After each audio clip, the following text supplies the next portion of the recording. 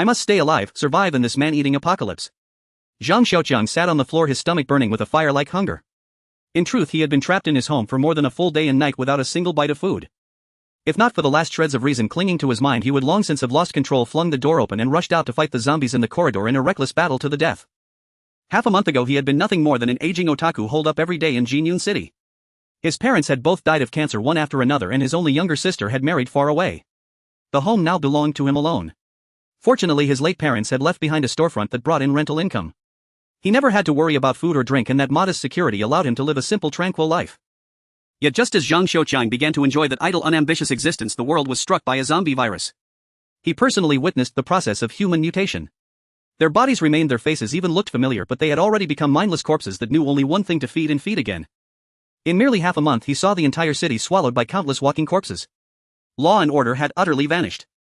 Blood flowed endlessly along the streets, innumerable zombies squatting to lick at the stains, while living people were knocked down and in the next instant surrounded and gnawed until they were unrecognizable. Screams echoed from every corner. Fire smoldered here and there, scattered across the city, turning the distant night sky as bright as day.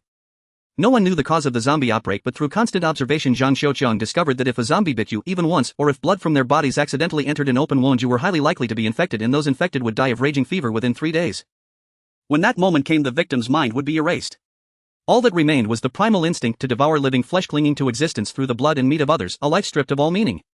To be honest, he had no idea whether he himself had already been infected or when he might suddenly turn. He feared death, feared being devoured by those who had become zombies. The thought of his own flesh being torn away and shoved into their mouths, or of himself turning into a zombie wandering the streets gnawing on living flesh, made a chill run through him. Thus, at the very first sign of the virus outbreak, he had locked the security door tight and sealed every window and door with tape, then plastered newspapers over them and pulled the curtains shut lest these zombies, still retained their senses, discovered him, swarmed in and tore him apart for their feast. Yet even so, he had not escaped the fate of being besieged by zombies. At this moment 5 zombies kept vigil outside his door. They had all once been neighbors living in the same unit of the complex. On the day the virus broke out, they were infected and turned clogging the stairwell.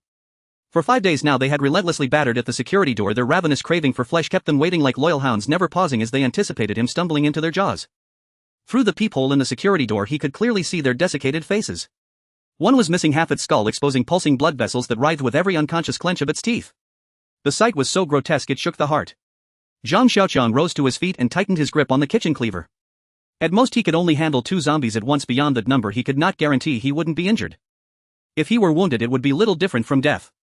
He had only been fortunate enough to escape infection thus far. Should the virus enter his bloodstream, not even an immortal could save him. But now his supplies were utterly exhausted. His only path forward was to charge out, find food and grasp at any hope of staying alive. Within moments Zhang Xiaoqiang made up his mind. He could not sit and wait for death. He would go out and fight the zombies guarding his door in a desperate struggle. His home was an apartment allocated during the demolition of the old street located on the 2nd floor.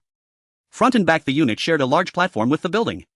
The outer side was a communal terrace of nearly 400 square meters with 2 buildings connected to it by stairways of about 25 or 26 steps through which all the neighbors came and went. Before the apocalypse someone had tended flowers and plants on that platform. Later his father and a few neighbors had turned it into private yards fenced off with iron railings and carved out a small vegetable plot. Now Zhang Xiaoqiang's first objective was those last surviving vegetables in the garden. He went to the front room, pulled aside the curtains and carefully peeled back a small piece of newspaper taped over the glass half a month ago. Through that gap he peered outside and saw in the middle of the platform rows of lush green Chinese cabbages. The sight nearly made his mouth water. Forcing himself to look away from the cabbages, he carefully surveyed the surroundings. There were not many zombies on the platform. 2 households opposite his had broken through the wall facing the terrace and attached greenhouses, opening their front doors onto the balconies. Now when those doors stood ajar, several zombies from each home drifted in and out, forming a menacing barrier that warned strangers away. Zhang Xiaoqiang estimated that 6 zombies were aimlessly wandering around the vegetable patch on the platform. At the same time 5 zombies were still waiting outside his door, eager for him to walk into their trap. Heaven alone knew how many more lurked in other units. He therefore had to seize those cabbages in the shortest possible time. Otherwise, if he became entangled with them for too long and the noise drew nearby zombies, they might all converge, destroying any chance he had to escape. He also knew that confronting zombies barehanded was impossible, so he began to devise a plan of attack. First he found a thin hemp rope in the storage room, tied one end to the iron bars of the window and looped the other end, leaving about 10 centimeters of slack around the door handle. That way when he opened the door the zombies would not be able to force it wide. He could keep a narrow gap and kill them one by one. Next Zhang Xiaoqiang continued to rummage around and unearthed a triangular file from his toolbox. The file was about a foot long, though its surface had darkened with age. Its edge remained keen and trustworthy. To be safe he used a knife to pare down the wooden handle of the file so it would fit snugly inside a length of water pipe, then drove iron nails through the joint to fasten pipe and handle together. It was just right to serve as a weapon for killing zombies. Once everything was ready, Zhang Xiaoqiang stood behind the door and checked his gear. When he reached the threshold, hesitation seized him again. His left hand gripped the makeshift iron spear while his right hand drifted to the door handle again and again. At last, thinking that a bold gamble might turn a bicycle into a motorbike, he hardened his resolve and slowly opened the door. Bang! The moment the door opened, an overwhelming stench of rotting corpses rushed at him, forcing Zhang Xiaoqiang to slam it shut again. The smell was so foul his eyes almost refused to open. He had no mask at home, so Zhang Xiaoqiang wrapped a wool scarf around his mouth and nose, then sprinkled some floral cologne on it until he could bear it a little more. When he opened the door again, a blackened claw shot toward his face, its owner straining to force its body through the narrow gap. This time he was prepared and did not panic. He studied the creature carefully. The zombie's skin on its hands had shrunk inward, exposing all the joints so that its fingers resembled an eagle's talons reaching for him. Its sharp nails and withered fingers flexed incessantly as it tried to wedge its head into the crack. The flesh on its face seemed no different from that on its hands. Its eye sockets were sunken, cheekbones jutting and scraping against the iron door while its teeth clacked together in mindless gnashing. Without the slightest hesitation, Zhang Xiaoqiang raised the iron spear in both hands and drove the triangular point straight into the zombie's eye. He gripped the pipe tight, summoning every last ounce of strength to shove outward. It was his first time wielding the iron spear. He had no sense of proper force, only the instinct to stab. His body, weak and depleted, suddenly erupted with a ferocity buried deep in his bones. Excitement surged through him. He felt for a moment that all zombies were nothing special, that he could kill them all. Just then, two more hands reached through the crack toward him, clawing and waving before his eyes, jolting him back to clarity. He yanked the spear free. The zombie's eye socket had become a deep black hole, oozing thick tar-like blood. The creature slowly toppled to the floor, its head turned toward him, one blank white eye and one abyssal cavity leaking black gore. The stark contrast of those two eyes sent a chill coursing through Zhang Xiaoqiang's heart. For more, he muttered, refusing to spare the dead zombie another glance. He had never used a spear before and could not properly control his strength, so with crude, clumsy thrusts he methodically wore down and killed the remaining 4 zombies. When the last zombie fell to the ground, clang, the iron spear slipped from his hands and dropped to the floor. He sank to the floor, gasping for breath. One leg stretched out before him, the other bent upward. The 1.6-meter-long iron spear lay by his foot, its triangular head pointing toward the security door, drenched in pitch-black, foul-smelling. The green security door, still 70% new, stood ajar with a 10-centimeter gap. From where he sat, he could see several bodies lying motionless outside on the floor. Half a month ago they had been his neighbors, now they were zombies, killed one by one outside his door by his own hand. Yet Zhang Xiaoqiang felt no terror at having slain them. All he felt was the exhilaration of victory. Zhang Xiaoqiang sat on the floor resting for half an hour before his spirit finally recovered a little. He picked up the iron spear and stood, untied the thin hemp rope from the doorknob and pushed the door outward, only to realize that the corpses of the zombies outside had jammed it tight. He used the iron spear to shove the corpses outward before squeezing through the doorway. Glancing around, he saw bodies sprawled haphazardly all across the stairwell, leaving almost no place to set his feet. The zombie he had just slain lay at his feet, its entire skull stabbed into pulp black blood and yellowish brain matter splattered everywhere. Zhang Xiaoqiang did not dare look any longer, afraid that one more glance would make him vomit on the spot. Standing atop the heap of corpses, he felt his skin crawl. The thick stench of decay overwhelmed even the floral spray on his scarf. Heaven alone knew how many more zombies were waiting downstairs for him to deliver himself to their door. He retreated to the kitchen, picked up a sheet metal pot lid to use as a shield, and felt a little more courage well up inside. It might not stop blades or bullets, but as long as it could block a zombie's claws, it was enough. He had completely slaughtered the few zombies guarding his door. Next, he needed to deal with the ones lingering around the vegetable plot on the platform. Zhang Xiaoqiang decided to first take down the zombie pacing up and down by the stairway entrance. It was far too close to the vegetable plot. Only by eliminating it could he snatch the cabbages in the brief window before the zombies across the way drew near, replenishing his strength as quickly as possible. The next instant, with thick leather gloves pulled over his hands, he sprinted toward the stairway mouth before the zombie could emerge fully. To his dismay, it was already climbing upward, catching his scent. It bared its teeth and claws and lunged straight at him. It was his first time seeing a zombie at such close range. This one's face was ashen, its eyes rolled wide, its mouth gaping wide enough to swallow a fist. Its pitch-black teeth were all shaped like tiny triangular scrapers, a sight that chilled the heart. A wave of pungent corpse stench slammed into him, making his stomach heave and his throat clench. Before he could retch, the zombie had already crashed against his pot-lid shield, jolting him backward a step. He swept the shield aside to the left and drove his right foot into its chest, sending it tumbling down the stairs. Without a second thought, he rushed after it, stabbing over and over with the iron spear. When his mind finally cleared, the zombie's body was riddled with bloody holes, viscous black blood splashed everywhere, and the stench of death was so intense it felt like his skull was about to split open. Even so, he forced himself to endure the physical and mental discomfort, sprinted to the vegetable plot, set down the iron spear, and pulled out a fertilizer sack. He grabbed cabbages one by one, soil and all, stuffing them into the bag, all the while watching the zombies across the platform from the corner of his eye, ready to flee at any moment. Very soon the zombies heard the commotion and began shuffling toward him, one step after another. Sweat poured from Zhang Xiaoqiang's forehead. Panting heavily, he kept cramming cabbages into the sack, plunging his hands deep into the black soil, feeling for the stems and wrenching the plants free. Mud and cabbage juice splashed into his eyes again and again, but he ignored it. All he wanted was to harvest a few more. This was food, this was hope. By now the zombies were only about 10 meters away. He could not afford to be greedy any longer. It was time to leave. He snatched up the sack with one hand and the iron spear with the other, then bolted for home. Seeing the entrance to the stairwell ahead, he pushed his legs even harder, crossed the threshold and sprinted toward his apartment door. Just as he was about to step inside, something clamped around his ankle. His body pitched forward uncontrollably, the cabbages spilling from the fertilizer sack across the floor. He had no time to gather them, spinning around in alarm. One glance chilled him to the bone. One of the zombies he had killed outside, now left with only half a head, had somehow grabbed his ankle with a clawed hand. Its talons were still viciously strong, tearing a gash across his bare ankle, in an instant blood streaming down. It's over. A chill shot up from his tailbone to the crown of his head. From what he knew, any human wounded by a zombie would inevitably become one of them. Zhang Xiaoqiang cursed himself silently for underestimating the zombie's monstrous vitality. He had never imagined that even with half its skull gone, one could remain so tenacious. Yet there was no time to dwell on regret. In the next heartbeat, he twisted around and kicked the zombie's claws off his ankle, then scrambled to his feet, lunged forward and raised the iron spear. With ruthless precision, he shredded the remaining half of its skull to pulp. Once the head was completely destroyed, the zombie quickly fell still. By then, the zombies across the platform had drawn ever closer. 3 robust figures led the way, followed by 3 mutated old women shuffling behind. Catching his scent, they grew visibly excited, as though this fresh living flesh so close at hand were prey they had already marked as theirs. Zhang Xiaoqiang blanched. He hastily shoved the scattered cabbages back into the sack, then dashed into his apartment and locked the security door tight. Leaning against the iron door, he gasped for breath in great ragged gulps. He had just slain several zombies and raced against death itself. After all that, his whole body felt limp. A day and a night without food had drained the last of his strength, and now even his ankle was torn open by zombie claws. Yet heaven had not completely forsaken him. His desperate efforts had at least earned some reward. He emptied the sack and lined the cabbages neatly on the floor, 11 in total, more than 20 caddies by the look of them. Just as he was thinking about how to eat them, his body suddenly collapsed to the floor. Violent convulsions seized him, as though his heart were being hammered over and over by a massive iron mallet. His mouth opened in a silent scream, but no sound emerged, only a low hoarse rasp from his throat. Inside him, it felt as though a red-hot iron ball had been flung into his viscera, rolling through him again and again, setting his organs ablaze. His head grew heavier and heavier, his vision more and more blurred. Worst of all, he could feel his body temperature climbing relentlessly. Within moments, his entire body was burning. Anxiety surged. Hunger he could endure. He had once gone more than 60 hours without a single bite, but this was clearly not hunger. Could he really be mutating, becoming one of those zombies outside, shambling like walking corpses? An indescribable torment flooded his entire being. The feeling of inner flames raging outward made the skin of his hands turn crimson, the pain so intense it felt like living death. Zhang Xiaoqiang had never endured such agony before. For the first time, he wanted to die. Only death, he felt, could end this suffering. So this is how painful it is to become a zombie, he thought faintly. Zombie mutation takes 3 days. I haven't even reached that time yet, have I? Time crawls so slowly. Hurry up and turn me into a zombie.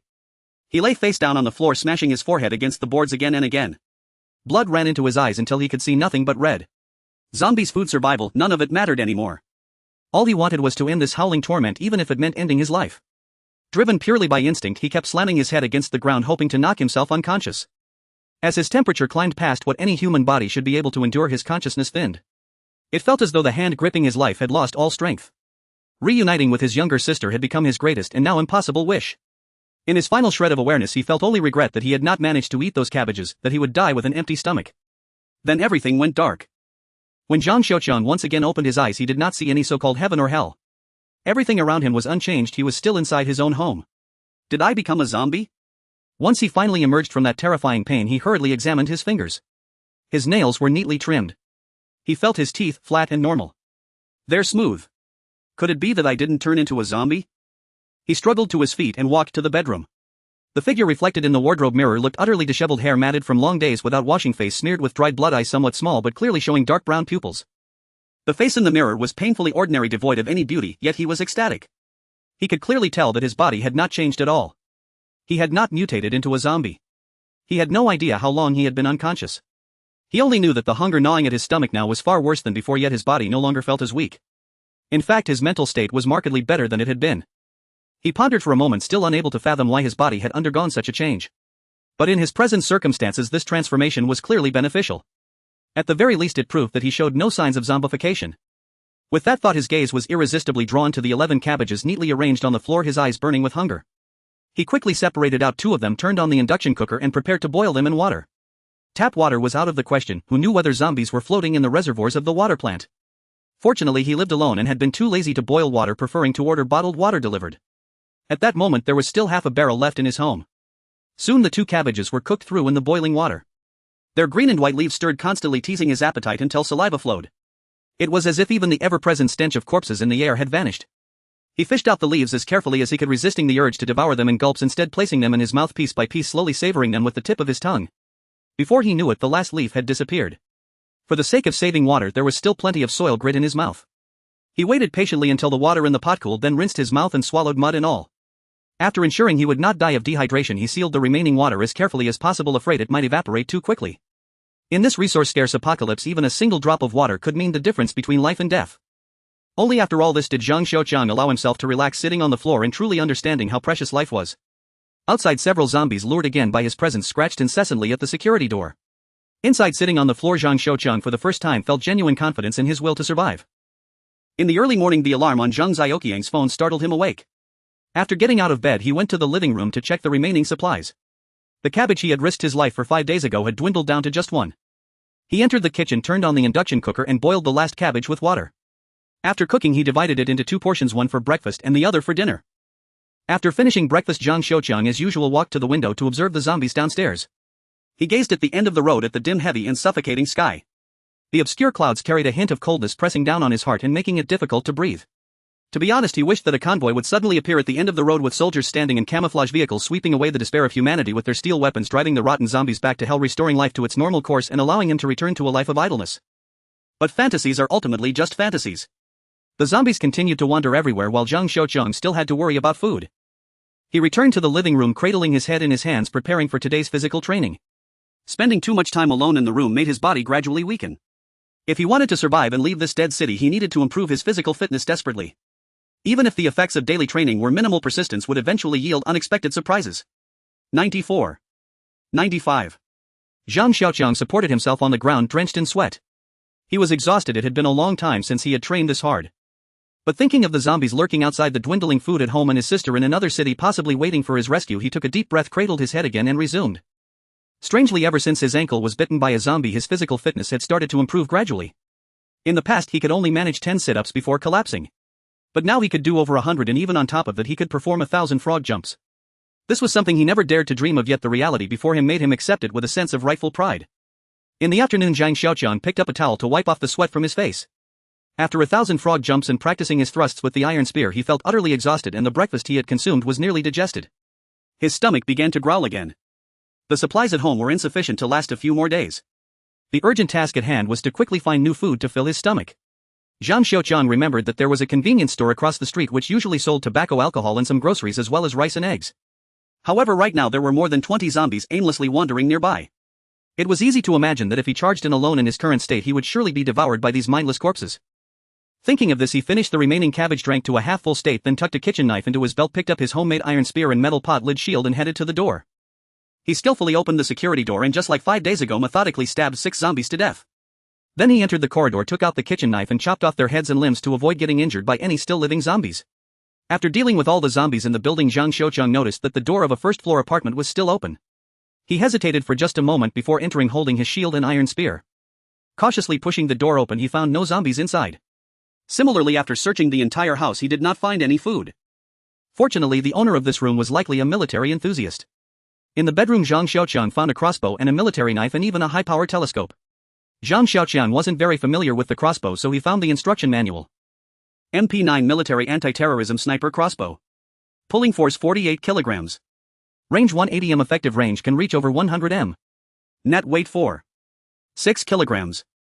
Equipped with 1 spare string, 1 crossbow bag, 1 LED flashlight for the crossbow, 1 laser sight adjustable in 4 directions, 1 mechanical sight adjustable, 1 432 optical sight, 1 set of loading tools, 3 long arrows, 1 pack of steel balls, 2 calibration arrows, and 4 ordinary arrows. After reading, Zhang Xiaoqiang immediately loaded the MP9, placed a steel ball aimed at a calendar 5 meters away, disengaged the safety, and pulled the trigger.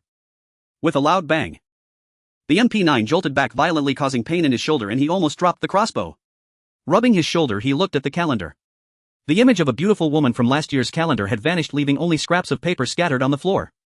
Zhang Xiaoqiang removed the calendar and cement debris fell to the floor.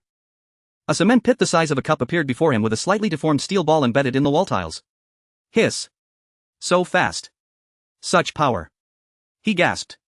If a zombie were hit in the head from this distance, its skull would probably be blown away, right? His shoulder still ached faintly as he gently caressed the crossbow with his fingertips, as if stroking the delicate skin of a girl afraid that he might accidentally hurt it with too much force. The smooth glossy surface of the crossbow reflected light slightly resembling the soft alluring lips of a delicate girl exuding a hint of mystery and temptation. Zhang Xiaoqiang set down the MP9 military anti-terrorism sniper crossbow and picked up the telescope. It was a silver-gray high-powered binocular and the manual stated 10 by 15mm binoculars with 10x magnification. The diameter of the objective lens ignores the field of view at 1000 meters. The field of view is 114 meters with a minimum focusing distance. Zhang Xiaoqiang approached the window and raised the telescope to look outside. The sky remained overcast and he noticed that it had started to rain outside without him realizing it. The dark oppressive clouds constantly weighed on him, making him feel depressed and conflicted. The zombies below were brought into view through the telescope. Watching their sharp teeth, he could almost smell the foul stench emanating from their mouths. He stood by the window carefully observing the zombies in front of the convenience store. After half a month they seemed to have begun mutating into the legendary mummies. These zombies had sparse hair and the flesh on their faces had slowly disappeared, leaving only dry wrinkled skin. The zombies moved slowly and lacking sight. They would only change direction when they bumped into walls or cars. Many zombies had shoes that had become worn and deformed after a month of constant wear, and some zombies only had one shoe on one foot. The other foot was bare, stumbling unevenly.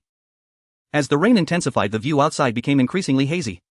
The zombies below suddenly stopped their movements, standing still in the rain like telephone poles, then filling the entire street, creating a scene that was chillingly surreal. Zhang Xiaoqiang saw through the telescope that these zombies were now lifting their heads and opening their mouths to catch the rainwater. Although he couldn't discern their expressions, he could sense that they greatly enjoyed the rain's baptism. In this inexplicable situation, even their craving for the flesh on the ground seemed to lose its significance. Upon realizing this fact, Zhang Xiaoqiang felt a surge of excitement. If these zombies stopped moving and ceased eating, did that mean his presence wouldn't disrupt their process of devouring rainwater? Did it mean he could act freely and even if he shot them they wouldn't resist? In that moment, impulse overtook rationale. Zhang Xiaoqiang set down the telescope, slung the crossbow and military knife on his back, grabbed the iron spear and strode out of the building. The heavy rain washed away the stench of corpses in the air. He took a deep breath, feeling as though he hadn't smelled such fresh air without the odor of death in years. Though the stench of corpses was gone, the air was now filled with a rusty smell akin to that of rusting steel. The zombies in front of the convenience store stood in the rain like companions on the street, their mouths wide open to catch the raindrops. Zhang Xiaoqiang bent down and tiptoed towards them, the heavy rain splashing beneath his feet, creating countless ripples in the puddles. Each step raised small splashes that expanded into rippling circles. 30 meters. 20 meters. He drew closer to the zombies, his heartbeat accelerating, tightening his grip on the iron spear. He took 2 deep breaths and continued moving toward the zombies. 10 meters. 5 meters. 2 meters. At this moment, Zhang Xiaoqiang stood about 2 meters away from the zombies, raising the iron spear to aim at their heads, ready to thrust at any moment, while the zombies before him showed no signs of resistance, still lifting their heads to catch the rain. It was then that he noticed that after being drenched by the rain, the originally gaunt faces of one of the zombies began to regain some roundness and its hands had gained some flesh, as if it was coming back to life. Zhang Xiaoqiang took 2 steps back, glancing around in the dim light.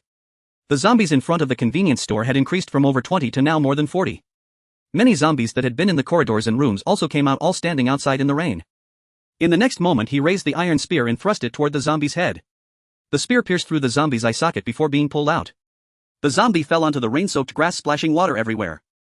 Fearing that other zombies might wake up, Zhang Xiaoqiang turned and ran, glancing back after running more than 10 meters only to find all the zombies still quietly standing in place. He was immediately exhilarated. Killing motionless zombies was incredibly satisfying. Watching the sky grow darker, Zhang Xiaoqiang charged forward. 1. 2. When the 43rd zombie fell beneath Zhang Xiaoqiang's iron spear, he finally cleared a path to the convenience store. As the rain began to lessen, he needed to hurry and rush into the convenience store to replenish his strength. Rushing to the convenience store's entrance, he dealt with the owner, who had turned into a zombie. Zhang Xiaoqiang dashed inside through the shattered glass doors. The narrow space was empty of any zombies, and when he looked up at the inside of the convenience store, he felt a surge of excitement. The store was in complete disarray. The outer rows of shelves had collapsed, and although the shelves inside were mostly empty, bottles of water, rice, canned fish, various snacks and cigarettes were scattered all over the floor. His stomach was entirely empty, and looking at the abundance of food now, he was so happy he could burst into a shout. Zhang Xiaoqiang laughed loudly, laughing uncontrollably, tears streaming down his face, dripping from his chin onto his raincoat, merging with the rain. He didn't notice that some of the rainwater mixed with his tears, slowly flowing into his mouth. Zhang Xiaoqiang wiped the tears from his face and stood up to collect the scattered supplies around him. Outside the convenience store, the heavy rain continued to fall, leaving only the sound of pattering rain in the entire world. Not thinking about anything, he mechanically gathered various supplies together. Raindrops dripped from the hem of his clothes, soaking the garments underneath, and the icy coldness made him shiver uncontrollably. His hungry stomach urged Zhang Xiaoqiang to eat quickly. He pulled out a box of wafers, tore open the packaging, and a cockroach fell out of the box, scuttling across the ground. He instinctively lifted his foot to step on it. However, in the end, Zhang Xiaoqiang did not crush it. Instead, he trapped it inside an empty mineral water bottle, tightening the cap while leaving 2 air holes. The cockroach lay quietly at the bottom of the bottle, motionless. He did not give it food, he was merely curious about how long it could survive without sustenance. In this despairing apocalypse, Zhang Xiaoqiang felt like a stranded castaway on a deserted island devoid of hope and future. Aside from the zombies wandering the streets, the only companion he had was this cockroach. Loneliness gnawed at him like a wild beast of poison that continually corroded his soul. To be honest, Zhang Xiaoqiang sometimes wondered if he was the last human left on Earth, and if so, he would be the king of the world, a solitary king. But behind this crownless glory lay a despair that felt like falling into an abyss. If you cannot endure solitude, then learn to enjoy it. Zhang Xiaoqiang inexplicably recalled this famous saying, munching on the wafer while calculating how long his current supplies would last. He even thought about escaping the city while it was raining, but unfortunately he couldn't drive, let alone steal a car. Go outside. Zhang Xiaoqiang shook his head, dismissing this crazy idea. He had no idea how many more days it would rain, whether all the zombies liked to be drenched, or where he could go. In his life he had only been to Wuxi, an ex-city where his sister got married. The future is bleak. Sigh. Zhang Xiaoqiang sighed. After unknowingly finishing a box of wafers, he took out a fertilizer bag, stuffing everything he could find inside. Once he packed in a few cigarettes, it was nearly full. He then brought 2 bottles of mineral water, bundling them with a woven strap and hoisting them on his shoulder, heading home. Stepping out of the convenience store, the torrential rain fell heavily. The galvanized pipe pressed against his shoulder, the fiery pain incessantly gnawing at his nerves. He gritted his teeth and trudged home, perhaps due to the biting cold of the rain or his body acting up. His previously strengthened body became utterly fragile in this downpour, his consciousness growing extremely hazy, and the road became somewhat indistinct. The heavy rain continued to pour, clearly a spring rain in February, yet it carried a chilling coldness seeping in through the collar of his clothes and constantly draining the warmth from his body. With one foot stepping into the doorway and the other still outside, he could no longer hold on, collapsing forward with the supplies from his iron spear. Zhang Xiaoqiang lay on the ground, gasping for breath, desperately turning over to lie flat on the cement floor, looking up at the slanted stairs and the ceiling while panting. The rainwater dripped from the hem of his clothes onto the tiles below, and as the rainwater soaked into his body, a burning sensation arose like countless needles piercing his skin painfully, yet it still could not dispel the cold that penetrated to his bones. Zhang Xiaoqiang curled up, his body shivering uncontrollably. The fiery hunger in his stomach stimulated his taste buds, igniting an unprecedented desire to eat. Immediately he dumped the supplies from the bag onto the ground, food, cigarettes, mineral water scattered across the floor. Kneeling down, he picked up a chocolate bar, tore open the packaging, and without much chewing swallowed it whole. Various food wrappers fluttered down around him. At that moment, hunger completely consumed his thoughts, and the only idea he had was to shove the food before him into his mouth. In no time, the ground was covered with various torn wrappers and empty metal cans. As the food gradually dwindled until it completely disappeared, the feeling of hunger only grew stronger. Zhang Xiaoqiang directly opened the bag of rice, pulled out raw rice, and shoved it into his mouth, crunching on the dry grains that scratched his throat as he swallowed. It choked him, making him roll his eyes, but he had no time to drink even a sip of water. He just wanted to eat and eat some more.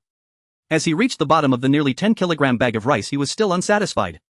He cracked open raw eggs, chomping down on the egg whites, yolks and shells together. Vegetables, whether leaves or stems, were torn apart and consumed. He resembled a starving locust, frantically devouring everything edible in sight. When he could find no more food, he slowly regained his senses, looking at the mess he had made in the kitchen. Did I do this? Zhang Xiaoqiang sat there in a daze. Everything that had just happened felt like a dream, and upon waking he remembered nothing. The food that should have lasted 1 or 2 months was wiped out by him in a short span of time, and he could not recall any taste or texture. Despite consuming so much food, his stomach did not feel any bigger. In fact, he felt even less full.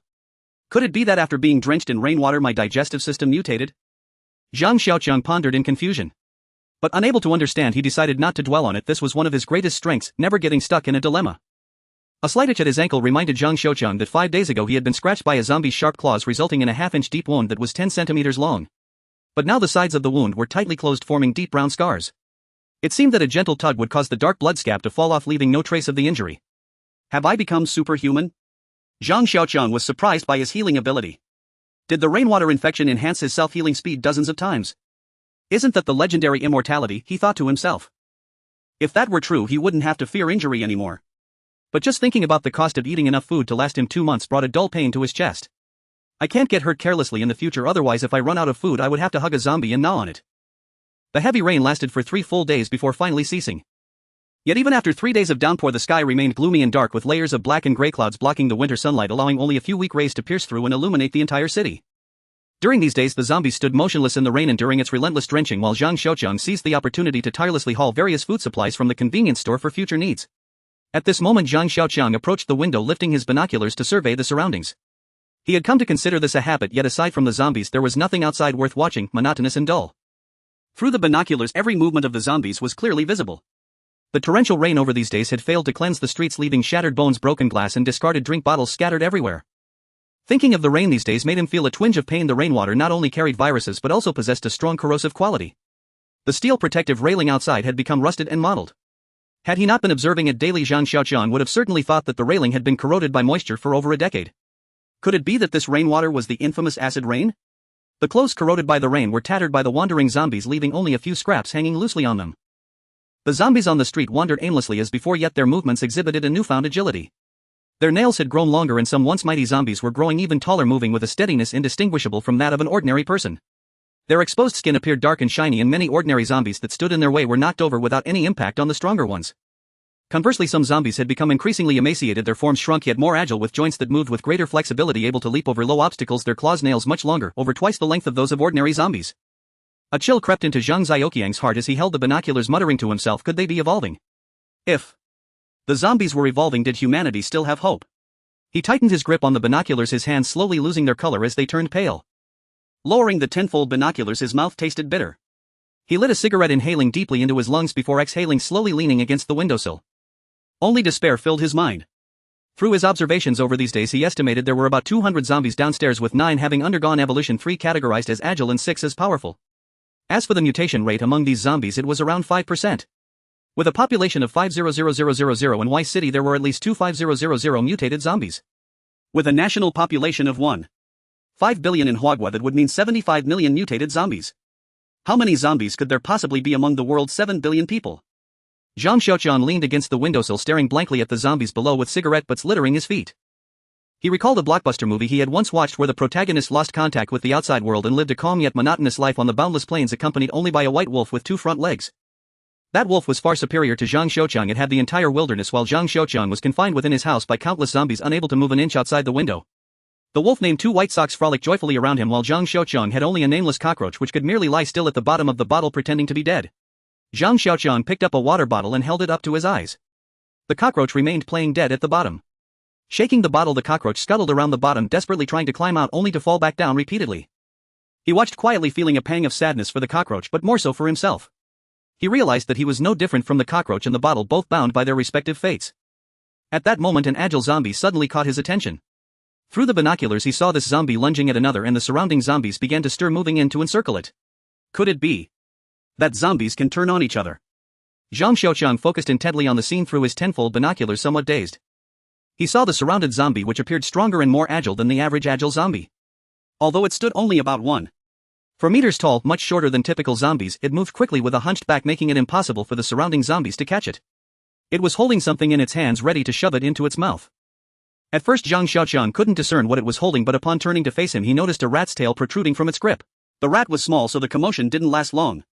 Once it was consumed by the zombie, the horde returned to a state of gazing at the somewhat robust agile zombie below, which returned to the opposite street where a row of old tiled houses stood. He realized the rat must have come out from the ditch. Could the D-virus only be effective against humans? Zhang Xiaoqiang pondered, seeing that agile zombie quietly staying in the ditch, beginning to understand the fundamental reason behind zombie evolution. D-virus flesh and blood rainwater zombie evolution. Zhang Xiaoqiang continued to lead a simple yet fulfilling life in this once bustling city. Rising, exercising, eating, continuing to exercise, eating and exercising again, followed by a brief leisure before sleep. The immense amount of exercise each day rapidly consumed his stored food, and at times he even forgot the original intent of his workouts, mechanically going through the motions. Without internet or living souls, he found himself at a loss for what to do beyond exercising. Zhang Xiaoqiang even grew dissatisfied with his previous training methods, shouldering a heavy backpack filled with weights, practicing assassination and evasion with a burden of nearly 30 to 40 pounds. By now his iron spear was always aimed at a single point. He believed he could dodge the bites of zombies even with his eyes closed. After all, one cannot remain idle. Once idle, one begins to overthink, trapped in this confined space. Besides exhausting him to the point of feeling like a dead dog, what else could he do? After completing his daily workout, observing zombies through binoculars from the windowsill became one of Zhang Xiaoqiang's few forms of entertainment. In a state of extreme boredom, he even named the zombies. The ordinary ones were called cannon fodder, the strong ones Hercules or type zombies, and the agile ones flash or stipe zombies, his own peculiar hobby. The stipe zombie that enjoyed eating mice still guarded the drain, and it seemed to be continuing its evolution. It stood at a height of 1.4 meters. Its arms were longer and its hands dangled down to its ankles with 5 sharp claws resembling 5 gleaming daggers. Miraculously, no zombies dared approach within 15 to 16 meters of it. If any dared to enter its territory, it would emit a hoarse growl as a warning. In Zhang Xiaoqiang's view, the stipe and type zombies on the streets had evolved by consuming human flesh. If they continued feasting on more blood and flesh, they would keep evolving. Stipe zombies could evolve into S2, S3 or even higher forms like S4, S5 and S6. Similarly, type zombies would experience the same evolution. As for humanity, it was likely that less than 10% or even fewer remained. If zombies could not obtain human flesh, they would attack all living beings. Perhaps in the near future 6 billion or more zombies will devour all living creatures on Earth. Thinking of this, Zhang Xiaoqiang smiled bitterly, wondering if zombies that could operate in water would evolve. If that were the case, there would be nothing left on Earth but zombies and insects. He cast aside these chaotic thoughts, took a short break, smoked a cigarette and began cooking. Looking at the remaining supplies, he realized they couldn't last him for more than a few days. After finishing his meal, Zhang Xiaoqiang opened his computer as usual, preparing to play a single-player game. Just as the startup sound echoed, the screen went black and the lights in the house extinguished. Did the fuse blow? Zhang Xiaoqiang was momentarily bewildered as he searched for a flashlight and a fuse. After a while he realized that the city's power grid had gone on strike after 3 months of operation. The entire city was plunged into darkness. Zhang Xiaoqiang sat on the bed staring into the pitch-black night sky outside, surrounded by silence, and could hear his own heartbeat. Downstairs, the occasional sound of an empty soda can being kicked by a zombie echoed far into the quiet night. Zhang Xiaoqiang sat quietly, feeling as if he had never experienced such tranquility. He reflected on the past for a long time. Although it was deep into the night, he felt increasingly awake.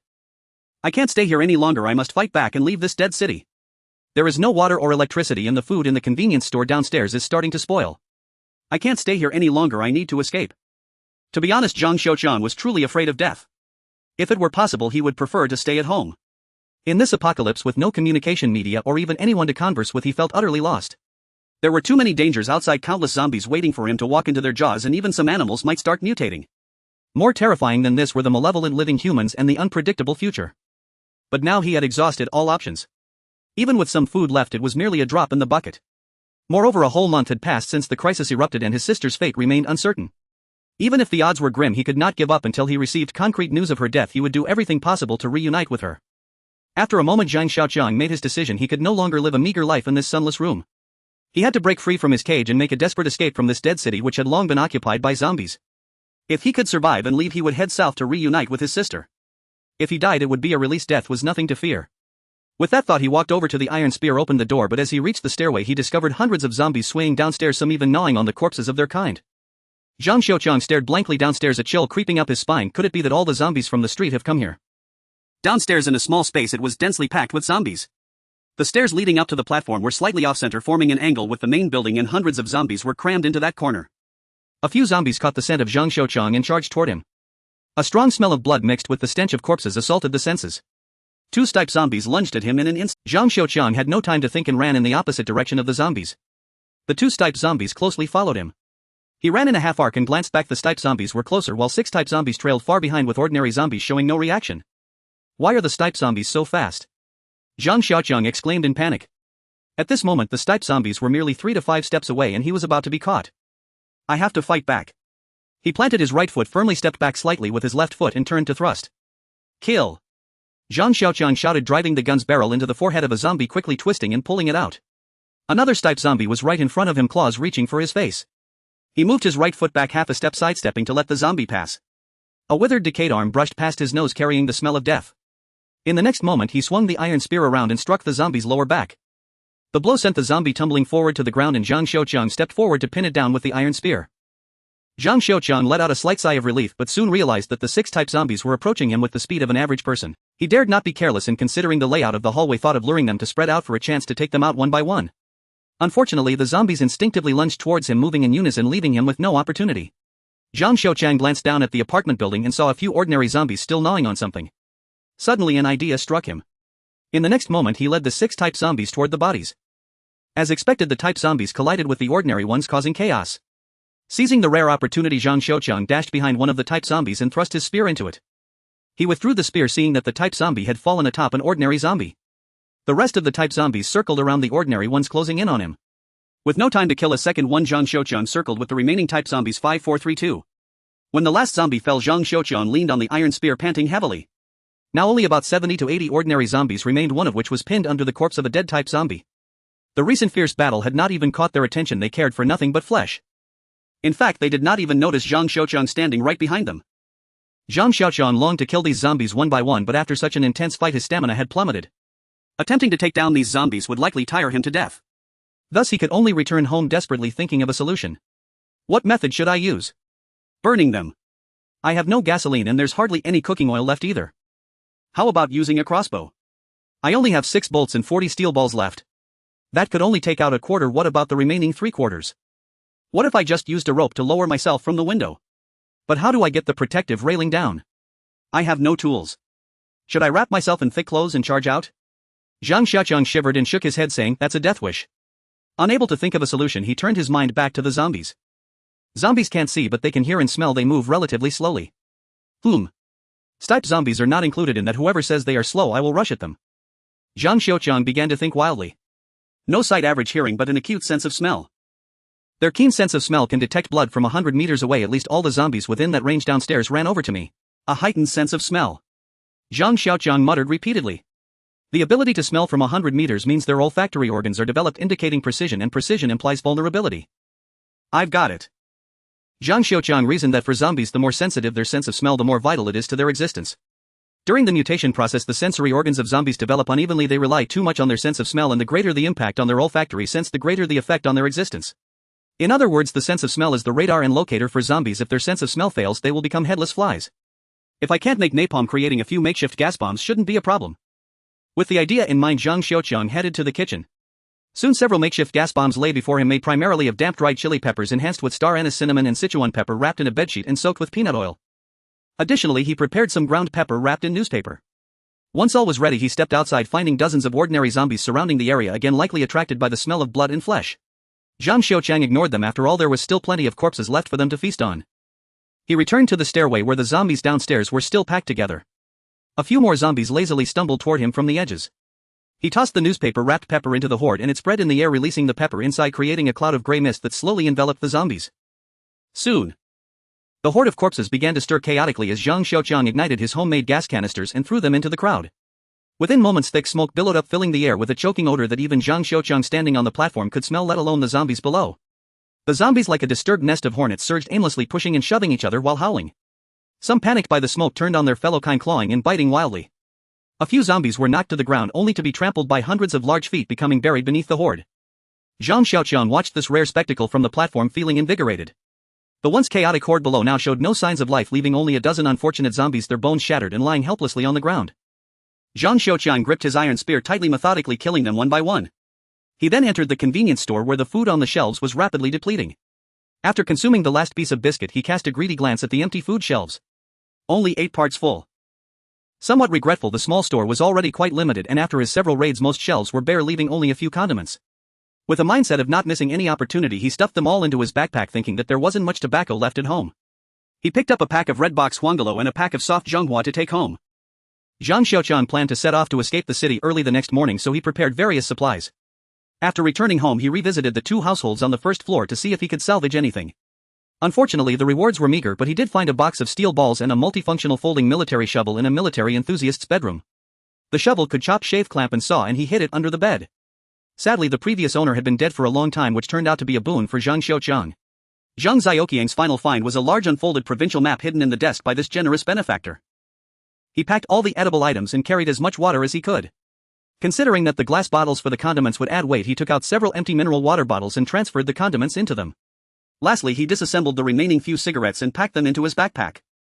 After finishing these tasks, Zhang Xiaoqiang retrieved a large old military canteen from the storage room, one that his father had used during hunting trips. He cleaned it thoroughly and filled it with water, as he believed that more water was better. Who knew if the water outside was contaminated? Then he found an old military shoulder bag which he could use to carry his father's old aluminum lunchbox. The lunchbox could be used to boil water and cook rice, along with a small enamel cup, all remnants from his father's time. Zhang Xiaoqiang couldn't help but exclaim, although the things left by my old man are old, each one is a treasure. He did a final check and reconsidered placing the remaining 2 bags of Longjing tea leaves into the shoulder bag. With the living supplies ready, it was time to check the weapons. The iron spear and military knife, combined with his repeated practice with the crossbow, had allowed Zhang Xiaoqiang to find a bit of a trick. He removed the protective lacquer from the arrow path to reduce wear and increase the stability of the arrows. Then he occasionally applied some lubricant and secured the military shovel to his backpack. After some thought, he decided to attach a hammer to the shovel. Who knew when it might come in handy? As Zhang Xiaoqiang completed his preparations, the sky began to darken. He went to the first-floor residence home and brought back a few faux mahogany chairs to the living room, where he split them and started a fire. The wind blew in through the open window, causing the flames in the living room to dance gracefully, flickering light and shadow throughout the room. The interplay of light and shadow stirred Zhang Xiaoqiang's thoughts as he reminisced about all the joys and sorrows that had transpired in this house. This was his last night at home before leaving. Zhang Xiaoqiang woke up in the morning, gazing out the window at the hazy sky, feeling a cold breeze brush against his face. It stirred a ripple in his heart. He had moved 3 times, but this was the place he had lived the longest. He had spent half of his life here, thinking that he would spend the rest of his days the same way. Unfortunately, fate had other plans, and today he would have to let go.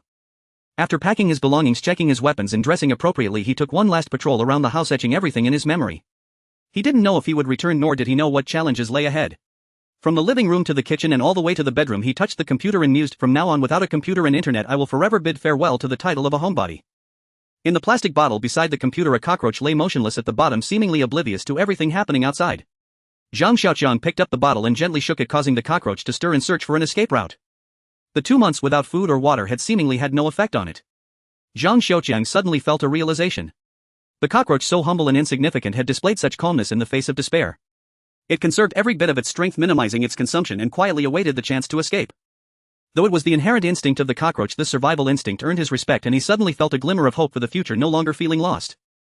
I will take the cockroach as my role model and live like it in this apocalypse, Zhang Xiaoqiang told himself. He twisted open the lid and poured out the cockroach, watching it scurry quickly into a corner.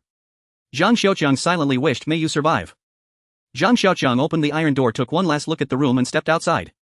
The security door was locked with the key hanging on a thin string around his neck, pressed tightly against his chest. It would carry Zhang Xiaoqiang's future spiritual support, his sanctuary. A month after the apocalypse began, Zhang Xiaoqiang left his home, officially facing the future in this desolate world. On the platform, the concrete floor was littered with the bodies of zombies in disarray. Zhang Xiaoqiang couldn't be bothered to pay attention as he walked downstairs. Although the horde had dispersed yesterday, over 40 zombies still roamed the garden. When Zhang Xiaoqiang reached the ground floor, he was surrounded by a dozen zombies, missing half their bodies. They faced him, their foul mouths opening and closing, trying to bite him but unable to rise. He stepped over the zombies on the ground and walked towards the small path leading to the street. Using his MP9 military crossbow, he eliminated the zombies blocking his path and arrived on the street. He passed by the zombies he had killed on the platform yesterday and those still lingering in the garden below. Now within a kilometer radius there were less than 100 zombies scattered on the street, roughly one every 10 meters. The street leading to the city center was completely blocked, while the end of the street led out of the city. Walking out could take 3 to 4 hours, and there would definitely be zombies along the way. Although the population density was low, there were still tens of thousands of people. For now he could only take one step at a time. Zhang Xiaoqiang stood in the center of the street, needing to face the fewer than 50 zombies on the road leading to the street's end. Looking at the nearly 50 zombies, he felt a pang of regret for the remaining steel balls. Although he found about 1.5 pounds of steel balls each shot used one, and he couldn't afford to eliminate a zombie with just one shot. Zhang Xiaoqiang cautiously advanced along the street, sprinkling some white liquor he had scavenged from a convenience store on himself to mask his human scent with the pungent odor of alcohol. Holding the crossbow, Zhang Xiaoqiang walked on tiptoe, carefully avoiding the shards of glass on the ground. His iron spear was secured in the leather strap on his backpack, with the tip facing upwards, occasionally knocking against his calf. He had tested that the smell of the liquor kept zombies from detecting him within 30 meters, but regrettably it didn't work beyond that. As Zhang Xiaoqiang navigated around the zombies, he moved carefully to avoid startling them, feeling as if he were in a real-life version of the game Allied Assault. When he encountered an unavoidable zombie, he would slowly approach to within 30 meters, wait for it to come closer, and then use the crossbow to shoot it at close range. At the end of the street he could only guess how many more zombies yearned to devour him, so Zhang Xiaoqiang had to conserve every ounce of strength to guard against the unknown dangers. After Zhang Xiaoqiang shot down the 11th zombie, he finally reached the intersection at the end of the street, letting out a long sigh. Such hardship. I've worked so hard to get here, but the sight before me left me at a loss for words. Beyond the intersection, the main road leading out of the city lay ahead, where a heavy Dongfeng dump truck loaded with sand had tipped over on the pavement. Behind its 8-meter-long body, countless various trucks blocked the road. To the left was a street lined with construction material warehouses leading directly to the development zone where factories abounded. Each factory had thousands of employees who had undoubtedly turned into zombies by now. If Zhang Xiaoqiang dared to leave this dead city via that road, it would be like a sheep entering a tiger's den. As for the street to the right, it was filled with small restaurants leading all the way to the riverside container port. The zombies on the street were no fewer than those behind Zhang Xiaoqiang, but at that moment he had to steel himself and move toward the street leading to the riverside. The density of zombies here was much greater than before, making it difficult for Zhang Xiaoqiang to progress. Sometimes he had to deal with more than 4 zombies at once. His methods for killing zombies became more adept. He no longer waited for them to approach, but instead shot them down from a distance, even managing to kill 2 type zombies. Luckily he hadn't encountered any stipe zombies, which was a small blessing in misfortune. To be honest, he didn't worry much about the type zombies, which were strong but slow, giving him time to aim. However, the stipe zombies made him uneasy due to their incredible speed. A careless move could lead to his injury. Having walked halfway, Zhang Xiaoqiang planned to rest for a moment by the tall floor-to-ceiling windows ahead. As he passed by various vehicles parked on the street, he couldn't help but think, what a pity. Why didn't I get a driver's license back in college? Zhang Xiaoqiang lamented, secretly blaming his past self for lacking foresight. Even if he hadn't obtained a license, at least he should have learned how to operate a clutch and gears. After taking one last glance, Zhang Xiaoqiang was about to withdraw his gaze when he suddenly turned back, staring intently at the window of a nearby moving car. No doubt about it, although it's not very clear, I can see there's a figure inside. Walking to the front of the car, he peered through the windshield and saw a person sitting in the passenger seat, staring blankly at the direction outside. The person had shoulder-length hair and their clothes were filthy and tattered, making it impossible to discern their original style or color. Not a zombie. Zhang Xiaoqiang was very certain. He had never seen a zombie so calm, so he opened the car door and a wave of foul odor hit him. Even his nose, accustomed to the stench of corpses, found it hard to endure. Looking closer, he saw the person wearing a dress that had long since lost its original color, their complexion pale and somewhat malnourished, but their face was relatively clean though their eyes were slightly cloudy. Zhang Xiaoqiang suddenly became excited. A woman. And she's still alive. Zhang Xiaoqiang stood outside the car watching the woman inside, who seemed lost in thought. Having not communicated with anyone for too long and being the first living person Zhang Xiaoqiang encountered in the apocalypse, he felt a surge of excitement, causing his words to come out a bit awkwardly. Ahem, who are you? Zhang Xiaoqiang asked awkwardly, clearing his throat before speaking again. No reaction. He waved his hand in front of her face. Still no reaction. Zhang Xiaoqiang pushed her shoulder a few times and the woman swayed with his nudges. No reaction at all. Zhang Xiaoqiang looked around and noticed several zombies appearing behind him. Time was running out. Smack. Zhang Xiaoqiang slapped her face hard. Wow. The woman burst into tears. Finally a reaction. Zhang Xiaoqiang let out a sigh. Who are you? He continued to ask. Woo. Stop crying. More and more zombies were appearing and he was getting frustrated. Woo. She ignored him. Zhang Xiaoqiang grew more irritated and slapped her face again. It was as if a noisy speaker had been silenced and the noise around him faded. He opened the car door and said urgently, what are you thinking? Hurry up and drive away. I can't. I've always wanted to learn but no one taught me. The woman said, sounding aggrieved. Her words struck Zhang Xiaoqiang like a bolt of lightning, leaving him stunned. Zhang Xiaoqiang said nothing and opened the car door to get out, immediately preparing to flee. He turned back to see the woman still sitting in the car staring blankly at him. Get moving. Are you waiting to die? Zhang Xiaoqiang shouted at her, genuinely puzzled about how this silly girl had survived. Oh. She replied, walking in front of Zhang Xiaoqiang, looking at him helplessly, her eyes filled with tears, looking pitiful. A vein popped on Zhang Xiaoqiang's forehead. Follow me. Just as they reached a tall floor-to-ceiling window, there was a loud crash and the glass shattered. Accompanied by flying shards, a tall type zombie jumped beside Zhang Xiaoqiang, swinging a massive right claw at him. He quickly ducked the claw, slicing through the air above him and crashing into the iron spear on his backpack. A tremendous force surged through the spear, knocking him down onto his back. Zhang Xiaoqiang hurriedly pulled the woman to the side. With a thud, the claw hit the ground, sending a concrete tile flying off the sidewalk, fine sand scattering everywhere, with countless grains landing on his head and falling into his collar. Zhang Xiaoqiang was stunned by the sudden appearance of the zombie. He just kept rolling on the ground, the military water bottle on his back clanging against the ground. He rolled behind the zombie, pulled out the iron hammer from his backpack and with all his strength struck at the type zombie's ankle. Bang! A tremendous recoil surged through him, the hammer almost flying out of his hand muscles feeling as if they were being torn, burning with pain. A large foot came down toward him. Zhang Xiaoqiang dared not linger with the type zombie any longer, grabbing the woman and desperately rolling toward the riverbank until he crashed into a parked cars while getting up from the ground feeling dizzy. But just then the type zombie was approaching him, and behind it, through the shattered window, countless zombies surged forth, with at least 4 type zombies running toward him, overtaking the tall type zombie. Sorry brother, I must take my leave. Zhang Xiaoqiang felt a strong urge to urinate, let out a frightened shout and dragged the woman running toward the riverbank without looking back. But after running a few steps he realized that countless zombies were slowly surrounding him on the road ahead. He guessed that the woman's crying must have attracted the zombies' attention, gathering them together to encircle him. Zhang Xiaoqiang felt a chill run down his spine, looking around for an escape route to survive. But at this moment the dense swarm of zombies was drawing closer from both ends of the street. He silently cursed himself for being too careless, his heart racing as the zombies moved ever closer. To evade the stipe zombies behind him, Zhang Xiaoqiang could only run toward the ordinary zombies blocking the way ahead, his eyes scanning the crowd. He caught sight of a large bus parked on the side of the street and his eyes suddenly brightened. It was a luxurious bus, its front smashed against the corner of a building and a pickup truck was parked at its rear. The nearly 4-meter-high bus should provide him with temporary shelter from the zombies. With the stipe zombies closing in behind him, he no longer hesitated and immediately ran toward the bus with the woman. Zhang Xiaoqiang jumped into the back of the pickup truck, climbed onto the roof and leaped over to the bus. He pulled the woman up to the roof first while he crouched at the edge of the bus top preparing to leap up, but his backpack was now affecting his judgment. He was crouched on the rooftop with his upper body down, trying to climb up with his lower body on the bus, but the backpack was pulling him down. I'm going to die because of this backpack. Zhang Xiaoqiang cursed at his backpack while desperately kicking at the side of the bus. The stipe zombie was already approaching. With a burst of determination he kicked off the edge of the bus window, using that little force to leap onto the roof. Just as he pulled his legs back, a loud crash echoed and the bus shook violently. Zhang Xiaoqiang leaned over to look down, spotting an stipe zombie crumpled on the ground, apparently having just collided with the bus. The area beneath the bus was crowded with zombies packed tightly like sardines in a can. While eating instant noodles, Zhang Xiaoqiang raised his binoculars to the spot where a type zombie had just emerged. The electronic screen in the center was still scrolling with information. The Blue Sky Internet Club is now open for business, offering half-price discounts to all customers. It turned out to be a large internet cafe with 3 floors. The glass on the street-facing side of the second floor had all been shattered, leaving only dark hollow windows. Zhang Xiaoqiang cursed again. Why open during a virus outbreak? No wonder over 100 zombies had rushed out. The type zombie was circling the bus, allowing Zhang Xiaoqiang to observe its features closely.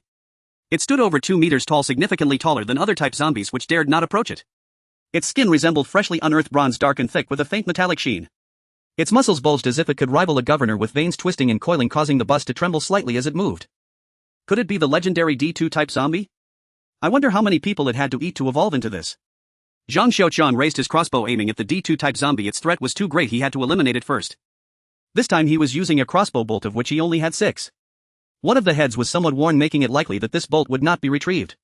Good steel should be used on the blade. You can't catch a wolf without letting go of the child. Zhang Xiaoqiang thought to himself, calming his mind. He aimed the crosshair at the D2's head, pulled the trigger, and with a loud thud the bolt vanished. Ah! The D2 zombie held a small gash on its forehead, opened wide, mocking Zhang Xiaoqiang. Where's the bolt?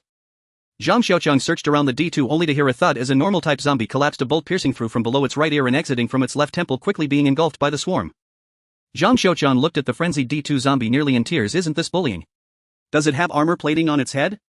How can a crossbow bolt bounce off? The sound of the bolt firing exposed his position, and the D2 charged towards the bus, knocking down any zombies in its path.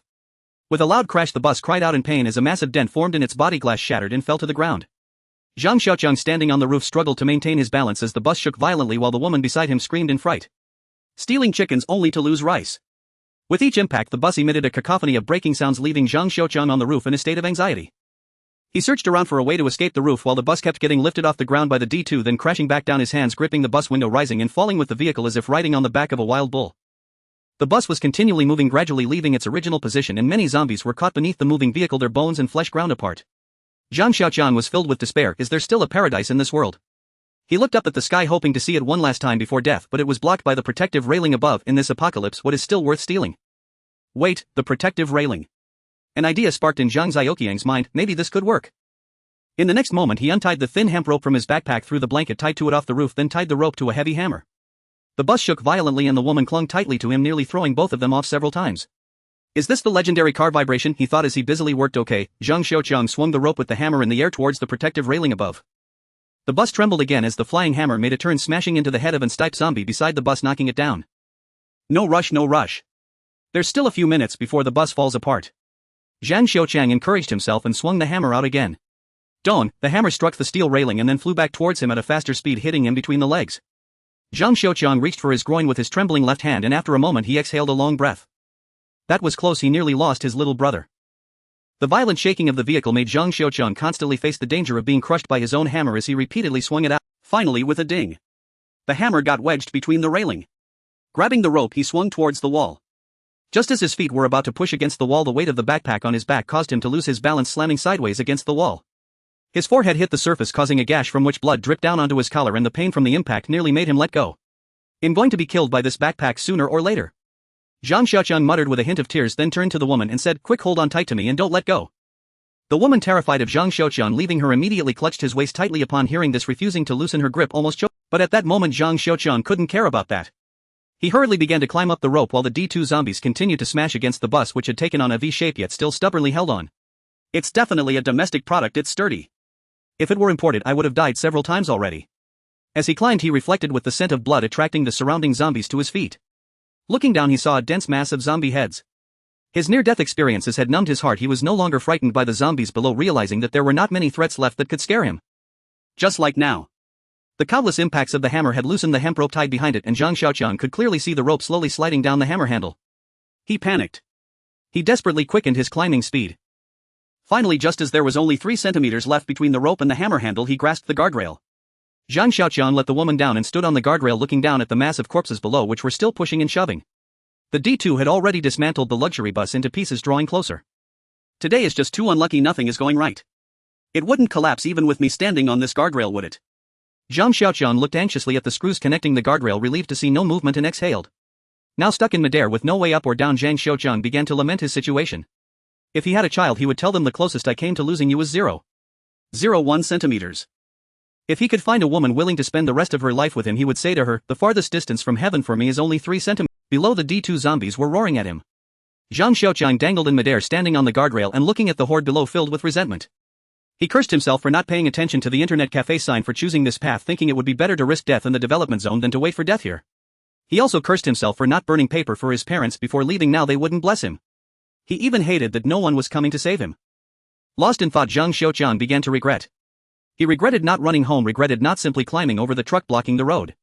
Surely climbing over it would be better than hanging in midair. He regretted why he hadn't saved 2 of the gas bombs he made yesterday, even though he hadn't made that many in total. Zhang Xiaoqiang stood on the guardrail, alternating between anger and regret as the D2 below shouted loudly at him. "Oh no!" A sudden scream erupted from the woman beside him. Bang! Bang! Bang! The glass window behind the guardrail was being hit and a figure was swaying behind the screen. Zombies! Zhang Xiaoqiang panicked again. He couldn't load his crossbow now, and with one hand holding the iron spear he couldn't handle it well. Should he use a military knife to fight? Unfortunately, with the iron railing in between, Zhang Xiaoqiang couldn't kill it and it could hurt him. The exchange of damage heavily favored the zombie.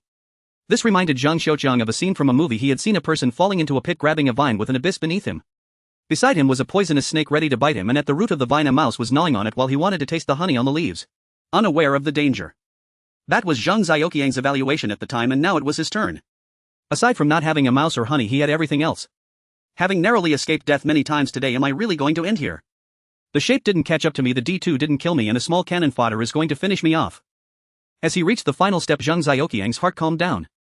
Today had brought too many surprises and near-death experiences, leaving him exhausted both physically and mentally. It would be better to end it early, at least before I die. I won't be alone on this journey, he said quietly. Thud. Thud. The sound of impact continued and the glass could shatter at any moment. This zombie has never eaten meat or been drenched in rain, it's just a low-level novice. Zhang Xiaoqiang sighed, thinking that if it were a zombie that had feasted on human flesh it would have already broken through and he wouldn't have to suffer like this. Heaven. Keep playing with me. I'm not afraid of you if you have the guts, send a rat my way. The process of waiting for death made Zhang Xiaoqiang hysterical, shouting loudly and competing with D2 in volume. Come out, little mouse, come out, big brother wants to hug you. Zhang Xiaoqiang hummed a song he made up, searching everywhere for a mouse while the story's mouse gnawed on the vines above him. Ha ha ha ha. Zhang Xiaoqiang laughed maniacally, trying to amuse himself before dying only to unexpectedly find honey. Above the guardrail was a large sunshade blocking the way up. The sunshade had been there for quite a while and the riverbank would sometimes be hit by strong winds, resulting in a long and narrow crack in the awning. Zhang Xiaoqiang climbed over the guardrail, took out a tiger-tooth military knife and began to saw with the back of the blade. Fibers of PC fell and soon he cut out an opening for people to pass through. Above was still a row of steel guardrails with a height between them of a person if careful one could definitely climb up. This brush with death made Zhang Xiaoqiang feel at ease. He climbed layer by layer with the woman. Although carrying a burden was inconvenient, the instinct to survive drove them both, as no one wished to die so easily. But when the two finally struggled up to the 7th floor and were about to reach the rooftop, that son of a gun who had a child without a rear end did something wicked. As the saying goes, when one window opens another closes. As a result, Zhang Xiaoqiang found himself trapped against the guardrail of the last floor before the rooftop. Zhang Xiaoqiang was certain that the homeowner was an extraordinary person, an individual who stood out from the crowd, who had detached from lowly interests and who was a good comrade, a good subordinate and a good citizen, contributing to the country's steel industry. Damn. Using stainless steel plates for an awning, who could actually do that? Zhang Xiaoqiang poked it with his knife, producing a ringing sound, but it didn't budge. Looking down from here, the corpses below seemed like a swarm of ants crowded together. Looking up, the icy steel plate made his teeth ache. Hanging on the 7th floor was not the same as hanging on the 2nd. The wind up here blew with a mournful howl. Zhang Xiaoqiang thought sadly, if I hang here for 2 days I'll end up as dried meat. Zhang Xiaoqiang kept hacking, cutting, sawing and stabbing with his military knife, but the steel plate remained unmoved like an old stubborn skin disease. His fingers grew increasingly stiff, the wind became stronger and his body felt colder. Zhang Xiaoqiang knew that if he didn't get up before dark he would become a wind-dried corpse by morning. The steel plate's toughness was exceptional, he couldn't do anything with the military knife. Now the only tool left was a hammer. Zhang Xiaoqiang sheathed the knife and took out the hammer, striking fiercely, but each time it bent slightly it would spring back. Once I pass this 9 and I just need one more tremor, am I really going to die with that one tremor? The sky began to darken. Although this city in central China was not too cold in winter, it dropped below zero at night. Zhang Xiaoqiang and the woman hung in midair with no windbreak, and the only blanket had been thrown to the zombie. After smashing for a while, Zhang Xiaoqiang prepared to rest. Only then did he take the time to observe the woman in front of him. This woman was also surprisingly quiet. When Zhang Xiaoqiang didn't speak, she remained silent. What's your name? Zhang Xiaoqiang broke the silence. It was because her crying had been so loud that they had ended up in this situation, but just thinking of the solitude of being alone made him endure. Yang Kier. She replied in a muffled voice. Yang Kier. Zhang Xiaoqiang wrinkled his nose a bit, feeling a touch of disdain. Kier. What kind of name was that? A dreadful stench reeked from her body. How have you survived these days? Zhang Xiaoqiang continued questioning. She raised her head, recalling and recounting that day I went shopping with my brother. According to Yang Kier, the day the virus broke out was her brother's birthday and they went shopping together. They had just bought food at the supermarket to celebrate at home, and as they were driving the whole world changed. It was so terrifying. Everyone on the street went mad, she said with a dazed expression. 90% of the people on the street began to mutate, with husbands devouring their wives, mothers tearing apart their children, and sons biting their... Watching the chaotic street and the frenzied crowd, she was so scared that her legs went weak kneeling on the street. Her brother was eaten by zombies while trying to protect her, and the only reason she had survived until now was due to the food in the car holding out for nearly a month. Eating, drinking and sleeping all happened inside the vehicle until today. Those monsters kept banging on the car. No one answered when I called, not even 110, and my parents' calls went unanswered. Yang Kier said pitifully, but then she couldn't help but ask Uncle. Do you have any food in your bag? I haven't eaten for 2 days. Zhang Xiaoqiang sighed, took out the last few packs of instant noodles from his backpack, handed one to Yang Kier and kept one for himself, biting open the package and swallowing it down with water. Yang Kier, upon receiving the instant noodles, eagerly tore open the package and began to wolf it down. After regaining some strength, Zhang Xiaoqiang stood up and continued to hammer away, believing that he could survive this crisis just like he had before. He would not let today's obstacle defeat him. The sound of metal striking echoed through the silent city, traveling far before returning as an echo to Zhang Xiaoqiang's ears. Yet he seemed to feel nothing at all, with only the damned steel plate in his sight. With a thud, he missed his target and struck the concrete wall, instead a small piece of concrete debris hitting his face. He squinted and glanced at the small dent on the wall, drilling a hole in the concrete wall. Zhang Xiaoqiang shook his head, thinking it better to continue striking the steel plate. He lifted the hammer and continued to strike, but stopped at the steel plate concrete wall. Steel plate. A steel plate nailed to the concrete wall. Ha! Zhang Xiaoqiang shouted. No longer striking the steel plate, he began to hit the area where the steel plate connected to the concrete wall. One of the expansion screws embedded in the wall loosened slightly. Zhang Xiaoqiang kept hammering, his arms starting to ache and his stomach began to grow hungry, yet he remained oblivious, mechanically striking, numbly hammering away. More and more expansion screws began to loosen, the sky darkening, leaving only a hint of twilight illuminating the world. At that moment, the entire stainless steel plate finally completed its mission, floating downwards towards the ground. Zhang Xiaoqiang shivered as he put the hammer back into his backpack, continuing to strike the concrete wall, only to have the force rebound onto his hands. After putting the hammer away, his fingers could no longer open up. He struggled to pull himself up to the rooftop, using his left and right elbows, collapsing onto the ground, curled up. He had experienced too much today. Staying at home is good for 1,000 days, but stepping outside is difficult for just half a day. Just today alone, the dangers he faced surpassed all those he encountered in the first half of his life, even more than when he faced hundreds of zombies before. Such a roller coaster of emotions left Zhang Xiaoqiang feeling exceptionally fatigued. To be honest, he found himself somewhat admirable, as he always managed to escape from life-threatening crises. Even when confronted by the fierce D2, which was as relentless as a tank, he suffered only minor injuries, a scrape on his forehead. Could it be that I also have the potential to be a protagonist? Zhang Xiaoqiang thought happily. Be careful. Yang Kier's sharp scream pulled him back to reality, and he saw a shadow approaching from the rooftop access door. As darkness fell, the rooftop was pitch black, and Zhang Xiaoqiang couldn't tell if the zombie was one from the horde below. Thus he drew out his iron spear and moved forward, but tripped over the bracket of a solar water heater beneath his feet, falling sideways onto the ground. Haven't I had enough fun today? He thrust the iron spear towards the zombie, but unfortunately, lying on the ground, he couldn't muster enough strength, and the spearhead merely struck the zombie's calf. Having slightly impeded the zombie's advance, Zhang Xiaoqiang took the opportunity to kneel on one knee and forcefully jabbed the spear between the zombie's legs. The zombie lost its balance and fell to the ground. Whoosh! Zhang Xiaoqiang pulled the spearhead from the zombie's head. During the time it took him to kill the zombie, no other zombies had come up to the rooftop, allowing him to breathe a sigh of relief. On the rooftop, visibility was nearly zero. He took out a lighter, hoping to ignite it to see the zombie's features, but the strong wind made it impossible to light. Zhang Xiaoqiang used the hammer to drag the zombie's chin and pulled it into the hallway. Then he signaled to Yang Kier, closing the wooden door leading to the rooftop, shutting out the bone-chilling cold wind. He lit the lighter, and by the faint glow he could see the zombie's face. It was a female zombie, her face dry, blackened and gaunt, unrecognizable from her former self. Her clothes were intact, wearing a stylish and brightly colored red down jacket with a pair of matte jeans below, looking relatively young when alive. Afterwards, the two of them felt their way along the wall to the 7th floor. Zhang Xiaoqiang hammered a few times on the security door but received no response, so he continued down the wall. He wasn't afraid of zombies in the stairwell. Having spent so much time upstairs, the zombies should have been attracted there by now, and the bloodstains on them served as their guiding lights. Upon reaching the 4th floor staircase, he stepped on something soft, unable to see anything in the darkness. Zhang Xiaoqiang was terrified, his hair standing on end with goosebumps rising in waves. It was precisely because he couldn't see that it terrified him. This fear of the unknown surpassed his fear of D2. Zhang Xiaoqiang took 2 steps back, tripped by the stairs, and sat down on the steps, pulling out a lighter to illuminate the area. The faint flame flickered erratically with his rapid breaths, revealing a creamy white women's handbag quietly resting on the stairs. He let out a sigh of relief and picked up the handbag, starting to rummage through it. A bunch of keys, a wallet, some foundation, lip gloss, mascara, and a few cosmetic items like nail clippers and eyebrow pencils. He opened the wallet to find an ID card, several bank cards, and a few hundred yuan in cash. The ID card bore the smiling face of a young and beautiful woman, Chao Xiaoyan, born on May 12, 1994. This must belong to the zombie abandoned after being killed by Zhang Xiaoqiang on the rooftop. She should live here and there must be a key for the front door among these keys. He felt somewhat fortunate, at least he wouldn't have to spend the night on the concrete floor. With a snap, he tossed the lighter onto the ground, having burned too long and it was a bit hot to handle. Zhang Xiaoqiang dug out a flashlight from the handbag, descended to the fourth floor to try the keys, but it wasn't the right one. He went to the third floor, but it still wasn't. Was it upstairs? Returning to the fifth floor, he heard a click as the security door opened and he cautiously entered the living room with Yang Qian. The living room was spacious and decorated in a relatively simple style. Zhang Xiaoqiang found a flashlight on the antique shelf by the door and tested it. It still worked. With the flashlight he surveyed the area, noting that this home had a 3-bedroom 1-living-room layout with a master bedroom, a study and a children's room. On the small bed in the children's room lay the desiccated corpse of a little boy approximately 5 or 6 years old. He was so emaciated that only skin clung to bones, curled up on the bed like a mummy. Zhang Xiaoqiang didn't look any further and walked straight out. The tragedies of the apocalypse were far too many. Who knew whether tomorrow would bring a similar fate upon himself? Zhang Xiaoqiang said to Yang Qian, "Sit for a moment, I'll go check the kitchen and bathroom." After saying that, he walked over to inspect the water and gas systems. As expected, the supply of tap water and gas had already been cut off, but Zhang Xiaoqiang discovered that there was still a considerable supply of hot water in the pipes and the temperature was quite high. He was initially surprised, but after considering the current community's hot and cold water supply methods he quickly understood.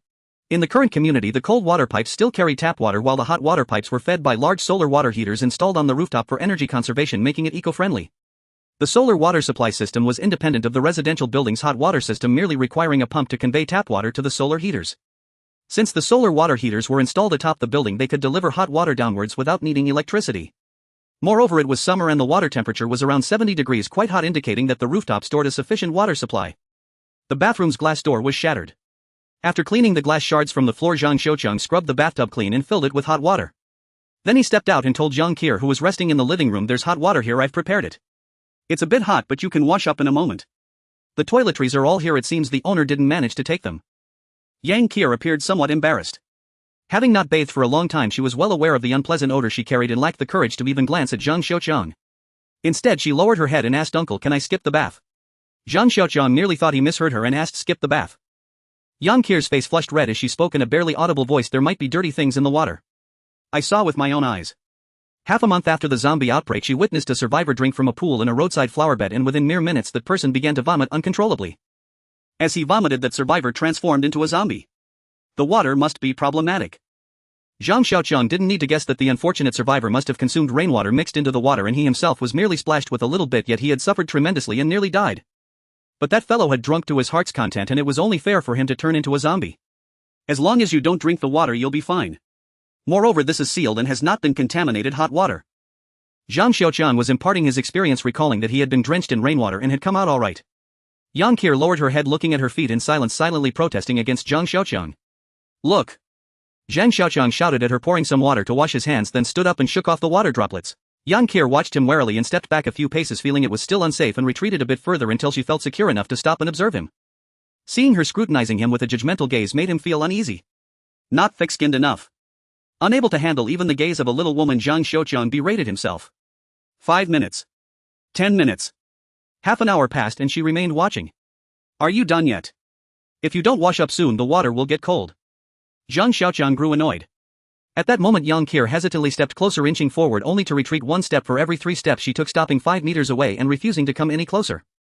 "Are you really not going to turn into a monster?" she asked suspiciously. "Do monsters discuss life and dreams with you? Do monsters teach you how to take a bath?"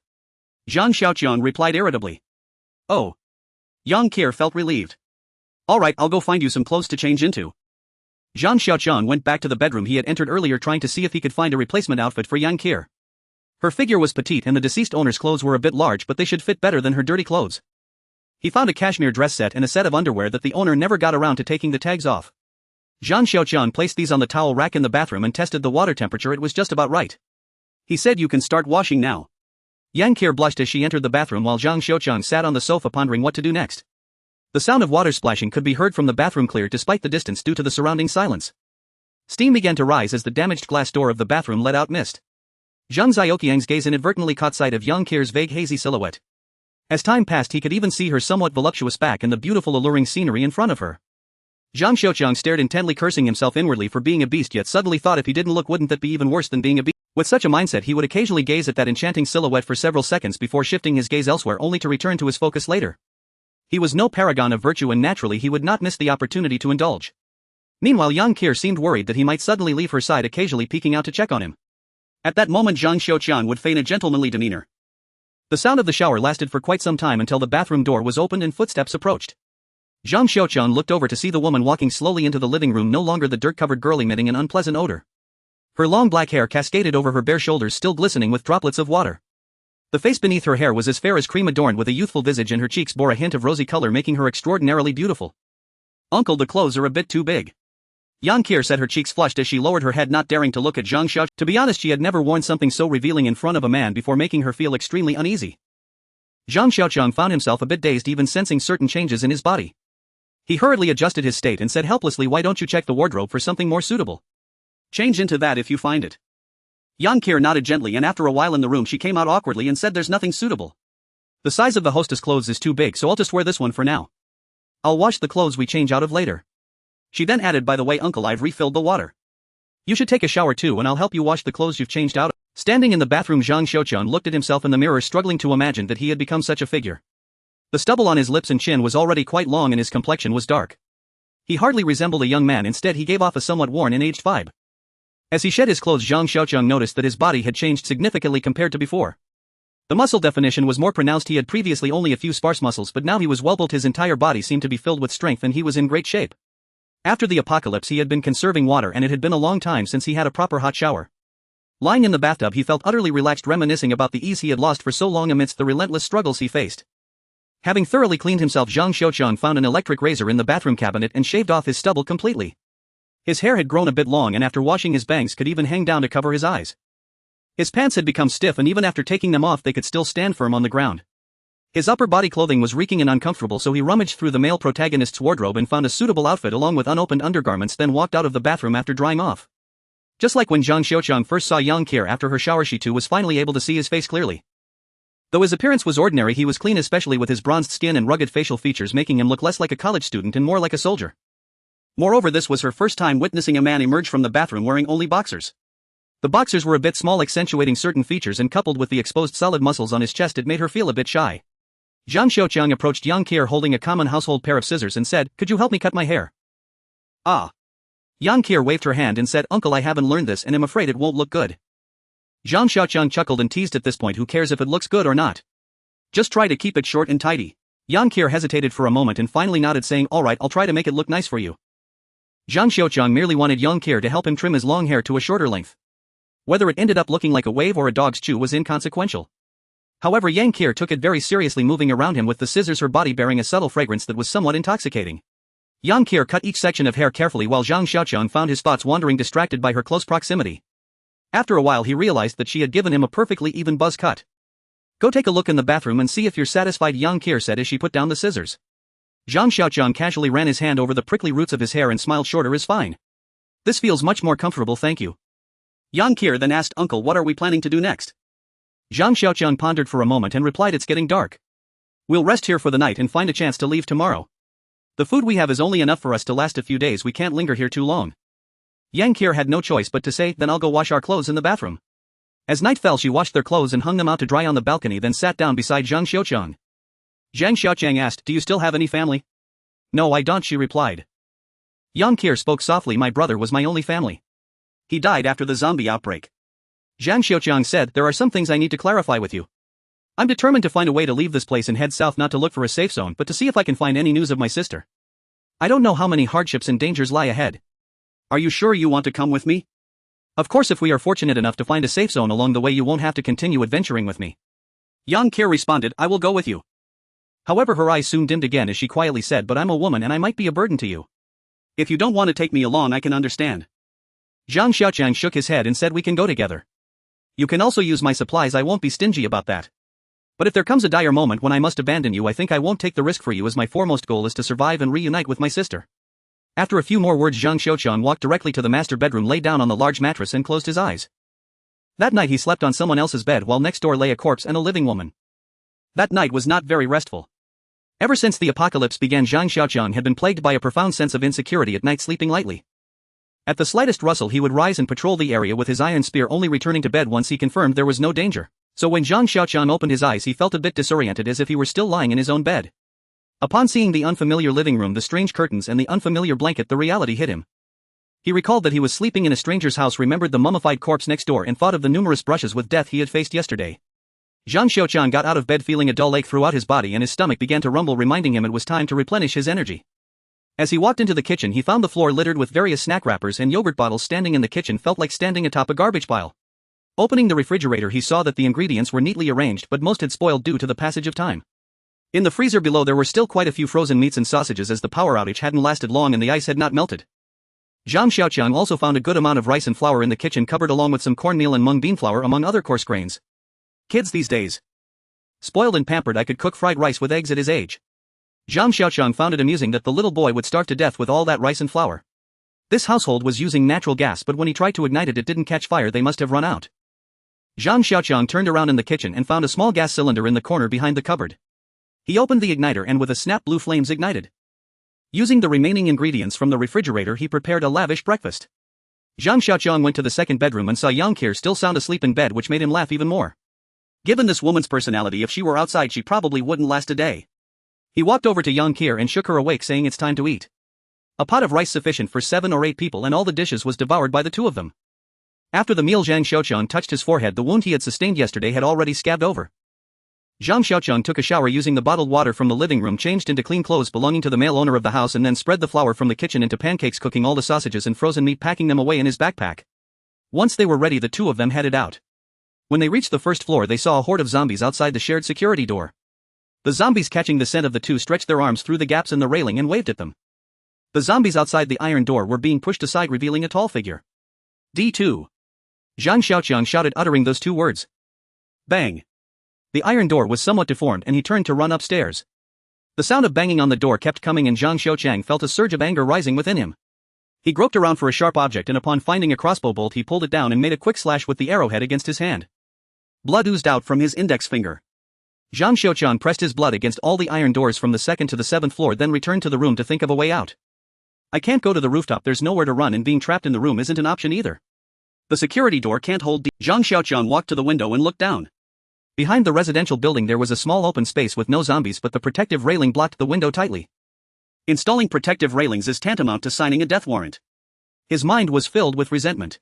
The banging on the door continued downstairs. Zhang Xiaoqiang and Yang Qiao dashed around the room like headless flies. They rushed to the bathroom and saw the air vent on the wall just barely big enough for a person to squeeze through. Using a hammer he pried open the vent's protective grill and poked his head out. It's a bit high. The distance from the 5th floor to the ground was about 15 or 16 meters. He tore down the curtains and tied them to the bedsheets, connecting them together and lowering them through the vent. Not enough. Zhang Xiaoqiang rummaged through cabinets for anything that could serve as a rope. D2 had already reached the ground level and the vibrations from its banging on the door resonated upstairs, causing the picture frames on the wall to sway. What a foolish move. Zhang Xiaoqiang smacked his head, grabbed a blanket, tore off the quilt cover and went to the children's room to pull down the small boy's bedding. Forgive me, you'll burn paper for you on holidays. Zhang Xiaoqiang kept muttering. Bang. D2 had begun slamming against the iron door across the way. In a panic, Zhang Xiaoqiang hastily lowered the makeshift rope. After letting Yang Qiao down, he tossed down his backpack, messenger bag, water bottle and iron spear, then stretched his legs out over the edge, retreating his entire body outward. Bang bang bang. D2's assaults on the door felt like they were crashing against Zhang Xiaoqiang's heart as he got stuck in the vent. Thud. The front door was smashed open and D2 walked in. Zhang Xiaoqiang kept inhaling and exhaling, slowly retreating his body outward. Only my shoulders are left. Zhang Xiaoqiang encouraged himself as he edged his body outward, his heart racing with every. D2 the zombie walked into the living room, then into the bedroom, then the children's room until it finally entered the bathroom. Zhang Xiaoqiang's head was still half stuck in the vent, trapped there while the zombie stood below. The bathroom was already small and the vent was not high. D2 was less than a meter away from him and Zhang Xiaoqiang dared not make a sound. Inside he pleaded for protection from the heavens and the deities. D2 sniffed the air, its claws flailing about trying to pull him out. One claw brushed against his forehead, the airflow it created causing his hair to flutter slightly and cold sweat began to trickle down. Roar. The zombie, unable to grab him, grew furious, swinging its arms even harder. The sink and mirror shattered and various shards flew into the air, crashing everywhere. A small shard of porcelain grazed his face and soon a tiny bead of blood oozed out. D2 caught the scent of blood and reached for Zhang Xiaoqiang's head. Zhang Xiaoqiang's mind went blank with only his knees pushing against the outer wall. At the moment the claws were about to grasp his head, he managed to slip out. D2's frenzied roar echoed in his ears as Zhang Xiaoqiang slid down quickly, keeping his eyes fixed on the vent, fearful that D2 would also. The bed sheet tightened and loosened. The sheet secured on the vent's edge was torn by D2. Zhang Xiaoqiang fell. Thud. Zhang Xiaoqiang's back slammed against something. He had no time to think and rolled several times on the ground to dissipate the impact before standing up. A regular zombie was knocked down by his fall. The tattered coat on the zombie bore the mark of XX greening, and beneath it his iron spear was pinned down as the zombie struggled to get up. Zhang Xiaoqiang lifted his foot and kicked the zombie's head, snapping its neck with a crack, rendering it immobile. He picked up his backpack and water bottle, looking around. Both sides were surrounded by walls, and a small room filled with potted plants and miscellaneous items was tightly locked. Outside the small room stood an aluminum ladder for trimming trees. Then he leaned the ladder against the wall, pulled Yang Qiao up and climbed over the wall. Beyond the wall was Binjiang Avenue. He jumped down, looking around, and finally escaped. Binjiang Avenue had just been completed, its wide pavement eerily quiet with numerous containers neatly stacked on the opposite sidewalk visible through the fence. Several large gantry cranes stood tall in the middle. Zhang Xiaoqiang and his companion walked on the desolate road surrounded by silence, not a single zombie in sight. To be honest, he despised killing zombies. He had already slain quite a few, including more than 10 evolved zombies, yet he hadn't seen his level increase even slightly. Without benefits, there are no gratuitous sacrifices. Who would want to kill zombies without any gain? Zhang Xiaoqiang. Next to the port group was a green belt which led to the riverbank. The two of them carefully navigated around the occasional zombies in the woods. These zombies were merely elderly individuals who had been exercising by the river, moving slowly. Soon they stood by the riverside. Gazing at the broad Yangtze River, the water flowed slowly downstream, its green hue clear and bright, free from the pollution and emissions of the upstream cities. The water was clear and the Yangtze appeared more vibrant.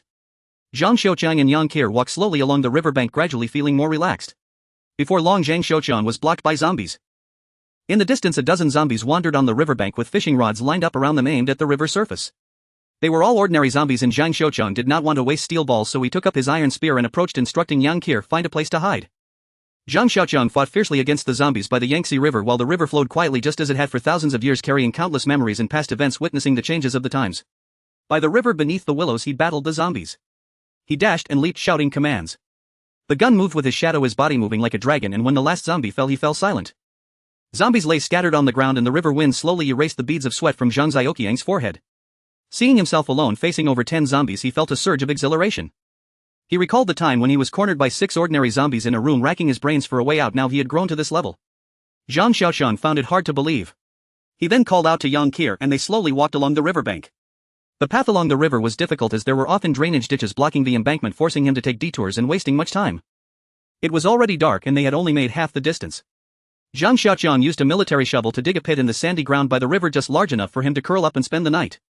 Crouching in the sand pit, he ate 2 flatbreads and took a sip of water. He shook out the silk blanket he had brought from the 5th floor, wrapping it tightly around himself and Yang Qiao. The silk blanket was smooth and delicate but couldn't block the wind. Inside the blanket they felt increasingly cold. He didn't know how long it had been, but eventually Zhang Xiaoqiang drifted off to sleep, listening to the sound of the river lapping against the shore. The cold morning wind from the river woke Zhang Xiaoqiang. The winter chill brought fresh air devoid of the ever-present stench of corpses from the city. Zhang Xiaoqiang did not want to open his eyes, quietly savoring this rare moment of peace. Yang Qiao was sound asleep in his arms.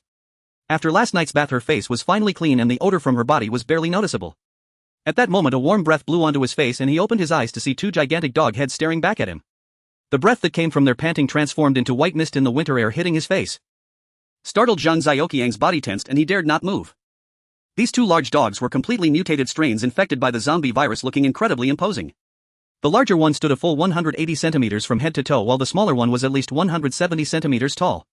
Zhang Xiaoqiang remained motionless in the sand pit, allowing the 2 large dogs to sniff around him. 1D2 zombie had already given him a hard time, now these dogs appeared to be even more troublesome, and there were 2 of them. Zhang Xiaoqiang felt a bitter taste in his mouth. Today I'm not making it through. Watching myself get eaten by dogs is quite a creative way to die. Zhang Xiaoqiang thought wildly, his eyes darting around as he secretly observed the 2 large dogs before him. With sturdy long limbs, their paws were wider than Zhang Xiaoqiang's hands, their chests broad and waists slim. The larger one had a long white patch on its forehead, while the smaller one had a tuft of red fur at the tip of its tail. Zhang Xiaoqiang was waiting for them to come and eat him, but they lost interest in him.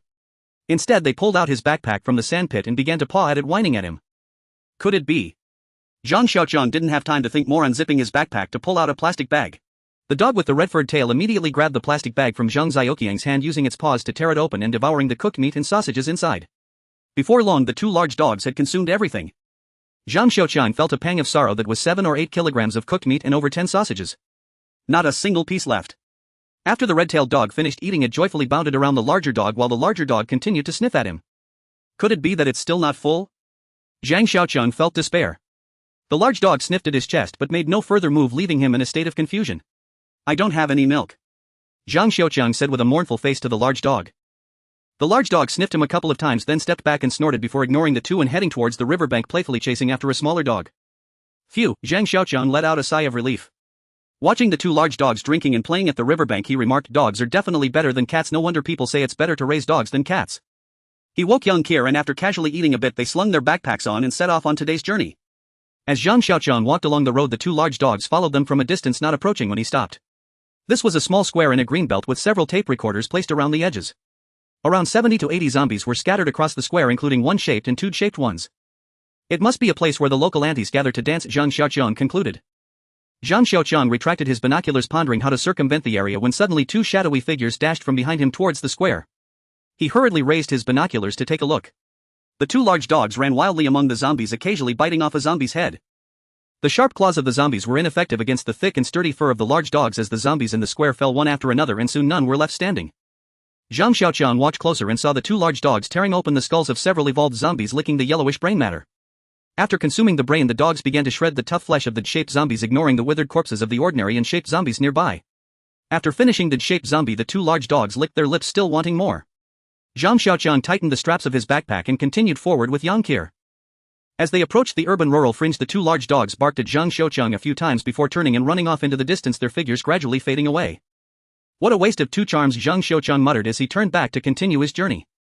By a ditch leading to the Yangtze River, he killed a stray zombie. The gun barrel was pulled from the zombie's head and the zombie collapsed to the ground, dropping a set of somewhat rusty keys from its pocket. Did I just get loot from killing monsters? Zhang Xiaoqiang thought as he spotted the keys on the ground, instinctively looking around for the legendary treasure chest.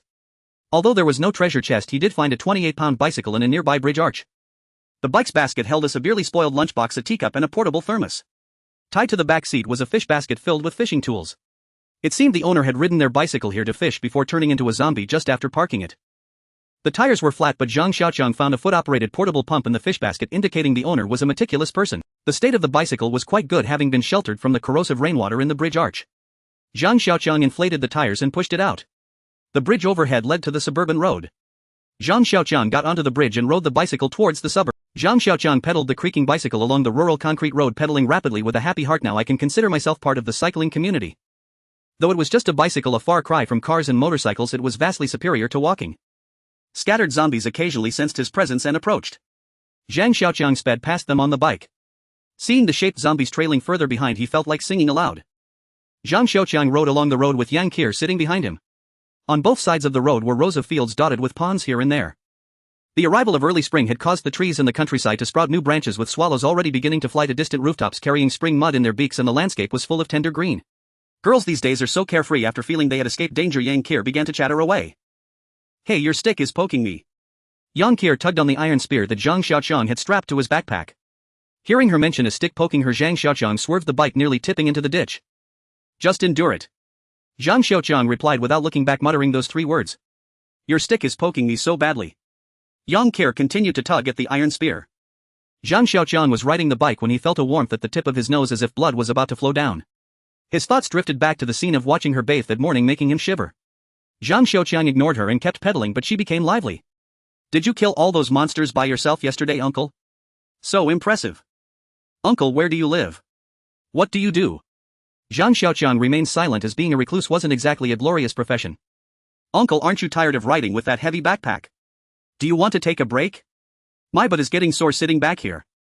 Didn't you see the zombies by the roadside? Zhang Xiaoqiang muttered to himself, continuing to ignore her. Uncle, what does your mom do? My mom works at XX, maybe she knows her. She talked incessantly, like a chain being pulled apart, and Zhang Xiaoqiang felt a buzzing in his head. Uncle, what does your dad do? Help!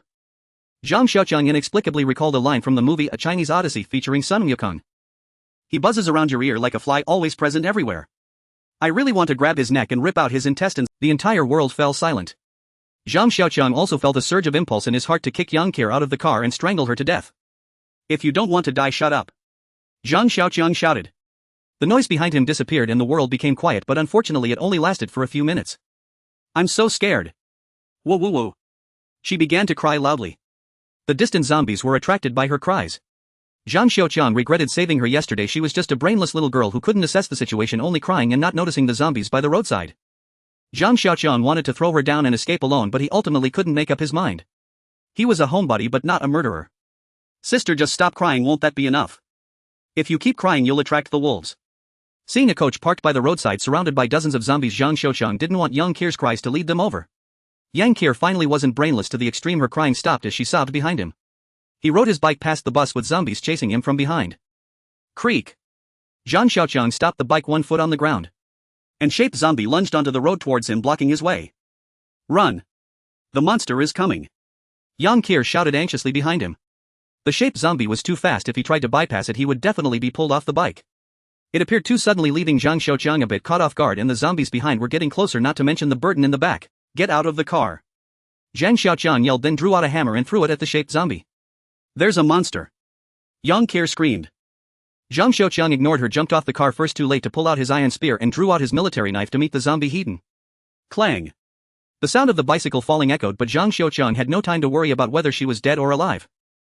His experience in fighting zombies had given him confidence. Although he didn't have an iron spear, facing just one shaped zombie didn't scare Zhang Xiaoqiang. The hammer struck its chest, causing it to stagger back 2 steps. Zhang Xiaoqiang rushed to its side and slashed at its neck. At the same time the zombie sensed him and swung its arm to grab him. The military knife made a screeching metallic sound as it struck its claws. What kind of claws does it have? Wolverine. Zhang Xiaoqiang was truly startled.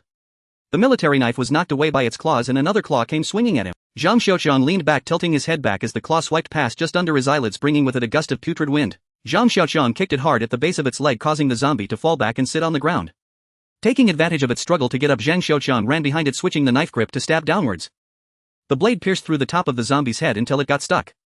Zhang Xiaoqiang pulled upwards, but the blade was caught in the skull.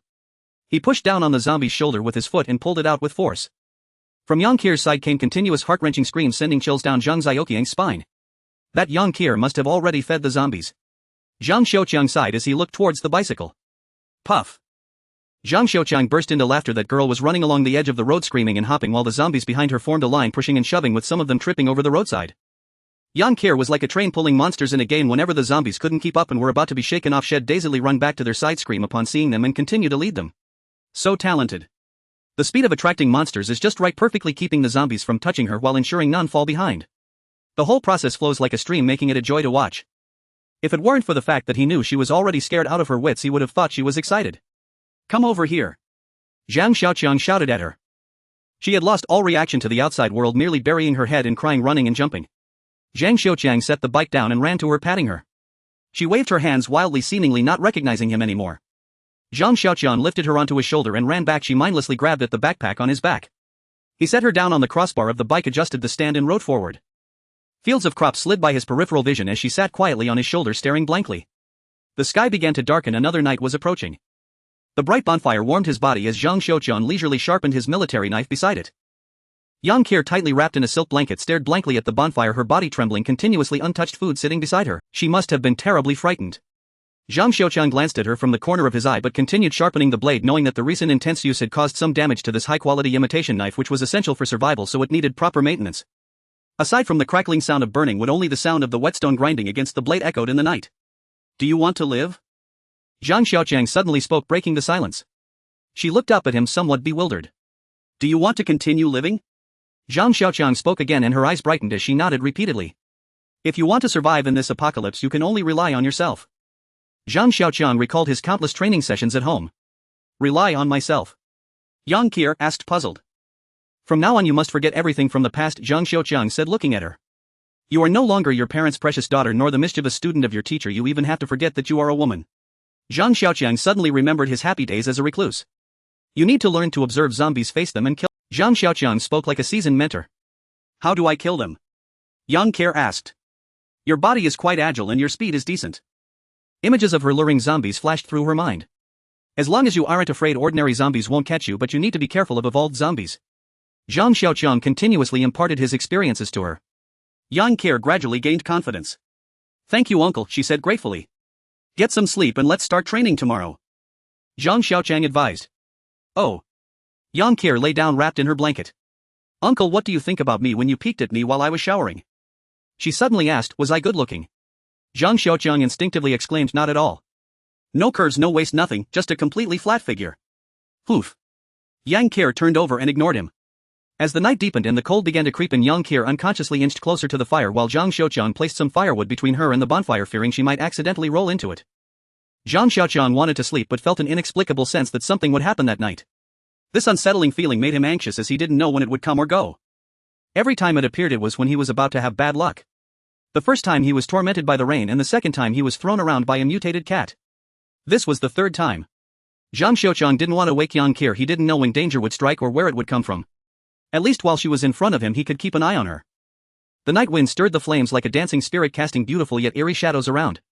The warmth of the fire no longer offered Zhang Xiaoqiang any comfort as a strange chilling sensation seeped into his bones. Zhang Xiaoqiang picked up his crossbow, strung it with arrows he usually conserved, checked his military knife at his waist and still felt it wasn't safe enough, so he grabbed a hammer to tuck into his belt. Zhang Xiaoqiang silently awaited the unknown that was about to come, growing increasingly tense as time passed. Zhang Xiaoqiang despised this feeling, as if everything was controlled by fate and he was merely a pawn that could be crushed at any moment. Even facing a D2, he would prefer not to endure this unknown danger. After an undetermined amount of time, a tall figure like an ancient beast shattered the darkness and appeared near the firelight. Zhang Xiaoqiang squinted to observe. A massive head with two thick sharp horns seemed poised to pierce the night, the horns spiraling upwards, becoming increasingly sharp, glinting with a metallic sheen in the firelight. Two enormous hooves were sturdy and steady, with the rest hidden in the darkness indistinct. What kind of monster is this? Zhang Xiaoqiang was unsure what kind of mutated animal this was. Those sharp horns and sturdy hooves were certainly formidable. Zhang Xiaoqiang dared not move, fearing the beast would misunderstand his presence as a threat. From his encounters with the large dog he knew that not all mutated animals posed a danger to humans.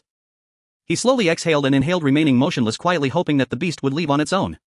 The creature took a couple of steps forward, inspecting the flames, curious yet seemingly fearful, its expression hinting at avoidance. Zhang Xiaoqiang, standing by the bonfire, was ignored by it.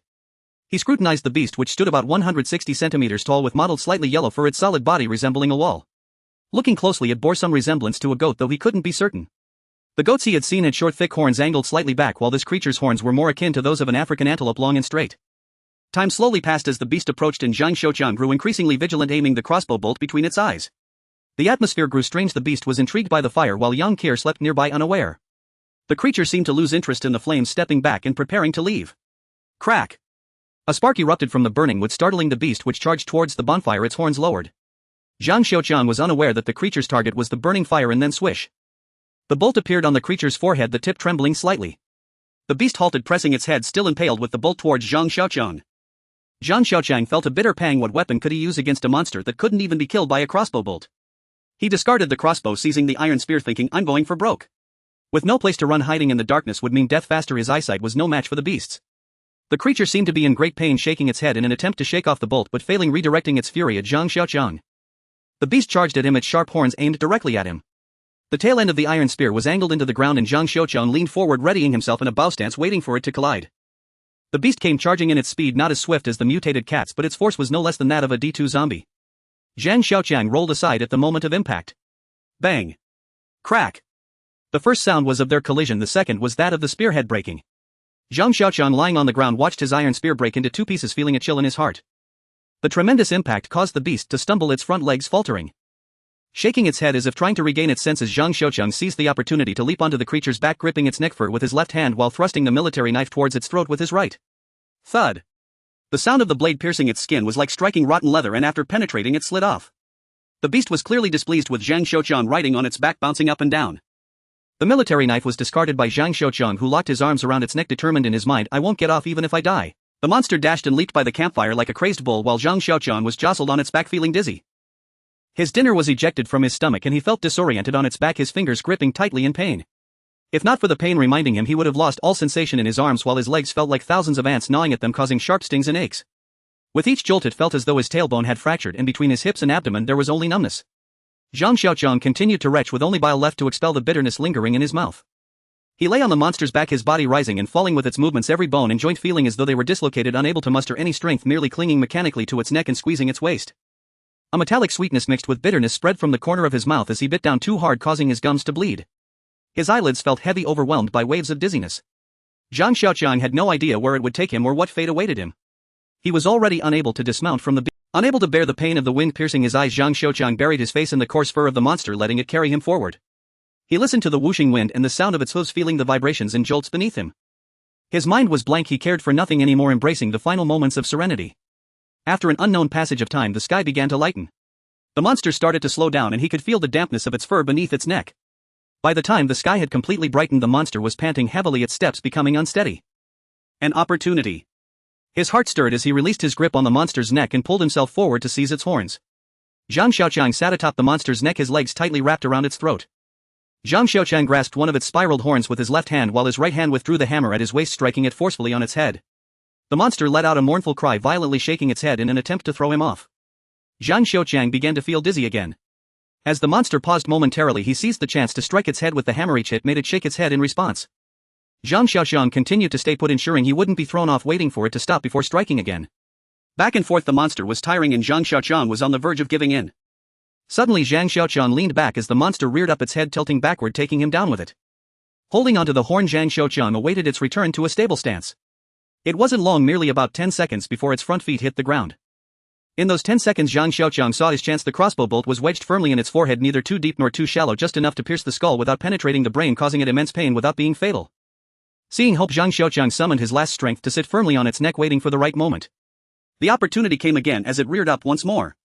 Zhang Xiaoqiang stood up, gripping the large horn, his left foot hooking under its chin and his right foot planted on its shoulder, straightening himself. Bang! The hammer struck the base of the crossbow bolt. Ding! The bolt sank a few inches deeper. The monster let out another massive wail, making Zhang Xiaoqiang's ears ring. The monster bounced up and down and he felt as if he was being launched into the air, then thud, he fell back down. The hammer flew away and his left hand holding the horn was bloodied from the spiral grooves. Time seemed to stretch until the monster reared up again, taking a few steps back. Then it tipped over sideways and Zhang Xiaoqiang had no time to jump off, falling down with it. Zhang Xiaoqiang shouted as he pulled his left leg out from under the monster, feeling no sensation in his left foot. Rubbing his calf, the pain intensified. Is it broken? His heart tightened. He examined it more carefully. The leg bone was intact, no fractures, but his left foot dangled limply from his calf. Dislocated. Zhang Xiaoqiang gently moved his foot a few times before forcefully lifting it. SSS. The pain made him gasp, and upon looking it hadn't reattached. With no tears left to cry, he lamented, "I've never learned this." After several attempts and much torment, he finally managed to reconnect his foot. Zhang Xiaoqiang, now limping, surveyed the corpse of the monster. "Good morning, Uncle. Wow. What a huge sheep," came the exclamation from Yang Qier behind him. Zhang Xiaoqiang turned around in a daze. The campsite was just 10 meters away. The extinguished campfire was slowly emitting wisps of smoke while Yang Qier, still half asleep, gazed at the body of the mutated beast. He had tossed and turned all night, returning to square one. Zhang Xiaoqiang stared blankly at her for a moment, then looked up. The sky was already bright. A wave of overwhelming fatigue washed over him. "Don't mind me, I'm going to sleep for a bit," Zhang Xiaoqiang murmured in a hoarse voice, collapsing onto the beast's corpse, using the residual warmth of the mutated creature to fall asleep. The little girl practiced frog jumps nearby, her panting breaths never ceasing, while Zhang Xiaoqiang examined the two large horns of the mutated beast, which were about 60 to 70 centimeters long, with spiral patterns winding from the base to the tip, feeling smooth like jade and producing a metallic resonance when struck. The horns were hollow, wider at the base and tapering off with sharp tips. The military knife left no marks from its strikes, while the knife itself had been dulled. "What a treasure!" Zhang Xiaoqiang exclaimed as he touched the large horn, admiring its smooth and intricate patterns that occasionally reflected a noble and mysterious glow. He still felt a shiver recalling the process of removing them. Cutting with a military knife. Useless. Hammering. No effect. In the end, I had no choice but to chip away at the mutated beast's skull with the hammer and the steel crossbow bolt. Nearby he propped up a piece of beast skin with several bamboo strips. The skin was also a treasure, tough to puncture or tear, yet lightweight. Peeling it off was a brain-racking endeavor, and in the end he had to use the saw on the entrenching tool to slowly cut it open bit by bit. Now the mutated beast lay there bare. "Uncle, I've jumped 2,000 times. Yang Qier reminded Zhang Xiaoqiang. "Take a break, then jump 2,000 more." Zhang Xiaoqiang casually replied, pondering what to make of the two horns. "Uncle." Yang Qier spoke up again. "What is it?" Zhang Xiaoqiang asked, looking at her. "It's exhausting. Is there any meat to eat? Otherwise I can't jump," Yang Qier complained. "No," Zhang Xiaoqiang replied firmly. "But there's a huge piece of meat." Yang Qier pointed at the smooth-skinned mutated beast. Zhang Xiaoqiang began to ponder. Zombies eat flesh, mutated big dogs eat zombies, and the big dogs that consumed corpses containing the virus did not turn into zombie dogs, indicating that the virus only promotes evolution without causing mutations. This suggests that certain substances within animals react positively with the virus. This means animals are immune to the virus. Furthermore, zombies do not consume other zombie corpses, signifying that zombie flesh holds no allure for them and does not aid in their evolution. To eat or not to eat, that is the question. Zhang Xiaoqiang stared blankly at the large piece of meat. If only I could find someone to test it out. Zhang Xiaoqiang glanced at Yang Qier, weighing his options, but ultimately decided against letting her experiment. After all, she was still a little girl, albeit somewhat foolish and no longer pure. But now most people were no longer pure. Digressing, Zhang Xiaoqiang focused his gaze back on the meat, which had a slightly dark hue indicating it hadn't been bled properly, with all the blood absorbed into the flesh, weighing about 300 to 400 pounds. He swallowed hard. It had been days since he had eaten meat and he was feeling a bit hungry. Limping towards the meat, he took a look and with determination used a spade to carve out a piece the size of a fingernail. He closed his eyes and stuffed it into his mouth. Stopping just before it reached his lips, he caught a whiff of the raw meat's odor. Zhang Xiaoqiang moved to the campfire and began roasting and watching as the meat gradually turned yellow and curled, releasing a tantalizing aroma. With the body that had been tested by strange rains, he tossed the meat into his mouth. "It's a bit tough," Zhang Xiaoqiang commented. "It's chewy. That's my final conclusion. Is it done yet? I can't wait." A mutated beast's thigh was roasting over the fire and Yang Qian urged him on. Zhang Xiaoqiang checked the cooking. "Not yet."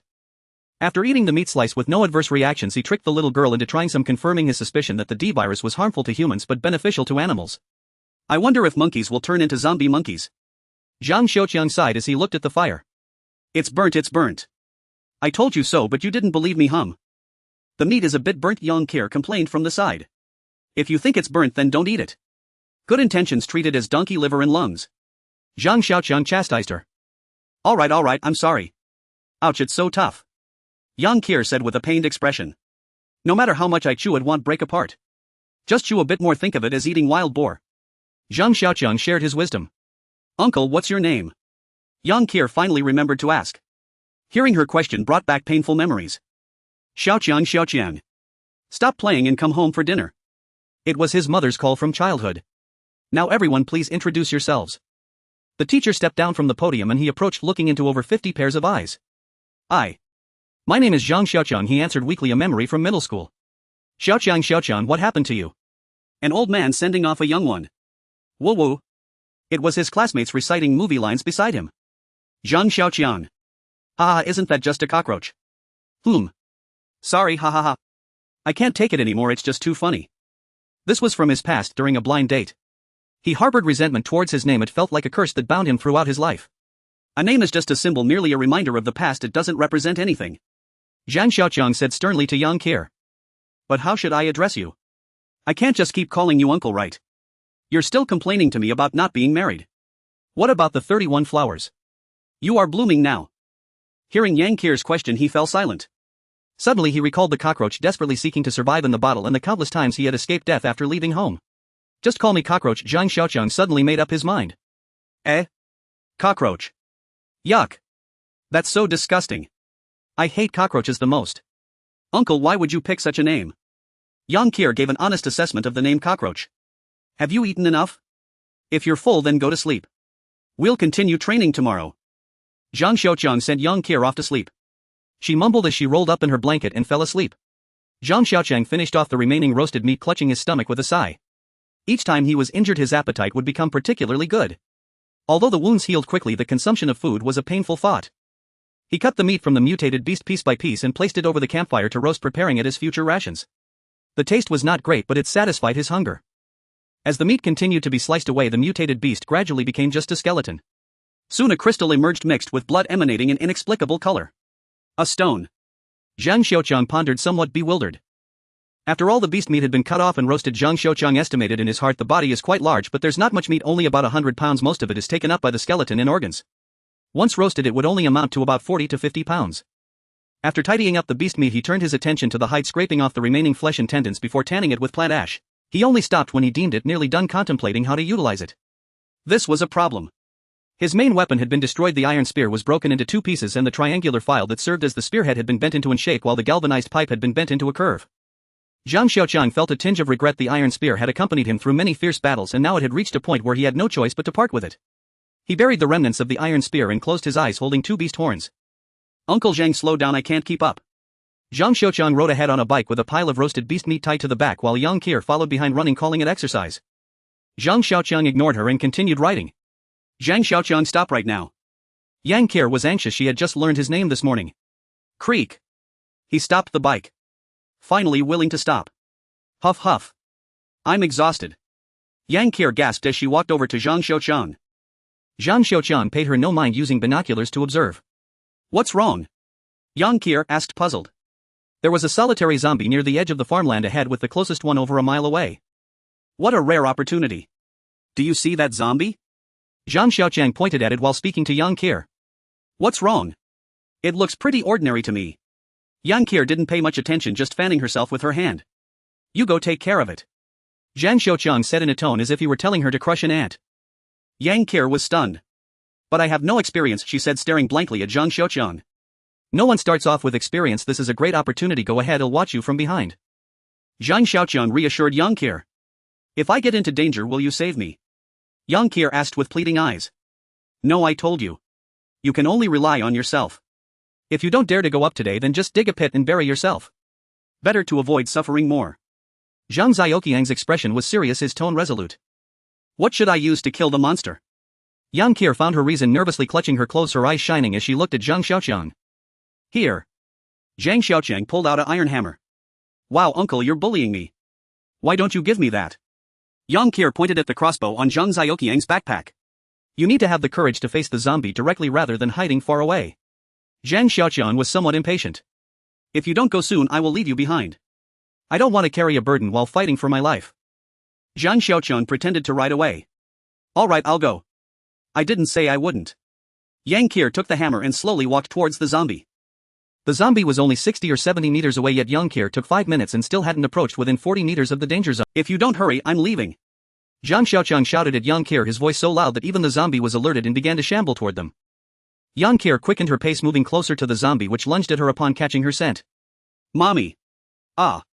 Yang Qian screamed loudly and turned to run, her cries reaching Zhang Xiaoqiang, who was still several dozen meters away. Puff! A steel ball whizzed past her hair and she froze in fear, unable to move. If you keep running, I'll kill you. Zhang Xiaoqiang aimed the crossbow at her. Wow! Yang Qian burst into tears. Zhang Xiaoqiang understood the brutality of a 14-year-old girl facing a zombie alone, but he could do nothing.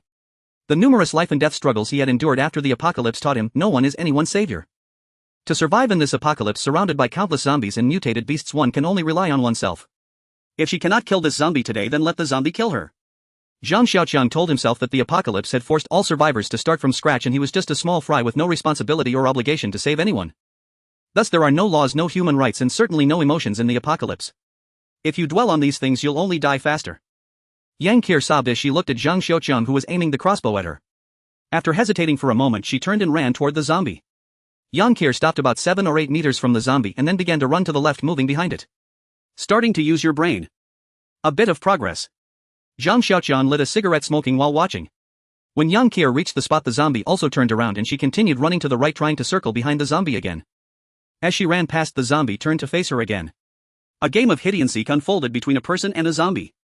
Thud. The zombie couldn't keep up with Yang Qian's pace and tripped over itself. Good opportunity. Zhang Xiaoqiang shouted in excitement. Yang Qian recognized the chance and rushed toward the zombie. Thud.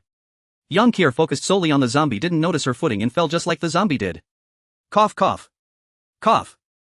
When Zhang Xiaoqiang saw such a great opportunity wasted by her, he choked on his smoke. He felt a surge of anger rising within him. By the time Yang Qian stood up, the zombie was also back on its feet. Yang Qian vs. Zombie, round 1, draw. Yang Qian gradually adapted over time, no longer fearing zombies as she did at the beginning, and her distance from them grew closer. Within a 2-meter range of the zombie, Yang Qian teased it, and Zhang Xiaoqiang felt a sense of comfort seeing her progress. After finishing a cigarette, he checked the time. It's been a quarter of an hour. He looked at the sky again, thinking wickedly, I hope she resolves this before she collapses from exhaustion. Yang Qian continued to confront the zombie, which suddenly lunged forward. Unfazed, she lowered her head and dodged to the side, getting behind the zombie and delivering a powerful blow with her hammer to its back. Unfortunately, the zombie was immune to such damage. It turned its head and swiped at Yang Qian, its claw barely missing the bangs that hung over her eyes. In the second round of Yang Qian vs. the zombie, she held a slight advantage. Bored, Zhang Xiaoqiang lit another cigarette, blowing out smoke rings. Having experienced the earlier peril, Yang Qian became more composed and bold, actively provoking the zombie, which was left somewhat disoriented by her antics. Suddenly, Yang Qian leaned to the left and then swayed to the right, causing the zombie to miss its lunge. She then kicked the back of the zombie's knee. The zombie lost its balance and fell forward. Ah! Yang Qian screamed, stepping forward to deliver a standard self-defense kick right between the zombie's legs. Seeing this, Zhang Xiaoqiang felt a tightness in his chest.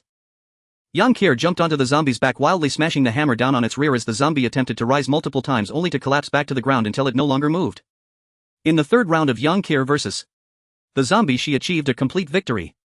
Zhang Xiaoqiang approached her and she was still hammering away, mumbling something under her breath. Smack! Zhang Xiaoqiang patted Yang Qian's shoulder. Swish! The hammer swung towards Zhang Xiaoqiang's face and he jumped back just in time, breaking into a cold sweat. Yang Kier continued to strike the zombie, appearing somewhat delirious and no longer recognizing her surroundings. Zhang Xiaoqiang squatted beside Yang Kier and saw her sobbing while she struck, muttering, "Woo-woo. Die cockroach, woo-woo. Stinky cockroach. I will spray you with pest control spray and kill you. Woo-woo." A powerful wave of resentment rushed towards Zhang Xiaoqiang. He stood aside watching as Yang Kier pounded on the zombie's back. Yang Kier gradually lost her strength and her hammering slowed down until it came to a stop. Zhang Xiaoqiang helped her sit down beside him, asking, "How are you feeling?" "I'm hungry." Yang Kier replied, patting her belly, indicating that she had already recovered. "Uncle, you should have seen it. The monster's claw was just a hair's breadth from my eye. Really, it was so close that it almost scratched my eye off. I was so scared." Yang Kier animatedly recounted the scene as she sat on the ground holding a piece of jerky that she had taken a few bites from, gesturing in the air to emphasize her thrilling experience. Zhang Xiaoqiang sat nearby munching on jerky, watching Yang Kier act out her story. He had seen everything that had just happened clearly and was naturally uninterested in her tales. "Ha ha ha. Today I killed one, tomorrow I can kill two, haha too. I might as well go all out and kill 10,000, haha hee hee." Yang Kier became more and more excited and started to act recklessly. Seeing Yang Kier's arrogant demeanor, Zhang Xiaoqiang felt quite dismissive. The young wolf of Zhongshan becomes arrogant upon gaining success. "Here." He handed a crossbow to Yang Kier. Yang Kier looked at Zhang Xiaoqiang in confusion, hesitant to reach out for it. "Take it." Zhang Xiaoqiang placed the crossbow in her hands. "You are now qualified to use it." Zhang Xiaoqiang said seriously to Yang Kier, his expression calm. "Really giving it to me?" Yang Kier asked, excitedly fiddling with the crossbow, somewhat incredulous but clumsy in her handling. "That's not how you do it, it should be like this." Zhang Xiaoqiang patiently taught her how to cock it, how to load the steel balls and arrows. Click. After Yang Kier loaded the arrow and aimed around, Zhang Xiaoqiang glanced at the first zombie that Yang Kier had killed. To be honest, that zombie was quite pitiful. Its head was untouched while the rest of its body was completely pulverized by Yang Kier, far worse than ancient torture. "Uncle. Are you going to leave me behind?" Yang Kier asked, casually glancing at Zhang Xiaoqiang while occasionally aiming the crossbow at him. Gulp. Zhang Xiaoqiang nervously swallowed a mouthful of saliva. Looking at the sharp arrowhead, his calves trembled slightly. Zhang Xiaoqiang's throat felt a bit dry. Yang Kier looked at him with some confusion. "As long as you can keep training and have the courage to face zombies on your own, I will definitely not abandon you." I will definitely keep working hard." Yang Kier smiled happily. Phew. Zhang Xiaoqiang exhaled. After resting for a while, the two set off again, with Zhang Xiaoqiang riding the bicycle and Yang Kier sitting on the crossbar. As they rode, the bicycle began to shake. They got off to check, only to find that the front tire had been punctured and was flat. "Damn, what bad luck." Zhang Xiaoqiang cursed under his breath. "Time to switch bikes, get down," he shouted to Yang Kier. "What bike?" "Uncle." Yang Kier asked, still steady on the bicycle's crossbar. "Line 11. Zhang Xiaoqiang replied, taking some jerky from the rear rack. Zhang Xiaoqiang walked along the country path with dried meat on his back, while Yang Kier followed beside him, holding a crossbow with a solitary bicycle visible in the distance. Zhang Xiaoqiang was out of breath carrying the dried meat, and Yang Kier was calling out that she was tired and needed a break. Looking at the dimming sky, it was clear that night was not far off. Not far away, at the foot of a small hill, stood a lone two-story house on the edge of the farmland, surrounded by no obstacles and naturally devoid of the ubiquitous hordes of corpses. Zhang Xiaoqiang decided to spend the night in that small house. Ever since he had been trapped inside by the D2 last time, he had developed a sense of aversion to being inside a house, yet he felt that it was safer inside than outside, especially with the bonfire attracting mutated beasts at night. This was a typical farmer's house, somewhat aged, with its white exterior tiles no longer bright and the corners of the foundation covered in withered yellow moss. The cement ground of the drying yard in front of the house had numerous narrow and fine cracks. The stainless steel doors and windows of the small house were tightly locked. Bang bang bang. Zhang Xiaoqiang knocked on the door a few times, then pressed his ear against the iron door to listen for any sounds inside, but the house was eerily quiet. He stepped back a few paces to survey the small house, looking for a way to get in. "Uncle, what are you looking for?" Yang Kier asked, observing Zhang Xiaoqiang's actions. "Don't bother me, can't you see I'm trying to find a way in?" Zhang Xiaoqiang was a bit annoyed. "If you can't get in from below, then go from above." Yang Kier pointed angrily at the second floor. Zhang Xiaoqiang looked up at the second floor. Above the front door was a balcony, and behind the balcony was a glass door. He couldn't see whether the door was locked from downstairs, but even if it was locked, it didn't matter. Wasn't there a hammer? Zhang Xiaoqiang let Yang Kier step on his shoulders to climb up so she could get inside, and then open the door from the inside. "Uncle, there might be monsters in there." Yang Kier replied, her expression slightly evasive. "Are you still afraid of zombies now?"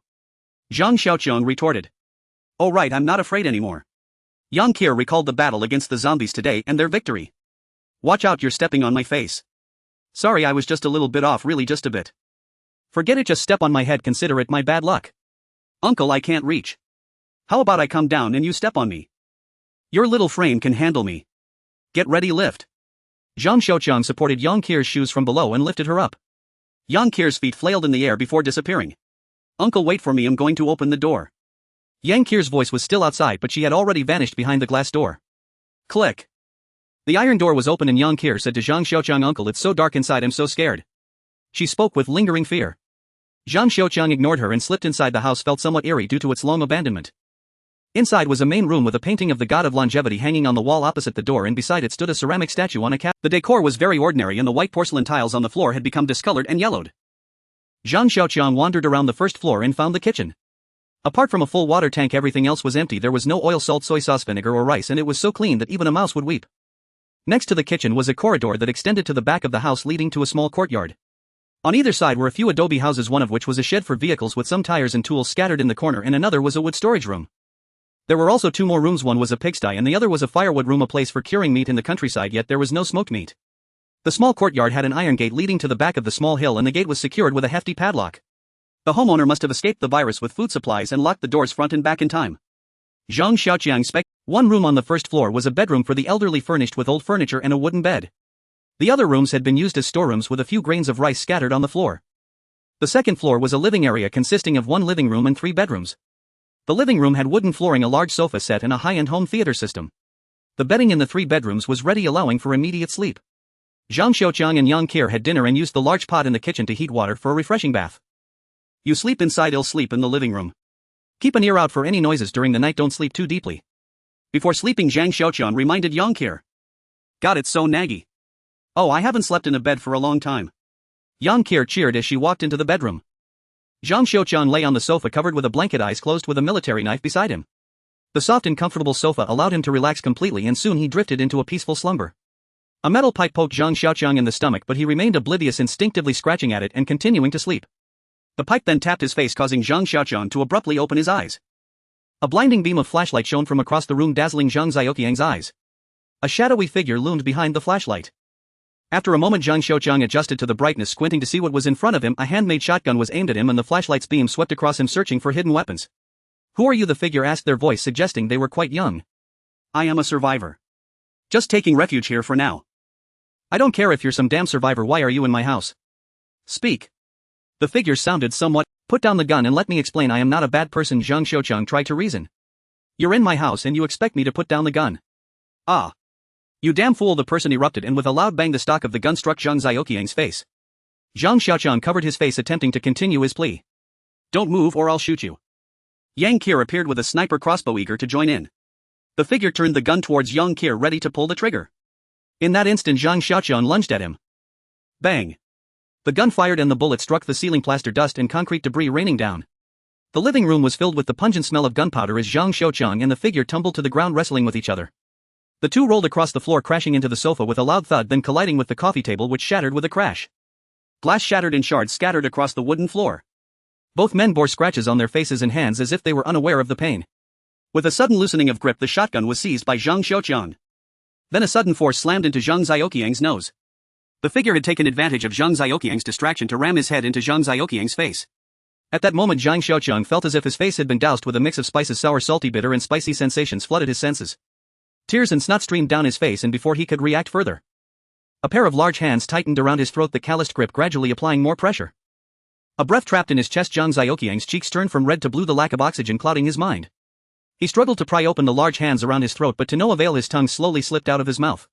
The flashlight rolled into a corner, its light illuminating the wooden floor.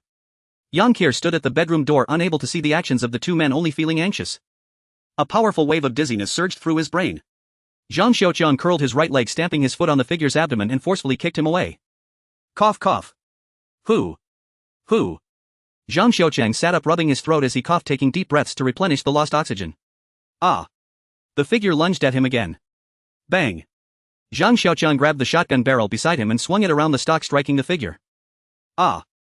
The figure let out a cry of despair, turned and fled down the stairs. He was familiar with the surroundings and disappeared in just a few moments. What are you standing there for? Hurry and help me up. Zhang Xiaoqiang slumped on the wooden floor, weakly calling out to Yang Qir. Oh! Yang Qir snapped out of her daze and stepped forward to help Zhang Xiaoqiang to the sofa. The sudden attack left Zhang Xiaoqiang bewildered. He picked up the flashlight to check the time. It was 5:20. It seemed he wouldn't be able to sleep anymore. Who knows if that person would come back again. Yang Qir carefree as ever returned to sleep while Zhang Xiaoqiang sat on the sofa waiting for dawn.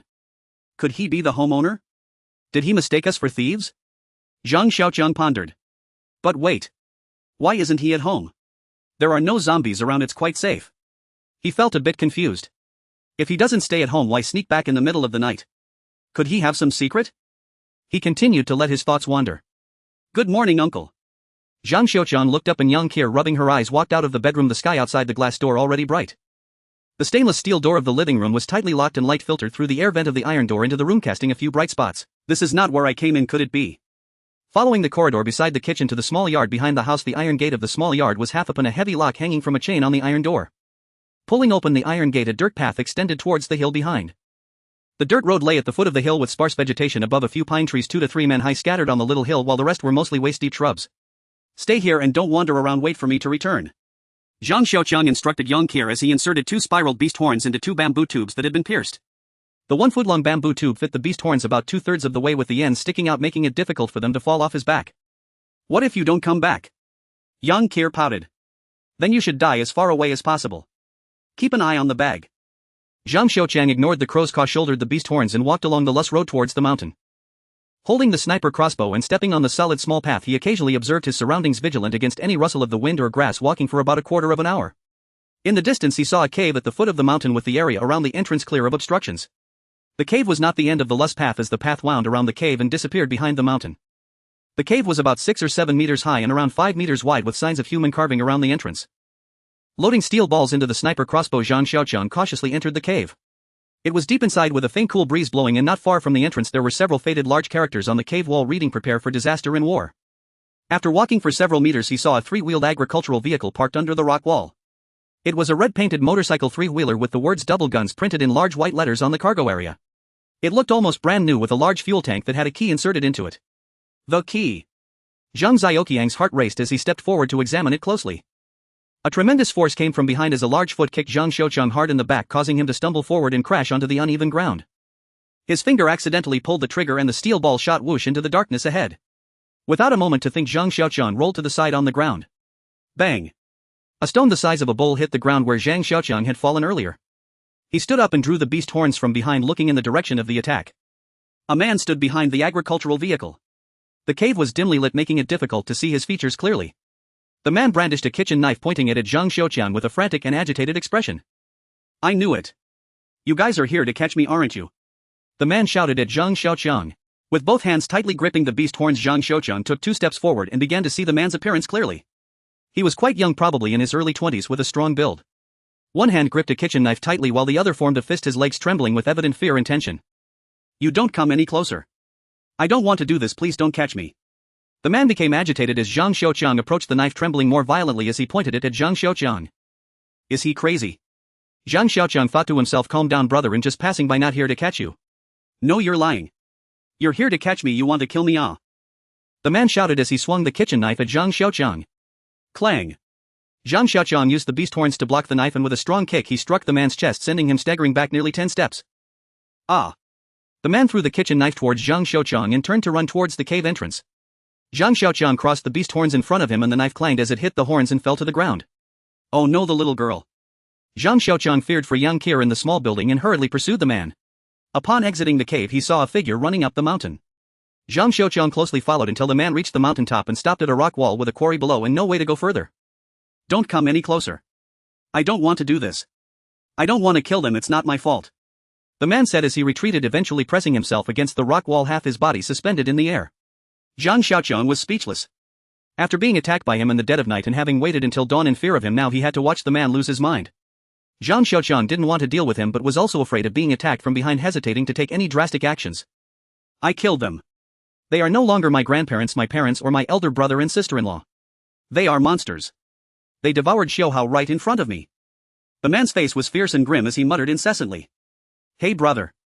Calm down, nobody says you killed the wrong people. Zhang Xiaoqiang pretended to persuade him, feeling somewhat skeptical inside. It seemed this guy had never been online, completely unaware of the apocalypse, thinking he had become a murderer. He. Ha ha ha. You can't fool me. I know you're here to catch me. I won't go to prison, you can't catch me. The man went mad and jumped off the cliff. Zhang Xiaoqiang stood on the mountain looking at the man below, who landed on a massive rock, blood flowing down the crevices onto the ground. What a fool, Zhang Xiaoqiang commented.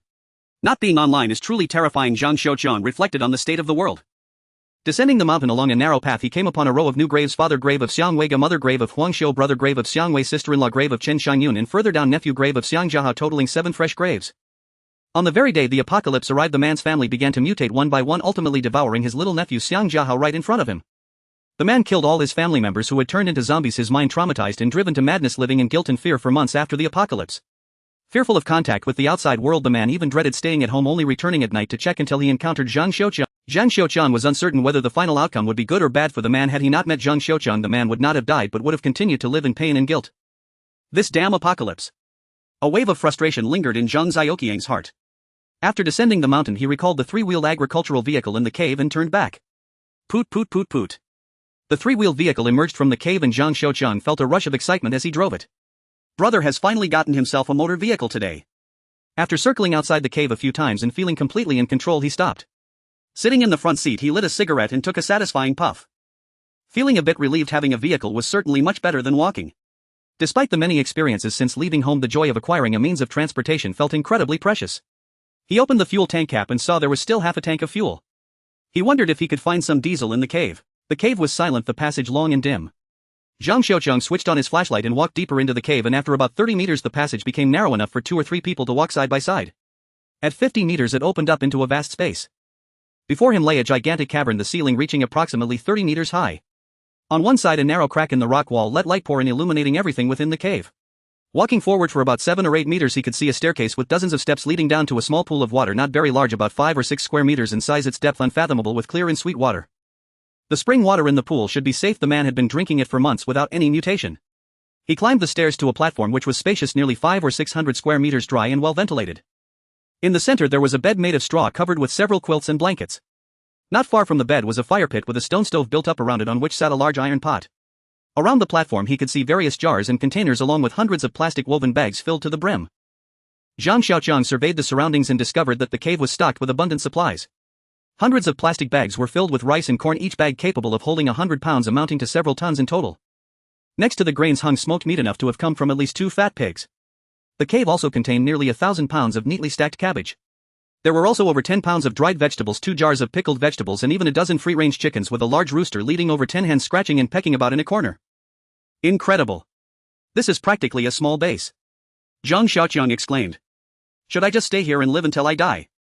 Zhang Xiaoqiang was reluctant to leave this stash of resources.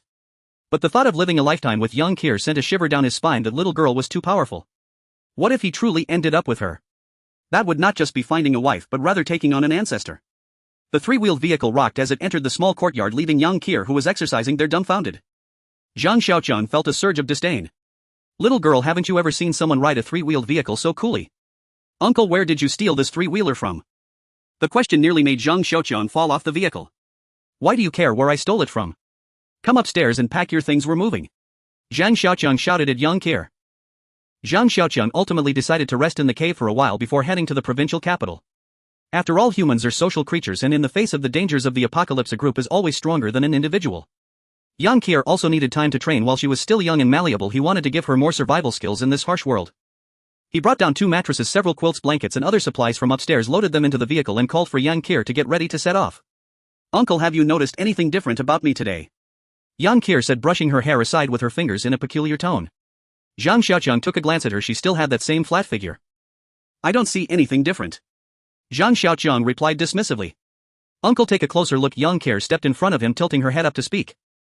Yang Qir had her hair neatly styled, with her shoulder-length hair gathered into a playful little ponytail at her right ear. Around her neck was a brightly colored silk scarf, and she wore a light yellow mid-length women's trench coat with slightly faded jeans below and a pair of white women's hiking shoes on her feet. Yang Qir appeared fresh and tidy, and with her hair washed clean. Yesterday she had applied a bit of blush to her usually pale cheeks and gloss to her colorless lips. Her big eyes resembling crescent moons, her playful and delicate nose made her look charming and cute, exhibiting the potential of an invincible beautiful girl of youth, which stirred Zhang Xiaoqiang's fingers to twitch as he began to formulate little schemes in his heart. Yet upon seeing Yang Qir's figure once again, all his impulses vanished without a trace. At that moment Zhang Xiaoqiang realized, having once thought of himself as a lover of Lolis and considering himself to have the potential to be a creepy uncle, seeing the fox slowly before him with her body resembling a washboard, he understood. So what I truly yearn for deep down is the tumultuous waves. Zhang Xiaoqiang finally came to terms with his inner self. What's there to see? How long has it been since you brushed your teeth? Your breath stinks. Zhang Xiaoqiang teased Yang Qir. Uncle, you're a big bad guy. Yang Qir gave her final verdict to Zhang Xiaoqiang. Yang Qir's attire reminded Zhang Xiaoqiang that his own clothes were somewhat dirty and tattered with some areas torn open. It was time for a change.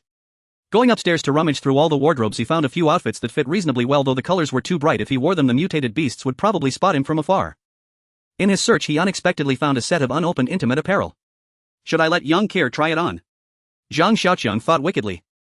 Forget it, giving it to her would be a waste of this set of lingerie. Zhang Xiaoqiang shook his head.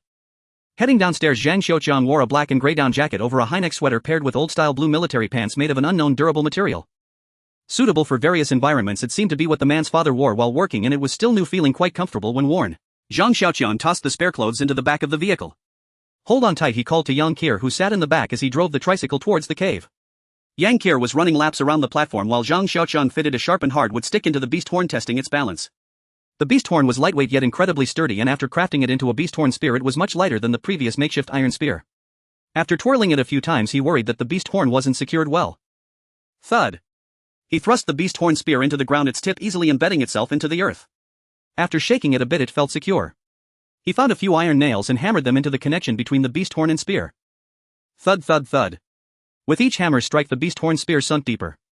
Once secured, he noticed that the spear's tip had embedded itself more than 40 centimeters into the ground, and when he shook the spear, it remained motionless.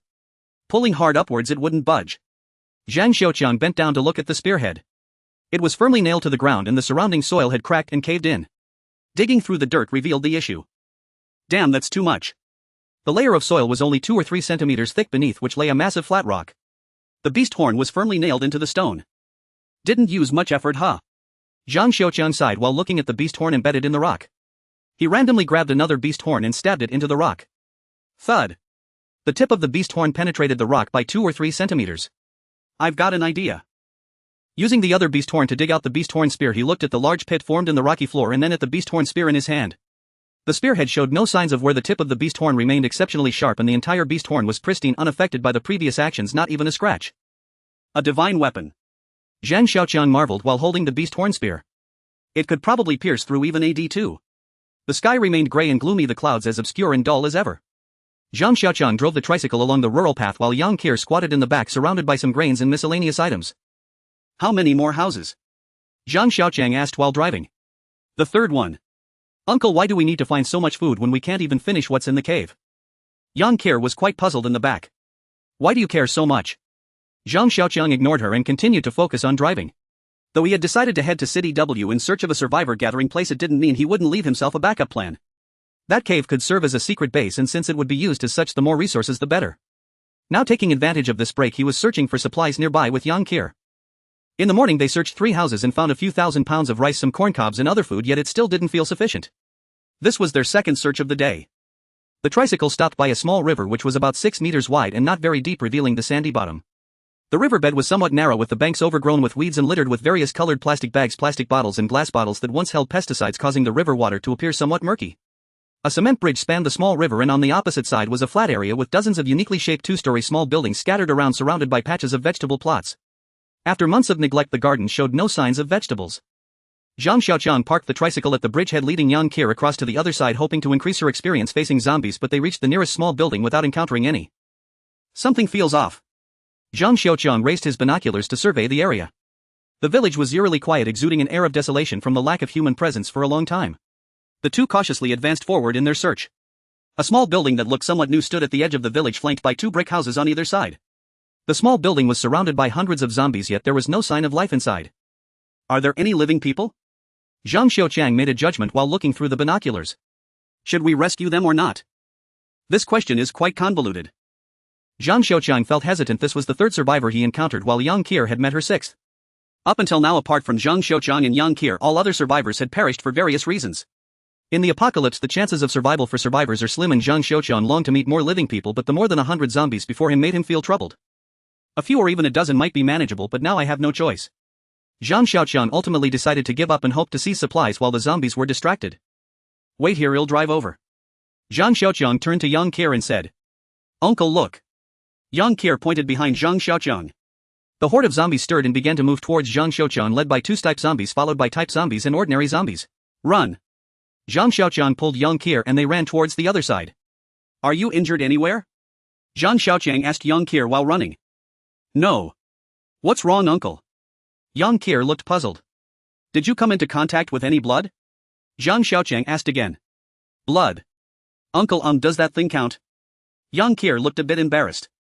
As they spoke, they reached the bridge and the stipe zombies were closing in, having pulled ahead of the ordinary zombies. We can talk about this later. Zhang Xiaoqiang gripped his beast horn gun and confronted the stipe zombies, aiming to eliminate the greatest threat first. Two stipe zombies lunged at Zhang Xiaoqiang from both sides. He took a deep breath and thrust the gun forward, causing the leading stipe zombie to freeze momentarily. A spiral beast horn emerged from the back of the zombie's head, and with a twist of the gun, half of its skull flew away. Just as he retracted his gun, the second stipe zombie lunged at him, claws outstretched. Zhang Xiaoqiang raised his gun to block its claws, preparing to stab forward. Bang! The sound of the crossbow firing echoed behind him, and thud. A hole appeared in the white eye socket of the stipe zombie, which then fell forward onto the ground. Uncle, how did I do? Yang Qir asked, looking for praise. The type zombie and ordinary zombies were still far behind as Zhang Xiaoqiang and Yang Qir slowly approached the tricycle. What do you think that thing is? Zhang Xiaoqiang asked, somewhat puzzled. Uncle, you're so clueless. It's something that women deal with every month.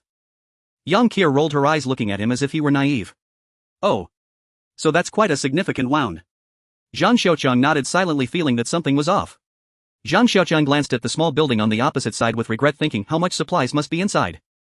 He withdrew his gaze, preparing to head back, but inadvertently noticed that the railing of the concrete bridge was built with upright red bricks constructed simply to save materials. Kicking hard, the bricks shifted slightly.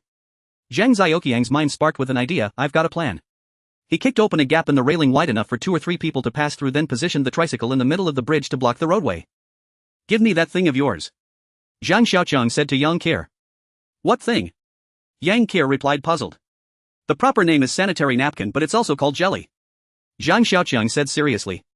After much persuasion, he finally got that thing from Yang Qir. It felt slightly warm in his hand, and he urged Yang Qir to step back to avoid confusing the zombie's sense of smell. Zhang Xiaoqiang shivered, carefully pinching that thing with 2 fingers and gingerly attaching it to the tip of the beast horn gun. The horde of zombies was nearing the bridge. Zhang Xiaoqiang extended the gun tip with that thing out through the gap in the railing, waiting for the zombies to take the bait. The beast horn gun with that thing attached resembled a flag fluttering in the wind, with a little red in the center, attracting the zombies to worship it. Zhang Xiaoqiang stood behind the tricycle with the gun tip about 1.5 meters from the gap, just out of reach for the zombies standing at the opening. The type zombie had reached the bridge, and the blood on that thing was fresh enough that the type zombie paid no attention to Zhang Xiaoqiang lunging straight at. Splash! The type zombie stumbled and fell off the bridge, while the remaining ordinary zombies caught the scent of blood from that thing and became excited, their steps quickening as they rushed towards the gap, jumping into the river like a flock of ducks. The type zombie struggled to get up beneath the bridge, but was toppled by the continuous waves of zombies. The pile of zombies below resembled a stacked tower. As all the zombies piled up below the bridge, a small pyramid of over 100 zombies formed. Arms intertwined with thighs, calves wedged against heads, creating a stunning sight. One could faintly hear the lament of the type zombie at the very bottom. Ha ha. This is truly spectacular. I'm so creative. Ha ha. Zhang Xiaoqiang laughed heartily on the bridge, waving for Yang Qir to come back. He tossed that thing from the gun tip onto the pile of corpses below and ignored the zombies driving the tricycle towards the village. Zhang Xiaoqiang hummed happily while driving the tricycle, while Yang Qir sulked in the cargo area. That type zombie died in such a unique way, he lured to its death by jelly. Zhang Xiaoqiang felt pleased, thinking jelly. Coming to his senses, he recalled, I heard that men who encounter that thing will have bad luck. Could it really be that ominous? Zhang Xiaoqiang felt quite conflicted within. The tricycle stopped in front of the small building that had just been besieged by zombies. Zhang Xiaoqiang got off and surveyed the surroundings. The owner's family seemed to be well off, and the open space in front of the building had been turned into a small garden surrounded by walls on both sides, indicating that the owner was also a flower lover. He patted the iron gate and called out loudly, is anyone there? I'm here to rescue you. After a long while there was still no response. Zhang Xiaoqiang climbed over the wall and entered the small garden. The garden had not been tended to for a long time, with many flowers having dried up. It was not very large, about 30 to 40 square meters, and there was a well in the middle covered with a piece of iron to prevent dirt from falling in. He twisted the doorknob in front of the small building and the door opened. Inside were only a few pieces of old-fashioned furniture that looked quite dated and were covered in dust. The living room showed no signs of modern decoration, appearing rather retro, giving Zhang Xiaoqiang the feeling of walking in the 1920s or 1930s. He climbed the wooden stairs to the second floor, where the decor was in stark contrast to the first floor, being quite luxurious and filled with modern vibes. The light was not very good and the space felt somewhat dim. A coo-coo sound came from the corner, and Zhang Xiaoqiang squinted to look. In the corner were 2 genuine leather sofas with a high-glass coffee table in between, on which lay several plates and soup bowls. Sitting on the sofa against the wall was a man who appeared somewhat older, his hair starting to turn gray. The man was so thin that he looked like a skeleton, more like a zombie than a living person. Upon seeing Zhang Xiaoqiang, his expression turned very excited and he tried to speak but could only make a cooing sound. He wanted to stand up but had no strength, growing increasingly anxious. Eat, eat. He finally managed to say 2 words clearly. Zhang Xiaoqiang took a piece of beast meat out of his pocket and handed it to him. The middle-aged man grabbed it and began to chew, choking as he ate too quickly. Zhang Xiaoqiang remained silent watching. The middle-aged man ate rapidly and in the blink of an eye it was gone. Zhang Xiaoqiang knew the texture of that beast meat. It was tough, coarse, hard to chew and difficult to swallow. The only advantage was that it could stave off hunger. A small piece could fill one up, comparable to compressed biscuits. After finishing, the middle-aged man felt much better and his speech became more coherent. Is there any more? Give me some more. The man looked at Zhang Xiaoqiang with hope. You've been hungry for too long, you can't eat more now. Wait until evening to eat. Zhang Xiaoqiang tried to persuade him. No, I want it now. I will pay you. I can give you a lot of money, really, I'm not lying. Just give me some more food. The man became anxious. I don't want money, I have food, but I won't give you any more. You have to wait until evening. Zhang Xiaoqiang said calmly to the man. You don't want money.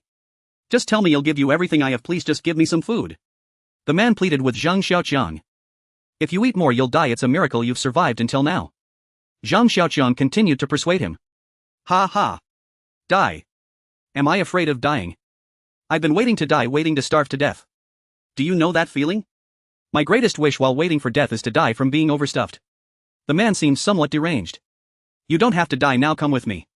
I have an abundance of food that can keep you fed until you die of old age. Zhang Xiaoqiang wanted to take him away. No, I'm not going anywhere. This is my home, my wife is here. Wife. Boo-hoo. The man became hysterical. My wife has been with me for 30 years, 30 whole years. As the man recounted his story, Zhang Xiaoqiang learned about his past. The man was wealthy, having taken on many projects in City W, usually residing there and returning home for the new year each year. Last year he returned early due to finishing a project ahead of schedule. After that the virus outbreak occurred, and fortunately both he and his wife had not been infected. Unfortunately their food supply was scarce, and after being trapped for over 2 months they ran out of food. His wife's health had always been poor and she starved to death first. The man, terrified of hunger, began to eat his wife's corpse and had managed to survive until now. I ate her, I should die. I should have accompanied her long ago. Just give me food so I can die from overeating. The man exclaimed, asking for food again. Zhang Xiaoqiang felt disgusted by the middle-aged man, nauseated by the thought of cannibalism. However, he did not blame him, because if he were in the man's position, Zhang Xiaoqiang didn't know if he would resort to eating another person. Do you have any weapons? Do you have weapons? Zhang Xiaoqiang decided to fulfill the man's wish, thinking that ending his own life sooner would mean escaping this damned apocalypse sooner. Weapons. Haha, yes. Wait a moment, I'll get it. The man supported himself on the sofa and stood up, staggering into the study. After a while he came out holding a wooden box and handed it to Zhang Xiaoqiang. Upon opening it there lay a handgun and 3 magazines, all filled with bullets. Why don't you use the gun to kill those monsters? Zhang Xiaoqiang was somewhat puzzled. I tried, but it doesn't kill them at all. The man replied. Zhang Xiaoqiang was at a loss for words. He went downstairs to the tricycle and retrieved several dozen pounds of rice and cured meat, giving it to the man, who locked the front door tightly and did not appear again. Zhang Xiaoqiang sat in the driver's seat of a 3-wheeled agricultural vehicle with an open redwood box resting on his knees. A shiny black pistol was firmly gripped in his hand, its grip engraved with a black 5-point star. This was a Type 54 pistol, commonly known as the Black Star handgun from Hong Kong cinema. Though the pistol was older than Zhang Xiaoqiang, its previous owner had maintained it while leaving almost no traces of age. He pulled back the slide and aimed at a small tree in front of him before pulling the trigger. Click! The sound of an empty chamber echoed out. Zhang Xiaoqiang was quite pleased with this unexpected find. Possessing this pistol added a layer of security to his life, though he had limited ammunition, with only about 50 rounds remaining after loading 3 magazines. Inserting the magazine into the grip, Zhang Xiaoqiang raised the Type 54 pistol and aimed it around. Every man loves firearms, and for someone like Zhang Xiaoqiang, who had only ever handled toy guns, this was exhilarating. Uncle, did you find this thing inside? Yang Qir exclaimed, her face brimming with eagerness. Children shouldn't play with guns. Zhang Xiaoqiang said as he tucked the pistol into his waistband. Yang Qir felt even more frustrated. Rice, coarse grains, beans, vegetable oil and cured meat were all loaded into the cargo area as they headed towards the cave, transforming the nearly 500 square meter platform from empty to crowded. In the small village they had reaped a bountiful harvest. As the viral outbreak approached the year's end, every household was busy slaughtering pigs and curing meat, which had now become a boon for Zhang Xiaoqiang. When will I ever finish this? Zhang Xiaoqiang fretted as he looked at the mountain of cured meat before him. In the countryside every household was raising pigs, and with the rise in pork prices families had to feed at least 3 to 4 pigs, with some even raising over 10. Even though some pigs would be sold before the new year, he still had to keep at least 1 or 2 for himself. On average each household had around 150 pounds of cured pork, not counting dried fish, smoked chickens, ducks and dried lamb legs. 1 times 5 is 5, 2 times 5 is 10, 3 times 5 is 15, 4 times 5 is 21. Zhang Xiaoqiang stared blankly at the dozens of smoked pig heads, hundreds of pig trotters and even more ribs and fat meat piled up in front of him, feeling a bit dazed and confused even while trying to count. After finally tallying the cured goods, there were about 10,000 pounds of smoked pork along with nearly 1,000 pounds of other cured mountain delicacies. In the countryside, fresh meat was rarely eaten. Families typically consumed their own cured meat, only going to the market to buy during weddings and funerals. The sight of so much meat for over 100 people was quite spectacular. Zhang Xiaoqiang calculated that he and the little girl could eat for 100 years. However, cured meats wouldn't last that long. Even 2 years was questionable, especially with towns being overrun by zombies and animals gradually mutating. In the post-apocalyptic world, supplies would only become scarcer. Thinking of how much cured meat could spoil and rot, Zhang Xiaoqiang felt a pang in his heart. Suddenly a memory flashed in his mind of his childhood visits to his grandmother's house. In the late 80s, rural living conditions were poor and meat was a rarity. His parents took Zhang Xiaoqiang and his sister to the countryside to visit their grandmother, who brought out some cured meat she had been saving to treat them. Having not seen her in a long time, Zhang Xiaoqiang followed her closely until he saw her digging out a piece of golden smoked meat from the chaff. He once asked his grandmother why she hid the meat in the chaff, and through her explanation he learned that smoked meat stored in chaff could last for a long time, even up to 7 or 8 years, with some people keeping it for over 10 years without any change in taste. Haha, chaff. Zhang Xiaoqiang thought of a solution. Let's go while it's still early, he excitedly told Yang Kier. Wah! Uncle, you're bullying me. I'm still so tired I can't even stand up straight. Look, my hands are all torn. Yang Kier pouted, spreading her hands toward Zhang Xiaoqiang to show him. You don't have to go. You'll have no meat to eat in the future. Zhang Xiaoqiang unleashed his ultimate weapon. Wah! I knew you were going to bully me. I'm still a minor. Yang Kier complained as she followed behind. Not a minor. Come on, you minors have done things that adults shouldn't do and still claim you're not adults. Poof. Zhang Xiaoqiang thought sourly to himself. The three-wheeled agricultural vehicle made a putt-putt noise as it reached the small village. The horde of corpses under the bridge had already stood up, gathering under the bridge as they sensed human presence and began to shove and jostle. Zhang Xiaoqiang paid them no mind. The riverbanks on both sides were high and steep, even normal adult men couldn't climb up, let alone these invisible zombies. According to the established procedure, he parked the vehicle, entered, and began to search for the target supplies to transport. Chaff was usually stored in the storeroom or next to the pigsty, as farmers typically used it to feed pigs. Zhang Xiaoqiang worked on the ground while Yang Kier organized and stacked the goods in the vehicle. Uncle! Yang Kier called out to Zhang Xiaoqiang, who was turning around to carry more supplies. What? Zhang Xiaoqiang stopped and glanced at Yang Kier as he pulled out a cigarette from his pocket to take a short break. Uncle, can I go up there? Yang Kier pointed to the small building. What for? Zhang Xiaoqiang asked, puzzled, as grains and cured meats were typically stored in the kitchen or pantry, so there was no need for them to go upstairs. It's just that my thing is running low and I wanted to check in the bedroom upstairs. Yang Kier recalled something, casting an unfriendly gaze at Zhang Xiaoqiang. Ha! What exactly is it? Just speak plainly. Zhang Xiaoqiang exhaled a puff of smoke, somewhat irritated. Ugh, uncle, you're so bad. It's the thing you used to lure the zombies. Hey! Your expression back then was so lewd. Yang Kier said shamelessly. Go. Find more of it, that thing is very important. Zhang Xiaoqiang's expression was also quite lewd at this moment. That thing is a major weapon. Watching Yang Kier walk into the small building, Zhang Xiaoqiang began to recall the earlier scene. What was it called? Archimedes once said, give me a fulcrum and I can lift the earth. I say give me a sanitary pad and I can make the zombies jump off buildings collectively. Zhang Xiaoqiang felt a sense of pride. Of course it has to be fresh. He made a lewd summary. Uncle, come quickly, there's something good. Yang Kier shouted from upstairs. Have you found a hidden treasure chest? Zhang Xiaoqiang walked upstairs. Upon reaching the second floor and seeing everything before him, Zhang Xiaoqiang thought he had entered a labor protection supermarket. The second floor living room was about 70 to 80 square meters, with rows of shelves filled with various sundries and the walls adorned with various camouflage uniforms, including old green military uniforms and blue military pants. It seemed they were meant for farmers to wear while working in the fields. Walking into the living room, Zhang Xiaoqiang started to examine carefully while Yang Kier excitedly rummaged through the shelves. The shelves were arranged in 9 rows, leaning against the corners of the walls. One shelf was filled with liberation shoes and training shoes, another with high-top rubber boots, and there were shelves with brushes, towels, soap, laundry powder, and more. A small hardware shelf contained screwdrivers, screws, switches, plugs, wires, light bulbs, and utility knives, while women's that thing and toilet paper, shampoos, etc. occupied another shelf. Zhang Xiaoqiang even saw a shelf filled with men's underwear, long johns, and various socks. How many days has it been since I've changed my underwear? Zhang Xiaoqiang reminisced. Although he had changed into 2 sets of clothes at someone else's house, he could not wear someone else's underwear. Seeing the clean underwear made him feel a bit itchy in his groin. Other shelves contained farming tools or snacks that children like, learning stationary backpacks, and finally he saw a glass display case filled with cigarettes, not many varieties, some priced at 3 to 4 yuan, 5 to 6 yuan, and the better ones for about 10 yuan. However, he found 10 packs of Huangdalo selling for 18 yuan each underneath the counter. It seemed they were prepared as welcoming cigarettes for the new year. Yang Qier, that little girl, didn't know where she found a backpack and was continuously picking out supplies. Zhang Xiaoqiang shouted to Yang Qier, "Stop picking, just take everything back." He. He. Ha ha ha. Zhang Xiaoqiang looked at the myriad of supplies before him, feeling a strong sense of satisfaction flooding every corner of his body. A week of tense hauling, a week of bodily aches and fatigue had exchanged for this pile of abundance. Thinking about it made Zhang Xiaoqiang's tears flow. Not only had he lost a few pounds, but even Yang Qier's once plump little chin had returned to being sharp. Zhang Xiaoqiang looked at the supplies with a sense of accomplishment.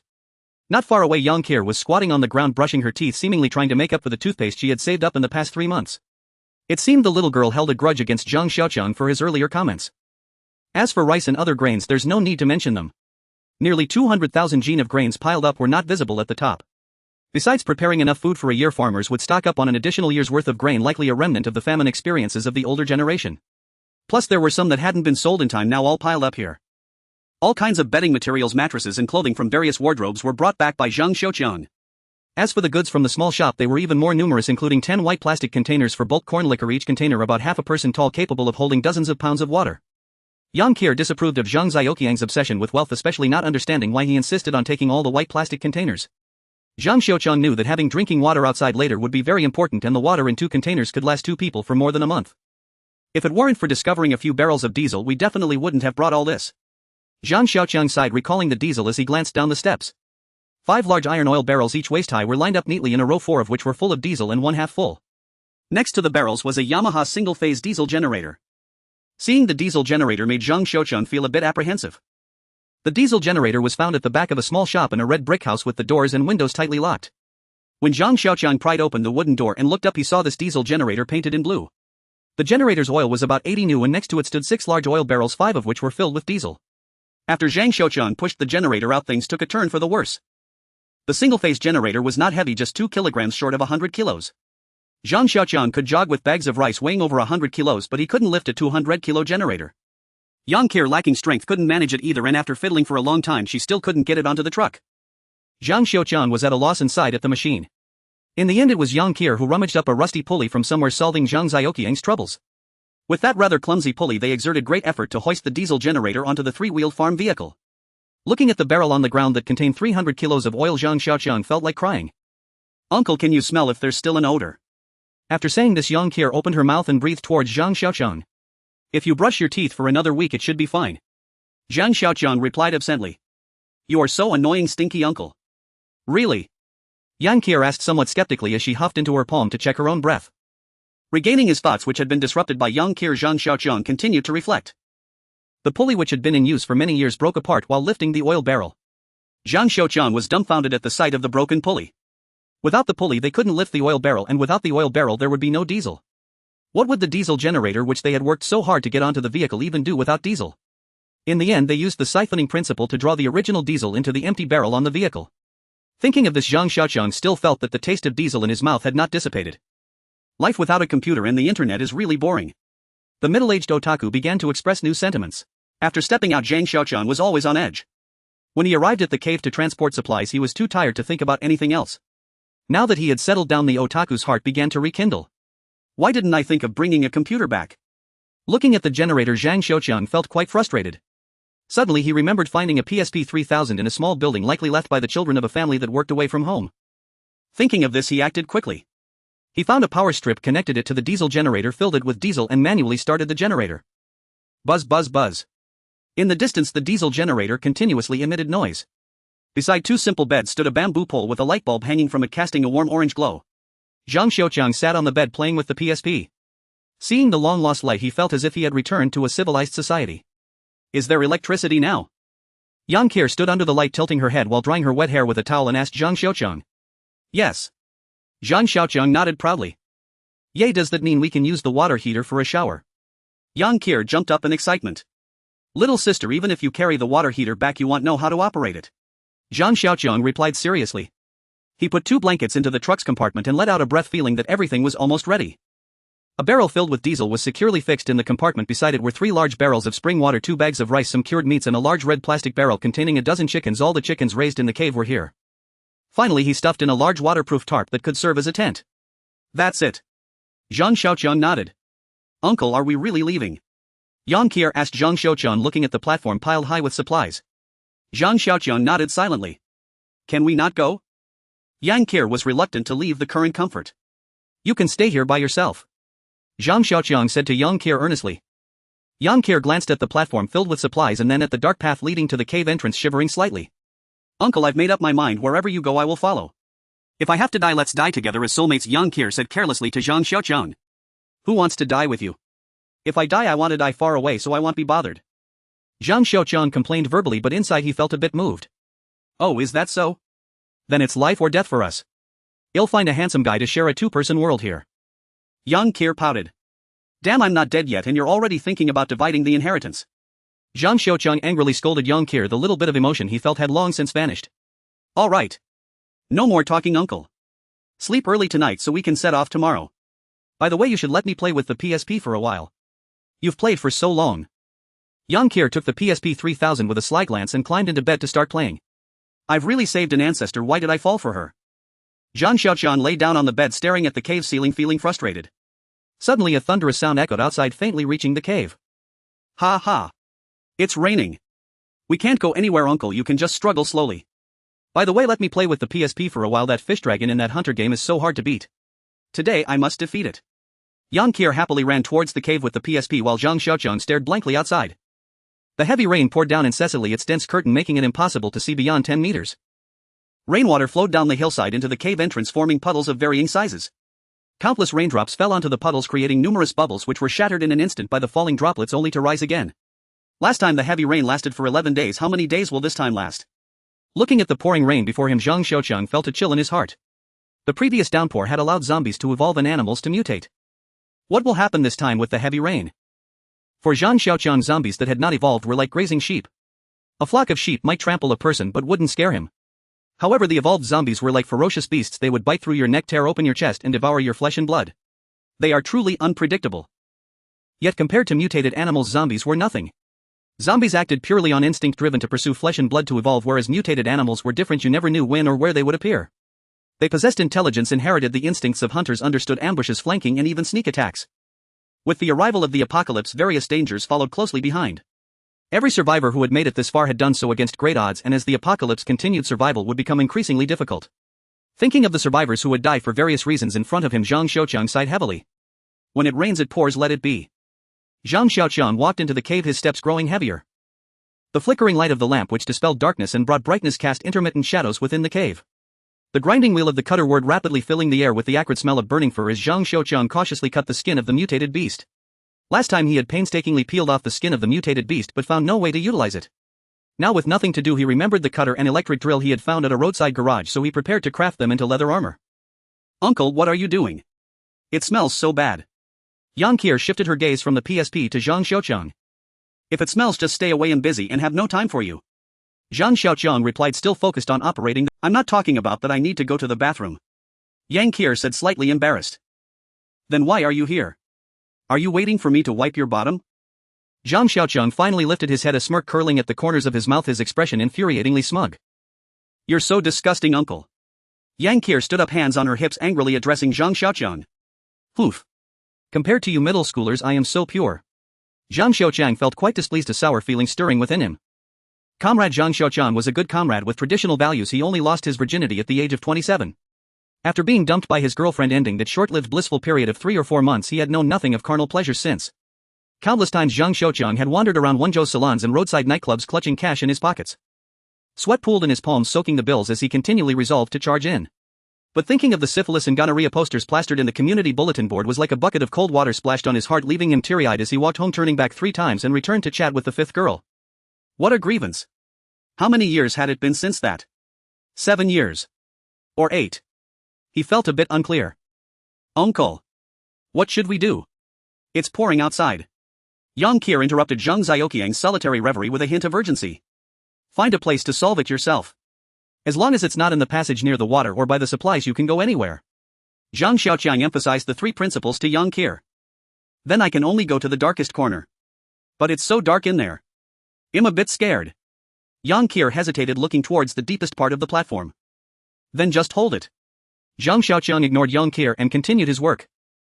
Yang Qier stood there hesitantly for a moment before deciding to go inside to solve her personal issue.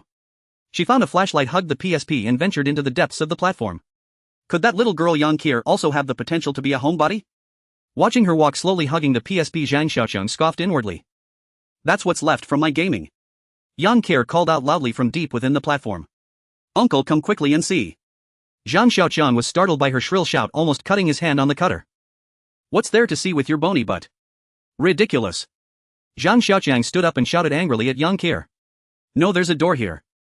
Yang Qier's voice came again. A door. Is that little girl trying to entice me? Zhang Xiaoqiang thought wickedly as he involuntarily walked towards her. On the bumpy stone wall stood a rusty iron door quietly in a corner, its rust resembling the overlapping scales of a python. At first glance it was hard to distinguish the door from the wall. Zhang Xiaoqiang wondered how Yang Qier had spotted this iron door. Ah. Uncle, you don't know it was so dark here. There were many small stones on the ground, making it hard to walk. I had to use one hand to hold the wall while walking, and suddenly I felt a hand full of rust and saw it. Aren't I amazing? Yang Qier boasted, forgetting about her urgent need for the bathroom. She knocked on the iron door, which emitted a dull sound with rust falling like raindrops. The door was locked tightly, with a rusted iron lock appearing to be fused with the door, resembling a lump of iron. With a thud, Zhang Xiaoqiang pried open the iron door with a tire lever. A murky, stale odor wafted out. There's no ventilation inside, Zhang Xiaoqiang pondered. He pulled Yang Qier back, who had wanted to rush in to see what was inside, and waited until the air had circulated a bit before he switched on his flashlight and stepped inside, with Yang Qier eagerly following behind. A few steps past the iron door led into a massive space. The beam of the flashlight illuminated a huge circle on the distant stone wall. The space was vast, nearly 1,000 square meters, empty with nothing inside, just distant walls displaying some long-forgotten slogans. Salute to the great leader Mao Zedong. All imperialism is a paper tiger. Dig deep holes and accumulate grain. Yang Qier recited, finding it very novel as she had never seen such things before. Uncle, what does dig deep holes and accumulate grain mean? Yang Qier asked curiously. It means digging holes when there's nothing to do and hiding when there's something to do. Sigh. It's been raining for 3 days. When will it end? Looking at the endless rain outside, Zhang Xiaoqiang sighed, wondering what the outside world would look like after the rain. However, no matter how it changed, the zombies certainly wouldn't all die at once. Zhang Xiaoqiang shook his head and entered the cave. As soon as he stepped inside, he saw Yang Qier acting playfully, holding a beast-horn spear with one hand behind her back and using the other to shield her forehead, striking a pose like Sun Wukong. Seeing Zhang Xiaoqiang enter, she hurriedly pretended to practice thrusting the spear forward. You've been slacking off while I'm away, haven't you? Zhang Xiaoqiang angrily reprimanded Yang Qier. In the apocalypse, every skill learned was a step closer to survival. Whether one had talent was one thing, but whether one worked hard was another. Without effort, even the greatest talent would be useless. What are you talking about? I just took a short break because my hands were sore. It was really only a little while. Besides, you weren't watching when I was working hard. If you didn't see it, how would you know if I was slacking? Yang Qier stomped her foot and pouted at Zhang Xiaoqiang. All right. I'll keep practicing and I'll make sure to keep an eye on you. Zhang Xiaoqiang felt goosebumps rising. The beast horn spear in Yang Qier's hand was about 1.6 meters long, almost her height. Thinking of Yang Qier's height, Zhang Xiaoqiang felt annoyed. She grows everywhere except where she should. All her height went to her head, and there's nothing eye-catching about her. After the smaller beast horn spear was made, it became cheaper for the little girl. Zhang Xiaoqiang was not a stingy person, although Yang Qier was a bit silly and carefree. Overall, she had a good heart and knew who treated her well. She had matured a bit, though Yang Qier sometimes still tried to flirt with Zhang Xiaoqiang using her 3-no figure. The little girl's flirtation was a torment for Zhang Xiaoqiang. Every time she teased him, he would recall the flat-chested figure he saw while peeking at her bathing, which would extinguish his desires completely. It wasn't that he didn't want to, it was just that with her around he couldn't even find the chance to chat with Miss Wu. Just thinking about it made him teary-eyed. Lighting a cigarette, Zhang Xiaoqiang looked at the 2 simple leather armors in front of him and felt quite pleased. The 2 animal skins were cut into strips and sewn into the camouflage suit. Even if it can't stop bullets, it should be able to withstand zombie claws, right? Zhang Xiaoqiang thought quietly. A flash of D2 dismantling a luxury bus into parts crossed his mind. Except for D2. He decided that he would definitely run far away upon seeing D2 in the future. Is it a bit big?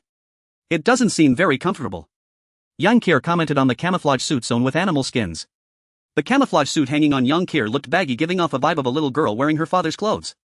It is a bit big, With that, Zhang Xiaoqiang found a tactical belt in the pile of supplies and tied it around Yang Qier's waist. A cute little female soldier appeared before him. Yang Qier puffed her chest and adjusted the belt, saying, "It's a bit tight." She complained. "Just make do with it, who told you not to have a waist?" Zhang Xiaoqiang rolled his eyes. Yang Qier was doing waist stretching exercises while Zhang Xiaoqiang felt he had nothing to do. After smoking another cigarette, he suddenly thought of something and walked out of the cave with a plastic bucket. At the cave entrance, he filled the bucket with rainwater. Zhang Xiaoqiang was unsure if this decision was right. The last time the rainwater splashed into his mouth, it was a torment that made him never want to taste it again. But after several near-death experiences outside, being cornered by D2 at the window left him terrified. Riding on the back of mutated beasts felt like leaving his fate to chance. Thinking of this, Zhang Xiaoqiang craved power, desiring the strength to control his own life and death, unwilling to place his hopes on that inexplicable luck any longer. Reaching the platform with the bucket, he saw Yang Qier under the light, awkwardly trying to alter the camouflage suit with needle and thread. It seemed she was not satisfied with Zhang Xiaoqiang's craftsmanship. Looking at the full bucket of rainwater, Zhang Xiaoqiang was puzzled, wondering how he managed to collect such a large bucket. Was it his greedy mindset acting up again? Can you just fill up anything that doesn't cost money? Picking up the ladle, he scooped a spoonful of rainwater, contemplating fiercely whether to drink it or not. This question was very troubling. Just a little, only a tiny bit. Looking at the full spoon of rainwater, Zhang Xiaoqiang really couldn't bring himself to drink it. He found a straight cup, watching as the rainwater dripped slowly from the spoon into the cup. The painful memories of that day resurfaced. The scorching heat and icy cold made him shiver uncontrollably. When he came to his senses, the straight cup was already filled to 80. Looking at the rainwater filled to 80, the tiny bit of courage Zhang Xiaoqiang had mustered vanished into thin air. He casually placed the straight cup on the makeshift dining table beside the bed. Zhang Xiaoqiang sighed a long sigh, squatting on the steps, staring blankly at the water pool below. Glug glug. Ha! Thud! The sound of Yang Qier drinking water and placing the glass on the dining table came from behind. Zhang Xiaoqiang felt something was off and turned around suddenly. The straight cup on the dining table was empty and Yang Qier was heading towards her little bed to continue her needlework. Wait! Zhang Xiaoqiang shouted at Yang Qier, his voice filled with urgency. Yang Qier turned around, looking at Zhang Xiaoqiang in confusion. Why didn't you ask before touching my cup? Zhang Xiaoqiang was furious, blaming the little girl for being so reckless. Uncle, don't be so stingy. I don't mind, so why should you? Yang Qier said nonchalantly. Forget it, do you feel anything unusual? Zhang Xiaoqiang asked again. Yang Qier seemed puzzled, rubbing her stomach, touching her cheek, scratching her head, and said to Zhang Xiaoqiang, nothing. There must be something, think again. Zhang Xiaoqiang insisted on asking. No. I just feel a bit sleepy. Yang Qier rubbed her eyes. Just feeling sleepy. Zhang Xiaoqiang could hardly believe it. Uncle, did you put something in the water? You're so wicked. Yang Qier said while reaching her little bed and burrowing into the covers. Zhang Xiaoqiang wanted to say something again, but Yang Qier had already fallen asleep. Watching her sleep peacefully, Zhang Xiaoqiang felt anxious, ready to deal with her the moment she transformed. I doubt the little girl wants to turn into a monster either. Zhang Xiaoqiang didn't disturb Yang Qier, just quietly observing her. After an unknown amount of time, Yang Qier suddenly moved, causing Zhang Xiaoqiang to tense up. He gripped the beast horn spear, ready to act at any moment. Yang Qier turned over, mumbling something unintelligible, scratching her bottom, and continued to sleep. It was a false alarm. Zhang Xiaoqiang relaxed a bit and continued to observe. That night, Yang Qier slept soundly while Zhang Xiaoqiang was restless. Zhang Xiaoqiang was in a daze, suddenly feeling something teasing his nose. He wanted to sneeze but couldn't, and when he opened his eyes, he saw a pair of crescent-shaped big eyes. The big eyes blinked playfully, and a healthy, refreshing breath wafted from their owner's mouth to his cheek, bringing a hint of warmth in this early spring season. Uncle, you're so funny. Why are you sitting on the floor instead of sleeping in bed? Yang Qier said with a bright smile, looking at Zhang Xiaoqiang, who was still a bit confused while sitting on the ground. When did you wake up? Zhang Xiaoqiang stammered as he regained his senses and asked Yang Qier. I just woke up. I had such a good sleep yesterday. By the way, uncle, why are you sleeping on the floor? It's really cold down there. Yang Qier pressed on curiously. Oh, well, cough. Hey, race, the thing, I was originally sleeping in bed, but halfway through I rolled onto the floor. Yep. That's it. Zhang Xiaoqiang didn't want to tell Yang Qier that she almost turned into a zombie yesterday, so he dodged the topic. Yang Qier glanced at the neatly stacked bedding 5 meters away from Zhang Xiaoqiang and then looked back at him, utterly baffled. Poof. Uncle, do you think I'm naive? You expect me to believe that you rolled all the way from there to here and then sat up to sleep? Forget it. Enough of this nonsense, tell me if you feel any different from usual. Different? Zhang Xiaoqiang asked, looking at Yang Qier's slightly anxious little face. Do you feel very hungry, like you could eat a whole cow? Just a hint. Zhang Xiaoqiang prompted. No. Yang Qier replied blankly, looking at him. Then do you feel pain all over your body? And a pain deep in your bones? Zhang Xiaoqiang continued, still not giving up. Still no. Yang Qier had no idea what Zhang Xiaoqiang was on about and just instinctively played along. Do you feel a surge of power swirling around you, like you could unleash fireballs or ice arrows with just a wave of your hand?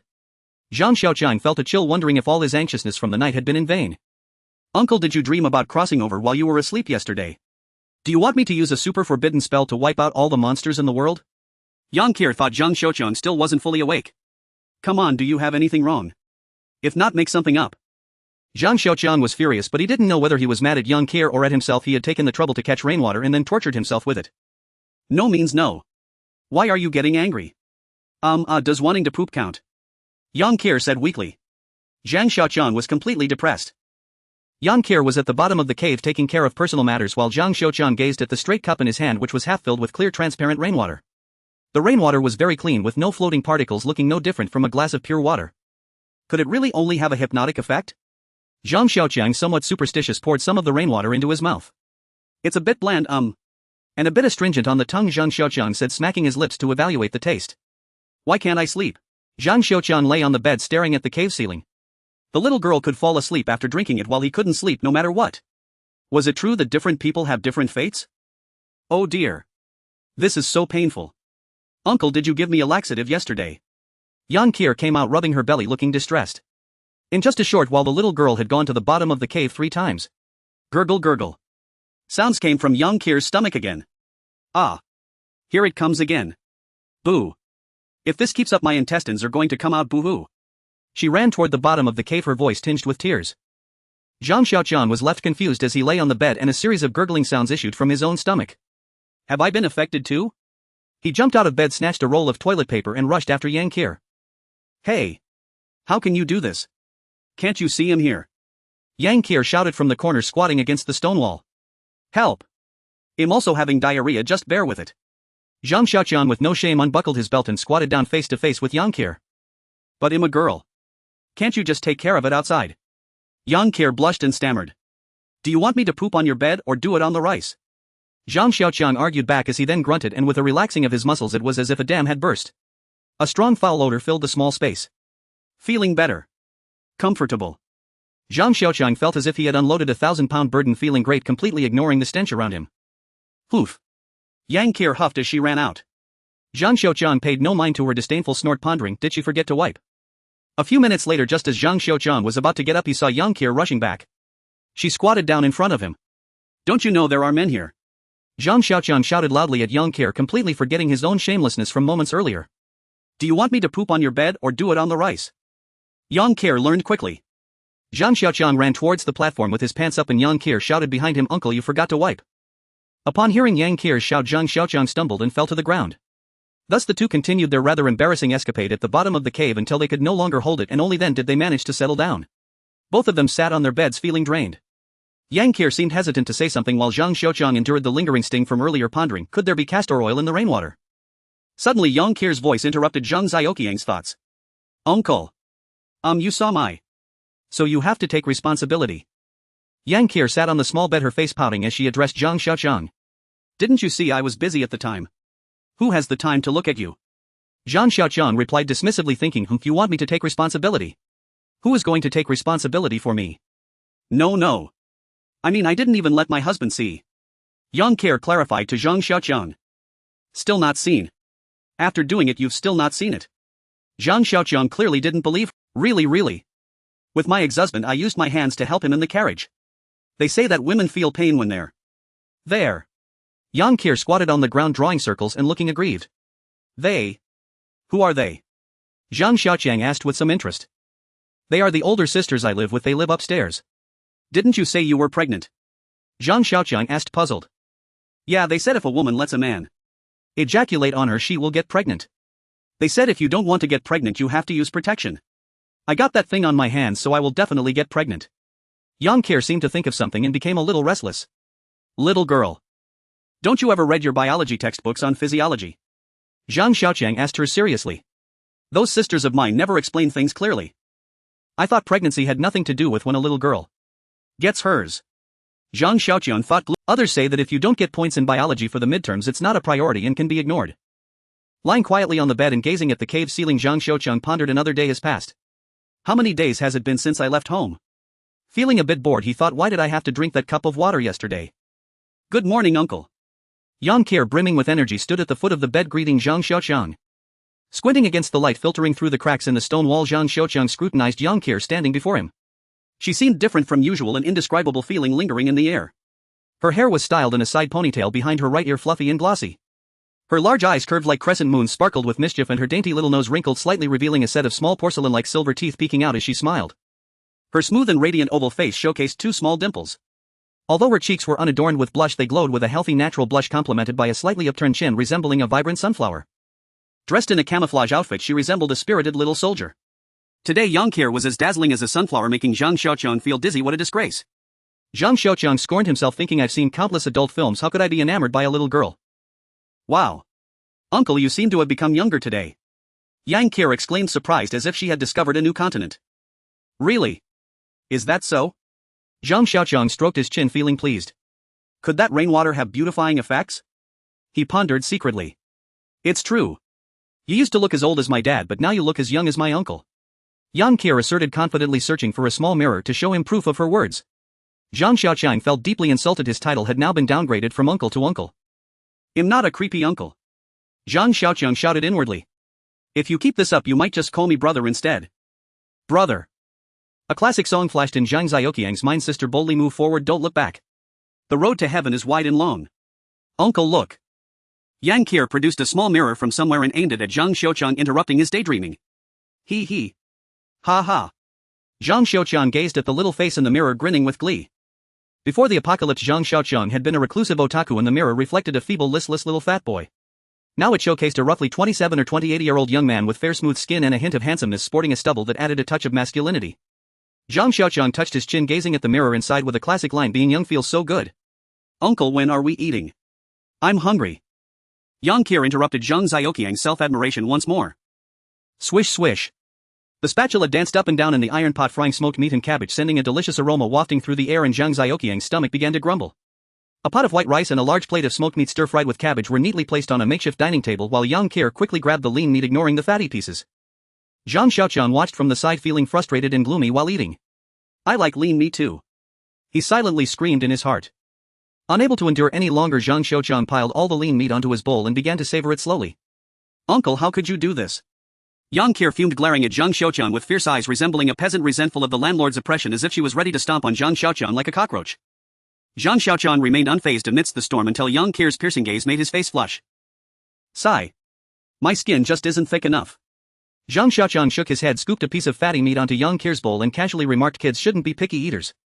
Greedy, stingy, shameless. I'll poke you to death. Yang Qian muttered, jabbing the fatty meat in her bowl with her chopsticks. Zhang Xiaoqiang paid no mind and continued to eat. Suddenly a crisp sound came from Yang Qian's hands, causing him to... A pair of chopsticks pierced through the fatty meat and the rice below, emerging from the bottom of the bowl. Yang Qian released her chopsticks and stared blankly at her right hand, while Zhang Xiaoqiang gaped at the chopsticks that had pierced through the bowl, rice grains spilling from the corners of his mouth. It's the bowl that's the problem. Yang Qian complained to Zhang Xiaoqiang. Uncle, look. This steak is too flimsy. She held up the broken beast horn spear to show him. Nonsense. You must have broken it on purpose. How could I not know what I made? Zhang Xiaoqiang believed this was Yang Qian's revenge for forcing her to eat the fatty meat earlier. Oh, come on. Really, just look. Yang Qian raised the broken spear in her right hand, and with a snap the spear broke again. Zhang Xiaoqiang gasped in disbelief. Go lift a sack of rice and see. Standing by the grain pile, Zhang Xiaoqiang told Yang Qian. Uncle, you're bullying me again. How could I lift something so heavy? Yang Qian complained as she approached the grain pile and lifted a rice sack with both hands. The sack of rice, weighing over 100 Jin, floated effortlessly in front of Yang Qian, who waited in her hands, appearing puzzled as she twirled it around. Uncle. Is there cotton inside? Yang Qian asked suspiciously. No way. Throw it over here and let me see. Zhang Xiaoqiang deeply regretted his decision. The rice sack, propelled by the wind, slammed into Zhang Xiaoqiang, knocking him to the ground. Ouch. My back. Zhang Xiaoqiang cried out in agony, trapped beneath the sack. Ha ha. Uncle, do you think I'd become a superhero? He.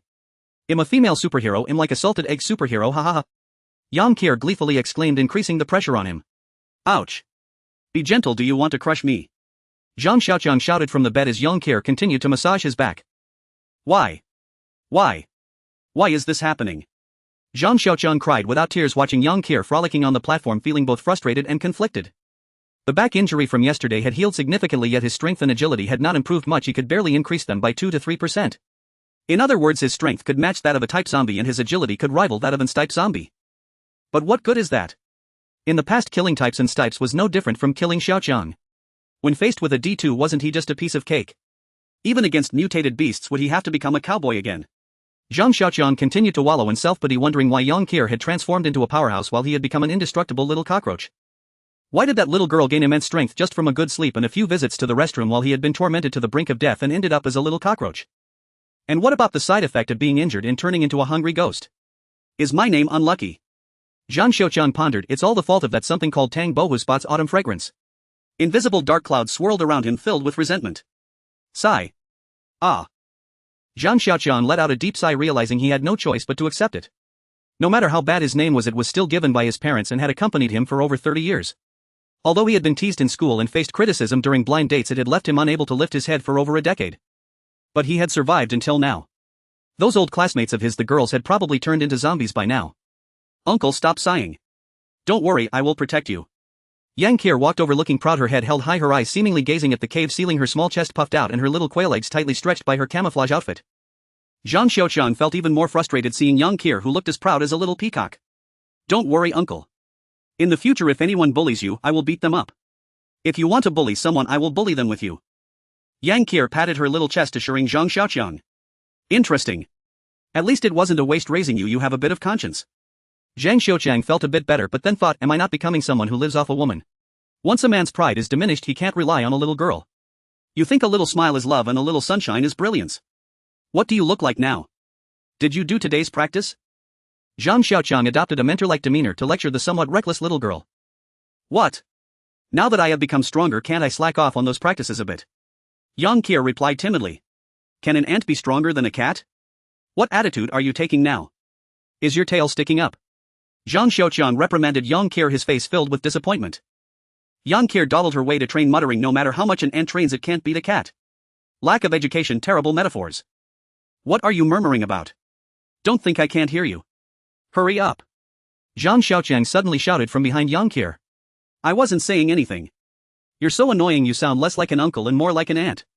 Yang Kier wielded the beast horn spear made of rebar, practicing her stabbing techniques. You little brat, trying to play with me. Zhang Xiaoqiang felt a bit smug, thinking, the saying that those who work hard will be rewarded still holds true. But then he grew melancholic again. A man cannot hide behind a woman's skirt, a man must stand tall. Zhang Xiaoqiang encouraged himself, recalling the details from the day before. The cup of rainwater that little girl drank was 8/10 full. The cup I drank was only 5/10 full. Did I not meet the standard? Zhang Xiaoqiang felt he had found a reason and eagerly ran towards the water bucket. Why is there no reaction? I don't want to sleep, I don't want to go to the bathroom, I feel nothing at all. Zhang Xiaoqiang sat on the bed with a roll of toilet paper waiting for a reaction, but reality was cruel, there was no reaction at all. Is it only effective for women? Zhang Xiaoqiang was in pain, feeling the anguish of being even inferior to women. Is it only effective the first time? Zhang Xiaoqiang felt frustrated, overwhelmed by a sense of being suppressed by women. Male chauvinism was the only belief Zhang Xiaoqiang held dear, and he had fought for it his whole life.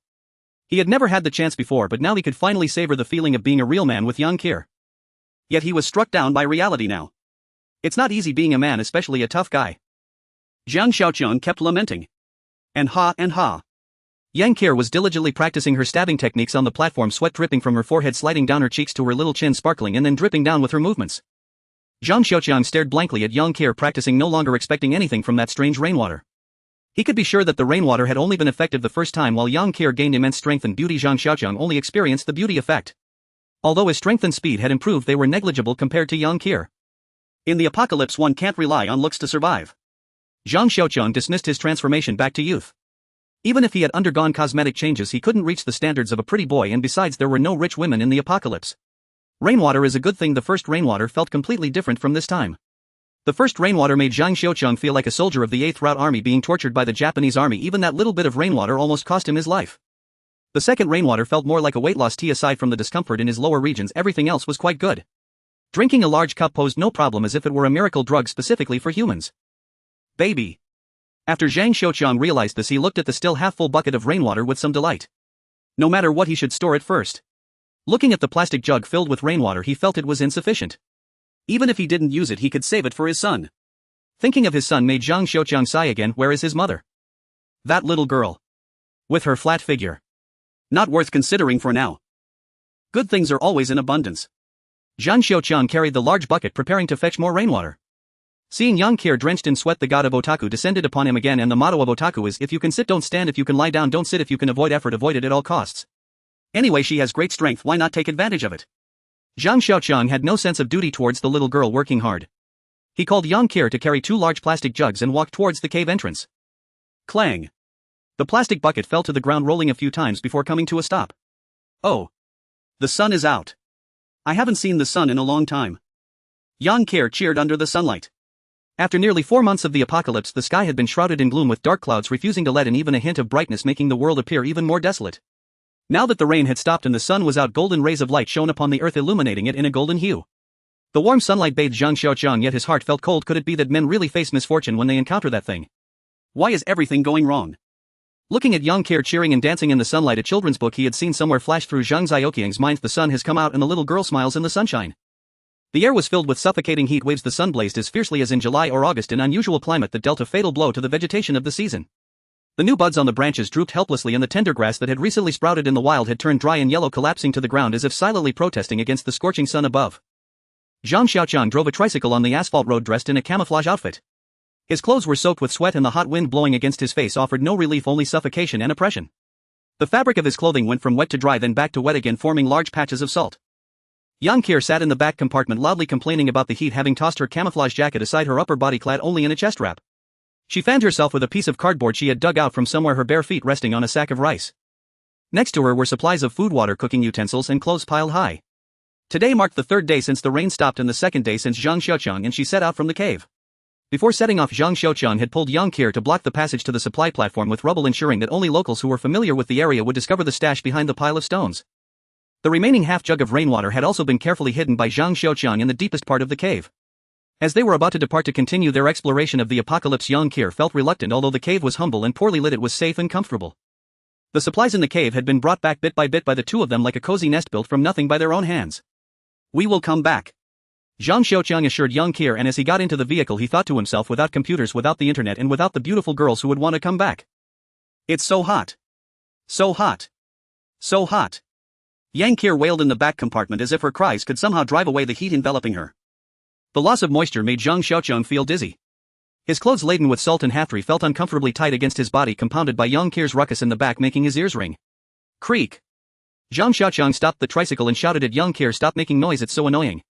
Young Keir fell silent, her cardboard fan shaking more violently as she expressed her discontent. Zhang Xiaoqiang handed a vacant plastic bottle from the driver's seat to young Keir. "Fill it with some water and add a bit of salt." His throat felt parched like it was being scorched by flames and his voice was hoarse. "Uncle. It's so hot, can't we find a place to rest? Aren't you hot too?" Not caring that she was only wearing a chest wrap, young Keir swayed her hips and pouted at Zhang Xiaoqiang, her fair skin flushed from the heat resembling a large apple. Zhang Xiaoqiang ignored the lovely sight before him and drank greedily from the water bottle once young Keir handed it over, only stopping when he had drained every last drop. "Uncle, please. I'm about to get heatstroke. Look at the red spots on my skin." Young Keir continued to plead with Zhang Xiaoqiang. "I'm the one driving and I'm not complaining, yet you who are just sitting in the car keep whining." Zhang Xiaoqiang sneered at young Keir, thinking that the younger generation simply couldn't endure hardship. He remembered biking all day in the scorching heat while looking for work, drinking from roadside water taps when he couldn't afford water. "Poof. I'm still your future wife, aren't I? Is that how you treat your wife? Otherwise I'll strip down and stand on the roof of the car to enjoy the wind without even wearing my underwear. Let's see who suffers." Young Keir began to throw a tantrum, shaking her tiny fists at Zhang Xiaoqiang, though she had added the title of fiancé herself. Young Keir's threat proved effective, and Zhang Xiaoqiang pondered this little girl might actually go through with it. If someone else sees her, that would be a huge embarrassment. Although young Keir doesn't have the best figure right now, she still has potential for the future. After nurturing her so carefully all this time, if she were to be taken away by some pretty boy, I'd be devastated. Zhang Xiaoqiang completely forgot how he usually bullied young Keir. All right. I'm afraid of you. Let's find a place to rest." Zhang Xiaoqiang also felt the temperature was too high and wanted to find a spot to relax. Oh. Victory. All imperial ambitions are mere paper tigers.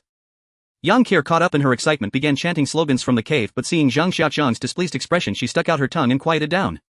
Not far from the roadside stood a tall evergreen tree, its trunk so thick that 3 people could barely encircle it. The enormous canopy provided a patch of cool shade, and even just looking at it felt refreshing. Zhang Xiaoqiang slowly drove the vehicle under the tree. Before he had even come to a complete stop, the young girl had already jumped out armed with a beast horn spear. The shade from the tree alleviated much of the heat, and Zhang Xiaoqiang exhaled heavily, preparing to get out. Suddenly a slender figure leapt down from the treetop, lunging directly at Zhang Xiaoqiang. Zhang Xiaoqiang had just stood up, one foot still in the driver's seat and the other hanging in midair. Caught off guard by the oncoming figure, he could only see a pair of blood-red eyes and a set of white fangs lunging for his throat, his mind blank and his body tense, unable even to close his eyes. Smack! Young Keir was quick-witted, swinging the beast horn spear and striking the figure with a blur. It was like a hammer smashing down on a watermelon. The creature's head exploded from the tremendous force of the beast horn spear, its eyes, brain matter, blood and shattered bones scattering into the air. Before the creature even hit the ground, Zhang Xiaoqiang had yet to exhale fully. Another figure leapt down from the treetop, charging toward him. Having exhausted her spear technique, Yang Kier could only sweep the spear horizontally at the creature, but unfortunately her strikes lacked strength. The creature twisted and evaded the beast horn spear in midair, then used its hind legs to push off the spear and adjusted its angle, continuing its charge toward Zhang Xiaoqiang. Zhang Xiaoqiang had regained his composure. As the creature lunged at him, he pushed off the seat with his right foot and leaped backward. Bang! Crack! Zhang Xiaoqiang and the creature crashed to the ground in a tangle, the impact nearly knocking the wind out of him, making it difficult to breathe. The creature sprang up as if it had springs attached, leaping back into the fray to bite at Zhang Xiaoqiang's throat. Lying on the ground and unable to sit up in time, Zhang Xiaoqiang found the creature already at his front. He raised his left arm to block its throat, thinking desperately, "I must not let it bite my throat." With a sudden pressure from his left hand, the creature bit down on the cuff of his left sleeve. Zhang Xiaoqiang exerted force with his left arm, slamming the creature down onto the ground, then he collapsed his entire body onto his left arm. With its crimson eyes, pale fangs and round head, Zhang Xiaoqiang had an intimate encounter with the creature, a strong stench unique to animals invading his nostrils, bringing tears to his eyes. Pressing down on the creature, he clenched his right fist and struck its head repeatedly again and again. Zhang Xiaoqiang lost count of how many punches he threw, his fists bloodied and skin torn, the white bones faintly visible, while the creature's head became a bloody mess, its original appearance unrecognizable. Feeling that the creature beneath him had gone still, Zhang Xiaoqiang finally let out a long breath, lying on the ground and gazing up at the treetops as he gasped for air. Zhang Xiaoqiang lay quietly in the shade of a tree, gazing at the sky, his rapid breaths escaping through his nostrils with the rise and fall of his chest. His right hand felt numb and painful, the sensations ebbing and flowing like waves as if it were being fried in a hot oil pan. Zhang Xiaoqiang paid no heed to the pain in his right hand, merely staring at the sky as if his mind had yet to calm from the fierce battle he had just experienced. The short and intense fight had drained most of his stamina, and now he lay on the ground too lazy to even move his fingers. Until a small girl's charmingly smiling face appeared before his eyes. "Uncle, you're so weak. I killed it in one go and you had to roll over and over for so long to finish it. Moreover, the one you killed seems even smaller than mine." Yang Kier squatted beside Zhang Xiaoqiang, looking into his eyes with a mischievous grin. Zhang Xiaoqiang rolled his eyes at her. "It's easy to talk when you're standing. Do you think the little girl has a protagonist halo? Why do these two creatures only target me and not her?" Yang Kier squatted beside Zhang Xiaoqiang, bandaging his right hand, while Zhang Xiaoqiang lay on the ground pretending to be a dead dog, contemplating the dense canopy above. "My luck is truly awful. Not to mention the bad luck before meeting Yang Kier. After meeting her, it only got worse. Camping at night, he almost got killed by a mutated beast, and while spending the night in a small building, he nearly got choked to death. Drinking rainwater almost led to his demise, and now trying to cool off, he was nearly bitten by that thing. Could it be that this little girl Yang Kier is cursed? Being around her brings misfortune." Zhang Xiaoqiang scrutinized the busy little girl in front of him, pondering. Yang Kier lifted her head and saw Zhang Xiaoqiang looking at her, revealing a radiant smile. Her fair cheeks were flushed red from the heat around her, resembling a delectable red apple. Her crescent-shaped eyes sparkled like a clear spring, twinkling with bits of starlight. With two small dimples and tiny tiger teeth, Yang Kier looked incredibly adorable at that moment. In an instant, Zhang Xiaoqiang's homebody heart was ignited by the cuteness radiating from Yang Kier's face, filling him from head to toe with a wave of warmth. "This little girl is mine, no one can take her away." Zhang Xiaoqiang vowed to the deity of homebodies. "Ouch. Be gentle, you're bandaging me, not depilating a pig's trotter." The pain in his right hand interrupted his daydreaming, and he complained to Yang Kier. "All right. I know. This isn't my fault, I've never done this before. Besides, who told you to hurt yourself so badly?" Yang Kier lightened her touch, complaining in a tone reminiscent of a little wife scolding her husband. Zhang Xiaoqiang actually enjoyed Yang Kier's little complaints. Having lived alone for many years had made his heart somewhat reclusive, but now with the little girl's playful banter he felt more lively. Yang Kier squatted beside him clumsily and carefully cleaning the wound, applying medicine and wrapping it with gauze. Zhang Xiaoqiang lay in the shade, feeling the coolness of the ground, and even the pain in his right hand seemed to fade away. His mind was empty, not thinking of anything, just quietly enjoying this moment of peace. "Uncle, all done. Are you satisfied?" Yang Kier's voice shattered this rare tranquility. "Ha! So soon?" Zhang Xiaoqiang opened his eyes, slightly bewildered. "Yes. Uncle, quickly look, how's my skill?" Yang Kier urged from the side, seemingly hoping for Zhang Xiaoqiang's praise. How should he put it? Zhang Xiaoqiang's right hand now looked very weathered, indeed very weathered. The entire right hand was wrapped like a poorly developed wild mountain pear. There were dips here and bulges there with 3 gauze joints. It seemed Yang Kier had noticed that some places needed bandaging but had missed them, while others were completely wrapped. Reapplying patches of gauze, looking at the layers upon layers, Zhang Xiaoqiang felt his right hand seemed to weigh a half gene more. No bow, no lipstick marks, but the little girl had written in a crooked red marker, produced by Kier. Below it was a heart-shaped symbol looking like an anti-counterfeiting trademark. "It's barely acceptable, don't get cocky, keep working hard." Zhang Xiaoqiang pretended to be serious while holding back his laughter as he praised Yang Kier. I know. Yang Kier was quite satisfied. "But, uncle, it seems like there's no more gauze." Yang Kier turned around looking at the bundle on Zhang Xiaoqiang's right arm. Got it, I'll find a way." Zhang Xiaoqiang replied expressionlessly, but inside he was lamenting, "That's at least over a gene of gauze." Zhang Xiaoqiang felt that he had rested enough and stood up. The sleeve of his left arm had been bitten into a tattered fishing net and the beast skin lining inside was also covered with small holes. Seeing this, Zhang Xiaoqiang took a sharp breath. That beast skin could withstand a military knife without a scratch. If it had bitten directly into his flesh, his skin and bones wouldn't have been able to withstand it. He silently rejoiced that he hadn't been lazy and embedded the beast skin into his clothes. He walked in front of the creature's corpse, examining it closely. The creature was about the size of a rural farm dog with a very elongated body, narrow and round, and its limbs were short and thick, creating an odd proportion nearly reaching 1:5. One head was smashed by Yang Qiao, blood and flesh a mess, with only the chin and neck remaining connected. The other, barely recognizable, had been smashed to death by Zhang Xiaoqiang's fist, its head somewhat round. Its tail was thick, long and fluffy, reaching about half the length of its body, resembling an African mongoose. "Uncle, what is this creature?" Yang Qiao poked at the corpse with a beast horn spear, curiosity evident in her voice. It looks familiar. If it were smaller, it would be somewhat like the yellow weasel that likes to steal chickens in the countryside, which some places also call huang de xian. Zhang Xiaoqiang recalled the yellow weasel skin he had seen hanging on the wall at his uncle's house when he was a child. "Can it be eaten?" Yang Qiao seemed eager to try some wild flavor. "I don't know, it should be edible, right?" Zhang Xiaoqiang replied uncertainly. His father had never caught a yellow weasel while hunting. Do yellow weasels bite people? Why was it in the tree?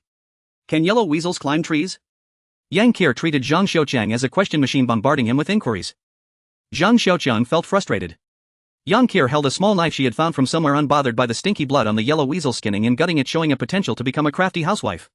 With his right hand suspended in front of his chest, Zhang Xiaoqiang watched Yang Qiao busying herself, feeling somewhat gratified but also puzzled about how she seemed like Doraemon, occasionally pulling out bizarre items, wondering where she usually hid them.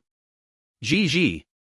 A sound of something squeaking came from the tree, drawing both Yang Qiao and Zhang Xiaoqiang's attention. Yang Qiao tightened her grip on the beast horn spear while Zhang Xiaoqiang hid behind her, pretending to be injured. Gee. The sounds continued, calling for something seemingly tinged with urgency. Before long, 3 round little heads poked out from the tree trunk. 3 small yellow weasels, slightly larger than mice, revealed themselves, their bright eyes watching from below the tree. Wow. So cute. Yang Qiao squealed loudly, causing the 3 little yellow weasels to shrink back in fear. Could it be that we entered their territory and that's why they would attack? Zhang Xiaoqiang started to understand. What's the deal? If they're so cute, why can't we take them? It's not like we can't raise them. Yang Qiao continuously complained in the back of the vehicle about why Zhang Xiaoqiang didn't take the 3 little yellow weasels. Zhang Xiaoqiang drove the tricycle with one arm, moving at a speed of less than 20 miles per hour. His posture was awkward and he wasn't used to it, but he had no choice. Who knew if there were any other mutated beasts around, so he had to drive despite his injuries. He had thought about letting Yang Qiao learn to drive, but ever since she became Popeye, her confidence soared. Who knew if she would end up turning the tricycle into a racing car? There was no choice but to follow the principle of the capable do more and take action himself despite his injuries. "Hey uncle, are you even listening to me?" Yang Qiao asked, seeing Zhang Xiaoqiang sulking in silence while driving. Zhang Xiaoqiang continued ignoring Yang Qiao, focusing on driving with his left hand, which required some skill even though it was just the simplest agricultural vehicle. "Zhang Xiaoqiang. You've looked, you've touched. So what? Are you denying it now?" Yang Qiao started to throw a tantrum when Zhang Xiaoqiang ignored her. Creak. Zhang Xiaoqiang reluctantly stopped the tricycle and looked back where Yang Qiao was playfully watching him through binoculars. "If I don't discipline her for 3 days, she'll turn the roof upside down. It seems I need to teach her a lesson." Zhang Xiaoqiang wanted to punish Yang Qiao, making her understand why the flowers bloom so red. His eyes blazed with anger, his left hand clenched into a fist and then relaxed repeatedly, his chest puffed up as if it were about to explode at any moment. Watching Zhang Xiaoqiang about to explode, Yang Qiao didn't back down and continued to look at him through the binoculars. A long moment passed. His angry chest deflated like a deflated tire. Now, as a half-disabled person, Zhang Xiaoqiang no longer had the ability to discipline Yang Qiao, feeling both furious and helpless. "You said I looked fine. So what if I looked? But when did I ever touch you?" Unable to resort to force, Zhang Xiaoqiang started to reason. "What do you mean? That day didn't you ask me to massage your back when you hurt yourself?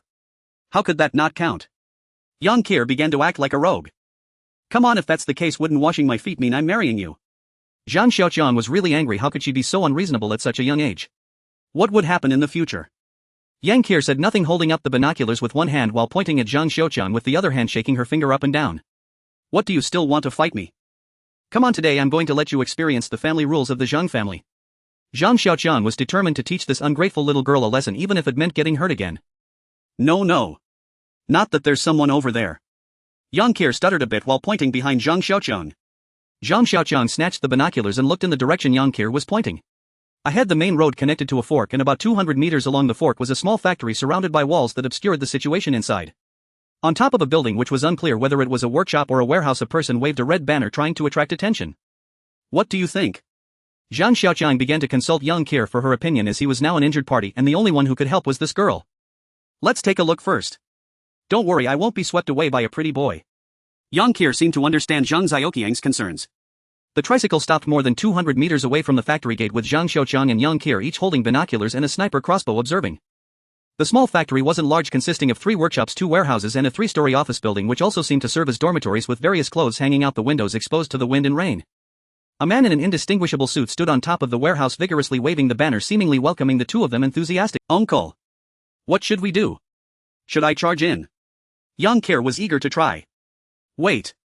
Zhang Xiaoqiang holding the binoculars spoke sparingly. Wait. Yang Kir was puzzled. Zhang Xiaoqiang raised his right hand wrapped up like a dumpling. Yang Kir seemed to understand but also seemed confused. Seeing Yang Kir's lack of reaction, Zhang Xiaoqiang reminded her, did you forget last time when I used that thing of yours to lure the zombies into the— Oh. Why do you have to bring that up? So embarrassing. Yang Kir shyly lowered her head but then raised it again, her eyes sparkling. She curiously asked, I thought only women would come to that, I didn't expect men would too. Zhang Xiaoqiang was almost thrown under the vehicle by Yang Kir's question, feeling a deep disconnect with her. A joke flashed through his mind. A man who never grew a beard was quite distressed and went to the hospital for a transplant.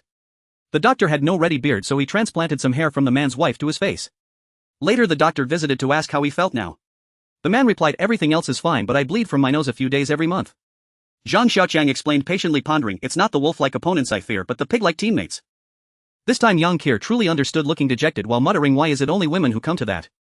It's so annoying. As the 2 conversed, zombies began to emerge one after another from the factory. An Stipe zombie ran at the front, followed by 2 type zombies with 4 to 50 ordinary zombies trailing behind. The Stipe zombie seemed to be Welf, nearly evolving into S2, standing about 1.4 meters tall with arms as long as its shins, resembling a gibbon. This Stipe zombie was faster than any Stipe zombie Zhang Xiaoqiang had encountered before, quickly pulling away from the others. Zhang Xiaoqiang held back Yang Kir, who was about to jump out of the vehicle, repeatedly cautioning, absolutely. You must not let the zombies hurt you. Yang Kir, filled with confidence, casually nodded and jumped out of the vehicle to confront them. Zhang Xiaoqiang, however, had little faith in Yang Kir. That Stipe zombie was too fast and he wasn't sure he could handle it himself. Thinking of this, he gritted his teeth and tore off the bandage on his hand, punching the wall of the vehicle. The recently closed wound burst open again, fresh blood quickly seeping out. The Stipe zombie, having caught a whiff of fresh blood just before reaching Yang Kir, ignored her and lunged straight at Zhang Xiaoqiang. Bang! The Stipe zombie floated in the air like a lightweight scarecrow before spinning and landing far away. As the Stipe zombie passed by Yang Kir, it was struck in the waist by the beast horn gun, causing its upper body to twist 180 degrees and fly away.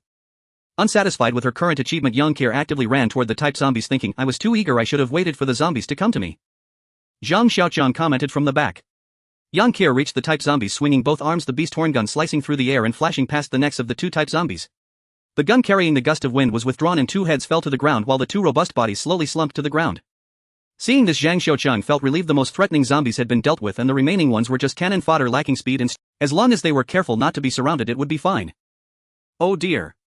You're already grown up, yet you don't take care of yourself. Look, the wound that was just bandaged has opened up again. Yang Kir complained as she fussed over Zhang Xiaoqiang reapplying the bandage. Behind Yang Kir lay dozens of zombies resembling a slaughterhouse. None of the corpses were intact, they were either missing heads or limbs. The sun was about to set and the afterglow of the sunset cast a desolate light over the battlefield of the apocalypse. The sunset haloed around Yang Kir, making her appear golden and giving her a hint of a goddess-like aura. Having just exerted herself, the petite and adorable girl still bore traces of sweat. A few beads of sweat glimmered on her small cute nose under the sunset, while her bangs clung to her forehead, enhancing her charm. Her bright and clear eyes were intently focused on Zhang Xiaoqiang's right hand as she applied medicine to his wound. A gentle warmth emanated from her breath, brushing against Zhang Xiaoqiang's right hand. The pain in his hand faded, all he felt was the comforting tingling sensation of her breath. Watching Yang Kir carefully bandaging his wound, Zhang Xiaoqiang's thoughts drifted back to the scene of her battle earlier. Yang Kir was quite talented, to be precise, her combat intuition was sharp. Instead of recklessly charging into the horde of zombies, she maneuvered around them, striking from the sides. The zombies, slow and clumsy, fell one by one like a large potato being peeled. That beast horn gun should really be called a beast horn club. Zhang Xiaoqiang thought it was a shame to see the beast horn gun used by Yang Kir, as she wielded it not for stabbing but for smashing with the tip. Zombies suffered severe injuries, with limbs severed and some even had their heads smashed off, leaving many in 2 pieces. Yang Kir casually planted her beast horn gun into the ground about 1.7 meters from tip to tail, holding it with ease. The gun barrel, made of rebar, was tightly fitted with the beast horn, which shimmered with a subtle glow under the sunset, not a blinding light but a modest and restrained halo, low-key yet magnificent. The glowing beast horn had a characteristic of being impervious to dirt, dust and stains could not cling to it. After dispatching the zombies, any splattered blood and brain matter would flow down the spiral grooves, swiftly dripping off until the beast horn returned to its pristine state. What a pity for this gun. Zhang Xiaoqiang shook his head looking at the neglected beast horn gun. Hey, did you hear me? Yang Qier opened her eyes wide with a spark of determination shining within her delicate face puffed up adorably with rosy lips pouting. The sight of the little girl looking quite angry was incredibly cute. Ahem. Zhang Xiaoqiang realizing he hadn't heard her mumbling cough to cover it up, his mind racing to shift the topic to distract her. I was just thinking, did we forget something? Zhang Xiaoqiang pondered seriously. Yang Qier looked puzzled, also trying to remember what they might have forgotten. It seems we came for that guy, Zhang Xiaoqiang said, glancing at the small factory. Yang Qier looked up in that direction where the man was still waving a banner on the rooftop, though he had transitioned from a fervent display to a rather lackluster one. In the afterglow of the sunset, a solitary and desolate figure danced languidly with a red banner evoking a sense of profound melancholy. TCH. We've been fighting monsters for quite a while. He still doesn't dare to come down. You can tell he's one of those pathetic types. I can't be bothered with him. Yang Qier clearly had no interest in the guy on the rooftop. Zhang Xiaoqiang glanced at the darkening sky and said to Yang Qier, let's spend the night over there. As the tricycle approached, the small factory came into view with a sign reading XX Town XX Food Processing Plant hanging on the right side of the entrance. The sign was peeling paint and looked quite old. Upon entering the small factory, one could see trash scattered all over the floor, moldy and spoiled flour bags, tattered rags and various food packaging, among which lay scattered pieces of human bones. A tall warehouse about 8 meters high had its large iron door battered and dented with warehouse restricted area, no smoking or fire written in white paint. The walls of the warehouse were sturdy, a product of the 60s or 70s, with a row of old wooden windows 5 meters off the ground and a makeshift staircase made of ushaped steel bars leading up to the rooftop. The man was observing from the rooftop, seemingly searching for any remaining zombies. Come down. It's safe. Zhang Xiaoqiang called out, but Yang Qier ignored him entirely. After confirming there was no danger below, the man cautiously made his way down the makeshift steel stairs. Ah. Thank you so much, big brother. You don't know how long I've been trapped in that warehouse, 4 whole months. If it weren't for you, I wouldn't have known how to survive. The man was visibly excited, seemingly eager to kneel down in gratitude. Zhang Xiaoqiang scrutinized the man, who appeared to be around 23 or 24, dressed in filthy gray clothes. His face was clean but devoid of color, and his long hair covered both ears, reminiscent of popular male hairstyles from the 80s. He had a square face with thick brows and big eyes, leaving a decent first impression. What's your name? How have you survived until now? Zhang Xiaoqiang asked while sitting in the small reception area of the factory, glancing around. He. My surname is Xie. I'm Xie Yuanshan. I'm the sales manager of this factory. At the time I was urging for goods in the finished goods warehouse. Xie Yuanshan began to recount his story. The food factory usually produced and processed small biscuits. The factory employed around 50 people, all villagers from nearby. The factory director was his uncle. After graduating from a mediocre university, he worked in the factory's sales. With the holidays approaching, the business was booming and they were in a rush for supplies. He stayed in the finished goods warehouse to count inventory with the warehouse manager until the virus broke out and people in the factory began to go mad, biting and eating each other. Xie Yuanshan was quick-witted and bold, locking the warehouse door with the manager inside and staying inside himself. Half an hour later, the manager started acting strange. Xie Yuanshan kept his distance until the manager mutated. After killing the now zombie warehouse manager, he remained in the warehouse for months, climbing up to the rooftop every morning to see if anyone passed by. Xie Yuanshan, how did you manage to drink water? Zhang Xiaoqiang asked out of curiosity. Big brother, you're too kind. Just call me Xiaoshan. Well, in the finished goods warehouse it needed to be kept clean, so a water platform was built behind the main entrance for cleaning and hand washing to prevent dirt from contaminating the goods. The water was drawn from underground by the factory, and most nearby farmers also used underground water for their daily needs. Big brother, you saved my life. If you need anything in the future, just let me know and I will do my utmost to help. Xie Yuanshan earnestly promised, but his eyes involuntarily darted toward Yang Qier. Ahem. Zhang Xiaoqiang coughed lightly to remind him not to glance around. I saw this little sister on the rooftop, she's amazing. Xie Yuanshan's face turned slightly awkward. Zhang Xiaoqiang merely nodded in response. Is she your sister? Xie Yuanshan asked cautiously. No. I'm his wife. Yang Qier, feeling bored, stood up immediately to assert her claim. Oh. Big brother is so impressive, haha. Xie Yuanshan laughed sincerely, but Zhang Xiaoqiang always felt something was off. The large iron door of the small factory was locked. Zhang Xiaoqiang and the others were gathered around a campfire in the open space of the factory. It wasn't that they didn't want to sleep in a bed, but the smell inside the dormitory was unbearable. Thus they had to sleep outside. Fortunately, the temperature at night wasn't too low, so it felt like summer. Zhang Xiaoqiang and Yang Qier discussed taking turns to keep watch through the night, being extra cautious with an unknown outsider present. Put that thing down or I'll kill him. Zhang Xiaoqiang was abruptly awakened from his drowsiness, and before he could open his eyes, someone kicked him hard in the stomach. That kick landed squarely on his gut, causing him to curl up and retch. Zhang Xiaoqiang opened his eyes only to see a crossbow bolt aimed at his forehead. Before he could comprehend, a kick landed on his abdomen, the sharp pain rendering him speechless as he lay on the ground clutching his belly and gasping for breath. Why did you kick him again? Yang Kir's voice came through laced with a sob. Drop that thing in your hand. Zhang Xiaoqiang realized it was Xie Yuanshan's voice. Before he could react, Xie Yuanshan delivered another kick to his right hand. Zhang Xiaoqiang could not help but scream. The white bandage wrapped around his right hand quickly turning red as the wound reopened. Stop hitting him. What do you want to do? Yang Kir shrieked with a sobbing tone. What do I want to do? Ha ha ha. Of course I want to have fun with you. Xie Yuanshan laughed maniacally. Haha, you said it yourselves, the world is destroyed, the country is gone, the law doesn't exist, so I can do whatever I want. Xie Yuanshan continued his enthusiasm unabated. You ungrateful wretch. Don't forget we saved you. If I had known, I would have let the monsters eat you. Yang Kir was furious, but unfortunately Zhang Xiaoqiang was curled up and could see nothing. Ha ha ha. Ungrateful. Well said. I am indeed ungrateful. Do you know what happened to the last person who said that about me? Ha ha ha. I slowly choked her to death. You have no idea how wonderful that feeling was. Xie Yuanshan seemed to enjoy sharing his feelings, growing more excited as he spoke. Ha ha ha. That woman was 40 years old and still pretended to be pure. As Xie Yuanshan reminisced, he kicked Zhang Xiaoqiang again when he attempted to move. Stop hitting him. Woo woo. Yang Kir burst into tears. Ha ha ha, this is what makes it interesting. Ha ha ha, you're enjoying it, aren't you? Xie Yuanshan looked at the crying Yang Kir with a face full of sadistic delight. Cough cough. I understand now, that librarian didn't mutate, she was killed by you. Zhang Xiaoqiang coughed out. Bang. Another kick, correct answer, plus one kick. Xie Yuanshan looked at Zhang Xiaoqiang curled up on the ground with satisfaction.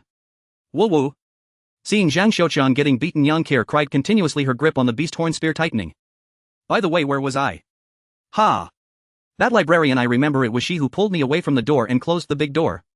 Ha ha ha. Xie Yuanshan swallowed hard in excitement as he continued, by the way, I choked her to death. Ha ha ha.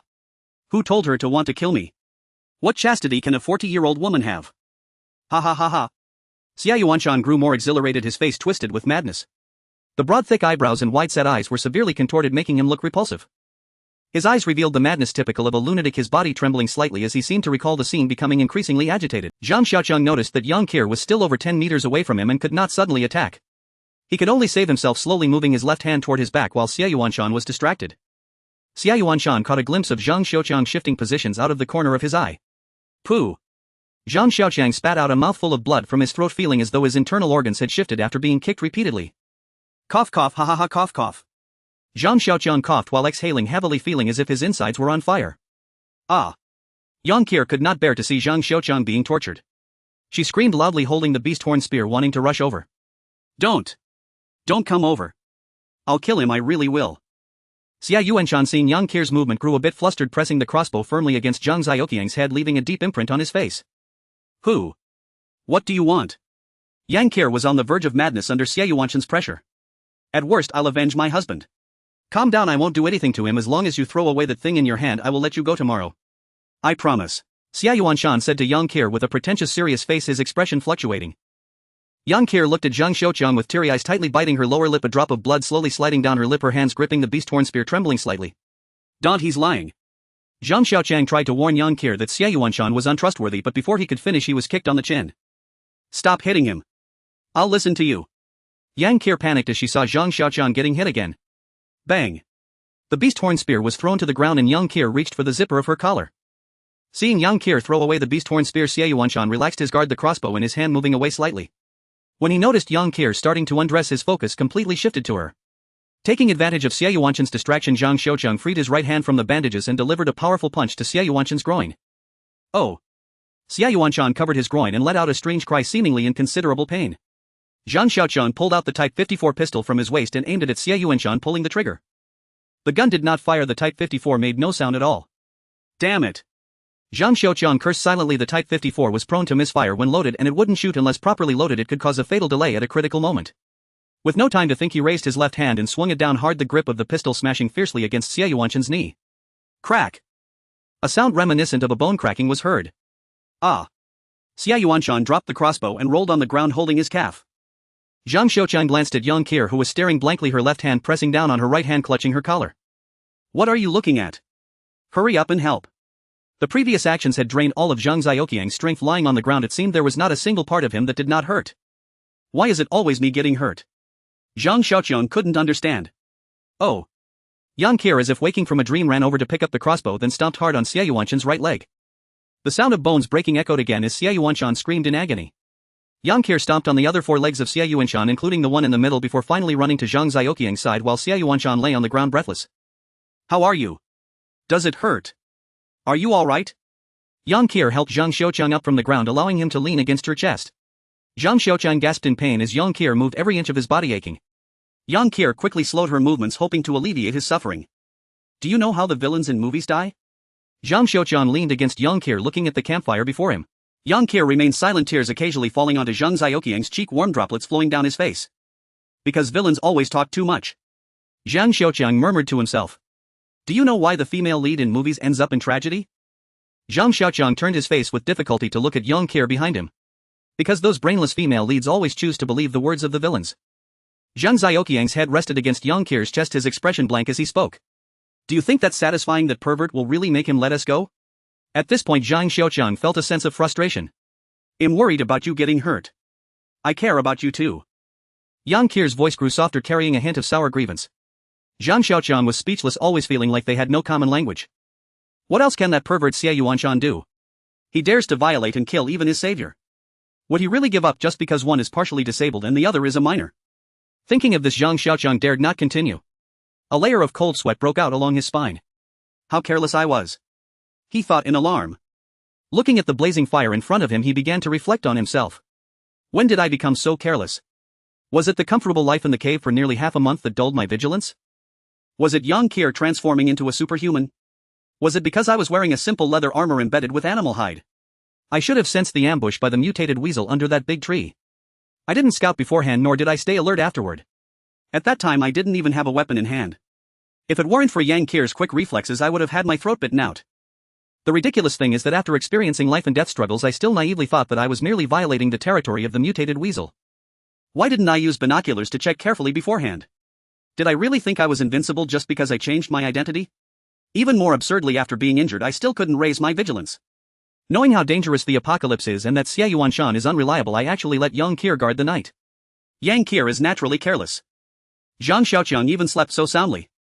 Thinking back to when he first left home, every step was taken with caution, every moment felt like walking on thin ice.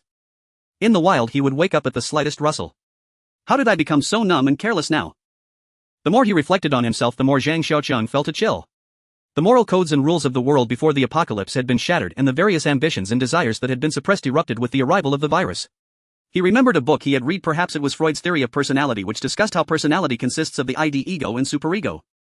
When needs arise from the ID, the individual demands immediate satisfaction, thus the principle governing human nature is the pleasure principle. The ego develops from the ID after birth, shaped by the reality environment. Various needs from the ID must be adapted to the limitations of reality, learning how to obtain satisfaction in the real world. According to the principle governing human nature, the reality principle governs the ego. As for the superego, it goes without saying that it is not an ordinary person but a sage. In movies, those who have to pay their dues before dying are often such individuals. Before the apocalypse, people adhered to various rules, laws and order. After the apocalypse, people trample over various rules, laws and order for their survival and desires. Before the apocalypse, people lived within the ego. After the apocalypse, people live within the ID. I can't be like before anymore. You're not a savior and don't always think about being a good person. Zhang Xiaoqiang concluded his self-reflection, pondering whether he should become a villain. Ouch. Xia Yuanshan lay like a dead dog in the distance, groaning pitifully as Yang Qir stomped his limbs into various odd and unexpected positions. But now his heels were facing up. His pants were damp and a faint smell of feces and urine wafted over. It seemed he had lost control of his bladder and bowels due to Yang Qir. Yang Qir also caught a whiff of the stench coming from him. Frowning, she gently laid Zhang Xiaoqiang down and walked over to Xia Yuanshan, grabbing him by the collar and tossing him into the darkness where the firelight could not reach. Thud, the sound of a heavy object hitting the ground echoed. Ah! Xia Yuanshan's wretched howl followed. Yang Qir returned and cradled Zhang Xiaoqiang once more, her movements gentle and tender, unlike her usual boisterous self. Zhang Xiaoqiang leaned in her embrace, savoring the warmth, while faint sounds of pain and groans reached his ears. He made a decision not to be a good person or a bad person. Good people meet tragic ends, and being a bad person can be even worse. How do we get him to use the crossbow? Zhang Xiaoqiang suddenly spoke, breaking the moment's warmth. Perhaps he took it while I was in my little form. Yang Qir said, lowering her head more and more until her chin rested on her chest. Why didn't you wake me when you went to the bathroom? Zhang Xiaoqiang looked at the campfire with a calm expression. You looked so peaceful while sleeping, so I wanted you to sleep a little longer. Yang Qir found an excuse and raised her head again. Sigh. Zhang Xiaoqiang let out a long sigh. After all, Yang Qir had good intentions, even if her good intentions led to trouble. Do you understand what to do now? Zhang Xiaoqiang felt like he was teaching a disobedient little daughter. Yes. I understand. Even if I need to pee, I will have to report to you. Yang Qir's expression was very obedient, like a kindergarten child promising her teacher not to be mischievous again. By the way, what should we do about that guy Xia? Should I kill him? Yang Qir remembered that Xia Yuanshan was still lying in the distance seeking Zhang Xiaoqiang's opinion on how to handle him. Forget it, killing him would dirty your hands. Let's just feed him to the zombies tomorrow. The otaku had no idea what it meant to repay kindness with kindness. Aren't you afraid to kill him? Do you feel like throwing up after killing someone? Zhang Xiaoqiang asked, curiously surprised by Yang Qir's boldness. Not at all. After I killed my first monster, I felt exhilarated. It's much more fun than playing games at home. Yang Qir seemed uninterested in such questions, looking at him as if he were a bit naive. Is it possible that after playing too many games you don't feel nauseous after killing someone? Zhang Xiaoqiang, raised under the red flag, couldn't understand today's children at all. Could it be that I've really grown old? I used to have a generation gap with my dad, and now I have a generation gap with this little girl too. On this desolate night, the campfire warmed his chest. Feeling cozy all over, Zhang Xiaoqiang leaned against Yang Qir, pondering whether to sleep a little longer. Yang Qir, holding Zhang Xiaoqiang while leaning against the wall, had already fallen asleep. Zhang Xiaoqiang could hear her steady and long breaths with warm air gently blowing against his neck, a sensation both comfortable and soothing. The horizon began to pale, signaling the end of the night. Suddenly Zhang Xiaoqiang felt something was off with his body, a profound sense of unease. Every meridian and acupuncture point in his body felt as if they were being pricked by countless needles. There was not a single part that was free from soreness, numbness, or pain. Next, it felt as if millions of ants were crawling on him, burrowing into his skin, flesh and bones all the way to the marrow. Itch, an omnipresent itch. From the top of his head to the soles of his feet, from skin to marrow, there was not a single place that was free from itching. The sensation of being swarmed by ants was nothing compared to this, and along with the annoying itch there seemed to be currents of electricity coursing through the gaps in his bones. It brought waves of numbness, as if he were holding a coil of copper wire pulsating with electricity. Compared to the raw pain, this indescribable soreness and numbness was even more torturous. Zhang Xiaoqiang wanted to shout out loud to vent this bizarre torment. He couldn't scream, there was not a single part of his body he could control, even blinking seemed difficult. Yang Qir, startled by Zhang Xiaoqiang's tremors, woke up, noticing he was shaking uncontrollably as if caught in a tremor. What's wrong? Yang Qir asked, still dazed from sleep. Zhang Xiaoqiang couldn't utter a word, but he realized that his strange ability to heal rapidly was acting up. In the past, when he got hurt lightly, the sensation wasn't so intense. He would recover completely after a sleep, only his appetite would significantly increase. What's wrong with you? Whoa, he couldn't speak, and Yang Qir, anxious, began to cry. With his eyes closed and trembling, Zhang Xiaoqiang appeared to be in great pain. Yang Qir held him tightly, pressing her small face against his forehead to feel his body temperature. Zhang Xiaoqiang was oblivious to the outside world, silently enduring this painful, itchy and swollen feeling. As time passed, he began to feel slightly better, at least able to catch his breath. Go. Zhang Xiaoqiang opened his eyes and uttered a single word. What? Yang Qir hurriedly brought her ear closer as she noticed Zhang Xiaoqiang was responsive. Make food. At least. For 10 people. Zhang Xiaoqiang managed to say in fragments. Yang Qir really couldn't understand why he wanted her to cook when he was in this state. Hurry up, don't worry about me. Zhang Xiaoqiang urged, his body slowly recovering, and speaking no longer felt laborious. Oh. Seeing that Zhang Xiaoqiang was starting to calm down and speak coherently, Yang Qir let him lie flat on the ground and began to clumsily busy herself. Zhang Xiaoqiang lay quietly as the sky began to brighten, the azure sky clear and cloudless, resembling a pure and enormous sapphire hanging over. The soreness and itchiness gradually receded, replaced by a fiery hunger in his belly. Zhang Xiaoqiang felt his strength returning and sprang up from the ground. The campfire, stoked by Yang Qir with a few branches, blazed warmly, and a pot of rice was boiling on a makeshift stove made of triangle iron. Yang Qir, covered in soot, was stirring it with a spoon. Unable to wait, Zhang Xiaoqiang climbed onto the cart to find some cooked food to eat first. So comforting, he sighed, patting his belly, devouring 7 previously prepared beggar's chickens and a large pot of half-cooked rice. Zhang Xiaoqiang had recovered his former vitality. You hardly slept last night, go take a nap. I have some things to do. He unusually showed concern for Yang Qir. Oh, Yang Qir felt extremely tired and climbed onto the cart, wrapping herself in a blanket and falling asleep. It's time to settle the score. Zhang Xiaoqiang mumbled as he walked towards Xia Yuanshan. Xia Yuanshan lay on the ground like a dead dog, not moving at all. Zhang Xiaoqiang stood by quietly observing. The clothing on his limbs was soaked in blood, and a foul stench emanated from him that made one want to vomit. Xia Yuanshan was somewhat delirious, intermittently groaning in pain. He tore off the gauze on his hand, revealing a wound that had completely closed, leaving a dark brown scar. Zhang Xiaoqiang gripped Xia Yuanshan's collar with his right hand and dragged him towards the entrance of the food factory. Ah! With the jolt, Xia Yuanshan regained some clarity and his wails grew stronger. Opening the door, a few limping zombies lay nearby, likely drawn by the scent of blood from the night. Zhang Xiaoqiang paid no attention to them. Dragging Xia Yuanshan past the zombies, he reached a vacant area by the wall and tossed Xia Yuanshan down, standing by and waiting. Xia Yuanshan no longer cared how Zhang Xiaoqiang treated him. Perhaps he thought death was the only solution. He grunted to himself, trying to alleviate some pain. The sun rose and climbed higher, the golden sunlight gradually spreading out with light spots moving towards him at a speed visible to the naked eye. As Zhang Xiaoqiang was fully bathed in sunlight, the limping zombies approached him. Xia Yuanshan also saw the zombies and his emotions became agitated. Watching Zhang Xiaoqiang's mouth open and close as if trying to speak. Give me a quick death. These words took a considerable effort to utter and he gasped after finishing. Zhang Xiaoqiang merely stood by and watched, saying nothing and doing nothing. The zombies were only a few meters away from him and he felt fear and anxiety. His body squirmed backward like a giant maggot and beads of sweat the size of soybeans continuously dripped from his forehead, falling like raindrops. Finally he was caught. A zombie climbed to his legs, wrapping its claws around his left calf before biting down through his pants. Ah! In a final burst of energy before death, all his potential surged forth. His scream was filled with strength and long-winded. A zombie grabbed his head and bit his ear, gently pulling. His ear was torn off by the zombie's teeth. Zhang Xiaoqiang squatted on the ground, violently vomiting. Everything he had eaten that morning had long been digested clean by his black hole-like stomach. Now all he could do was spit up bitter water. Meanwhile, Xia Yuanshan had not yet died completely and his screams echoed, reminding Zhang Xiaoqiang of the scene of the zombie eating him, causing him to squat down and begin vomiting again. Finally Xia Yuanshan went silent and Zhang Xiaoqiang rested for a while before recovering his strength. This time feeding Xia Yuanshan to the zombies, it was unclear whether it was a torment for him or for himself. In any case, he couldn't bear to watch that scene. He admired Yang Kir a bit. She didn't throw up when she saw her boyfriend being eaten. Could it be that she has reached a new level from watching horror films? Just a minor scene. Zhang Xiaoqiang found it hard to understand. After dealing with the few limping zombies, Zhang Xiaoqiang returned to the tricycle where Yang Kir was soundly asleep, wrapped in her blanket, a slight smile on her face, likely having a good dream. The early morning is always the best time of the day, and it is no different in the apocalypse. Zhang Xiaoqiang drove his three-wheeled agricultural vehicle along the road heading towards Jinyun City. Jinyun City, being the provincial capital, is certainly given more importance by the central government than the prefectural city where he resides. Moreover, with the local armed police stationed in the provincial city, it is bound to gather a considerable number of survivors. In the apocalypse, the chances of individual survival are minimal. Although a homebody doesn't require extensive social connections, he is not a monk meditating in a remote temple. He needs society and a sense of belonging. To be precise, he needs something to pass the time.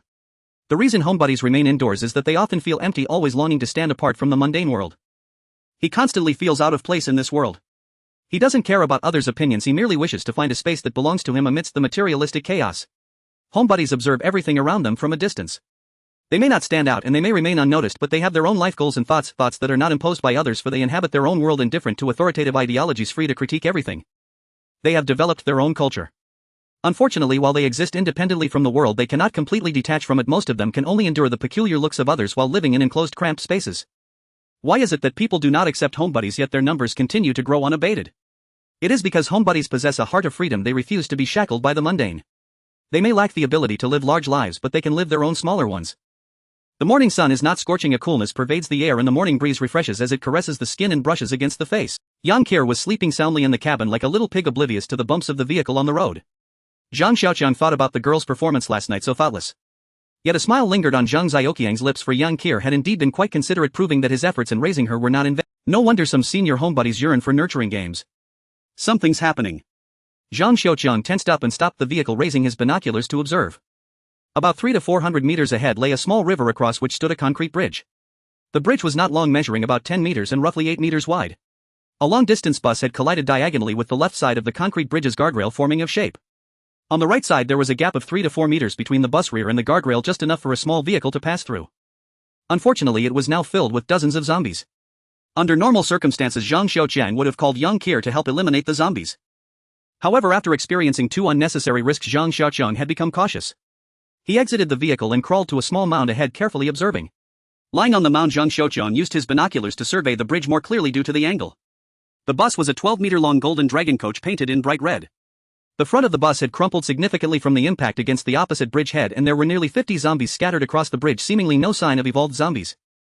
The bus also had a sign indicating it was from SZ City to J City. They should reach J City shortly after crossing the bridge, suggesting that the Golden Dragon bus had come down from the highway to head towards J City. Thinking of the highway made Zhang Xiaoqiang feel frustrated. The day before yesterday he had driven the three-wheeler onto the highway, wanting to experience what it felt like to drive an agricultural vehicle on the highway.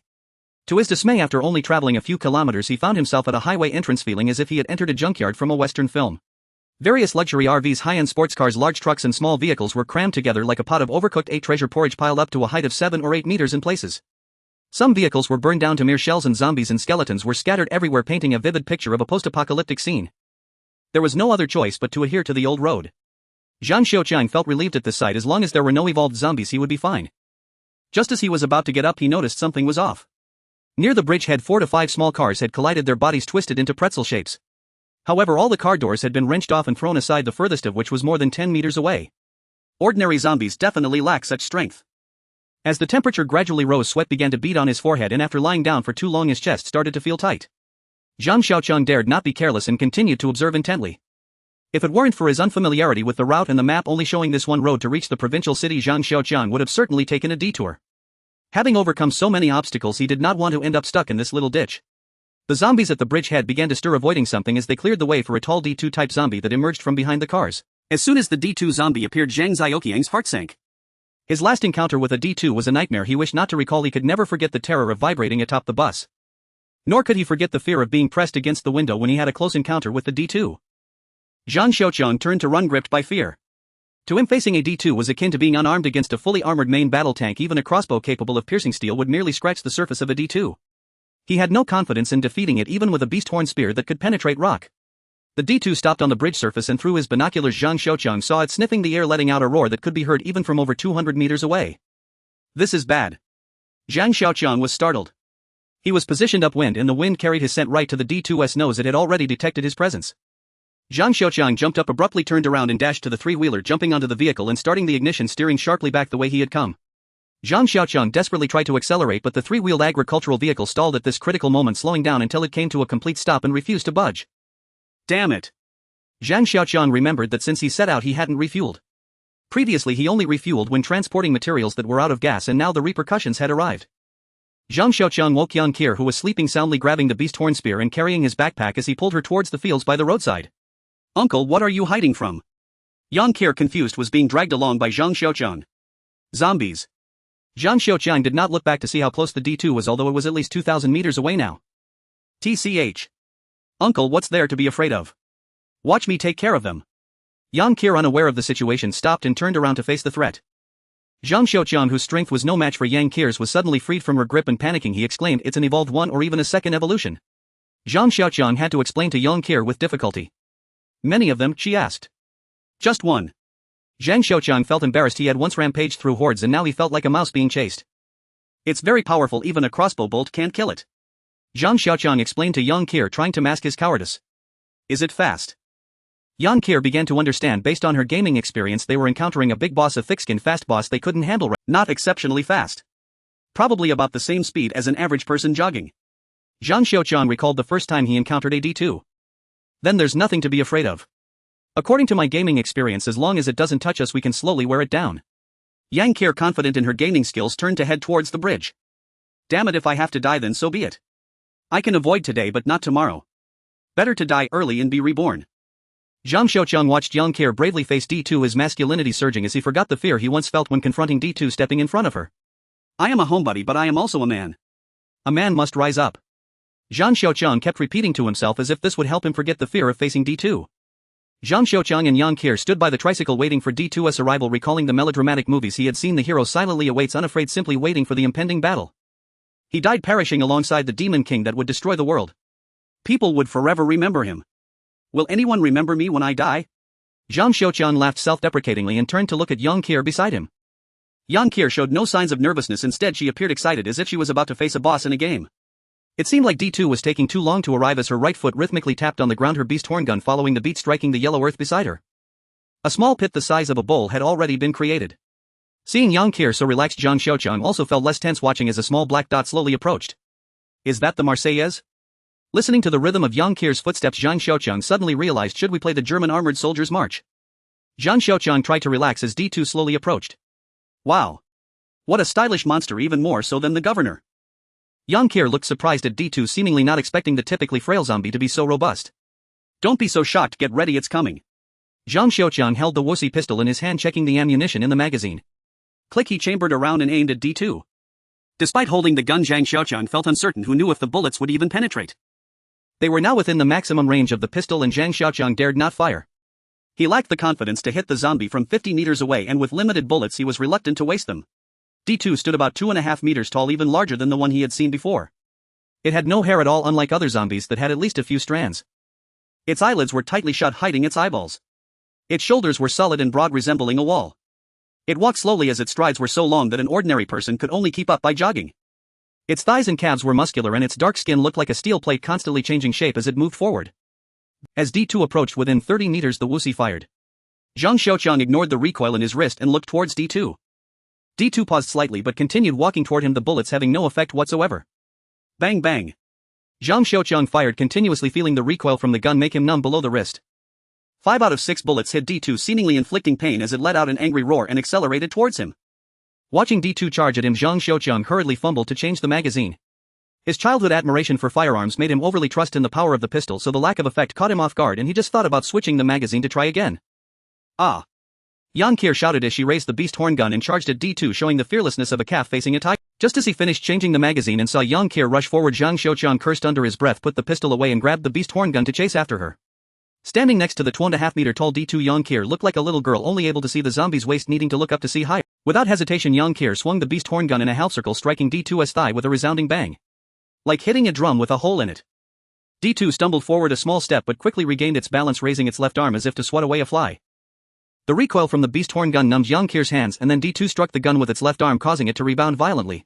The rebounding beast horn gun along with the steel rod slammed into Yang Qier, sending her flying several meters to the ground, unable to hold onto the beast horn gun, which fell aside as she fainted. D2 showed no awareness of bullying a little girl, turning to approach the unconscious Yang Qier.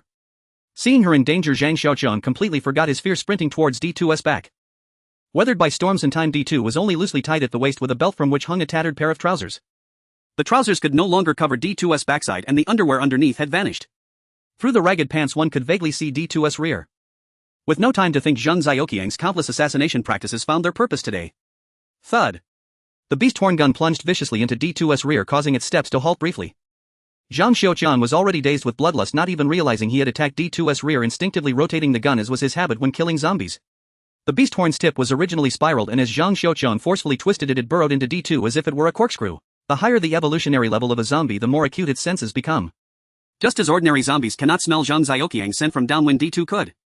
Thus such an attack might mean little to ordinary zombies, but it triggered D2's nerves, making it even angrier. The last time Zhang Xiaoqiang encountered D2, it had only sustained a minor injury, yet it relentlessly pursued him, ignoring even the fresh scent of blood nearby, stopping only after tearing a luxury bus apart. And this time. Roar. D2 let out a furious roar and abruptly turned to grab behind it. Zhang Xiaoqiang remained oblivious to D2's anger, focused instead on rotating the gun. His only thought was, I can't let the girl die, D2 is powerful, I need to keep spinning it.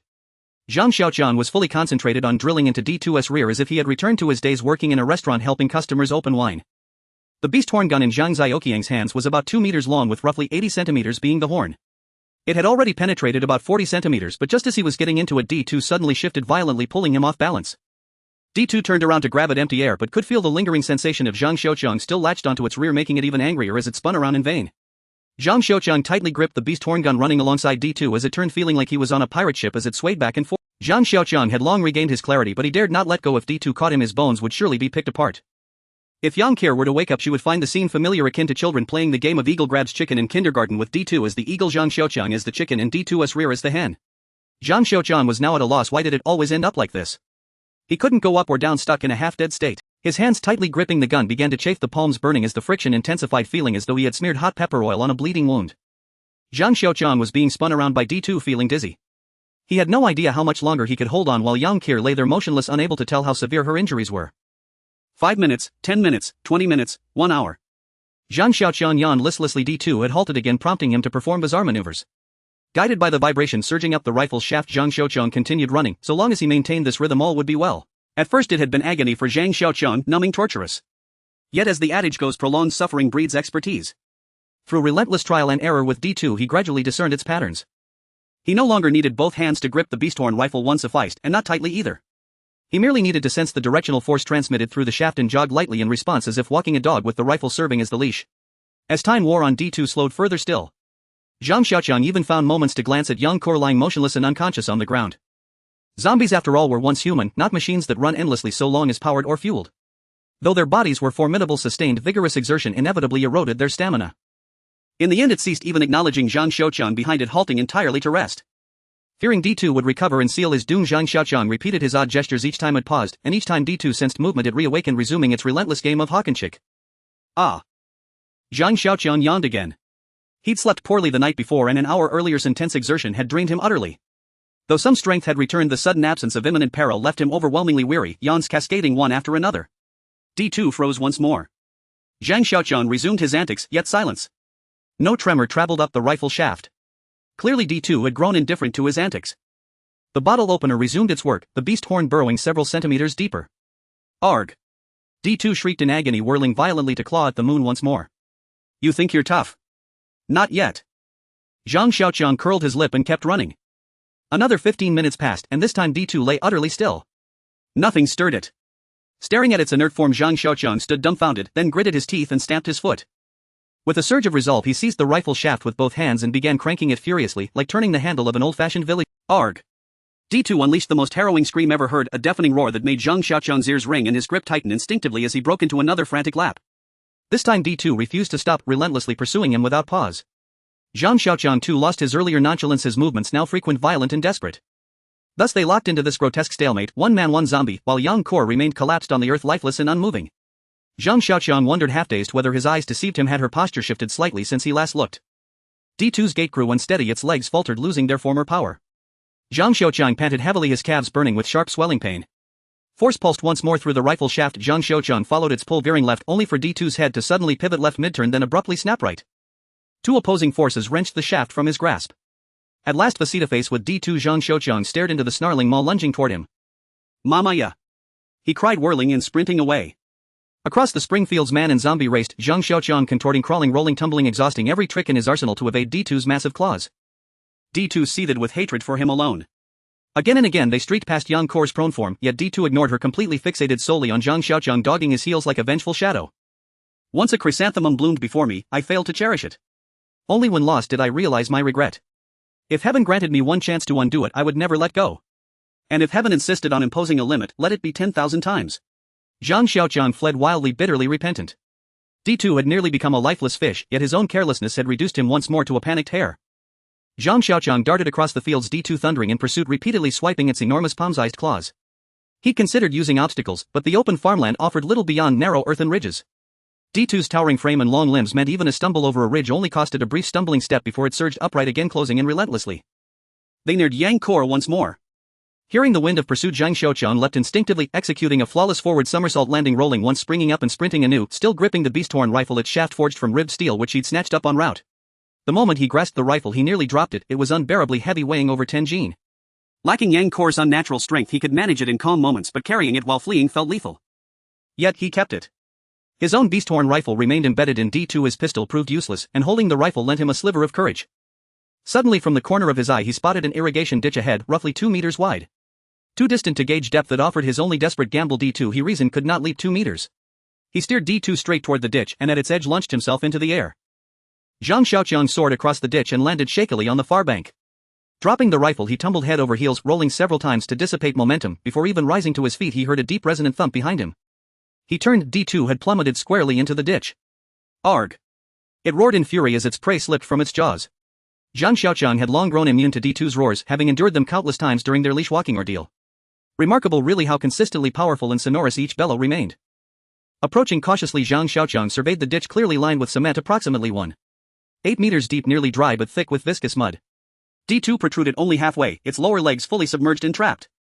Trapped in the cramped space, D2 raged, swinging its arms, slashing with its claws at the cement retaining wall before it.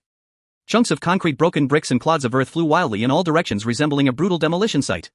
In moments D2 had gouged a gaping cavity in the wall, and with each frenzied scrape and claw the opening widened steadily. Zhang Xiaoqiang's heart lurched. He knew it wouldn't be long before D2 clawed its way free. He drew his Type 54 pistol and stepped forward until he stood 1 meter before D2 raised the weapon, aimed squarely at its skull, and squeezed the trigger once more. Bang! Bang! The bullets failed to pierce D2's skull, but struck hard enough to draw agonized howls. It flinched backward, raising its arm to shield its head. Arg! A louder, more wrenching cry erupted. Zhang Xiaoqiang watched, astonished, as the beast horn rifle, driven backward by D2's recoil, slammed against the cement wall behind it.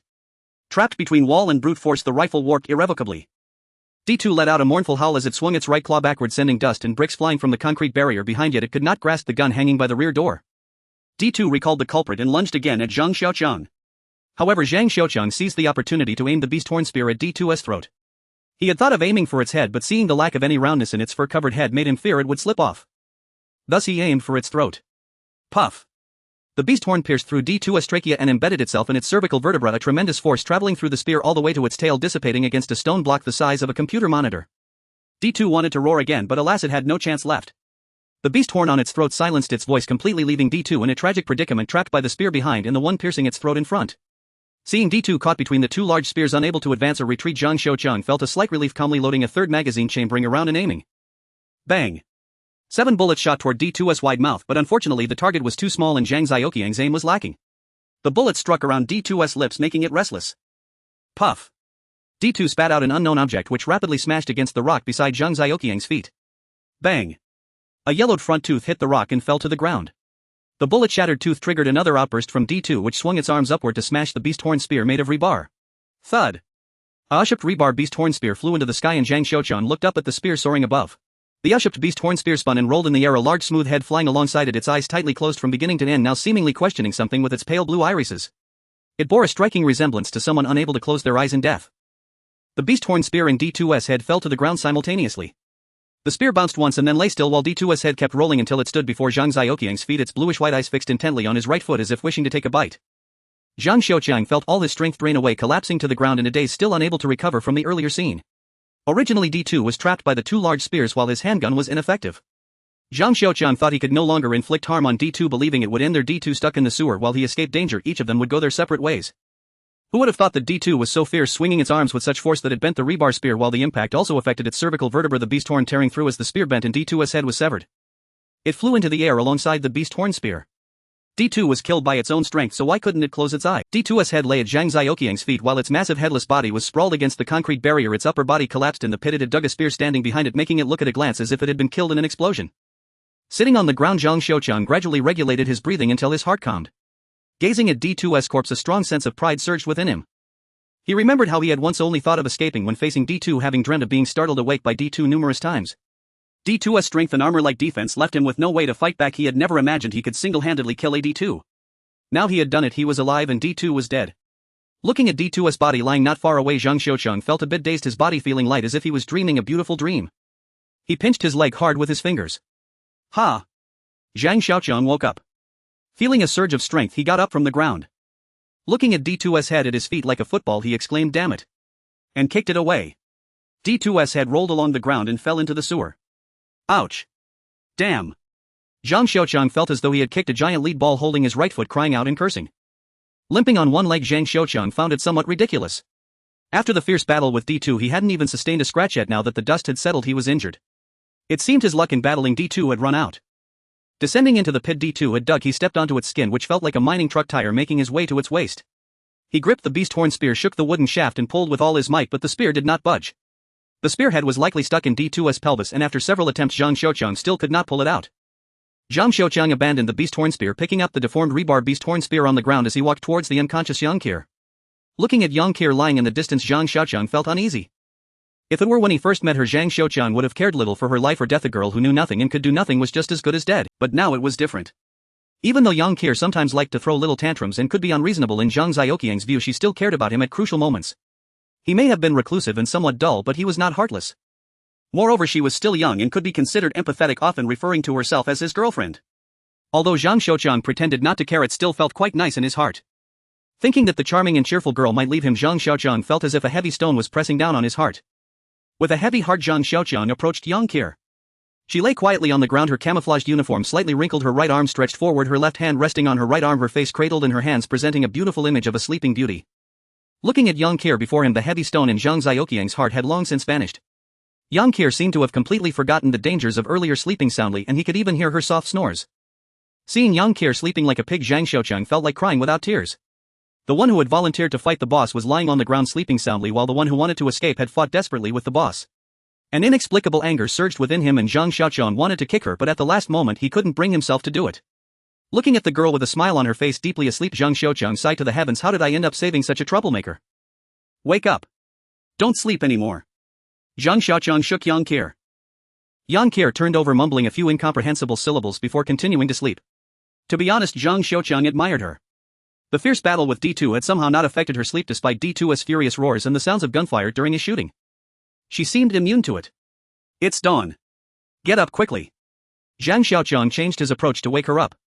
Let me sleep a bit more and call me when it's time for breakfast.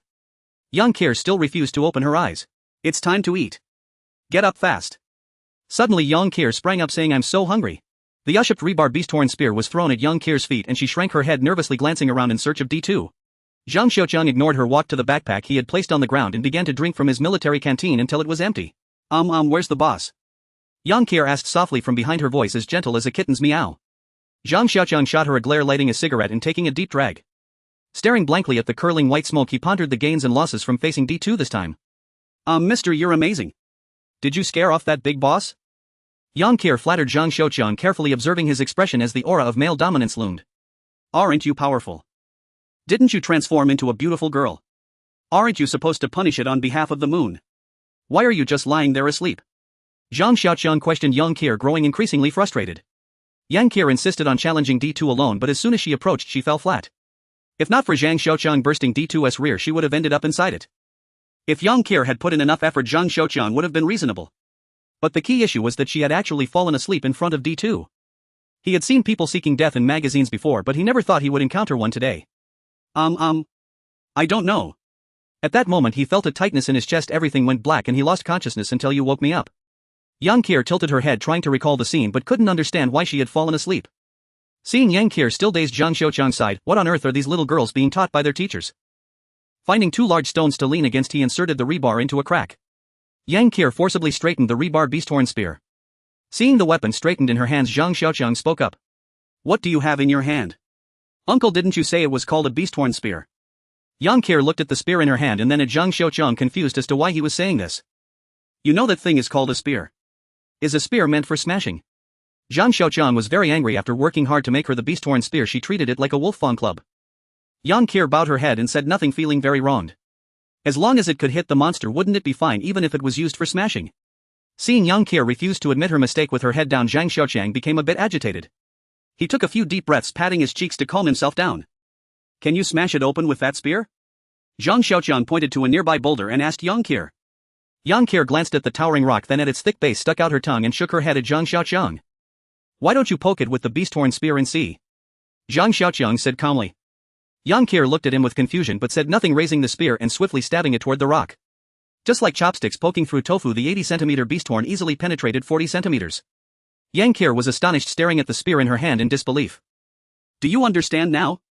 As the beast-horn spear rotated while being pulled from the boulder, leaving a bull-sized hole in the stone wall, Zhang Xiaoqiang asked Yang Kier. Yang Kier still wore a puzzled expression, not understanding what Zhang Xiaoqiang was trying to say. Pressing her thumb hard against her temple, she told herself, calm down, calm down.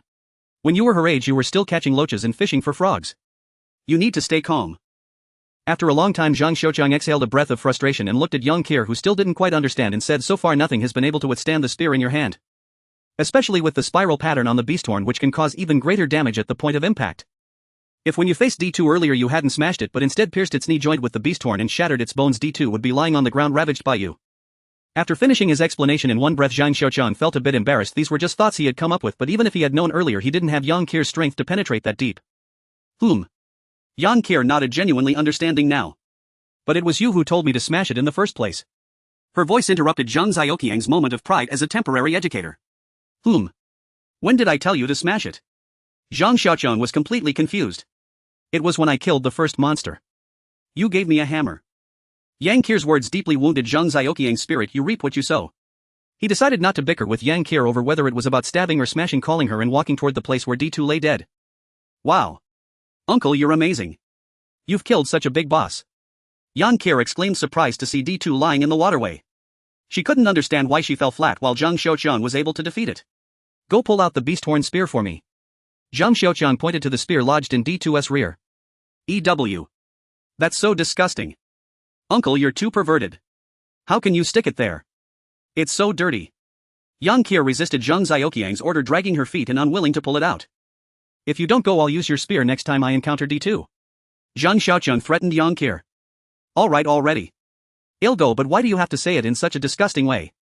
Yang Kier complained as she slowly walked toward the iconic spear lodged in D2's rear. Your tearful light, frail yet wounded, the pale crescent moon captures the past. The night is too long, turning into frost. Who is despairingly cold in the attic? The rain lightly drumming on the crimson window, my life is blown into disarray by the wind on paper. Dreams in the distance transform into a wisp of fragrance, drifting away your image. The chrysanthemum petals fall like frost, your smile has begun to fade. Flowers fall, hearts break, my emotions quietly flow. The northern wind chaotic and endless night, your shadow cannot be severed, leaving me alone doubled on the lake. The flowers have turned late, scattering brilliance on this wilting path of fate, sorrow cannot cross the river. Autumn heart splits in two, fearing you cannot reach the shore, swaying for a lifetime. Whose kingdom? The sound of hooves in chaos, my entire body and armor howling through the ages. The sky is faintly bright, you softly sigh, a night of melancholy thus delicately unfolds. The chrysanthemum. Looking at the gleaming beast-horn, Zhang Xiaoqiang always felt uncomfortable. Although he had rinsed it several times and even disinfected it with white wine, he could never shake off the feeling of disgust due to the location it had penetrated. With a push and a start, the three-wheeled agricultural vehicle roared back to life, heading towards the bridge. After confirming there were no hidden bosses, the two approached the bridge with their long spears. Just as Yang Qiao was about to charge forward to kill, Zhang Xiaoqiang called her to stop. If we kill too many now, there will be corpses everywhere later. How will we get the vehicle through? Are you going to move the bodies? Zhang Xiaoqiang admonished Yang Qiao, who pouted in silence. Do you see the empty space by the bridge? Wait there for me. They'll draw the enemies and you kill one when it comes, or two if they come together. Just don't lose your head and rush in, okay? Zhang Xiaoqiang repeatedly emphasized this while Yang Qiao showed clear signs of annoyance. Looking at her impatience, Zhang Xiaoqiang remembered how his father used to lecture him, and he too had often shared that same expression of impatience. Is this the rebellious mentality of youth? Am I already getting old? Zhang Xiaoqiang dared not think further and moved towards the zombies. As expected, as Zhang Xiaoqiang got closer, the zombies mindlessly lunged at him, and he successfully lured groups of them to the open area, enjoying the process while Yang Qiao shouted and seemed to relish the kills. After attracting around 20 to 30 zombies, Zhang Xiaoqiang turned around to fight alongside Yang Qiao, only to find the ground covered in fallen zombies with only a couple of them still standing. Yang Qiao, like a valkyrie, wielded her rebar spear with such finesse that it spun like a wheel. The zombies that twirled and danced in the air were struck by her spear, while one decapitated zombie flailed on the ground like a headless fly. Watching the zombies fly and tumble, Zhang Xiaoqiang felt frustrated. Yang Qiao had completely ignored his earlier instructions. She smashed, lifted and swung but never stabbed. In the blink of an eye, the area was cleared. Yang Qiao looked at Zhang Xiaoqiang, seemingly unsatisfied. Zhang Xiaoqiang thought he had failed. Why was it that others' young girls were so obedient and cute while his was so unruly? Forget it, let her be. He didn't want to care anymore, nor could he. Zhang Xiaoqiang sourly pondered for a moment before turning back to continue luring more enemies. Zhang Xiaoqiang hardly intervened while Yang Qiao eliminated about 50 zombies. Looking at the scattered corpses on the ground, he felt no jealousy. No matter how many they killed, they were just low-level cannon fodder, nothing like him. Either he didn't act or he took down bosses in one blow. The bridge was now clear. Zhang Xiaoqiang drove the tricycle to the other side. Upon reaching, he stopped the vehicle and jumped down, heading towards the Golden Dragon bus. What's up? Are there still monsters? Yang Qiao asked as she followed Zhang Xiaoqiang out of the vehicle, her beloved spear in hand. Zhang Xiaoqiang carefully sidestepped the scattered human bones as he surveyed the red bus before him. The left side of the bus was crushed, merging with the driver's seat, and the driver was long gone. Only remnants of darkened blood remained on the torn white seat cushions. The bus itself was mostly intact, and the black-tinted windows were undamaged except for the door facing the bridge, which had been smashed open, hanging limply from the bus. Thinking of the gain soon to be his, he joked with Yang Qiao, "Don't you ever loot after defeating monsters in games?" "Uncle, are you feeling alright? Those monsters don't wear clothes, what could they possibly drop?" Yang Qiao did not approve of Zhang Xiaoqiang's greedy attitude. He. Even if there's no loot, there could be treasure chests. Zhang Xiaoqiang said as he climbed onto the Golden Dragon bus. Inside the bus was a chaotic mess resembling a garbage dump, bones, torn rags and various colored luggage scattered about. Zhang Xiaoqiang aimed for these bags, hoping to find something good for the holiday. Yang Qiao sat in the tricycle's cargo area with a pile of snack bags on the left and a heap of shampoo, conditioner, facial cleanser, hand cream, foundation, lip gloss and various other small items on the right. As she chewed on her snacks, she admired the Bon Marché bag in her hand. Zhang Xiaoqiang, indifferent to women's bags, had no idea where it was from. Zhang Xiaoqiang felt he had sighed too much today. The haul consisted only of snacks and cosmetics, along with that bag that Yang Qiao couldn't let go of. He had only found a Nokia phone tucked inside a genuine leather pouch along with a spare battery. Zhang Xiaoqiang was pleased with the phone, knowing that original models were incomparable to his counterfeit ones, especially since it was a new model released in October 2012, priced online at 8,888. At that moment, Zhang Xiaoqiang lamented that he could assemble 3 computers with just one phone. Although he didn't know what use a phone would have in the apocalypse, he decided to keep it. At least I can still act like a rich guy. He replaced the battery and pressed the power button. A tune played as China Mobile's logo appeared, followed by the background showing a little girl. She looked around 12 or 13 years old, holding a pair of chopsticks towards the camera with a quirky smile, her expression sweet and beautiful, resembling a little fairy. The little girl on the phone had large bright eyes and a rosy cherubic face with a mischievous smile that was very charming. It was a sight that felt pleasant yet bittersweet. Zhang Xiaoqiang gazed at the girl's photo, sighing, truth be told, she was very pretty and adorable. She outshone those two-dimensional beauties from Japanese games by a long shot, and Yang Kir as a big loli couldn't even compare to that little girl. Yang Kir could only be considered above average with potential to become a beauty in the future, while that little girl already radiated exquisite. Zhang Xiaoqiang shook his head. If this exquisite loli hasn't been eaten yet, she's probably turned into a zombie loli by now. Yang Kir still hadn't put down her bag, seemingly enchanted by it. Zhang Xiaoqiang idly played with the phone, reflecting on the many events of the day as dusk fell. He decided to tidy up the bus for the night. Opening the message inbox revealed a series of unread messages signed by wife. Zhang Xiaoqiang opened the last unread message at the bottom. December 31, 2012, 1040 a.m. Honey, where are you? Come back quickly, everyone outside has gone crazy. December 31, 2012, 1:01 p.m. Honey, where are you? I'm so scared, the mad people outside are starting to eat people. December 31, 2012, 7:50 p.m. Honey, are you hurt? They are banging on the big iron door. Me and Meow Meow are safe in the bedroom. January 1, 2013, 1000 a.m. Honey, why aren't you replying? I'm going to die of anxiety. Have you received my message? I've called you but no one answered. I miss you and so does Meow Meow. January 7, 2013, 8:02 a.m. I don't know where you are or if you're still alive. I saw Zhang boss from next door trying to drive out yesterday. I watched as his car was surrounded, saw and dragged from it and eaten. I love you, honey. After finishing all the messages, Zhang Xiaoqiang let out a breath, still feeling heavy in his heart. The phone's owner's wife and a cat named Meow Meow were hiding at home, while the owner himself was either eaten or had turned into a zombie. His wife fantasized about him returning to save her, but unfortunately her husband would never come back. Beep beep beep. The long-awaited alarm clock startled Zhang Xiaoqiang awake. He stood up, stretched lazily, and placed his hands on his hips to loosen his muscles. The alarm continued to ring insistently beside him. Zhang Xiaoqiang listened to the familiar electronic sound, reluctant to turn it off, feeling a sense of returning to the past. Yang Kir was still sound asleep, though her sleeping posture was quite unruly. The blanket had fallen to the ground. She lay with her head tilted, drool hanging from the corner of her mouth onto her thigh, sparkling like a spider's thread connecting her mouth and leg. One of her smooth rosy thighs extended forward while the other was bent, with her foot resting on the chair cushion. She wore a lace-trimmed lingerie set that hung loosely on her body, with the oversized bra failing to fully cover her chest, leaving some exposed. As Zhang Xiaoqiang picked up the blanket to cover her, his eyes sparkled as he looked at Yang Kir's revealing outfit. Wait a second. He noticed the black lingerie on her and felt it looked somewhat familiar. Damn. Wasn't this the one he had found last time? He thought it was too wasteful to give it to Yang Kir and had buried it at the bottom of his backpack, hoping to use it again when he found a curvy girl. How did it end up on this little girl? Zhang Xiaoqiang was furious. How could Yang Kir wear it without even asking? That was a personal collection. The electronic sound from the phone continued and Yang Kir was disturbed by it. With both hands tightly covering her ears, she shouted with her eyes closed, Mom. Turn off the alarm and let me sleep for 5 more minutes. You're going to be late for school. Zhang Xiaoqiang shouted beside Yang Kir's ear after turning off the phone. Yang Kir suddenly sat up, repeatedly shouting, oh no, oh no. She stared blankly at Zhang Xiaoqiang's displeased face and then at the cup in his hand. Feeling a chill on her body, she looked down and saw her 2 little treasures exposed. Ah. Yang Kir screamed, covering her chest with her hands, muttering, oh no. I've been seen. Woe is me. I can't face anyone now. Bang. Zhang Xiaoqiang threw the blanket over Yang Kir's head, enveloping her tightly. Tell me, where did you get that lingerie? Zhang Xiaoqiang questioned from the side. Yang Kir spoke from under the blanket. Well, She seemed unable to provide any reason. With a swift motion, she pulled the blanket down to her chin, revealing her head, and awkwardly smiled at Zhang Xiaoqiang. Uncle. You're so perverted. Hiding women's lingerie secretly in your bag. Don't worry. I won't tell anyone. Consider this set as hush money. Yang Kir said confidently, wearing a shameless expression.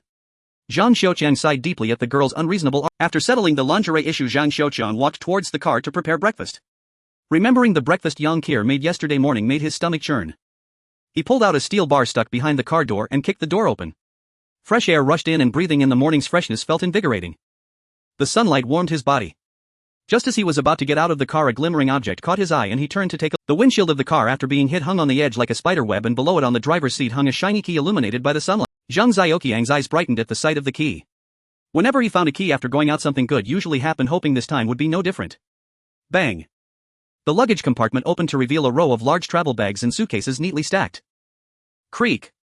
The first large bag was open, revealing countless phone boxes filled with various knockoff phones. He took one, inserted a battery, and turned it on, seeing it fully charged with a battery that could be used in Nokia. Zhang Xiaoqiang calculated and realized he could use this knockoff phone's battery until next year. Carefully removing all usable batteries and placing them aside, Zhang Xiaoqiang opened the second large bag with lingering anticipation. Looking at the contents of the bag, Zhang Xiaoqiang's eyes moistened. How did that saying go? When God closes a door, he opens a window. Inside the bag were various colors, styles and sizes of cute, conservative and revealing women's lingerie. Zhang Xiaoqiang's excitement was hard to contain. Glancing at Yang Qier, who was playing a mobile game, Zhang Xiaoqiang discreetly picked the most seductive and exquisitely packaged lingerie clearly worth thousands and tucked it into his satchel. Come here. Choose your own things, pick a few in various sizes so you won't be left without lingerie when you grow. Zhang Xiaoqiang called Yang Qier over to select lingerie. Seeing the lingerie in the bag like a sea of flags, Yang Qier cheered and dove into the bag. The first one sells phones, the second one sells lingerie, the third one won't be selling adult films, right? As Zhang Xiaoqiang opened the bag, he thought wildly, feeling like he was opening a treasure chest in a game. This large bag was quite normal, containing only some men's clothing. He carelessly tossed the clothes on the ground and immediately felt something thick. He pulled them out one by one and piled them on the ground. There were a total of 20 neatly wrapped bundles of cash and newspapers.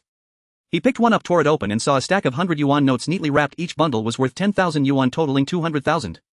Zhang Xiaoqiang tore open all the newspaper bundles and threw the cash into the sky.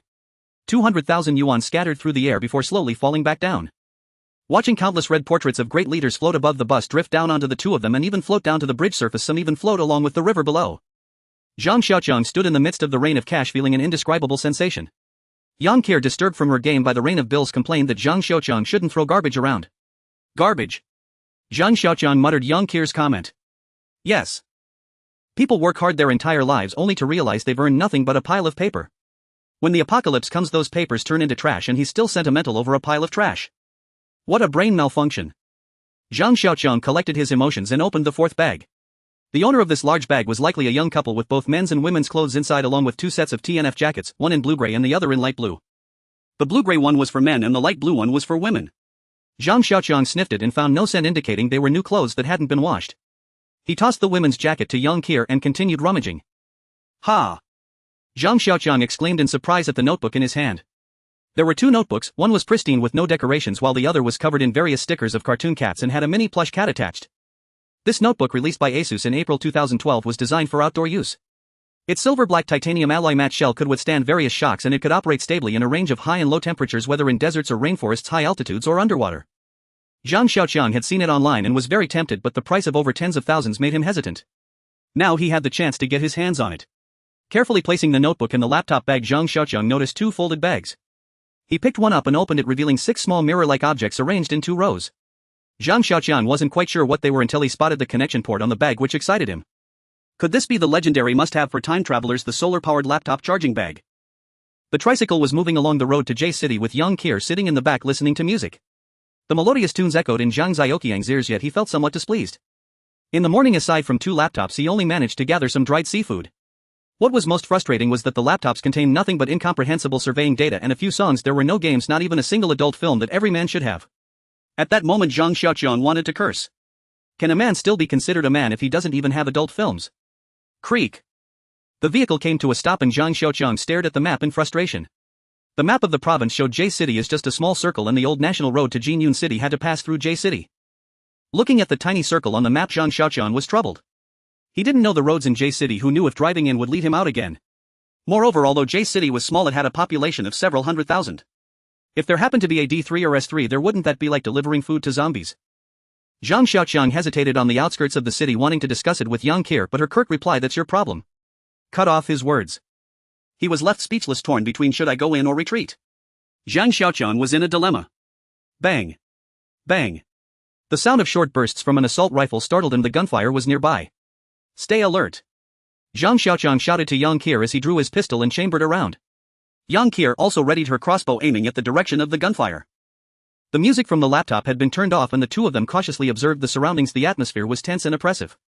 Zhang Xiaoqiang could even hear Yang Qier's heavy breathing. Bang! Bang! 3 more shots rang out, but they were even closer. Ah! A man's scream came from the left front and the short bursts of gunfire turned into sustained fire, indicating a dire situation. Zhang Xiaoqiang remained motionless. In the face of uncertainty, the best choice was to wait. He was neither a special forces soldier nor a spy, he was just an ordinary citizen. As long as he could keep his life, he would be content choosing caution in the face of unknown dangers. The left front was completely blocked by waist-high weeds, obscuring the view of the situation. Zhang Xiaoqiang wore a serious expression while Yang Qier seemed unconcerned, holding her crossbow and chewing gum with a look of disdain. The weeds swayed, putting Zhang Xiaoqiang on alert. Rustle! 4 or 5 figures burst out from the weeds, not even glancing at Zhang Xiaoqiang and the others rushing ahead with their heads down. Zhang Xiaoqiang was confused. For strong men, two with sharpened steel bars, one wielding an old Longquan sword used by an elderly lady for exercise and another carrying a large bow resembling an English longbow, but there were no arrows in sight. The four men dashed off like a flock of panicked soldiers.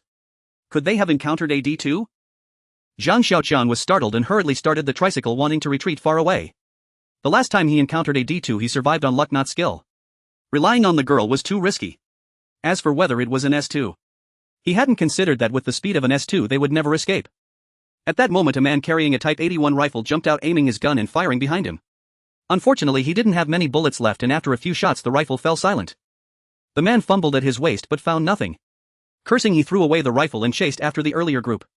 Just as he ran a few steps, three shaped zombies leaped out from the bushes, roaring as they pursued him. Zhang Xiaoqiang and Yang Qiao stood by watching dumbfounded as the group and the zombies ignored them. Uncle! Are they filming a Copandrobber movie? Why aren't those monsters paying attention to us? Yang Qiao asked, observing the chase before her. Before Zhang Xiaoqiang could respond he saw two more shaped zombies leap out of the bushes. These zombies looked particularly tragic. One had multiple gunshot wounds on its thigh, staggering as if it were dancing. The other resembled a moving honeycomb with eyes all over its chest and abdomen, not knowing where it was injured, but it couldn't run. The two injured zombies caught the scent of the two humans and approached. Zhang Xiaoqiang didn't let Yang Qiao take action, just watching as the shaped zombies drew closer. One zombie danced awkwardly while the other shuffled slowly towards the side of the vehicle. Bang! Two gunshots rang out and the two shaped zombies fell to the ground one after the other. Zhang Xiaoqiang blew the smoke from the gun muzzle, feeling quite pleased. Within a meter I still hit every shot. So far his pistol was finally capable of killing zombies, and he patted the gun, sighing contentedly. Looking at the abandoned Type 81 rifle on the ground he pondered whether to pick it up now or wait until those few had perished before retrieving it.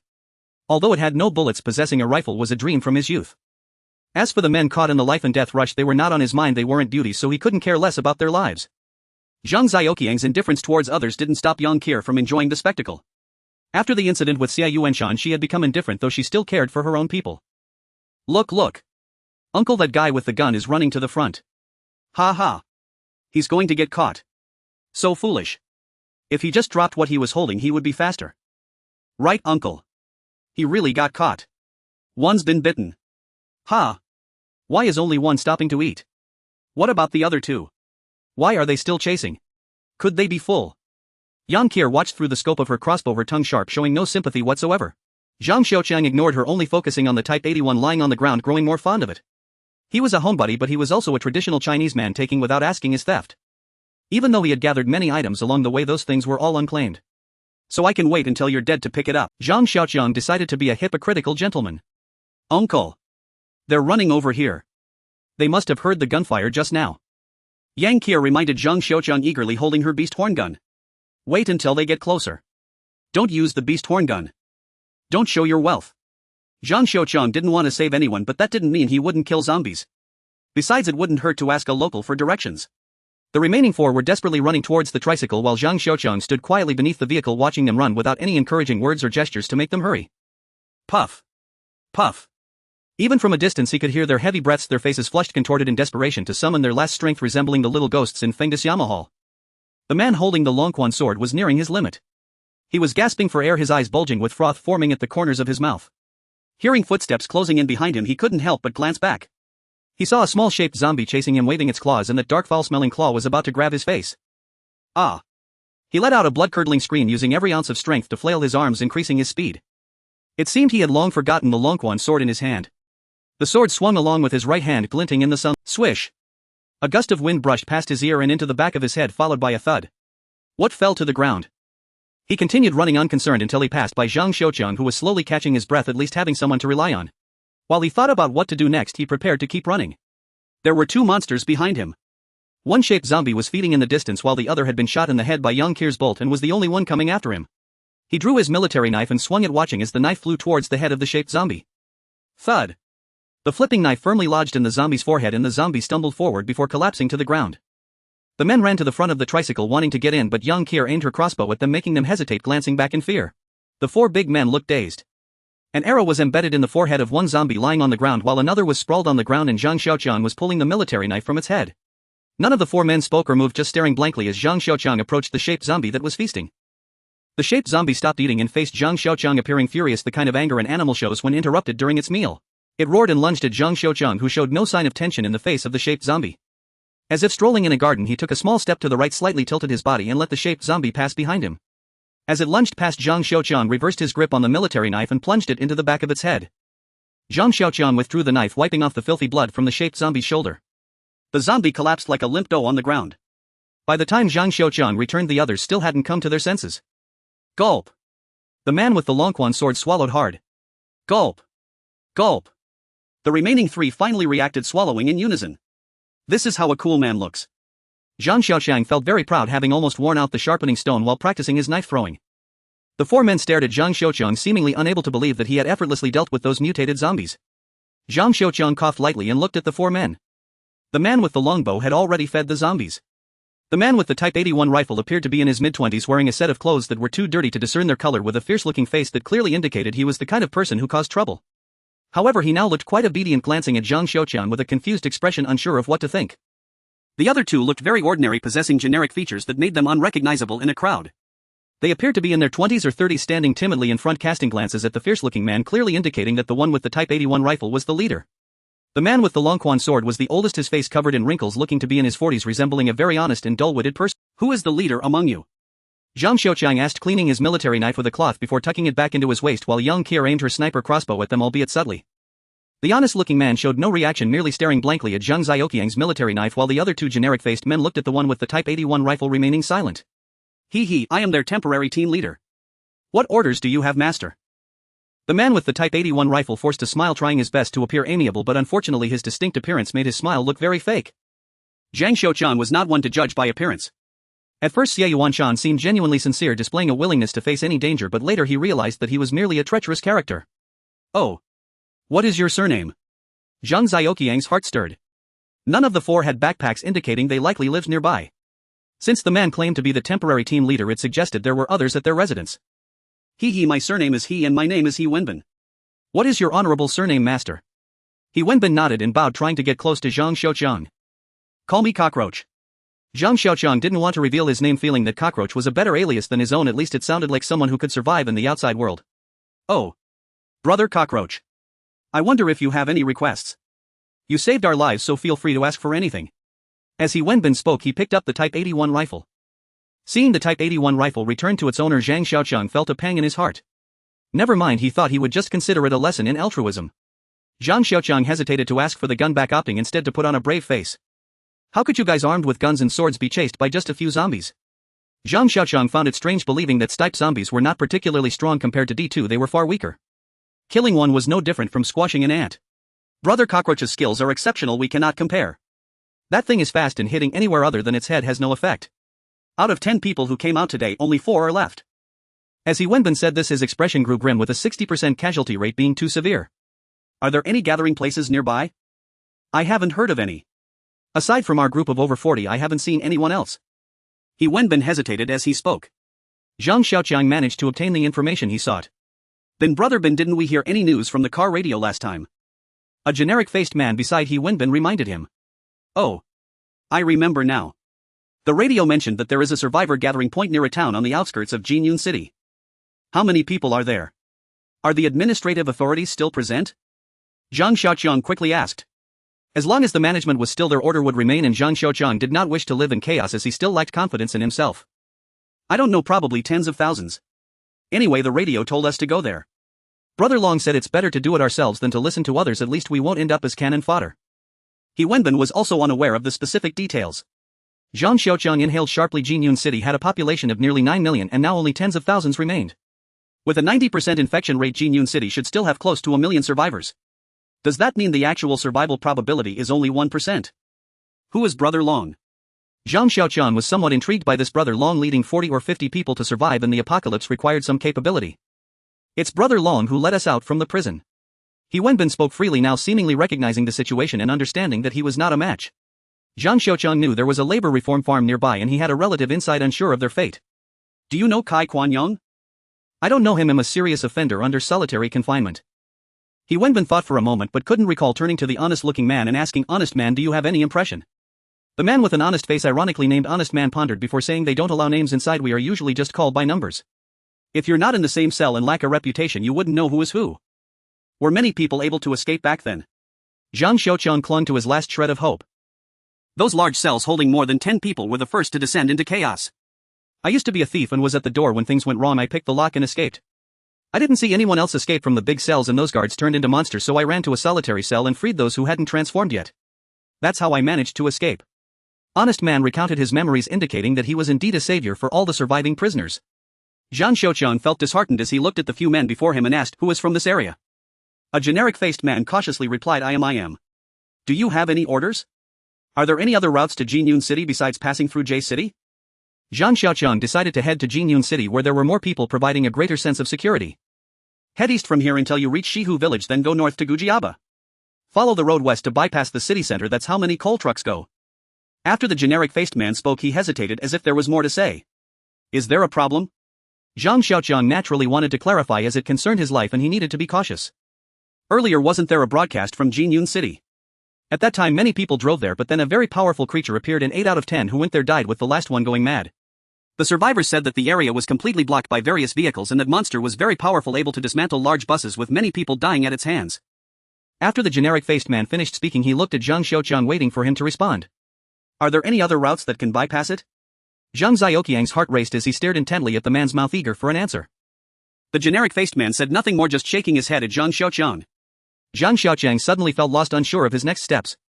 Should he and Yang Qir return to the cave and live in hiding? He Wenbin noticed Zhang Xiaoqiang's despondent expression and felt a stir in his heart. "Brother Cockroach, how about we find a place to stay first? We can wait for an opportunity to go to Jinyun City later."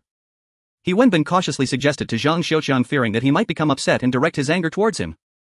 Zhang Xiaoqiang considered it for a moment and decided to take a look. Although Brother Long was not an easy character, he was not made of clay either. He had clearly seen those stipe zombies when he killed them, and besides there was also Yang Qir, a formidable weapon. Zhang Xiaoqiang agreed to follow He Wenbin to take a look. He Wenbin quickly called a few people to lead the way to their resting place. Brother Bin Sanzi and the others are still trapped in that little building. They might still be alive, don't you think? Honest Man suddenly reminded He Wenbin.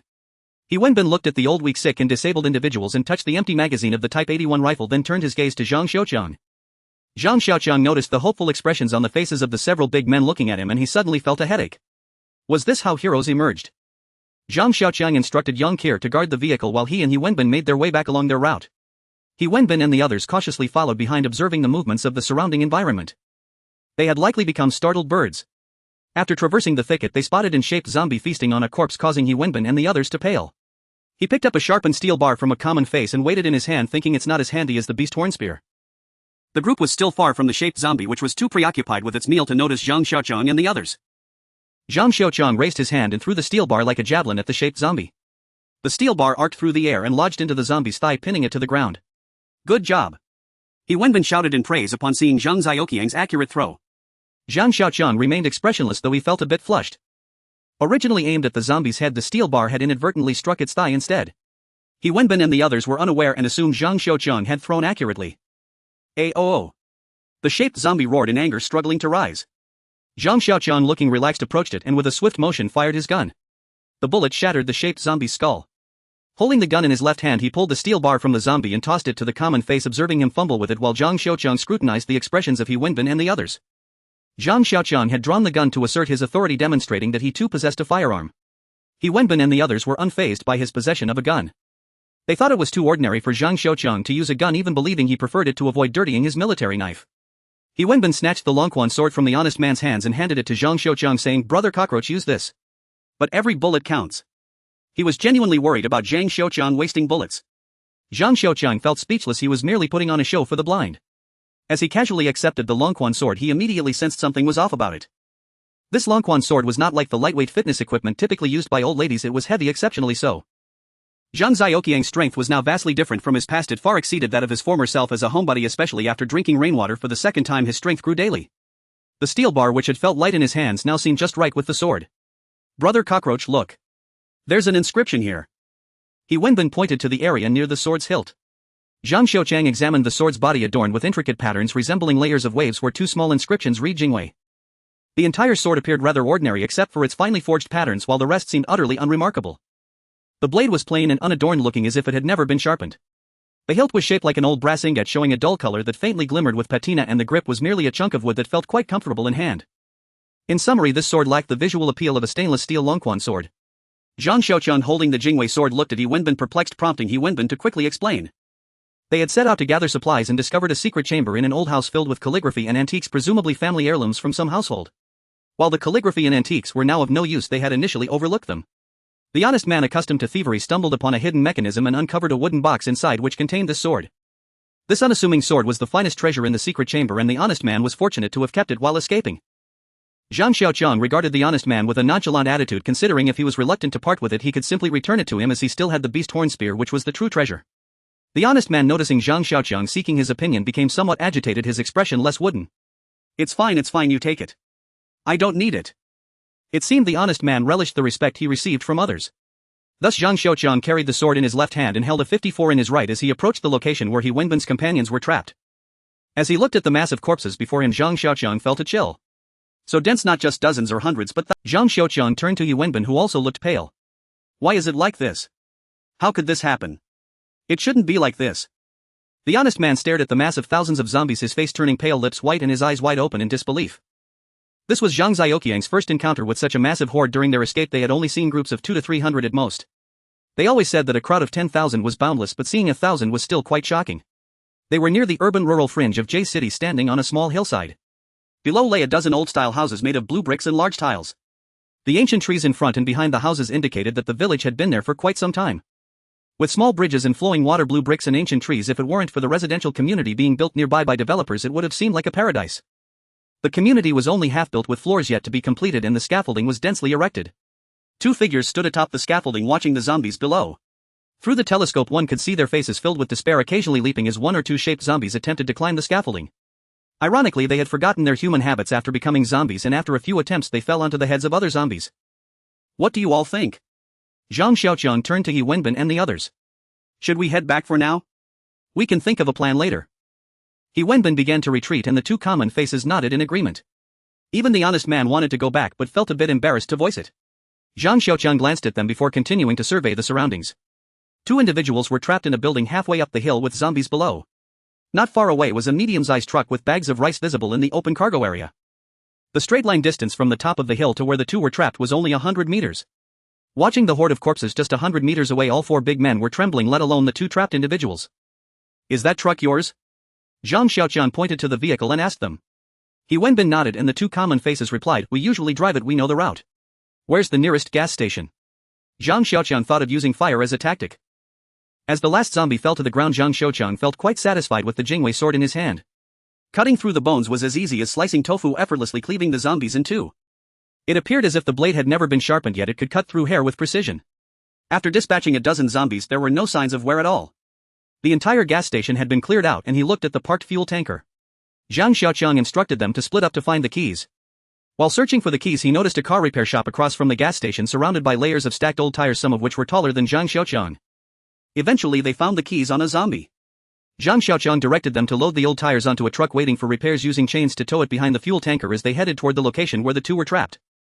One by one the old tires were propped up on the hillside and gasoline was drawn from the tanker and poured over the tires, while thousands of zombies huddled together at the base of the hill, leaving no gaps. Light it up. Two tires were ignited, and as the gasoline on the tires began to burn, Zhang Xiaoqiang directed He Wenbin and the others to push the tires down the slope. Two blazing fire rings leapt and rolled down the slope, crashing into the horde of zombies.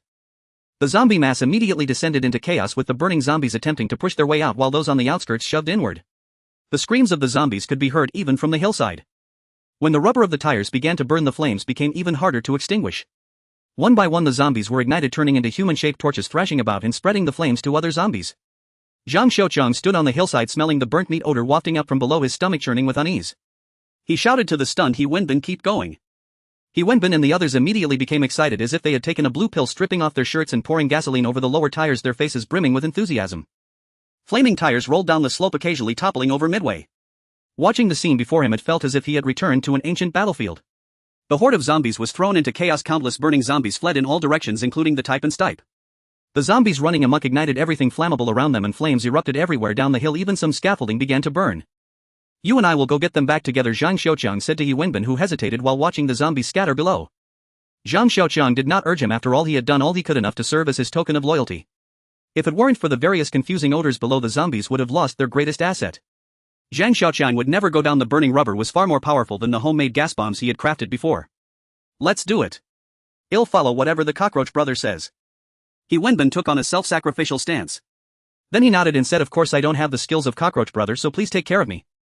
Zhang Xiaoqiang shot him a glance without speaking, then headed down the hill, even putting his pistol back at his waist and holding the Jingwei sword in his hand. The 100-meter distance was short and he arrived in no time.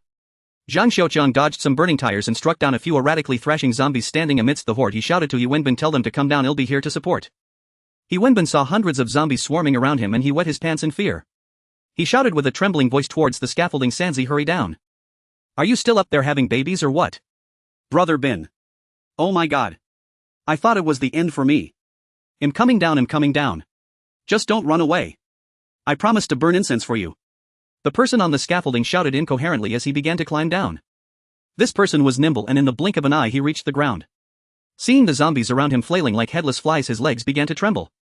Zhang Xiaoqiang struck down a zombie that collided with him and asked, isn't there still one up there? Sanzi, eager to leave, quickly replied, the guy was so scared he just held onto the iron pipe and wouldn't let go, I couldn't get him to respond. Zhang Xiaoqiang nodded without saying a word and turned to head back up the hill with Yi Wenbin closely trailing behind him like a tail, not daring to make a wrong move. When the three of them reached the hillside, the three left behind were also quite excited. Slap. Yi Wenbin slapped Sanzi on the back of his head, shouting fiercely, what the hell are you standing there for? Don't you want to thank Cockroach Brother? If it weren't for him insisting on saving you, we would have gone back to sleep already. Sanzi, still quite young, looked under 20, but his face didn't show his youth. He seemed to have a story behind him. Thank you. Thank you, Cockroach Brother. You are like my own father. As he spoke, Sanzi bowed, but before he could finish a third bow, Zhang Xiaoqiang stopped him. I'm not dead yet. No need for 3 bows right now. Slap. Yi Wenbin slapped Sanzi on the head and scolded, I told you to study properly, you really are lacking in culture. Yang Qier jumped up as soon as she saw Zhang Xiaoqiang, and the others returned complaining of boredom. Cockroach Brother. Who is this?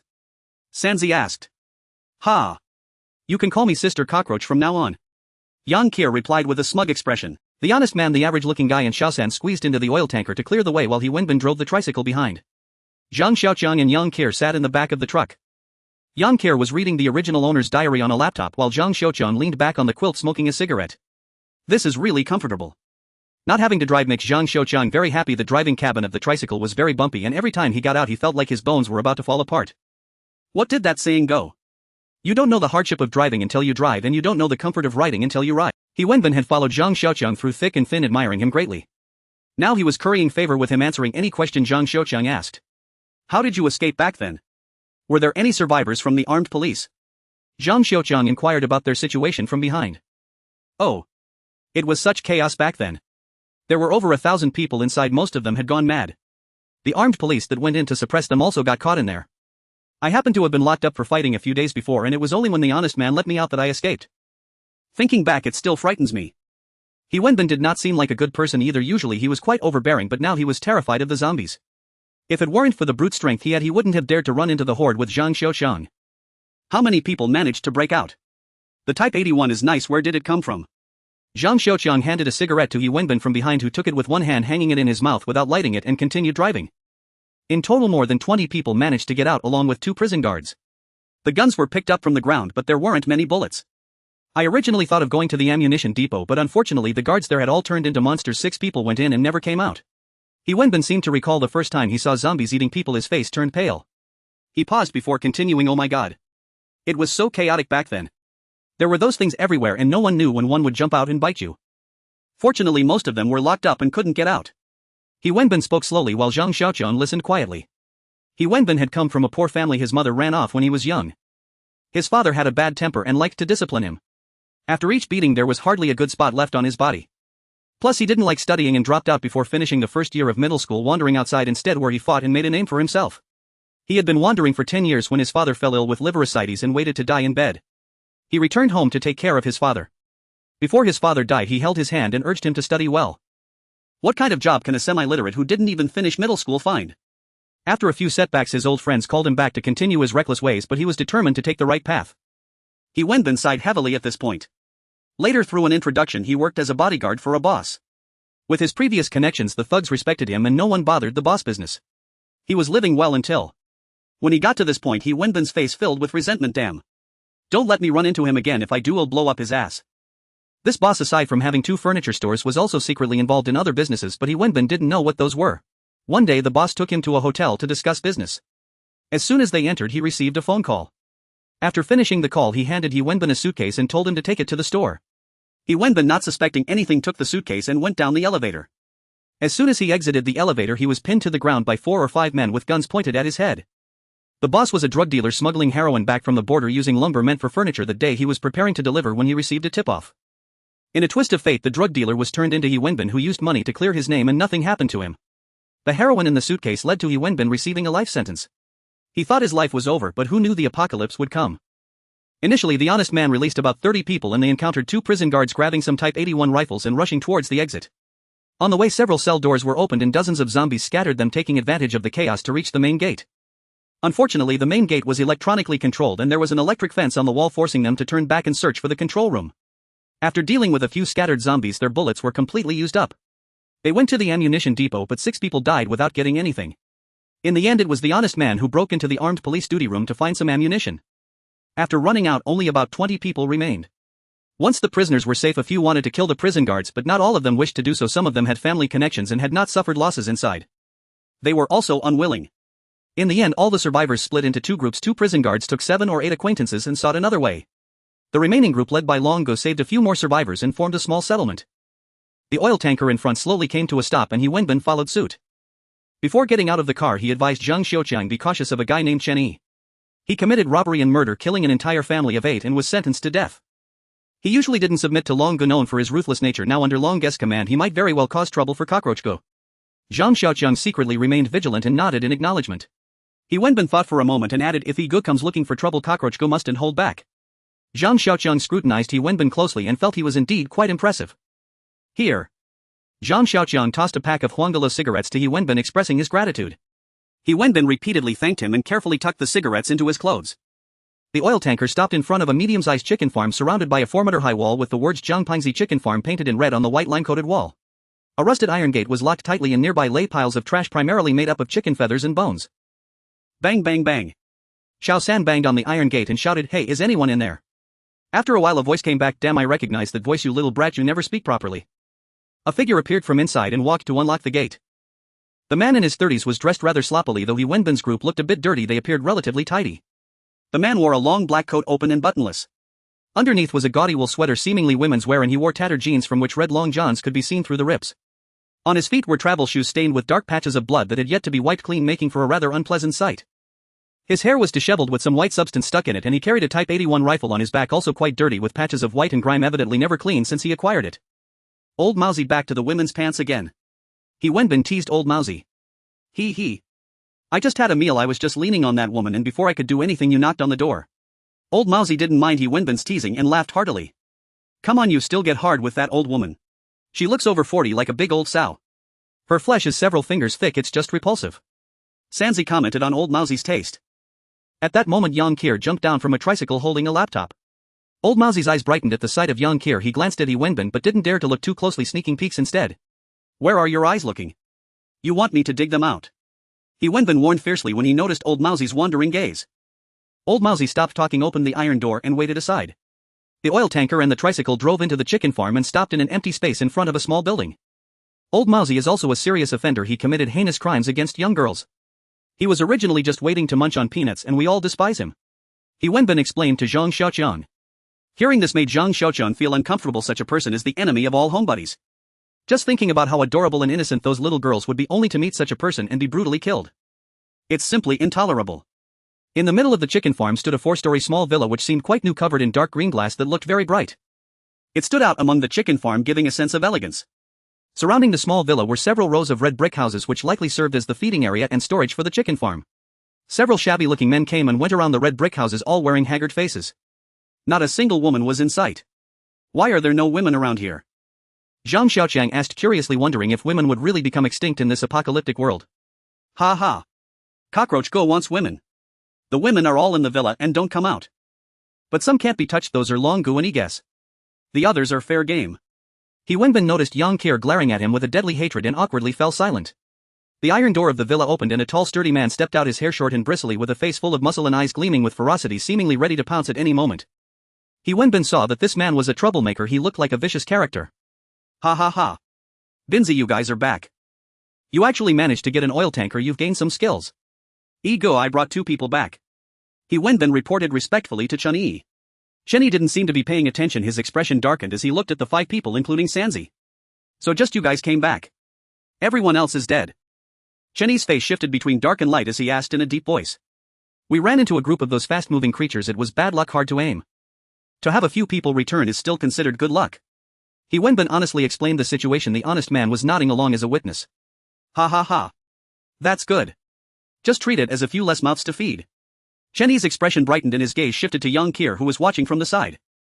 Not bad, you even brought back a little girl. Little girl, you will follow me from now on and I promise you will eat well. As Chen Yi spoke, he reached out to young Kier but was met with the barrel of Zhang Xiaoqiang's pistol pointing at his forehead. Chen Yi's smile instantly froze, his hands raised in the air, unable to move, his eyes darting nervously among He Wenbin and the others. He Wenbin's face was awkward while the others stared at their toes pretending to see nothing. Zhang Xiaoqiang remained silent, a smirk on his face, his gun held steady, the dark muzzle aimed at Chen Yi's forehead. Igu, I haven't finished speaking. It was this cockroach Gu who saved us. He single-handedly took down 6 fast-moving monsters. He Wenbin explained from the side. I was surrounded by thousands of monsters on the scaffolding. It was Cockroach Gu who brought Bin Gu back from the monster pile. Sanzi added. Ha ha ha. Binzi, you're in the wrong here. Why didn't you say so earlier? Ha ha ha. Cockroach Gu right. My bad, my bad. We are all on the same side. Chen Yi pretended not to see Zhang Xiaoqiang's pistol and greeted him warmly. Zhang Xiaoqiang put away his pistol and clasped his fists at Chen Yi. As a newcomer to this precious land, I hope you can forgive any lack of etiquette. No problem, no problem. My surname is Chen, you can call me Chen Yi. You have such good skills, have you trained before? Chen Yi began to inquire about Zhang Xiaoqiang's background. Zhang Xiaoqiang sensed that Chen Yi was not simple, he was someone who could both grasp and let go. Such people are the most treacherous, you never know when they might bite you from behind. Not really, I just practiced haphazardly. Zhang Xiaoqiang responded vaguely. Ego, shouldn't we invite Cockroach Gu in? He Wenbin reminded from the side. Chen Yi slapped his forehead, how could I forget? My apologies, please do come in. Chen Yi led Zhang Xiaoqiang into the living room, took out a pack of cigarettes and offered one to Zhang Xiaoqiang. Zhang Xiaoqiang noticed it was the kind that cost 7 yuan a pack and accepted it without showing any emotion. Chen Yi shouted upstairs, dead women upstairs, come down and make some tea for our esteemed guest. Turning back, he smiled at Zhang Xiaoqiang and continued, Cockroach Gu isn't joking, right? You took down 6 monsters just by practicing haphazardly. I've encountered such creatures before, it took 7 or 8 rifles to bring down one. Those things are easy to deal with, they're just a bit fast. Overall I've killed dozens. As long as you have courage, that's all that matters. Zhang Xiaoqiang said casually. At that moment 4 young women came down from upstairs dressed flamboyantly with light makeup on their faces. One served tea to Zhang Xiaoqiang and the others while the other 3 knelt at Chen Yi's feet massaging his legs. Cockroach Gu, is there anyone you fancy? Just say so, it's nice to warm the bed at night. Chen Yi said nonchalantly to Zhang Xiaoqiang. Zhang Xiaoqiang carefully scrutinized the several women, noting that they appeared in decent spirits, unlike the men outside who had a pallid countenance. Their beauty could be deemed above average. The women were also secretly observing Zhang Xiaoqiang, neither expecting nor fearing him, only displaying a face of numbness. Although Zhang Xiaoqiang was not accustomed to interacting with others, he could still perceive Chen Yi's attempts to draw him in. Yang Kier glanced at the women kneeling nearby, curling her lips, remaining silent. Brother Yi is just joking, a gentleman does not take away what others cherish. My little brother is undeserving of such blessings. Zhang Xiaoqiang shook his head at the women on the ground. Anyone who claims to be unmoved is surely lying, especially since the women were all well developed, their figures unmatched by Yang Kier's more modest appearance. However, the current situation was unclear, and combined with He Wenbin's mention of Chen Yi's character, caution was paramount. Moreover, it appeared that Chen Yi was not one to willingly accept a subordinate role. Who knows, today he might offer you women and tomorrow he could send you wielding a knife against Long Gu. Chen Yi kicked a woman in a red dress at his feet and shouted, you filthy bitch, how can you lack any awareness? Go serve brother Cockroach well, or I'll skin you alive to feed those pests. The woman rolled on the ground a few times before obediently kneeling again, bowing her head to Chen Yi.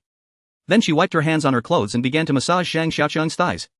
This woman in her 20s had a delicate appearance with red lips and white teeth. Her skin was also very good, only slightly inferior to Yang Kier with no dyed hair. Her long locks were black and lustrous. The deep neck of her red coat revealed a clean interior with nothing worn underneath, 2 proud peaks shyly half exposed.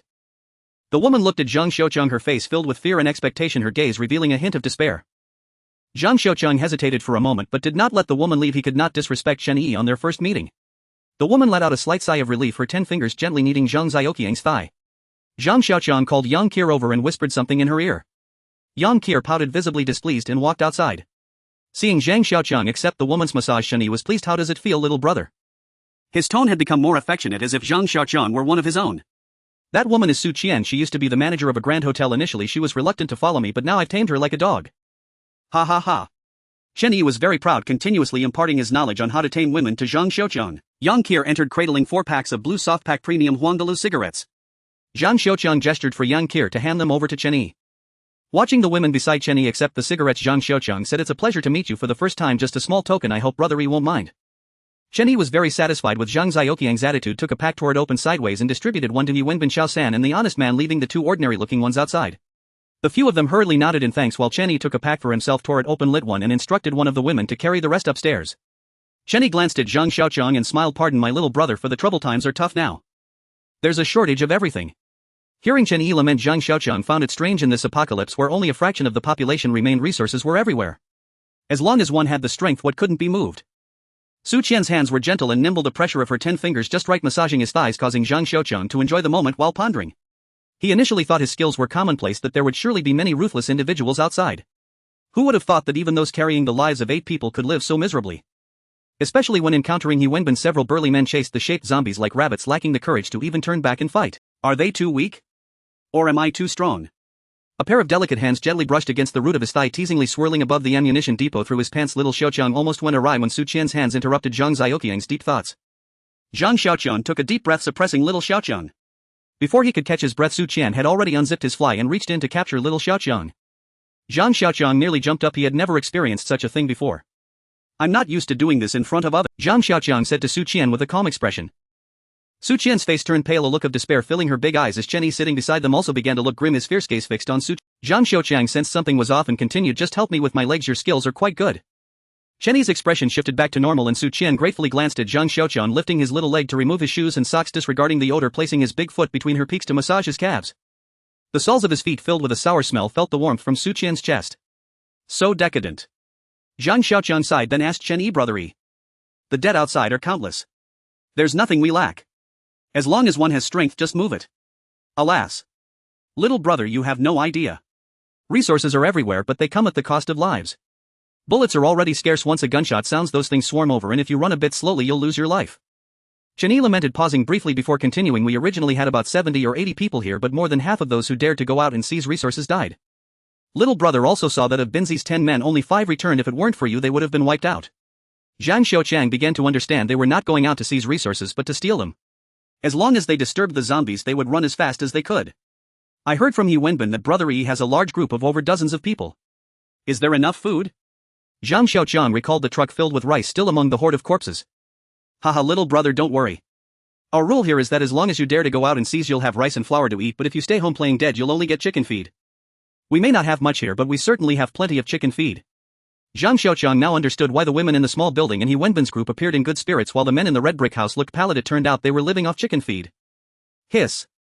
A wave of soreness and numbness surged through Zhang Xiaoqiang's soles, causing him to draw a sharp breath.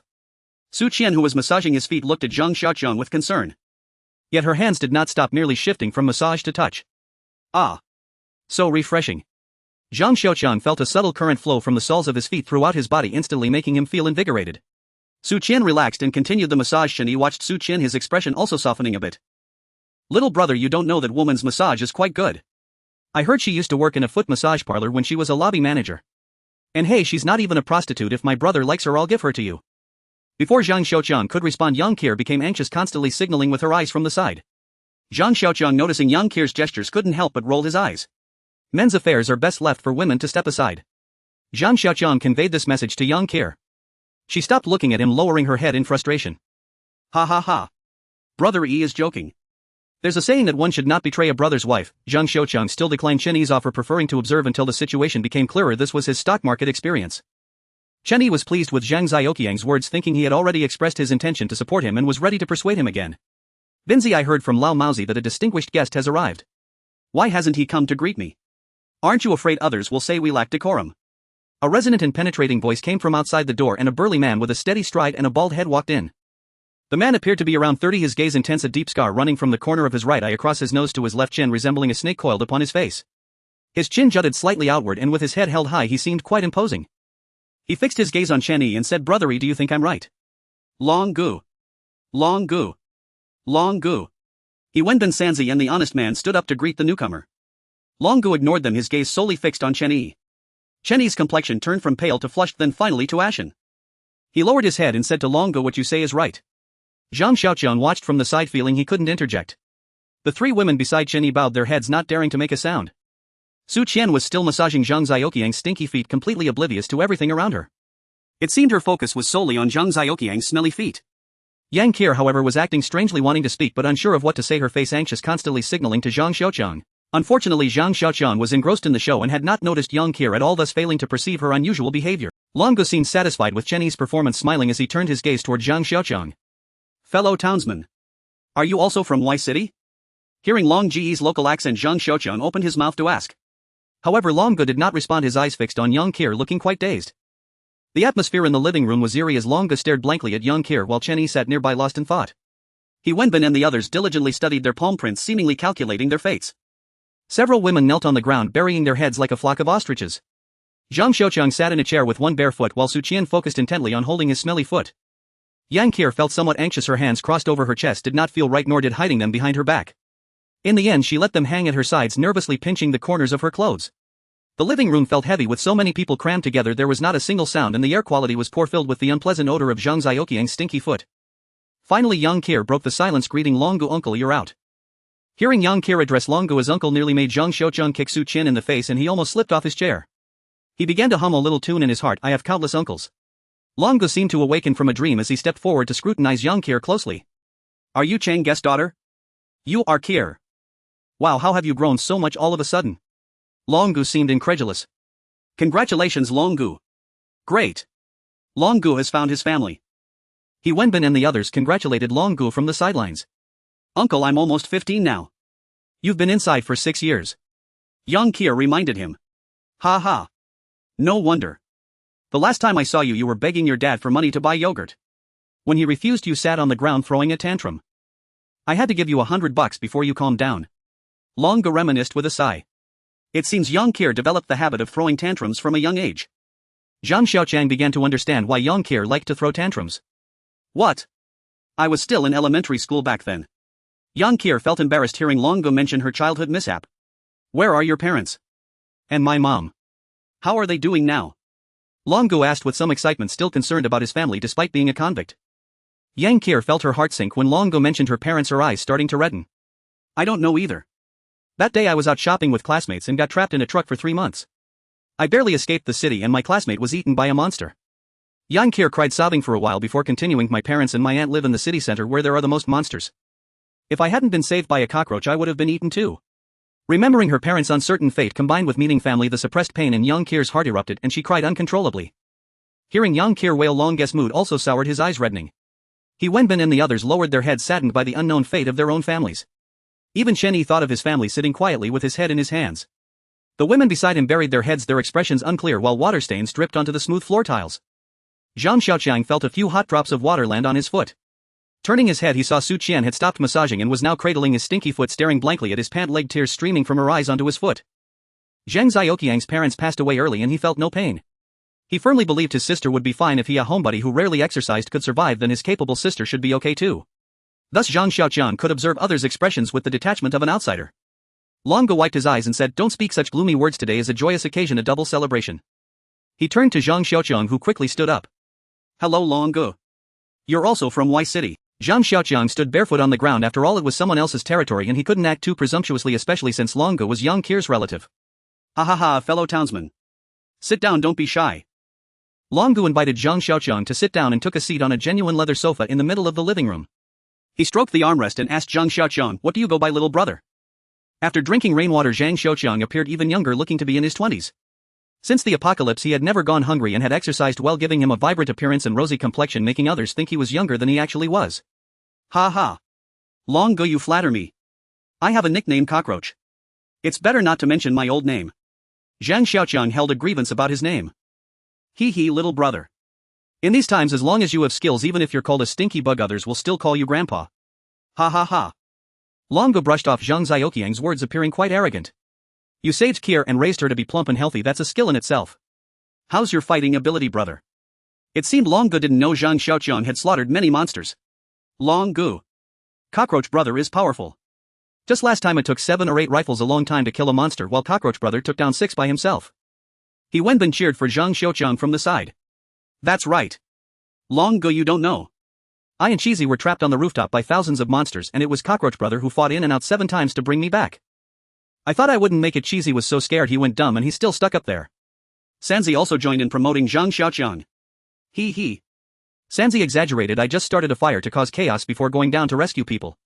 Zhang Xiaoqiang became modest.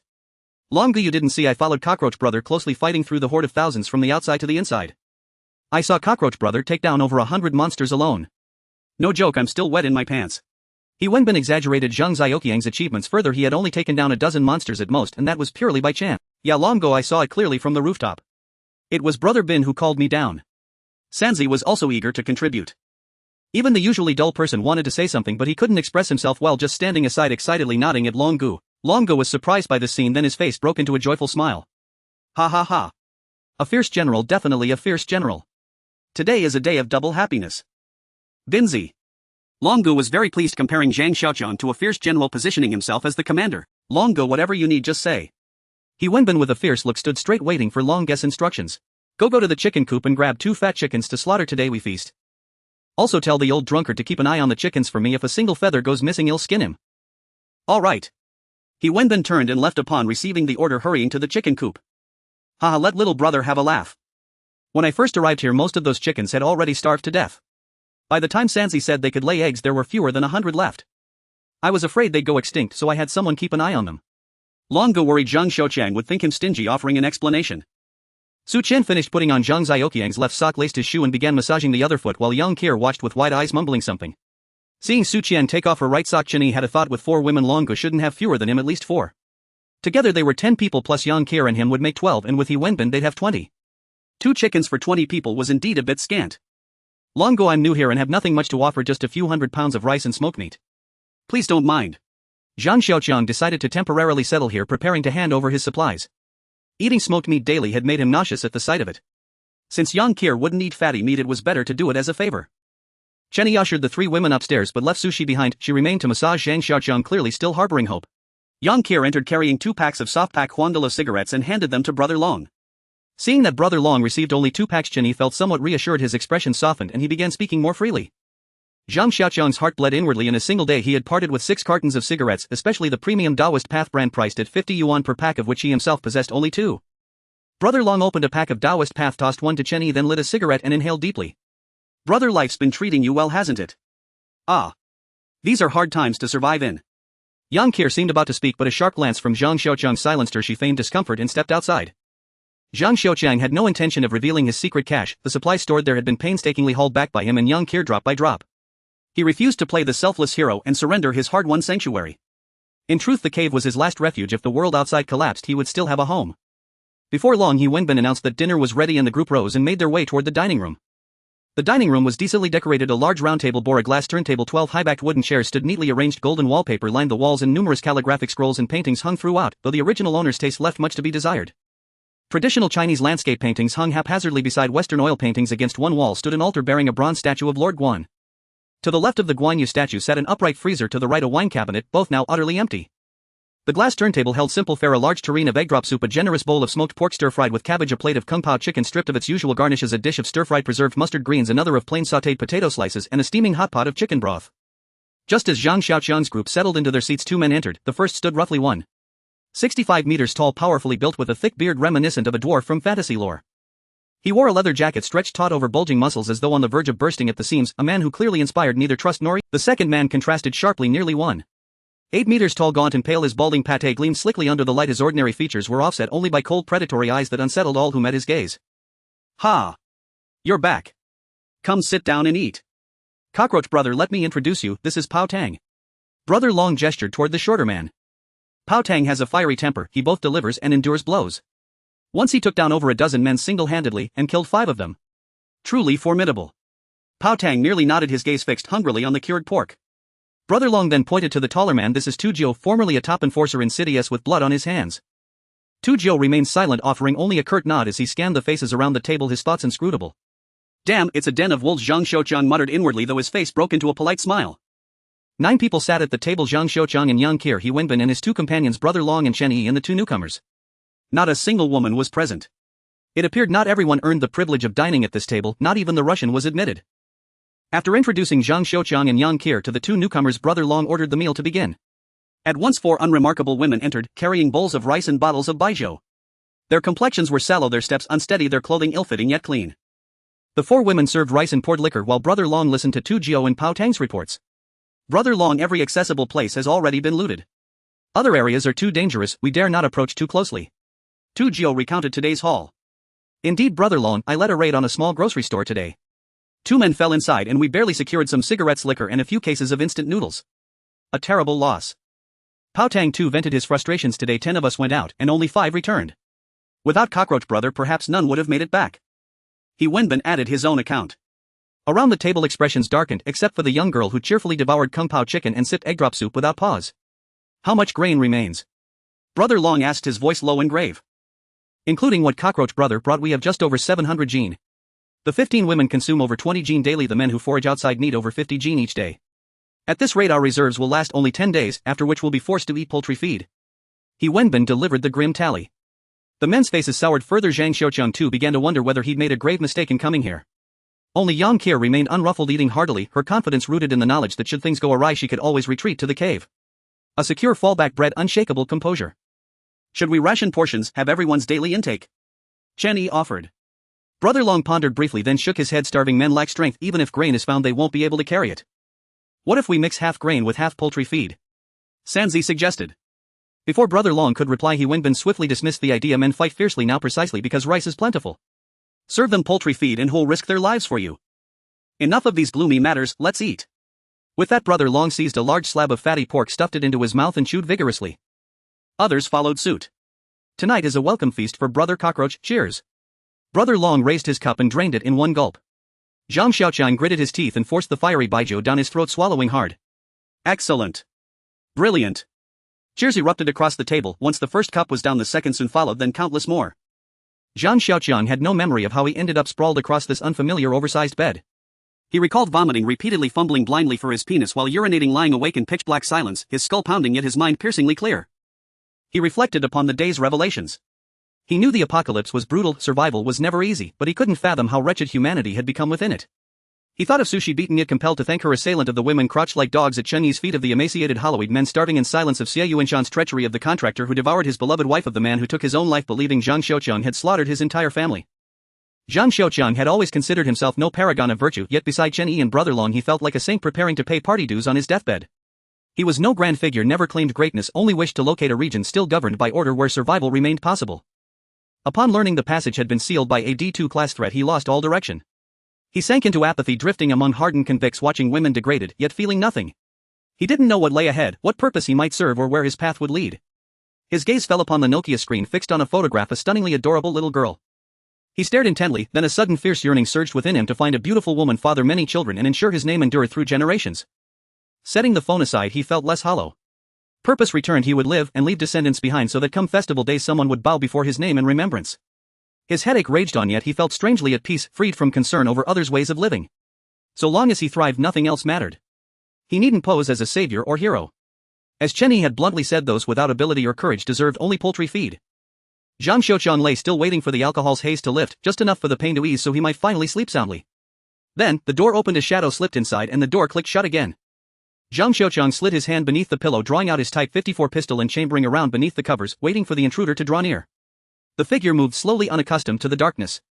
Silence enveloped the room, broken only by the distant rhythmic hum of a diesel generator. Zhang Xiaoqiang slowly sat up, extending his gun from beneath the covers to aim at the shadow. With his left hand he adjusted his Nokia phone to illuminate the surroundings. He did not disturb the shadow, merely waiting cautiously, uncertain whether it was Yang Qir or if the intruder bore ill intentions. He remained alert until the figure reached the edge of the bed. As the shadow reached the bedside and touched the corner of the bed, Zhang Xiaoqiang heard a rustling sound akin to someone undressing. Could it be that I've entered the wrong room? Zhang Xiaoqiang dared not move recklessly. He himself had no idea how he ended up in this bedroom. His last memory was the sensation of not finding Xiaoqiang, followed by a tumble to the ground that left him unconscious. When he awoke, he found himself lying on a smooth, soft mattress with his phone and gun placed beneath the pillow and his clothes and military knife neatly arranged on the nightstand. Seeing the gun and knife, Zhang Xiaoqiang felt a sense of reassurance in this unfamiliar environment, allowing him to fall into a peaceful slumber. Long Gu was Yang Qir's cousin, so he need not worry about her well-being. Moreover, the carefree girl was not without her own means of self-defense. If she applied herself, it was possible that Zhang Xiaoqiang would not be her match. Of course that statement was moot, as Yang Qir typically embodied the attitude of "that's your concern, not mine." As long as there was food, drink and entertainment, Yang Qir would not care if you led her into peril. She might even jump into the pit alongside you if she saw you fall. Enough of that idle chatter. After the figure undressed, Zhang Xiaoqiang caught the fragrance of a woman and a warm delicate hand brushed against his furry thigh. Then the woman climbed onto the bed, lowering her head to burrow under the covers. As the woman nestled into the blankets, Zhang Xiaoqiang felt a surge of heat throughout his body. He took a deep breath, imagining that she must be a hefty woman around 5 feet tall and weighing 180 pounds just to make it safe. After all, it was wise to heed the old adage: in uncertain circumstances exercise caution. Who knows, this could be a trap. The woman leaned down to Zhang Xiaoqiang's thigh, but before she could proceed, a cold metal pipe pressed against her forehead, causing her body to stiffen. A beam of bright silver light dispelled the darkness of the bedroom, illuminating her face. The blinding light forced her to shut her eyes, and she dared not move, stretching her neck and waiting for Zhang Xiaoqiang's next move. Zhang Xiaoqiang pressed his pistol against the woman's forehead and turned on the flashlight of his Nokia phone. Stunned, Zhang Xiaoqiang wore a blank expression. Could even someone like him, who had seen countless beauties, be taken aback? The woman before him lay bare, eyes closed and motionless, awaiting her fate. Her long glossy black hair framed her delicate, flawless face, and her naturally sculpted eyebrows bore no signs of grooming. Was she truly born this way? A subtle blush adorned her eyelids, not from cosmetics but seeping from beneath her skin, exuding a charm reminiscent of a girl from the water towns of Jiangnan. Her high and elegant nose was not coarse, resembling a masterpiece carved by a master artist from ancient Greece, while her slightly fuller lips added to her allure. She crawled between Zhang Xiaoqiang's legs, her neck hidden from view but her back revealed above the covers, boasting smooth, delicate skin and a proportionate figure that looked quite appetizing. Who are you? In this unfamiliar setting, Zhang Xiaoqiang was particularly cautious. He had no idea what this woman who had presented herself so willingly was hiding. This woman was beautiful, but after 7 years as a monk, Zhang Xiaoqiang had developed a certain endurance. He was no longer at an age where he thought with his lower half. I was sent by Long Gu to serve you. My name is Yuan Yi. Her voice was cold yet melodious, and her standard Mandarin had the quality of a young girl reciting poetry. Yuan Yi gradually adjusted to the light from the flashlight and opened her eyes. Her glassy pupils were filled with a sense of numbness, as if she had lost all hope for the future. Lying bare before Zhang Xiaoqiang, she exhibited no signs of shyness, merely gazing at the cold gun barrel, awaiting Zhang Xiaoqiang's decision. You should leave. I just want to sleep peacefully. Tell Long Gu I appreciate his kindness. Zhang Xiaoqiang rubbed his aching forehead and spoke in a muffled tone. Zhang Xiaoqiang was indeed tempted, especially by Yuan Yi's unique cool demeanor, reminiscent of a plum blossom standing proudly in the snow. Her exquisite face resembled an ethereal being untouched by the mortal world, and the most stimulating part was that this seemingly otherworldly maiden was engaging in activities typical of a courtesan. The stark contrast nearly made Zhang Xiaoqiang lose control. Unfortunately, Zhang Xiaoqiang had witnessed the standoff between Long Gu and Chen Yi. Although Long Gu was Yang Qir's cousin and a fellow townsman, and despite his dislike for Chen Yi, Zhang Xiaoqiang did not want to involve himself in their feud. After the incident with Xia Yuanshan, he understood the treachery of human nature. Both Long Gu and Chen Yi had escaped from prison along with their subordinates. If Long Gu eliminated Chen Yi, it would lead to a sense of loss among the subordinates, causing disunity. In a post-apocalyptic world, survival was paramount, especially in an environment fraught with danger where a single misstep could cost one their life. If the remaining humans did not band together and instead engaged in infighting, they would merely be devoured by the zombies, leaving not a trace behind. Conversely, it was the same for Chen Yi. He could defy Long Gu, but he could not kill him. If he did, his underlings would not follow him, and he could not eliminate everyone who opposed him. In a world where few humans remained, losing one more was a significant waste. At that moment, Zhang Xiaoqiang became important. Firstly, he was an outsider with little connection to anyone here, and he was quite capable. If he could be used to eliminate an opponent, then none of the criminals would dare to speak against it. At least it would be acceptable on the surface. Later, if they justified Zhang Xiaoqiang's death as revenge, it would be just as the adage goes: the whole world becomes tranquil. As the saying goes, when the cunning rabbit dies, the hunting dog is cooked, and when the flying birds are gone, what happens to the bow? Zhang Xiaoqiang was not Yang Qir. He was not particularly foolish. He had seen enough of those tedious tales of braids and palace intrigue to discern their schemes. He recognized the calculations both of them were making and did not wish to become a pawn that would be cooked. Thus, remaining detached and acting as a third party was the most advantageous strategy for Zhang Xiaoqiang. He had considerable experience dealing with zombies, and even if he encountered a D2, wouldn't he know to flee? Moreover, he Wenbin and his group had rescued him and respected him, understanding his capabilities and not daring to stab him in the back. After all, not everyone was as deranged as Xia Yuanshan. Zhang Xiaoqiang felt quite helpless as he gazed at the beauty Long Gu had summoned. He was deeply tempted but could only silently recite Guanyin Bodhisattva when practicing profound prajna paramitha. Perceives that the 5 aggregates are empty, freeing all from suffering.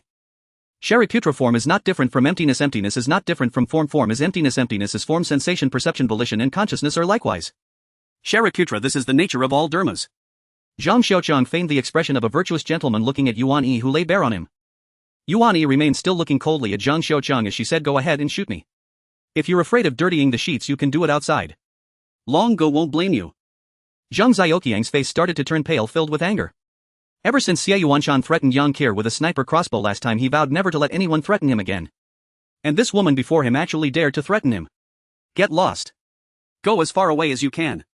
I don't want to see you again. Zhang Xiaoqiang shouted at Yuan Yi, irritated by her use of death to coerce him.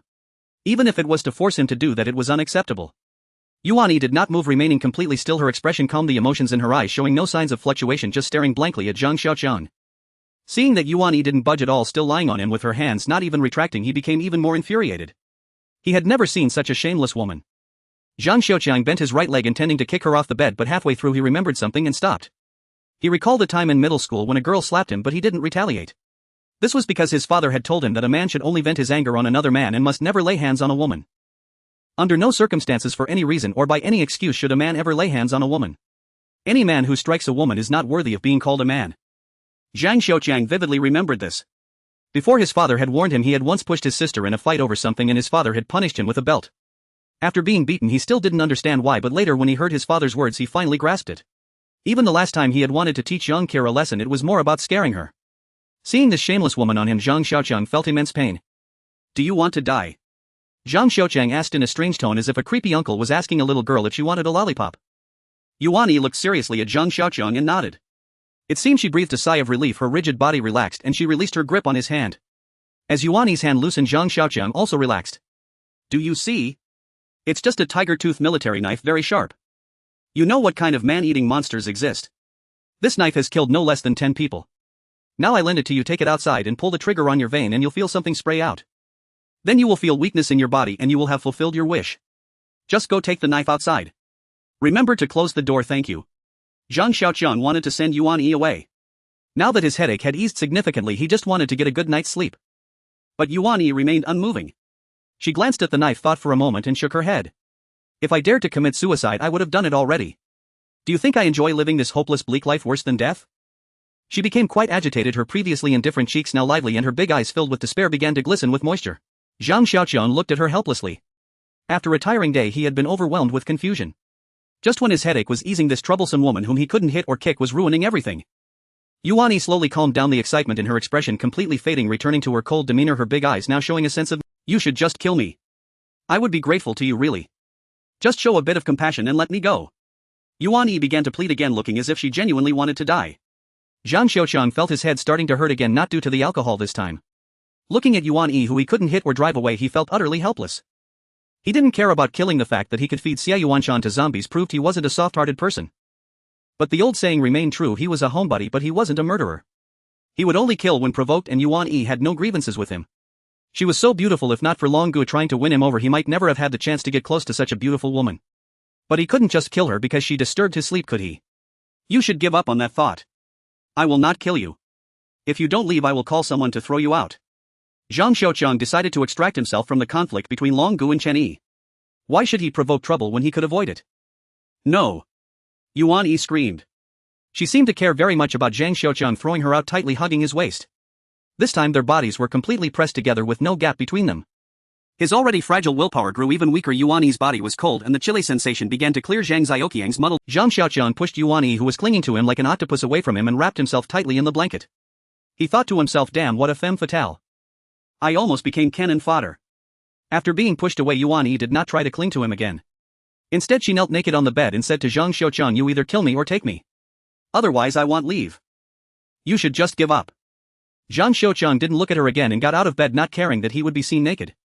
He picked up some clothes from the bedside table and put them on. Yuan Yi, seeing him get dressed, appeared somewhat flustered, not knowing what to do.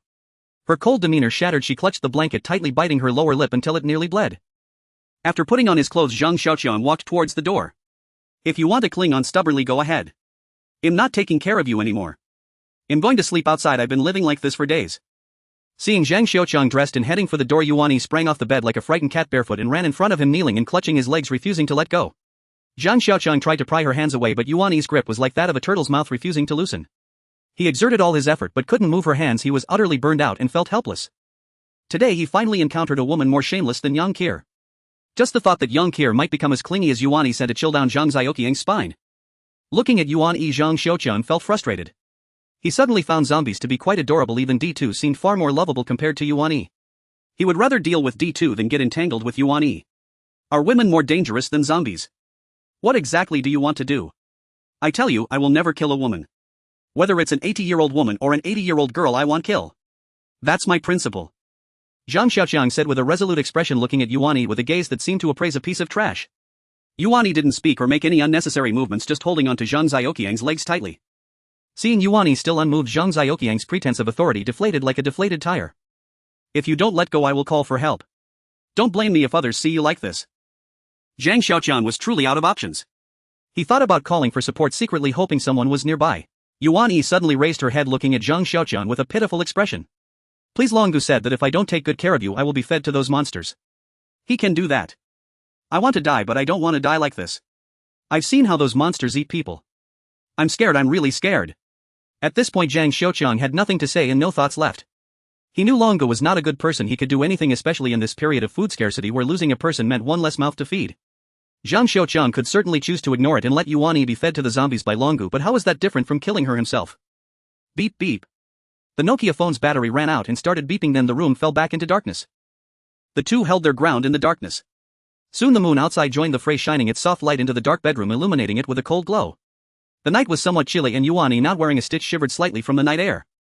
A creaking sound broke the eerie silence in the bedroom as a delicate figure slipped into the room, surprised to see the two in a stalemate. Zhang Xiaoqiang and Yuan Yi looked at the person entering with astonishment. Under the moonlight, everything in the bedroom took on a poetic quality. Kneeling on the ground, Yuan Yi embraced Zhang Xiaoqiang's legs, resembling a jade beauty statue, her smooth and tender skin appearing elegant and mysterious in the moonlight. Zhang Xiaoqiang, clad in camouflage, was held by Yuan Yi like a newlywed wife reluctant to part with her husband going off to battle. The person who entered gazed at them silently, seemingly moved by the scene before him. Zhang Xiaoqiang turned his face to look at the person entering, feeling an urge to bang his head against the wall. One woman was already driving him wild, now there were two. Wasn't he going to be driven to the brink of ecstasy? Indeed, the one who entered was Su Qian. She had her long hair styled up high, wearing light makeup and a thin flowing dress. In the moonlight it was clear that she wore nothing underneath. Su Qian, who was not unattractive to begin with, now embodied maturity and allure, elegance and seduction. Although she was not as beautiful as Yuan Yi, she possessed a fiery charm and temptation that Yuan Yi lacked. It seemed Chen Yi was also unwilling to be lonely, sending Su Qian over to him to make a good impression. Is it really the case that a brother's wife is not off limits? Su Qian stood dazed for a moment before stepping forward, wrapping her arms around Zhang Xiaoqiang from behind, gently rubbing her chest against his back. Su Qian, please go out. I won't be touching either of you today, I'm very tired and want to rest. Zhang Xiaoqiang endured the unusual sensations coming from behind and tried to send Su Qian away first. Su Qian's body stiffened, and after stopping her movements she knelt on the ground, repeatedly knocking her head against the white ceramic tiles, the sound echoing in the quiet night, distinctly audible to Zhang Xiaoqiang. Zhang Xiaoqiang felt better about Su Qian than Yuan Yi. He knew his own stinky feet and Su Qian held them without pretense, massaging them sincerely. Moreover, she seemed more timid than Yuan Yi, which could easily awaken a man's protective instincts. Besides, unlike Yuan Yi, who haggled with him, she simply begged silently. Get up. Seeing Su Qian's forehead turn purple, Zhang Xiaoqiang couldn't help but speak. Su Qian was very obedient. After Zhang Xiaoqiang's instruction, she stopped, stood upright, and didn't continue to embrace Zhang Xiaoqiang, merely standing aside with her head bowed, waiting for him to decide her fate. You're not also saying that if you can't be with me you'll have to be fed those things, right? Zhang Xiaoqiang teased Su Qian, not believing for a second that Chen Yi could do such a thing. Among Chen Yi's 4 women, Su Qian's looks ranked at least second. For men, a beautiful woman is also a great treasure. Su Qian nodded and looked up at Zhang Xiaoqiang. Seeing that he seemed not to fully believe her, she became anxious and fearful. She spoke the first words upon entering the room. It's true, it's true. Brother Long and Brother Yi saved a pair of beautiful twin sisters last month. I have never seen such beautiful girls before, but they have bad tempers and are a bit spoiled. Brother Long and Brother Yi each took one. The sisters were very reluctant to follow Brother Long, and the others often cursing loudly. Brother Long tied up the elder sister and fed her to the monster, and Brother Yi did the same to the younger sister after seeing Brother Long's actions. We all watched from the side, no one daring to look away, as Brother Long and the others kept a watchful eye on us. Anyone who dared to look away would also be fed to the monster by Brother Long. Kneeling on the ground, Yuan Yi trembled violently, seemingly recalling those terrifying images. She tightened her grip around Zhang Xiaoqiang's legs, burying her forehead against his thigh. Zhang Xiaoqiang was truly at a loss now. Could he really harden his heart to ignore them? Or should he take the women and eliminate Brother Long and Brother Yi together? That was nonsense. Even the rapist guarding the door carried an AK-47. How many nails could his little boat have? But joining the conflict between Brother Long and Chen Yi was even less appealing. Who would want to face the fate of killed the rabbit, cooked the dog, and hid the bow after the birds were gone? Looking at Su Qian standing quietly to the side and at Yuan Yi who was clinging to him desperately, Zhang Xiaoqiang weighed the pros and cons. A flash of inspiration struck him. Got it. Regardless of whether it was Brother Long or Chen Yi, both wanted to win him over. If he accepted Brother Long's goodwill, he would offend Chen Yi. If he accepted Chen Yi's benefits, he would offend Brother Long. However, if he accepted benefits from both, he might offend neither. Because both men stood on the same starting line. Neither would individually gain any benefit. With this thought, Zhang Xiaoqiang felt relieved. Since both wanted to curry favor with him, he would play both sides. Even if he offended both at the same time, it wouldn't matter. They were still fighting among themselves, and for now they had no time to worry about him. He would take it one step at a time. Yuan Yi, get up. Don't worry, I won't chase you away. Zhang Xiaoqiang said to Yuan Yi, who was holding his legs. Yuan Yi hesitated, and seeing Zhang Xiaoqiang's expression worsen, she stood up. Zhang Xiaoqiang's feelings for Yuan Yi worsened. He wanted to help her but was also reluctant to trust himself. Wasn't this just a moral decline? But is there still such a thing in the apocalypse? Zhang Xiaoqiang returned to the bedside, took off his clothes, changed into his underwear and crawled under the covers, then poked his head out and said to the two confused women, "Please make yourselves comfortable." He closed his eyes in peace, finally resolving the entangled and painful dilemma, and could finally sleep soundly. Suddenly the mattress shook again as two smooth bodies wrapped around Zhang Xiaoqiang from either side, their delicate hands becoming restless. Seeing his body about to undergo a change, Zhang Xiaoqiang suddenly threw off the covers and sat up. "Damn, are you two finished? Do whatever you want, even if you want to play, feel free. I'm very tired, I'm really very tired. I just want to get a good night's sleep." "Okay." Yuan Yi and Su Qian immediately settled down, shifting away slightly to create some distance from Zhang Xiaoqiang. He lay down drowsy and closed his eyes, nearly falling asleep. Creak. The door was opened again as a woman with a slim figure entered, using a makeshift flashlight to illuminate the room. "Uncle. You're actually having an affair behind my back. How could you betray me? Isn't it hard for me to follow you around everywhere? Oh dear. Uncle, you're too twisted, you're actually dating two at the same time." Yang Qian clearly wasn't reassured about Zhang Xiaoqiang and had come to check on him. Zhang Xiaoqiang's drowsiness was startled away by Yang Qian's unexpected appearance. He looked at Yang Qian, who was throwing a fit, then at Yuan Yi and Su Qian, who had buried their heads in the blankets and couldn't help but groan. "So 4 people have gathered here playing mahjong." Today was yet another bright sunny day, with the morning sunlight streaming through the window and casting a warm glow on the mattress. A ray of light hit Zhang Xiaoqiang's eyelids, and the heat of the light stirred him awake. He opened his eyes and took a while to shake off his grogginess. Yang Qian clung to Zhang Xiaoqiang like a teddy bear, making his arms feel numb. The little girl rested her head against his cheek, her warm breath carrying a fragrant scent that wafted over his face. From the breath coming from Yang Qian, Zhang Xiaoqiang was certain that she had brushed her teeth 3 times a day, diligently remembering his previous teasing. The blanket had long been kicked aside by Yang Qian, who was wearing a pink revealing lingerie set. However, Yang Qian had nothing to reveal, as her 2 cup sizes hung awkwardly to the side and 2 delicate pale buns glimmered under the sunlight. Yang Qian's drool left Zhang Xiaoqiang's shoulder damp, and the drool intertwined with her hair, making it uncomfortable. There was no need to elaborate. The sexy lingerie Yang Qian was wearing was the very set Zhang Xiaoqiang had hidden in his bag, but he wasn't angry, he didn't mind. The best and most alluring 2 sets were hidden in a very discreet place, safe and absolutely unlikely to be found by Yang Qian. At that moment something soft and elastic brushed against Zhang Xiaoqiang's toes. He couldn't help but wiggle his big toe, inadvertently squeezing something, tightening his grip. A woman's delicate voice called out from the foot of the bed, "Ing Ning." Looking towards the foot of the bed, he saw 2 little lumps under the blanket. Underneath were Yuan Yi and Su Qian, who had been chased to the foot of the bed by Yang Qian last night, huddled together, not daring to move, making do for the entire night. Seeing the 2 little lumps reminded Zhang Xiaoqiang of the scene when Yang Qian entered. She had been anxious and angry seeing 2 women sleeping beside him, scolding him incessantly. Zhang Xiaoqiang believed in a strong male chauvinism. It was a principle he would strive for all his life, and it would become the family tradition of the Zhang family. Therefore he was quite annoyed. He said nothing, simply watching Yang Qian silently, his gaze cold and piercing. Yang Qian was frightened by his eyes and stopped talking, lowering her head and drawing circles on the ground with her toes. "You don't need to concern yourself with my matters, understood?" Zhang Xiaoqiang warned Yang Qian in a chilling tone. Yang Qian nodded, indicating she understood, but didn't look at him again, appearing quite unconvinced. "Your matters will also fall under my jurisdiction from now on." "Got it." Zhang Xiaoqiang felt a surge of satisfaction. Long live male chauvinism, how envious those henpecked men must be. Hearing this, Yang Qian looked up in surprise, her eyes beaming with delight as she nodded repeatedly. Upon seeing the 2 sets of women's sexy sleepwear on the ground, her cheeks puffed up again as she stomped her right foot on the sleepwear. It seems that jealousy knows no age for women. After Zhang Xiaoqiang explained in detail the backgrounds of Yuan Yi and Su Qian, Yang Qian's sympathy began to overflow. Of course, this sympathy was only directed toward women. She couldn't care less about the men's fates. In the end, Yang Qian agreed to let the 2 women remain in the room, but her jealousy still pushed them to the foot of the bed. Under the guise of supervision, she openly wore lingerie and slept beside Zhang Xiaoqiang. Yuan Yi and Su Qian behaved themselves and hardly moved throughout the night, curling up like 2 little dogs as they slept.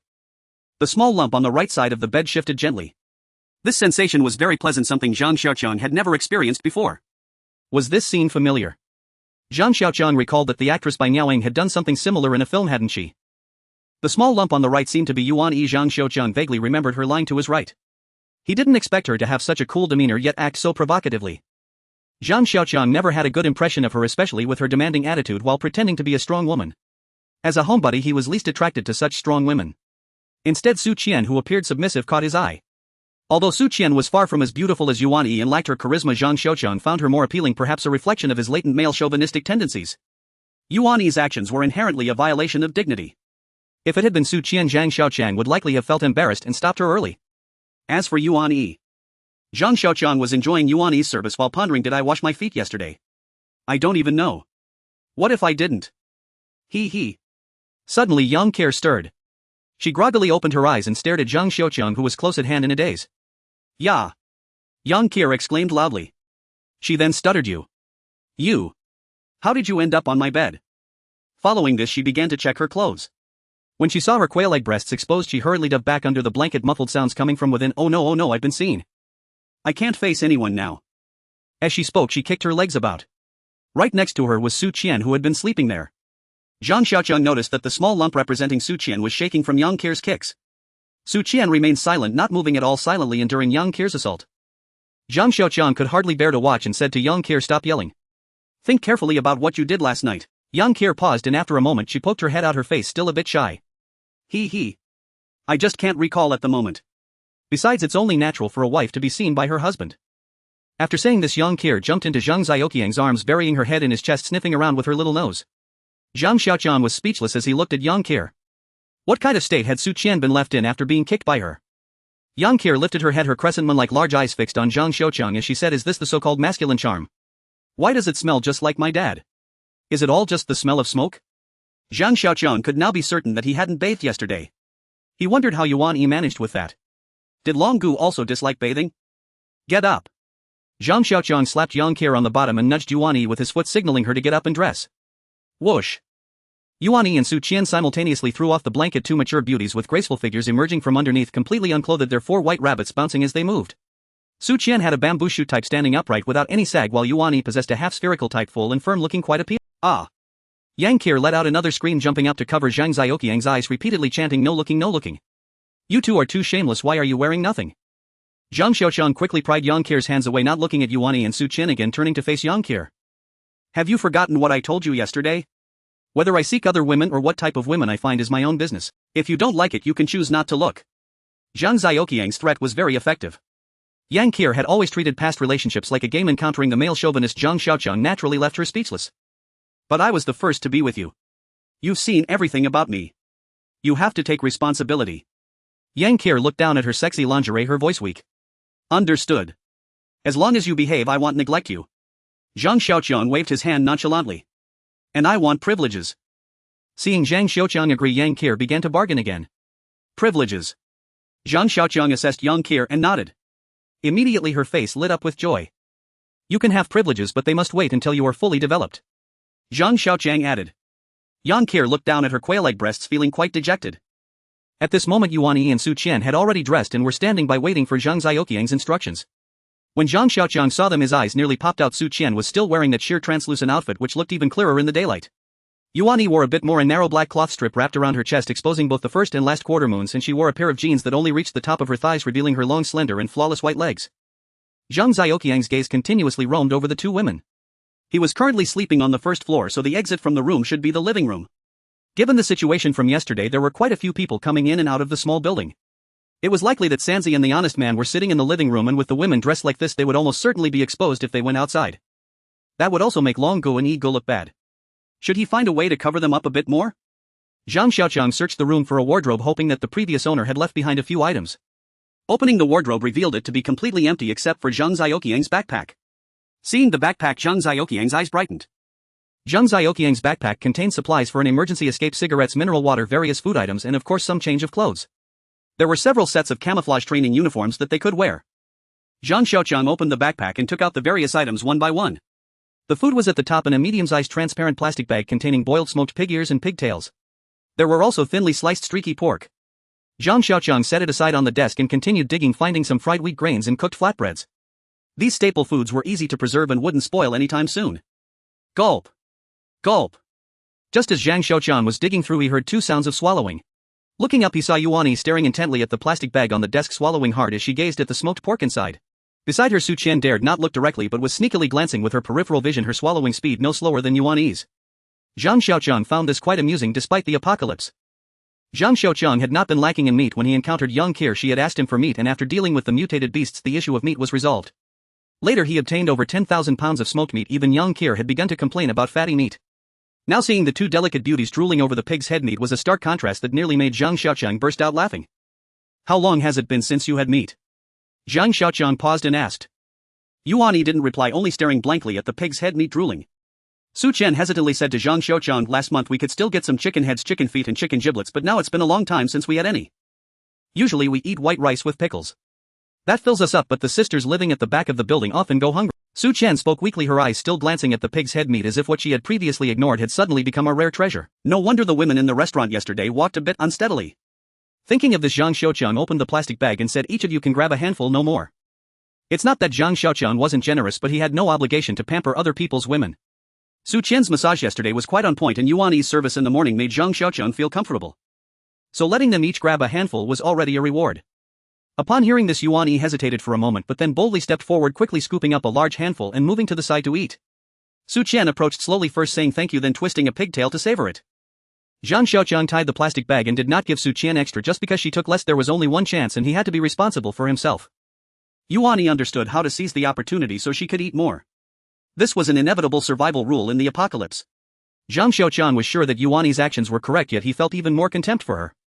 This feeling of dislike was indescribable. Perhaps it was her overly aggressive demeanor combined with her lack of power, or maybe it was her persistent clinginess from yesterday. Even though she had served him in the morning, it did not change Zhang Xiaoqiang's disdain for her.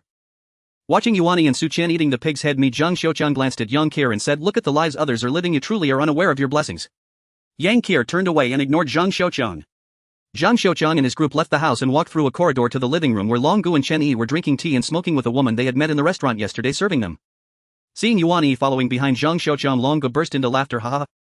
How was last night for you, brother? That little girl's skills are quite impressive. Chen Yi's expression was dark, but when he saw Su Qian's figure emerge from behind Zhang Xiaoqiang, he also cheered up. Haha. Brother, you actually hit the jackpot, you know how to take care of yourself. Seeing Yuan Yi and Su Qian behind Zhang Xiaoqiang, Long Gu and Chen Yi exchanged glances with Chen Yi's eyes filled with provocation while Long Gu remained indifferent. Then Yang Kier pushed past Yuan Yi and Su Qian jumped out, greeted Long Gu and Chen Yi and skipped out the door without knowing where she was going to have fun. Upon seeing Yang Kier appear, Long Gu and Chen Yi fell silent while Zhang Xiaoqiang sighed, this is like yellow mud stuck in the pants, it's not shit but it might as well be. Zhang Xiaoqiang and Long Gu finished breakfast and were chatting casually in the living room. Soon Yuan Yi and Su Qian arrived together, each carrying a luggage bag, and once in the living room they looked towards Long Gu and Chen Yi. Ahem. Long Gu cleared his throat and began to speak, brother, from today onward Yuan Yi is yours, from now on I have no relationship with her. You make your own decisions, and if you're not satisfied you can kill her, I won't blame you. After saying this he turned to Yuan Yi and said, you will follow Cockroach Brother from now on. Remember to do your best. If Cockroach Brother is not satisfied you will be returned. Do you know what the consequences will be? After giving the orders he saw Zhang Xiaoqiang wanting to speak and quickly interjected, Cockroach Brother, don't refuse, it's settled. As the saying goes, brothers are like hands and feet, women are like clothes. Don't let the big brother lose face. After Long Gu finished, Chen Yi also joined in the fun. Haha. Cockroach Brother, I feel an instant connection with you. Don't say anything. Su Qian is yours, you can hit or kill her as you please. After saying this he began warning Su Qian, you must know your place and not have any ridiculous thoughts. What if you make Cockroach Brother unhappy? Poof. Zhang Xiaoqiang looked at the two beautiful women in front of him with some headache. Su Qian was still acceptable, she had been behaving very well, but Yuan Yi. He looked at Yuan Yi growing more and more annoyed and his expression was not quite normal. Should he tell Long Gu that he didn't like Yuan Yi? Zhang Xiaoqiang was preparing to return Yuan Yi to Long Gu. He knew that Long Gu cared about his reputation, but he really disliked Yuan Yi, especially her constant display of dominance. If this were before the apocalypse, Zhang Xiaoqiang would have thought, I can't provoke her, I can just avoid her. But in the apocalypse she was just a burden and yet acted like she was superior, which Zhang Xiaoqiang found even more intolerable, especially since he was a staunch male chauvinist. Yuan Yi seemed to realize that Zhang Xiaoqiang didn't like her. Seeing the look on his face that suggested he wanted to return her, she panicked. Tears streamed from her eyes as she looked at Zhang Xiaoqiang, her face filled with pleading. She bit her lip with her silver teeth slowly oozing blood, yet she didn't care. Seeing her desperate expression, Zhang Xiaoqiang hesitated. Although he disliked her, it wasn't to the point of wanting her dead. Yuan Yi looked at him, opening her mouth as if to say something but ultimately didn't. Still so proud when asking for favors. Zhang Xiaoqiang got angry and stood up, preparing to return her to Long Gu. Having such a troublesome person made life unbearable. Even Yang Kier, who used to be a headache, was more obedient than her. As soon as he stood up he spotted Su Qian, who was looking at Zhang Xiaoqiang with pleading eyes. Now Zhang Xiaoqiang was at a loss for what to do. Long Gu raised an eyebrow upon seeing Zhang Xiaoqiang stand up and asked, little brother, do you have any questions? Haha, thanks for your kindness, brothers. I just arrived and haven't had a chance to explore. I want to go out and see. Zhang Xiaoqiang didn't care much for Yuan Yi but had a good impression of Su Qian. After all, she had been a lobby manager and was quite adept at reading people. Zhang Xiaoqiang's otaku attributes and male chauvinism made him quite drawn to Su Qian's femininity. Alright, it seems like little brother wants to get more familiar with the surroundings. Long Gu was very accommodating. He generally allowed any suggestions made by Zhang Xiaoqiang. Little brother, shall I take you out to have a look? Chen Yi also chimed in. What are you still doing here? Don't you know that Cockroach's little brother is in your room? Hurry up. You're such a clueless one. Looking at Su Qian heading towards Zhang Xiaoqiang's room while Yuan Yi stood there foolishly, Long Gu felt quite embarrassed. Zhang Xiaoqiang strongly agreed with Long Gu's assessment of Yuan Yi, thinking to himself, could it be that Long Gu also finds Yuan Yi intolerable? Is that why he sent him over to me? Just as he was about to exit, Long Gu called out to Zhang Xiaoqiang, now the two women are in your room. According to our rules, the women in your room are your responsibility. You must figure out all their needs in the future. If you can't support them, you can send them to the back house for Binzi and the others to take care of, but they will have to share them. Understood, Long Gu. Zhang Xiaoqiang nodded in response. This was the rule of their world. One must eat according to their capabilities. Even Long Gu and Chen Yi had to go out to scavenge for supplies, let alone someone like Zhang Xiaoqiang who had just arrived.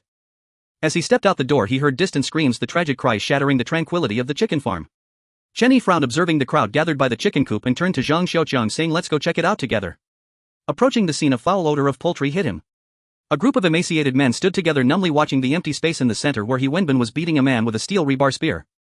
The man was young, not yet 20, wearing only a pair of shorts with welts and bruises forming on his bare chest and back from the blows. He clutched his head, screaming in agony.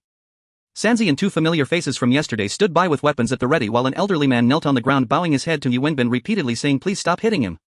He'll be killed. You'll take the blame for my son. Please, brother Bin. By the chicken coop sat an old man in his 40s with a large red nose, his thinning hair barely visible. He wore a dark green military overcoat speckled with chicken feathers, and his cloth shoes were caked with chicken droppings.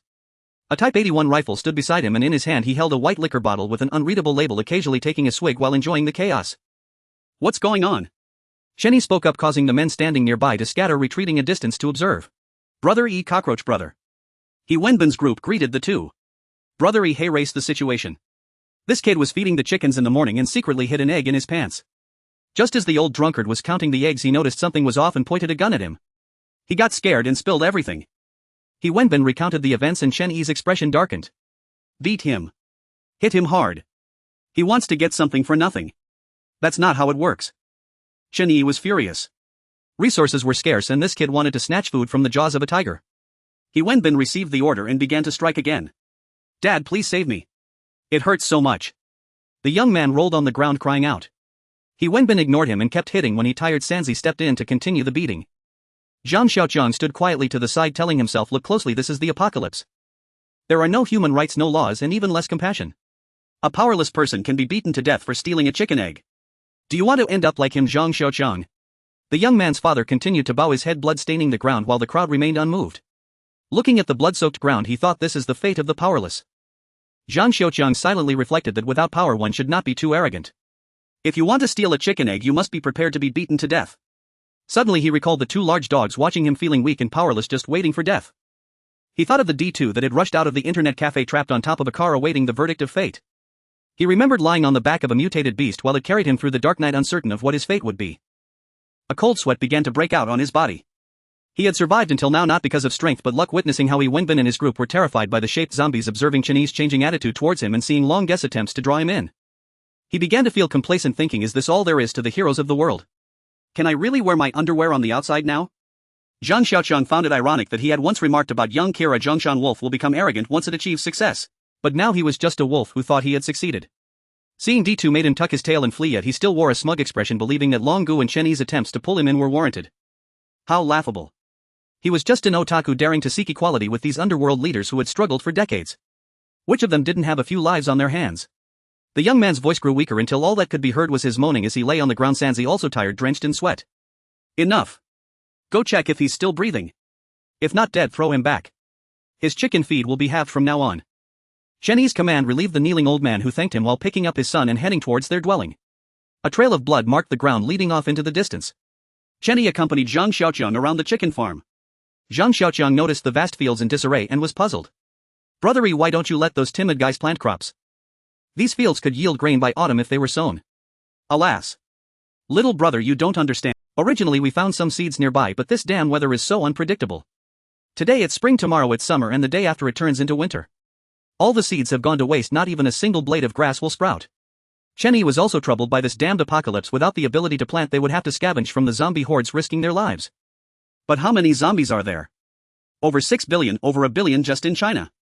How many living people are there? Maybe 10 million.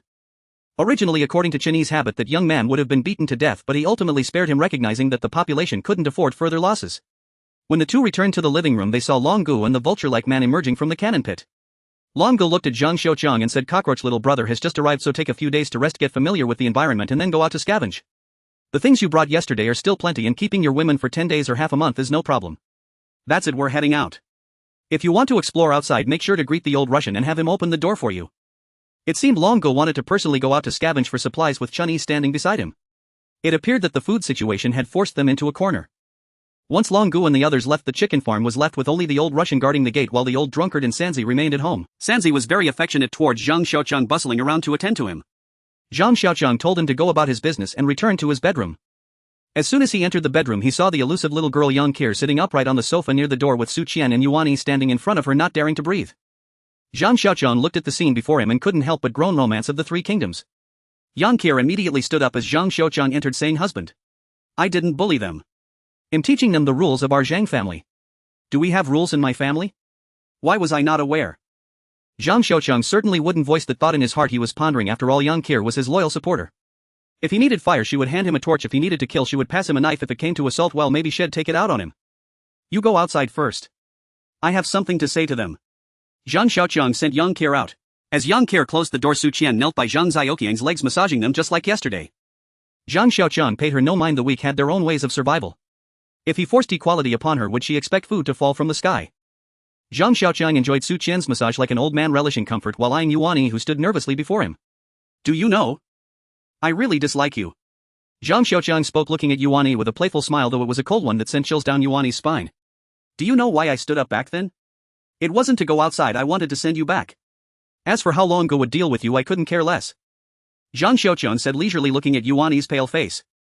Yuan Yi's face was as white as a sheet, her previously crimson lips drained of color. Unable to stand any longer, she knelt on the ground before Zhang Xiaoqiang, bowing her head without uttering a word. Once, twice, on the third bow her head struck Zhang Xiaoqiang's shoe. Yuan Yi looked up timidly at Zhang Xiaoqiang, tears streaming down her face. "I'm not concerned about you, I'm worried your blood will stain the floor." Zhang Xiaoqiang recalled the father who had bled on the ground while bowing for his son. Yuan Yi's eyes were filled with despair. She was terrified, trembling slightly as she knelt. She remembered the twins who had fed the zombies, recalling how they were eaten piece by piece. At that moment she had almost gone mad and felt extreme fear towards Long Gu, yet she had no courage to end her own life. She had to put aside her former pride and do the most degrading thing she once scorned. Compared to suicide, she feared being eaten by zombies even more. "Am I to be eaten by those monsters too?" Yuan Yi thought in despair. Her eyes were not numb but turned to ashes, unable to comprehend why this was happening. She could even lick Zhang Xiaoqiang's toes now, something even the most degraded of ladies would never do before.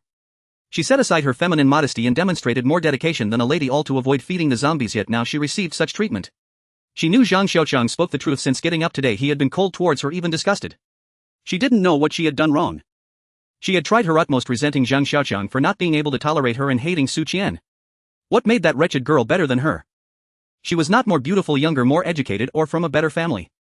Yuan Yi believed Zhang Xiaoqiang was like a cat, while she was merely a mouse under its paw, being toyed with as the cat enjoyed the despair of the mouse before its death. Su Qian did not look up, simply kneeling on the ground, applying a steady pressure as she massaged Zhang Xiaoqiang's legs. Zhang Xiaoqiang coldly observed Yuan Yi's expressions, which fluctuated from sadness to fury, ultimately settling into despair as she bent down, pressing her forehead against the floor, awaiting Zhang Xiaoqiang's decision on her fate. Zhang Xiaoqiang appreciated the changing expressions on Yuan Yi's face and continuously reminded himself, "Look, Zhang Xiaoqiang, this is the fate of the weak. Do you wish to kneel like her, begging for the kindness of others to spare you?" The recent experience with the young man who had stolen eggs had truly given Zhang Xiaoqiang a lesson. The apocalypse had its own rules. In the past he had only escaped with a young girl, encountering some survivors, but never truly feeling the cruelty of the apocalypse until witnessing Su Qian's and Yuan Yi's plight and seeing the father who had bled as he bowed for his son. He understood now, in the apocalypse there were no rules. If you had skills and abilities you could live well. If you lacked ability and were cowardly, you deserved to eat chicken feed, even beaten to within an inch of your life for a single egg. "Where are you from? What did you do before?" Zhang Xiaoqiang saw Yuan Yi waiting silently for his decision, like a lamb to the slaughter, feeling a sense of conquest. He suddenly found Yuan Yi somewhat interesting, a weakling in the apocalypse who still exuded stubbornness from her bones. Her previous identity must not have been simple. Yuani slightly raised her head and glanced at Zhang Xiaoqiang, this time not hesitating to reveal her family background. Listening to her melodious voice as if reciting poetry, Zhang Xiaoqiang patiently listened to her story while enjoying Su Qian's attentive service. Yuani was from her family quite wealthy. Her father was in the import-export business. She had gone to study in the UK after finishing high school and returned to China in June 2012. After returning, she worked at her family's foreign trade company, preparing to take over her father's position. This time a massive copper mine had been discovered in J City and the local mineral company planned to procure a batch of engineering machinery from abroad. As the company's vice president, she personally led a team to J City to discuss cooperation. The copper mine was far from the city center and they arrived in J City the day before the virus outbreak. The next morning they drove to the preparation office of the copper mine to assess the local situation. Around 10 o'clock in the morning the virus broke out. She and a person in charge of the preparation office hid in a storage room filled with New Year's gifts meant for distribution, over 100 apples, several hundred bottles of red wine and cooking oil, and some bottled water for hospitality. Relying on apples for a week, seeing no rescue coming, the over 40 pudgy person in charge developed an interest in her, wanting to assault her. Yuani had long been on guard against that person. She pretended to flirt with him, then grabbed a stocking from behind and strangled him. Another week passed and unable to bear the sight of a corpse any longer, Yuani opened the storage room window, soaked the dead man's clothes in red wine, twisted the wet clothing into a rope and tied it to the iron railing. Using a chair leg she tightened the rope until the railing deformed, and when the gap was wide enough for a person to pass through she risked being eaten and fled outside. After several dangerous and thrilling experiences she found the small vehicle she had rented earlier and was intercepted by Long Gu on her way back to J City, ultimately ending up being given to Zhang Xiaoqiang. No wonder you always act so high and mighty, turns out you are truly a rich girl. Zhang Xiaoqiang found it somewhat amusing. Even having become a toy she still wanted to put on airs. To have survived until now was already a blessing from ancestors. Do you know why I didn't send you back? Zhang Xiaoqiang felt it necessary to clarify some things. He was now her talisman and source of food. He didn't want to be a benefactor, nor was he a saint, and he had no obligation to support her unconditionally. Yuani shook her head in confusion. I didn't send you back immediately because I saw Su Qian pleading with me. I dislike you, but I don't dislike Su Qian. Do you know why? Thank you, master. Su Qian lifted her head, giving Zhang Xiaoqiang a sweet smile and gratitude before lowering her head to focus on her service. Yuani glanced at Su Qian with gratitude, the resentment towards Su Qian fading. Yet she still shook her head, feeling increasingly anxious. She truly did not understand why Zhang Xiaoqiang disliked her. Could it be that she wanted him to kill her? I can't stand you. I can't tolerate you rich girls acting all superior even in such dire circumstances. You need to remember your identity. In today's world, family background, appearance and education mean nothing. Right now you are just a dog begging for scraps. Don't even think about being a favored concubine. You should consider yourself the lowest of the lowest street dog. Zhang Xiaoqiang vented his frustration, feeling his mouth dry as he noticed Yuani still in a daze, seemingly not yet awakened from his words. He sighed, wondering how someone who studied in the UK could have so little perception. What are you still dawdling for? Don't you see I'm thirsty?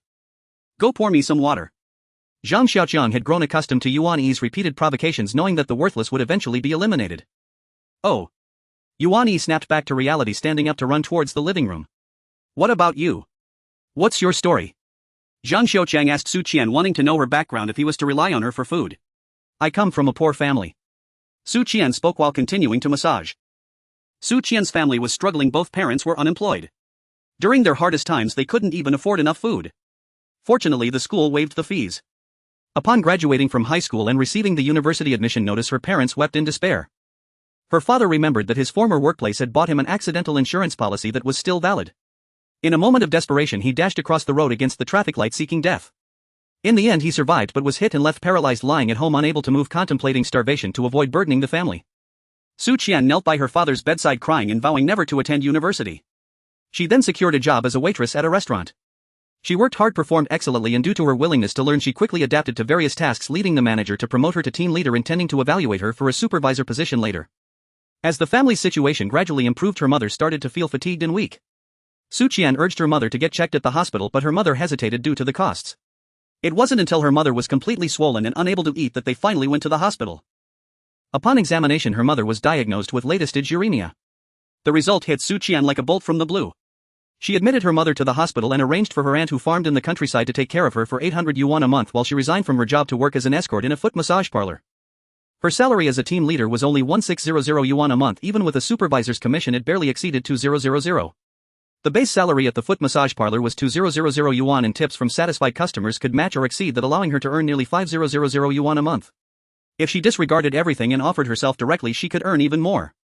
Watching the hospital's billing demand grow increasingly urgent and her mother's condition worsen, she sold her virginity for 8000 yuan to a 60-year-old coal boss.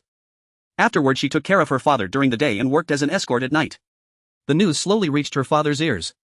He pretended not to know until after her mother's passing. He crawled from his bed into the kitchen to grab a knife and cut his veins. When she returned home he was already cold. Her father had died with a smile, holding a letter that said he didn't blame her and urged her to live well, to live for her parents, to follow the right path and to attend university. As she spoke, Su Qian was in tears while Yuan Yi sat beside her stunned. I thought about dying. I had the courage to commit suicide, but my father wanted me to live. Even if it meant living like an animal, I must survive. After handling her father's funeral, she studied for the adult college entrance exam at home and worked her way up from the lowest position at a star-rated hotel to become the lobby manager. As the holidays approached, she went outside the city to deliver vouchers to clients, getting stuck at a client's house until Chen Yi rescued her. Zhang Xiaoqiang glanced over at Yuan Yi, who hurriedly handed him a teacup. Looking at Yuan Yi and Su Qian, who was kneeling and crying, he lamented, "What a damned apocalypse. Do you know your identity now?" Zhang Xiaoqiang took a sip of water, glancing sideways at Yuan Yi. Compared to Su Qian, Yuan Yi seemed like a girl raised in a honeypot. Aside from being a wealthy heiress, she was nothing more. Although she pretended to flatter, there remained an inherent arrogance in her. Yuan Yi immediately knelt down like Su Qian, gently massaging Zhang Xiaoqiang's other leg. "Master, I will be obedient. I don't want you to kill me anymore." "I will be very obedient. Please don't return me to Longgu. I will do whatever you ask." Despite Yuan Yi's submissive demeanor, Zhang Xiaoqiang remained skeptical. He thought for a moment and said, "You've killed before, so you should have some courage." "I don't keep ornamental flowers. If you want to eat well, you need to seize it yourself." The same goes for Su Qian. Yuan Yi and Su Qian's faces turned pale and they fell silent, their hands ceasing their movement. Zhang Xiaoqiang was unhurried, calmly waiting for their reactions. If a girl not yet 15 was willing to fight for her life, how could two adults expect to reap the rewards without effort? Of course he didn't intend for them to fight desperately. It was merely to familiarize them with the atmosphere and strengthen their bodies. In the future he would have two more helpers. Drawing a comparison with Yang Qian and Xia Yuanshan, Zhang Xiaoqiang now distrusted men. Even Yi Wenbin, whom he had saved, was not an option. If they were to venture out for supplies, he would prefer to take a few women with him, as Yang Qian was strong enough to act as a human crane. Su Qian was the first to nod, looking at Zhang Xiaoqiang with determination. She seemed to see this as an opportunity, a chance to escape her identity as a plaything. Yuan Yi nodded as well, though with some concern. What if I get surrounded by those monsters? You must kill me before they can eat me." She looked at Zhang Xiaoqiang with pleading eyes. Zhang Xiaoqiang responded readily, affirming that as long as they were willing to progress, he wouldn't take care of everyone. If danger truly arose, he would run. He wouldn't stop just because a woman called out to him. Yang Qian was the only exception. She would undoubtedly risk her life to save him if he were in danger, even if it meant losing her own life. It may seem foolish, but Zhang Xiaoqiang liked Yang Qian's simplicity. He appreciated women without ulterior motives, devoted solely to him. Unfortunately, he felt no attraction towards Yang Qian's slender physique. Who can drive? Zhang Xiaoqiang recalled seeing numerous cars on his way, but since he couldn't drive, he had slowly approached in a tricycle. Especially on the highway, where he saw so many cars, most of which still had their keys inside. The thought made him ache. What great off-road vehicles. What excellent escape tools. I can. Me too. Yuan Yi and Su Qian answered one after the other. Watching the two women kneeling at his feet, Zhang Xiaoqiang felt a surge of frustration, realizing he couldn't even compare to them. Yang Qian. Zhang Xiaoqiang called out loudly. With a bang, the door opened and Yang Qian rushed in, asking what's wrong.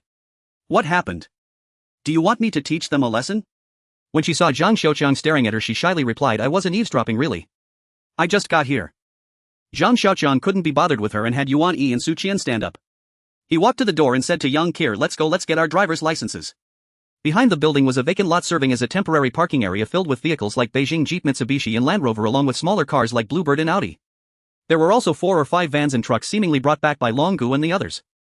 Zhang Xiaoqiang picked a Beijing Jeep and asked Su Qian to drive, while Yang Qian carefully chose a Land Rover and asked Yuan Yi to teach her how to drive. The chicken farm wasn't too big or too small, both vehicles could still run. Yang Qian quickly adapted and was already looking quite skilled, though she was still unpracticed with turning and reversing. It seemed that in just a few days she would be ready to go.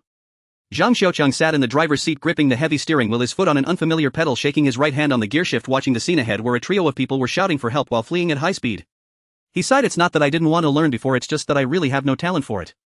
After a day of rigorous training, Zhang Xiaoqiang finally understood the difference between the accelerator and brake and how to steer left and right. However, he still couldn't grasp the concept of shifting gears. Looking at the wreckage of cars ahead, his mood lightened.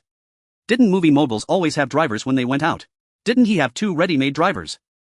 Zhang Xiaoqiang felt exhausted after learning to drive. It was that kind of fatigue that came from being tense for too long. He sat in the living room sipping tea while Su Qian stood behind him massaging his shoulders. Zhang Xiaoqiang was relatively satisfied with the current situation, having a safe place to stay, 2 beautiful women attending to him, and the ability to play games on his computer at night. As long as he remained vigilant, he could consider himself settled. While he was enjoying his leisure, Longgu and the others returned.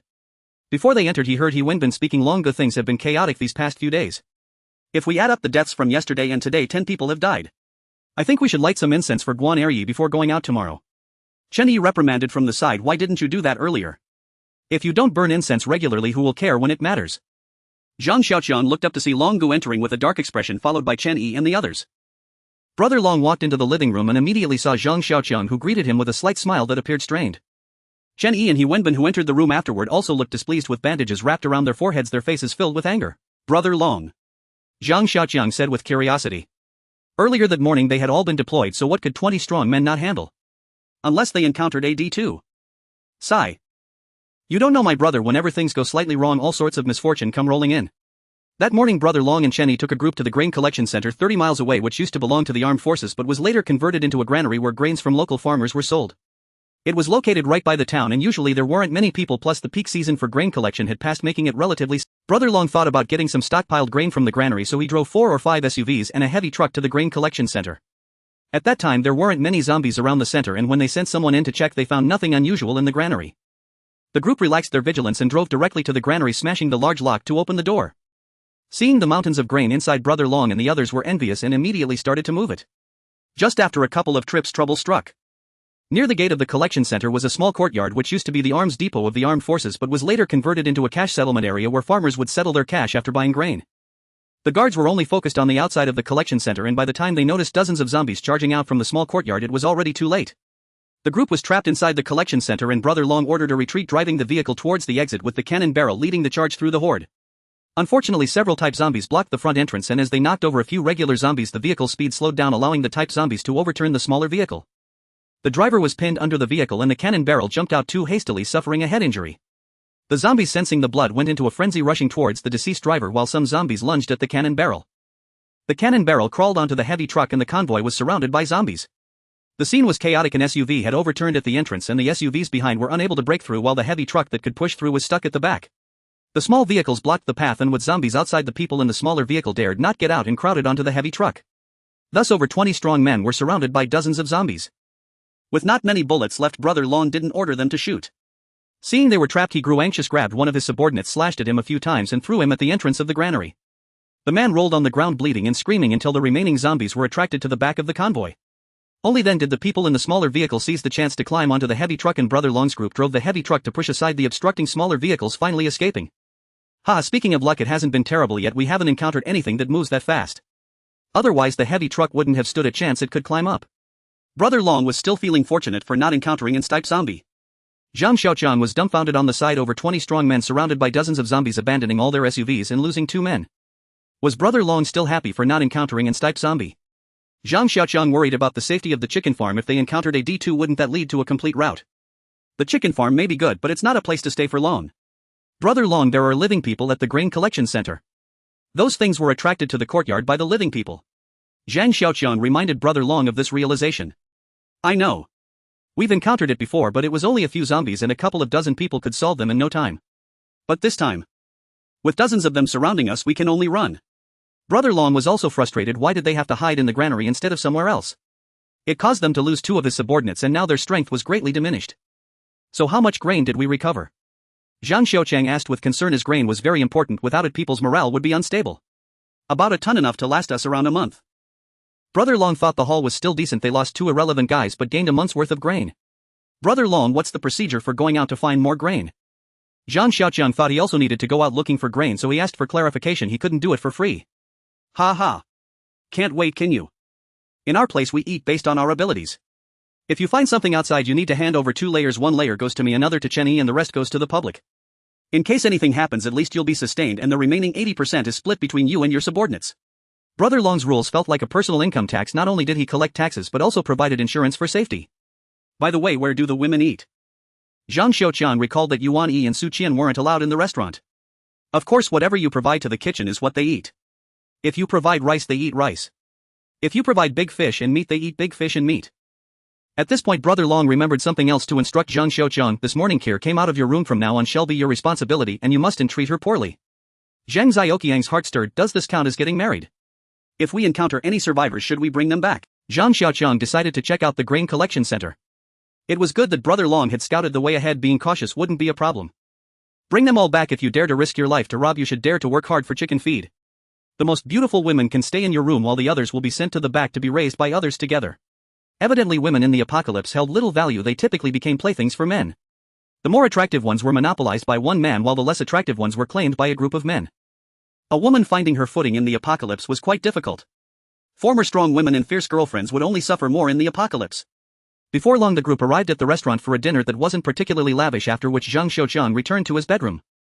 Yang Qir lay on the bed playing a built-in game on her laptop, wearing a cotton nightgown full of little stars with her smooth little legs kicking up and down incessantly. Yuani and Su Qian stood by carefully attending to her, occasionally bringing her water and snacks. Zhang Xiaoqiang was preparing for a wonderful time with his women when he saw Yang Qir and realized it was futile. She now watched him like a hawk, never feeling secure with him alone with the two beautiful women. Now she occupied his bed with a look of a mistress, making it clear that tonight was not going to happen. "Why aren't you in your own room?" Zhang Xiaoqiang asked Yang Qir. "I am also considered your woman, why can they be in your room but I cannot?" Yang Qir replied with conviction. "Forget it, go back to your room, they will also sleep in your room. I'll sleep alone tonight. Is that alright?" Zhang Xiaoqiang didn't care anymore. After coming out of the cave he hadn't exercised in a long time. Today he began to recognize the true cruelty of the apocalypse, reviving the long-neglected determination in his heart. He planned to rest early and resume training in the morning. Yang Qir then reluctantly got up, pretending to be innocent, saying, "I'll just sleep on the side, really, I'm very honest." "You can do whatever you want, I'll just take a peek." "What are you looking at? Tomorrow morning all three of you will start exercising together. Yang Qir, your training will be tripled." Zhang Xiaoqiang addressed the three women before him. After Yang Qir increased her strength, she had started slacking off, halting her usual training. Zhang Xiaoqiang himself hadn't exercised, so he didn't have the right to reprimand her. Now it was time to get serious. Yuani and Su Qian had temporarily followed him and he needed to do his best to enhance their chances of survival. Of course the bottle of rainwater hidden in his backpack was not to be given to them, that was his treasure, and even Yang Qir didn't know that her increased strength came from the rainwater. It wasn't that Zhang Xiaoqiang was stingy, he wouldn't take it out until he was sure of Yuani and Su Qian's character. Even someone he disliked like Yuani would not get it, and even someone he liked more like Su Qian wouldn't receive it. In the apocalypse every survivor was exceptional, one misstep and you could end up devoured with nothing left behind. Yang Qir, clutching her laptop, pouted as she walked towards the door, and Yuani and Su Qian followed her out as instructed. Looking at the now desolate room, Zhang Xiaoqiang walked over to the sofa and sat down, taking out a cigarette box to light one, contemplating his plans for the future as the white smoke curled upwards. Whether he liked it or not, Yuani and Su Qian had become his possessions. Yang Qir had been formally entrusted to him by Long Gu, no longer living as he did before, where he could eat to his heart's content while others starved. He loathed Yuani, but what could he do? Could he just watch her feed zombies? Su Qian was a small woman, but her schemes ran deep. She had risen from the bottom to become the lobby manager. It was impossible without some means. Although she always appeared weak and obedient, what if she found a better backer and sold him out? Then there were Long Gu and his crew. He wouldn't even mention the mess with Chen Yi. Together they were over 20 fierce men, each more brutal than the last. And yet he was scared silly by some ordinary zombies. How could he still call himself a man? Even a little girl could do better. He couldn't go to Jinyun City and he couldn't stay here for long. Where could he go? Where could he find a safe haven? Back to the cave. Zhang Xiaoqiang shook his head. He could no longer be an ostrich. The outside world was perilous. Any mutated beast could wipe him out. If he got cornered there would be no escape. At least if he noticed something off outside he could have time to flee right. As Zhang Xiaoqiang was lost in thought, the door opened and Yuani came in with a basin of hot water, placing it in front of him. She then stepped outside to fetch a red plastic basin, carrying back a bottle of hot water. Seeing her wringing a towel in the basin, Zhang Xiaoqiang asked, "Did Qir send you?" Yuani nodded, continuing to wring out the towel and cover Zhang Xiaoqiang's face with it. As he felt the beauty washing his face, he wondered, could Yang Qir have noticed my dislike for Yuani? Is that why she feels safe letting Yuani come to my room? Where did she learn this? Zhang Xiaoqiang sat still, allowing Yuani to wash his face, enjoying the feeling of being pampered. After washing his face, Yuani carefully unzipped his camouflage jacket and took off his shirt, exposing his chest and back to the air. Yuani changed the towel and began to wipe his body. To be honest, Zhang Xiaoqiang felt somewhat unaccustomed. It was as if he had returned to his childhood with his mother washing his back. He couldn't even remember the last time someone did that for him. He used to shower alone, leaving his back a blind spot. After finishing his back, Yuani reached for his belt. Zhang Xiaoqiang watched her act as she pleased, feeling no embarrassment, and Yuani didn't mind either. Zhang Xiaoqiang looked at Yuani, feeling a strange mix of emotions, neither hatred nor affection. He felt a deep sadness as he gazed at her. If given a choice, he would rather not have Yuani's service, wishing to return to his previous life of idle waiting until he found a woman who, while not beautiful, was decent enough to marry and have children, building a little haven for himself instead of living in a world filled with crises, never knowing when he might be devoured by zombies or mutated beasts. Yuani was meticulous, not missing a single corner or seam. Finally Zhang Xiaoqiang stood up, having been wiped down thoroughly. After finishing his body, Yuani emptied the basin, filled it with hot water again, and prepared to wash Zhang Xiaoqiang's feet. As she removed his socks, the smell of his feet wafted through the air, yet Yuani didn't even wrinkle her brow, taking his stinky foot and placing it in the basin. Hey, are you trying to scald me? Can't you see? Zhang Xiaoqiang, feeling bad, already didn't know how to proceed. Yuan Yi likely had never washed anyone's feet before and didn't know the temperature, scalding his foot red. He cursed loudly at his aching foot. Yuan Yi was so frightened that she knelt down and started bowing her head. Seeing her like this made Zhang Xiaoqiang feel like a wealthy landlord, while Yuan Yi appeared as a little maid, instantly draining the fun out of it. Forget it, just be careful.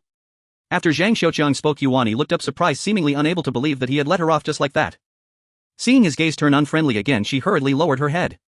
Yuan Yi held Zhang Xiaoqiang's foot, beginning to take care of it. Zhang Xiaoqiang maliciously thought, could she have a foot fetish? After washing his feet, Yuan Yi looked at Zhang Xiaoqiang, her eyes asking if he had any further instructions. Zhang Xiaoqiang beckoned her to come closer. Yuan Yi knelt by Zhang Xiaoqiang's feet, looking up at him. Zhang Xiaoqiang sat on the sofa completely bare, raising his right hand to stroke her silky hair. Her hair was of good quality, clearly not subjected to any chaotic perming or dyeing. His fingers glided along her cheek, gently moving across her delicate, flawless face.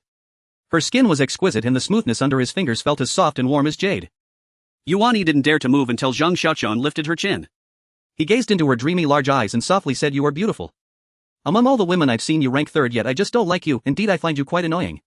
Hearing Zhang Xiaoqiang's words, Yuan Yi started to tremble in fear, her cheeks quivering, not daring to move a muscle, afraid of displeasing him. "You are a woman, you are a weakling. Weaklings must have the awareness of being weak. Do not entertain those chaotic thoughts, understand?" Zhang Xiaoqiang's voice was gentle, yet it carried a strong undertone of menace. This was a warning to her, a caution not to hold him back in the days to come, where he would unhesitatingly abandon her despite her constant display of humility and willingness to do the lowest tasks. But she had spent a few years studying abroad, influenced by foreign ideas which she unconsciously expressed. Yuan Yi was even more frightened, her teeth lightly chattering, her body trembling more and more. "You are a weakling, you are a woman, but that does not mean women are necessarily weak." Zhang Xiaoqiang ultimately decided to give her a chance. After all, surviving in the apocalypse was not easy. Yuan Yi's eyes widened as she looked at Zhang Xiaoqiang, not even blinking. Her body tremors ceased. Being a smart person, she naturally understood the implication behind Zhang Xiaoqiang's words. "Tomorrow the training load for young Kier will be 3 times yours. You understand my meaning?" Yuan Yi nodded hurriedly, instinctively licking her dry lips. Seeing Yuan Yi's crimson tongue glide over her sensual lips, Zhang Xiaoqiang felt a surge of heat rise from his heart. He placed his right hand on the back of her head, applying slight pressure. Yuan Yi glanced at Zhang Xiaoqiang from the corner of her eye, noticing the flames in his gaze. After everything was done, she stood up, carrying the basin and preparing to leave. "Wait!" Zhang Xiaoqiang called out to her. Tomorrow she would surely struggle with the training set by young Kier. Given that their usual meals lacked nutrition, he thought, does this mean she's my woman now? Zhang Xiaoqiang took out a plastic bag containing meat, retrieving some smoked meat and placing it into the dish on the coffee table before handing it to her. "Share it with Su Qian if I find out you're eating it all by yourself." Poof. Yuan Yi didn't mind Zhang Xiaoqiang's tone, gratefully accepting the smoked meat and turning to leave. Zhang Xiaoqiang lay on the bed, feeling completely relaxed. His once indestructible body had been broken today, leaving him with a sense of melancholy. Thinking about the flush on Yuan Yi's face, which seemed even more excited than his own, he wondered, could she possess the legendary special physique? Lost in thoughts, Zhang Xiaoqiang closed his eyes and fell asleep. Ding ding ding. Ding ding ding. The sound of the alarm clock startled Zhang Xiaoqiang awake. He turned off his phone and lay quietly, waiting to fully wake up. Creak. The door swung open and Yuan Yi, dressed in camouflage training clothes, walked in with a basin, approaching Zhang Xiaoqiang's bedside. Seeing her enter, Zhang Xiaoqiang jumped out of bed, completely bare, just as he had been when he went to sleep the night before. Without any signal from Zhang Xiaoqiang, Yuan Yi prepared to take action against him, but Zhang Xiaoqiang stopped her. He wanted to train today and didn't want to waste energy here.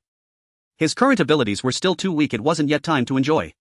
Yuan Yi served Zhang Xiaoqiang, washing his face and helping him dress.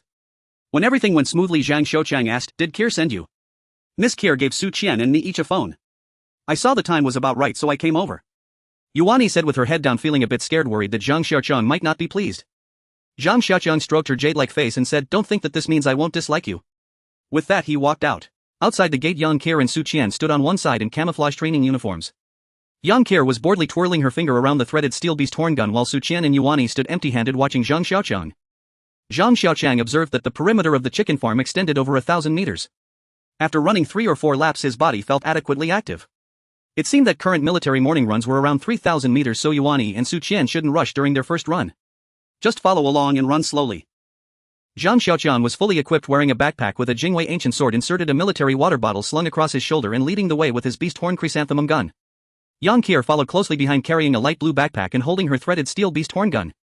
Next was Yuan Yi, with Su Qian trailing at the back. When they had run about 400 to 500 meters, Yuan Yi and Su Qian slowed down. Yuan Yi managed to keep up, but Su Qian fell far behind. Zhang Xiaoqiang neither urged nor encouraged them, just kept running ahead. If they couldn't persevere, they would simply be eliminated. Yang Qian followed behind with an easy expression. Her physical fitness was even better than Zhang Xiaoqiang's and the weight of the beast horn gun and backpack was negligible for her. Thus she had the leisure to frequently glance at the two women following her.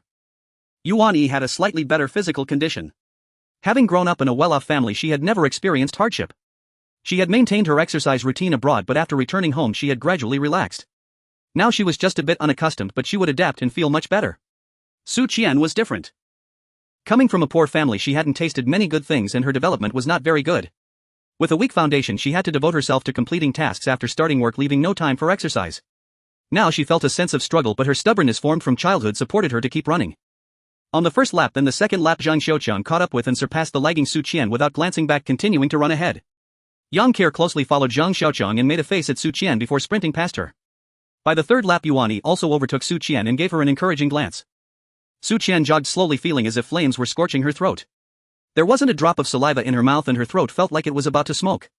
Her chest heaved unevenly like a blower, making a whooshing sound, and her legs felt as heavy as if filled with lead. Each step was a tremendous test for her. Su Qian gritted her teeth and silently continued to run forward. Her mind was blank, she cared about nothing and wanted to know nothing.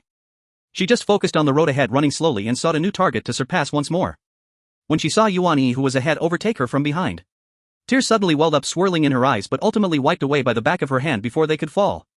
The apocalypse doesn't need tears, Su Qian told herself, gathering courage in her heart as she silently pressed on. Her body grew heavier and her steps became smaller and more labored. Another self hidden in her heart urged her repeatedly, give up, give up. You've already run this far, you've reached your limit. Give up or you'll die from running more. Su Qian hesitated for a moment, her pace slowing down as she thought about giving up for the first time. But her mind involuntarily flashed to the beautiful and adorable twins slowly being devoured by a monster. They were still so young. Only 16, they understood nothing and were merely a pair of spoiled little treasures. After just cursing at Longu and Shenny a few times, they were fed to the monster, screaming in agony for over 10 minutes before they died. It was as if the sound of their tragic screams echoed in her ears, causing Su Qian to quicken her pace. Before long, she felt her body growing more uncomfortable, as if a great mountain pressed down on her. A light jog was nearly equivalent to a brisk walk, and the little devil in her heart began to tempt her again. Give up, it's really not possible. You're a woman and you look decent, you have your advantages. As long as you charm Zhang Xiaoqiang, what can't you do in the future? That little girl Yang Qian is no match for you. With just a little cleverness you could make her leave. Su Qian then thought of Yuan Yi. Yuan Yi was prettier than her, came from a good family, was well educated, and had a great temperament. But because Zhang Xiaoqiang didn't like her, she nearly got sent back to be fed to the monster. How was she better than Yuan Yi? If one day she angered him, would she also be sent back? Chen Yi was a ruthless person, he would definitely feed her to the monster. Thinking of those man-eating creatures, Su Qian shivered and quickened her speed. Afterward, no matter how the devil in her heart tempted or persuaded her, Su Qian paid no heed, numbly running forward. She didn't know how long she had to run or how far she had to go. She just mechanically moved her feet, biting down on one phrase in her heart: even if I run to death, I must face forward. Her body grew heavier and the feeling worsened. Her brain was flooded with waves of dizziness and her vision began to blur. She didn't even notice when Zhang Xiaoqiang and Yang Qian overtook her again. She merely continued to run out of habit, her body long having lost control. For Su Qian, persisting to this point was a miracle, but she didn't know where the endpoint of the miracle lay. She felt that the road beneath her feet was the longest she would ever run in her life, a long journey with no visible end. Her mind became a chaotic mess. At one moment she thought of her classmates celebrating with their university acceptance letters while she hid aside crying. At another moment she recalled that Cole boss in his 60s pressing down on her, thinking about how much more was needed for her mother's surgery. Then she recalled her father lying in a pool of blood alongside a bloodstained suicide note. She also thought of the neighbors on either side mocking and looking down on her while she quietly studied at home, listening to the old neighbors outside using her as a cautionary tale for their children. She thought of the common exclusion she faced from her colleagues at the hotel, desperately searching for every opportunity to rise. Her face was wet, tears flowing continuously from her eyes, and her camouflage uniform was drenched in sweat clinging tightly to her body. She knew Zhang Xiaoqiang and Long Guchunyi were different, he didn't need useless people or weaklings. This was an opportunity, one that could help her break free from weakness and not be abandoned. She was good at seizing opportunities, and this time was no exception. Failure meant death. Ha! Zhang Xiaoqiang exhaled and stopped, having completed 4 laps and preparing to start the next training session. He recalled how when he was still a homebody, managing to run 1,000 meters was considered quite an achievement. Yang Qian stood to the side looking relaxed. For her 4 laps were just a true warm-up exercise, with her bangs stuck to her forehead by sweat adding a bit of charm. Zhang Xiaoqiang, seeing Yang Qian standing aside, recalled what he had instructed her the night before. What did I tell you last night? Your task is triple the amount. That is, if I run 1 step you must run 3. If I run 4 laps you must run 12. Hey! You're bullying me. Why do you think you can take advantage of me just because I'm a woman? I want do it, I want equal rights, I want fairness. Upon hearing this, Yang Kir exploded, throwing a tantrum as if she was adamant about not complying. There are no rights to speak of. Who was it that wanted to challenge D2 last time? And ended up faceplanting. With a single sentence, Zhang Xiaoqiang extinguished Yang Kir's little flame. Yang Kir, pouting, continued to run with her beast horn gun. After a short while, Yuan Yi ran up panting. Her face was flushed and sweat beads kept sliding down her face, soaking her front and back.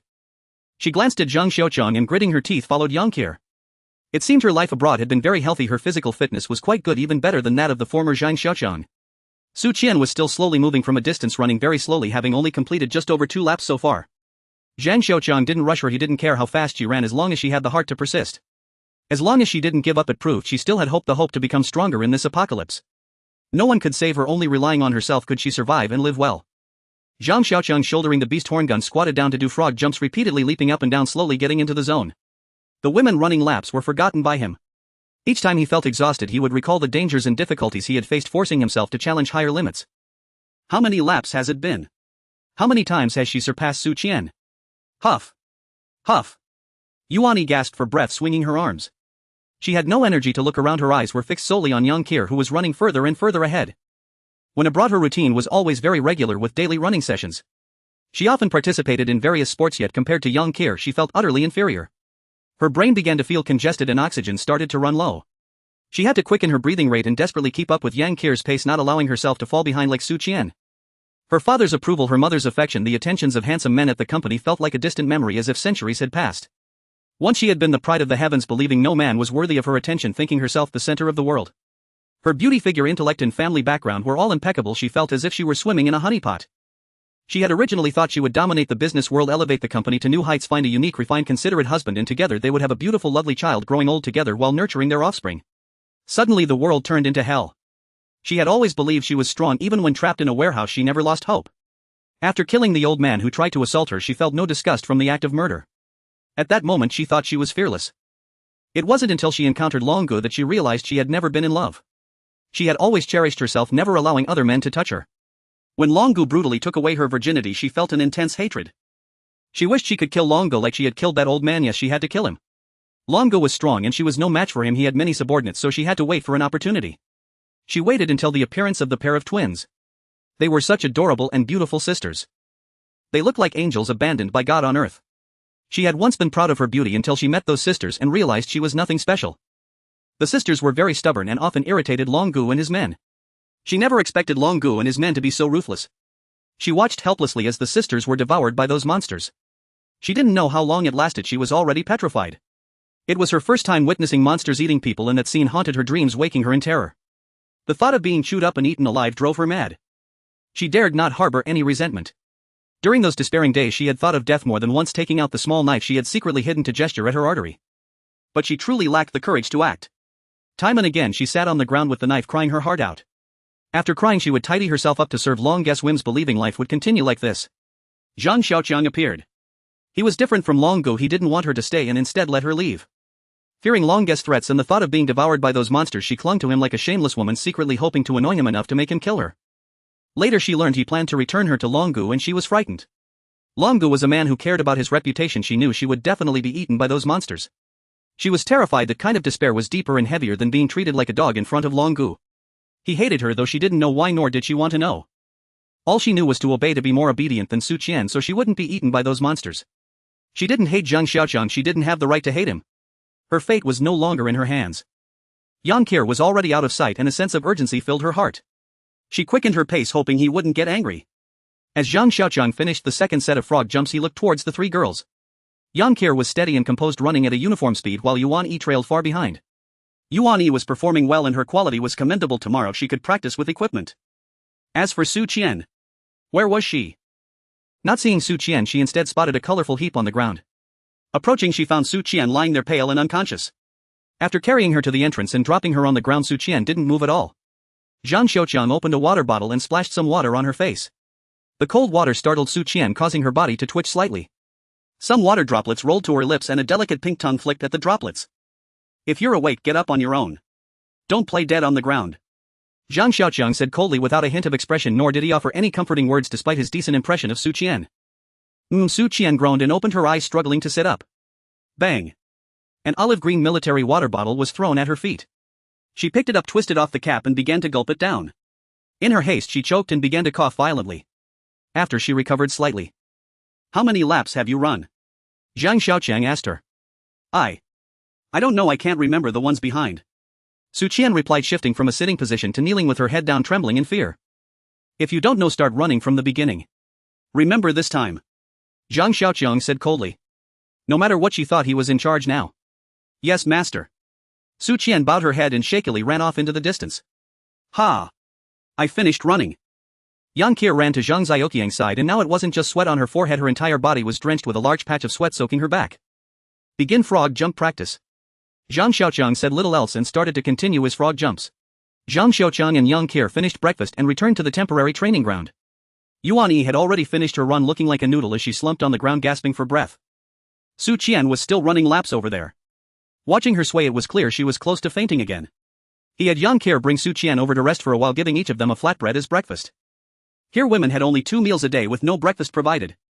Yuan Yi and Su Qian's morning exercise was intense, consuming a lot of their energy. Zhang Xiaoqiang was not a stingy person, so of course he increased their rations. Once they finished eating, Zhang Xiaoqiang started them on frog jump training again. If they encountered formidable opponents in the future, at the very least they should be able to run faster. While they were jumping, Long Gu and Chen Yi walked out surprised to see Zhang Xiaoqiang training the women. "Brother, what performances?" Long Gu asked in confusion. "Haha, brother Long is a newcomer, I don't have many hands on deck, so I'm just making do with these 2 female slaves." Zhang Xiaoqiang certainly didn't want Long Gu to know about his plans to leave, so he used the excuse of going out to find food. "Brother, I'm not saying you should be polite, we're all family here." Long Gu's tone seemed somewhat reproachful and Chen Yi nodded in agreement. "I'm not familiar with the situation here, so I wanted to do a little exploration first. When there's a big move, I'll ask Brother Long and Brother Yi for help." Zhang Xiaoqiang sweet-talked his way through. "Haha, no need for politeness. It's good to get familiar first. If anything comes up, just let me know." Chen Yi beamed, thinking that with such a small number of people, giving Zhang Xiaoqiang a few less would mean those timid ones would explode the den if they went out causing trouble for the others, and it wouldn't be good for those guys to benefit. After chatting for a bit, Long Gu and Chen Yi got into their cars with their subordinates to go out searching for supplies, not even glancing at Yuan Yi and Su Qian. Zhang Xiaoqiang and Yang Qir practiced until noon. Seeing it was time for lunch, he ordered them to rest. Yuan Yi and Su Qian looked unrecognizable, their hair in disarray, faces covered in dirt with streaks from sweat resembling 2 big dirty cats. They didn't walk but wobbled, even climbing stairs was a challenge. Meanwhile, Yang Qir seemed unaffected, as if she still wanted more. Mealtime is still a while away, so Zhang Xiaoqiang returned to the bedroom, first sitting on the sofa and smoking a cigarette. Considering that Yuan Yi and Su Qian had trained too hard in the morning, he wondered if they should take a break in the afternoon, otherwise the training effectiveness for tomorrow would be compromised. It wasn't urgent yet, so should they slow down the pace of training a bit? Yuan Yi and Su Qian performed quite well, especially Su Qian, who exuded a strong determination. Her training posture was completely one of desperation. It seemed she really knew how to seize opportunities.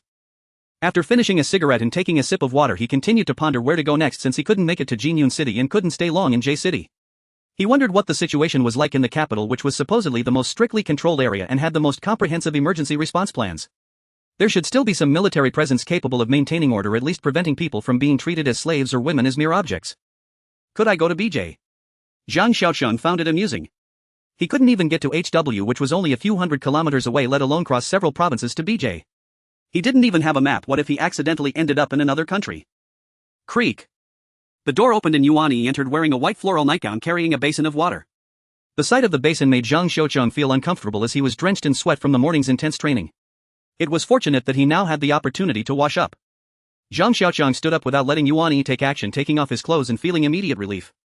Previously he had no conditions, but now that he did, there was no need to suffer. This time Zhang Xiaoqiang didn't let Yuan Yi help. He quickly dried himself off and handed the towel to Yuan Yi, who was standing aside feeling at a loss. He changed into a fresh set of clothes and lay down on the bed.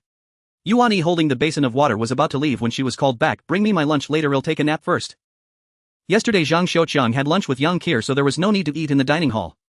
Besides, normally Long Gu and the others would just leave food in the kitchen and it would be brought to their rooms once prepared, unless they were dining together or had something to discuss. He had met the cook yesterday, who used to be a second chef in a big hotel and had decent skills.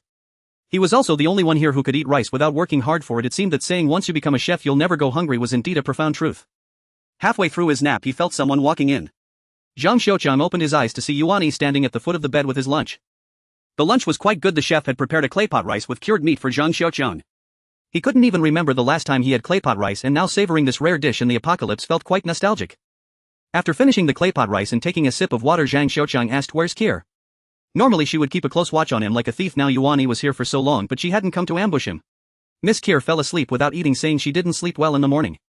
Zhang Xiaoqiang lay back down on the bed, letting Yuan Yi sit at the head of the bed to massage his head. As he inhaled the gentle fragrance emanating from Yuan Yi, his mind began to race. With no clear direction, he could only stay here for now, at least until Yuan Yi and Su Qian were strong enough to protect themselves before leaving. As for their thoughts, did it really matter? So far Long Gu and Chen Yi were doing well on the surface. No matter how vicious they were, at least they treated him decently, sending women and allowing him to rest. He couldn't be ungrateful. He should help them prepare more food supplies. After that, whether they lived or died would be none of his concern. What about that granary? Zhang Xiaoqiang pondered for a moment and shook his head. If Long Gu and the others couldn't handle it with over 20 people, how could he manage it with just a few women? Wasn't that slapping him in the face? The area nearby had already been mostly searched and controlled by Long Gu and his team, and going further would lead to the city. Imagining the hundreds of thousands of zombies waiting in the city for him to deliver food, he quickly extinguished that ridiculous thought. Feeling a bit troubled, he inhaled the continuous fragrance from Yuan Yi. He flipped over onto the bed, hugging a pillow while lost in thought about where to start his looting career. Lying down was uncomfortable. He wanted to turn over. When he moved his right hand, he accidentally touched Yuan Yi's thigh, feeling the smoothness through her nightgown. It reminded him of when Yuan Yi was trapped in the mineral company's preparation office, where there seemed to be red wine and cooking oil. He felt a sudden stir in his heart and looked up at Yuan Yi, only to see her face flushed. The sensation in his hand felt off. He realized he had been unconsciously pinching her thigh as if it were cotton. Her thigh was cramping from the pinch. Looking at her blushing face, Zhang Xiaoqiang felt quite strange. Could she really have that special physique? Where is that preparation office you escaped from? Zhang Xiaoqiang thought it was worth a try. It's near a small town around the mine called Gai Town. Zhang Xiaoqiang found it amusing and didn't loosen his grip. Instead, he increased the pressure. Yuan Yi's face flushed with spring-like color as she could hardly hold back a sound. How many zombies are there? Is the preparation office close to the town? Zhang Xiaoqiang continued to inquire. There are dozens of those creatures, all from the preparation office and my employees. It takes about 5 minutes by car from the preparation office to the town. Zhang Xiaoqiang stopped his actions and began to contemplate. 5 minutes. That meant it was at least 10 miles away, which eliminated the possibility of a sudden gathering of over 1,000 zombies like last time. With just him and Yang Kier, they could handle it, and the two women could experience the atmosphere to avoid panicking at the sight of zombies in the future. How far is it from here to the preparation office? Zhang Xiaoqiang wanted to clarify and eliminate any unexpected factors. I'm not quite sure. The last time I drove back it took an hour, mainly because the road conditions were poor and the car had a low chassis and moved very slowly. As Yuan Yi followed Zhang Xiaoqiang's hand, her flush began to fade. It was still not even 1 o'clock. They would definitely have enough time to go out in the afternoon. With that thought, Zhang Xiaoqiang pushed Yuan Yi's hands away and jumped off the bed. Go put on your training gear and wake Yang Kier. You and Su Qian are coming with us to that preparation office. Zhang Xiaoqiang commanded while putting on his shoes. Yuan Yi's face turned pale. She knew it was time for her to confront zombies directly, but she didn't expect it to come so soon. She didn't say a word as she walked outside, her steps heavy. When Zhang Xiaoqiang finished getting ready and went to the living room with his weapons backpack and water bottle, the three women had not yet come out, and he sat patiently in the living room waiting. By the time Yang Kier, Yuan Yi and Su Qian appeared in their battle gear, 20 minutes had already passed. Watching the girls take so long to get ready made Zhang Xiaoqiang's expression darken. He noticed Yang Kier's sleepy face but said nothing. It was clear she had been lazy, while Yuan Yi and Su Qian dared not keep him waiting. When they reached the parking lot, Yang Kier insisted on driving the Land Rover she had driven yesterday, but she was ultimately suppressed. After all, they were going to haul supplies, not run away. How much could the Land Rover's trunk carry? In the end, they drove off in a mid-sized box truck with double rows of seats. Su Qian drove while Yang Kier sat beside her learning. Zhang Xiaoqiang and Yuan Yi sat in the back looking out at the desolate fields. Zhang Xiaoqiang felt uneasy. The ever-changing weather had ruined this year's spring plowing, and they could only wait and see what the future held. Yuan Yi gazed greedily at the scenery outside. Having spent so much time in the chicken farm, everything outside felt so novel to her. Zhang Xiaoqiang checked his watch. They had been on the road for half an hour, and it seemed they were getting close. He took out his handgun to check the magazine. When he looked up, he saw Yuan Yi staring at the handgun with wide eyes.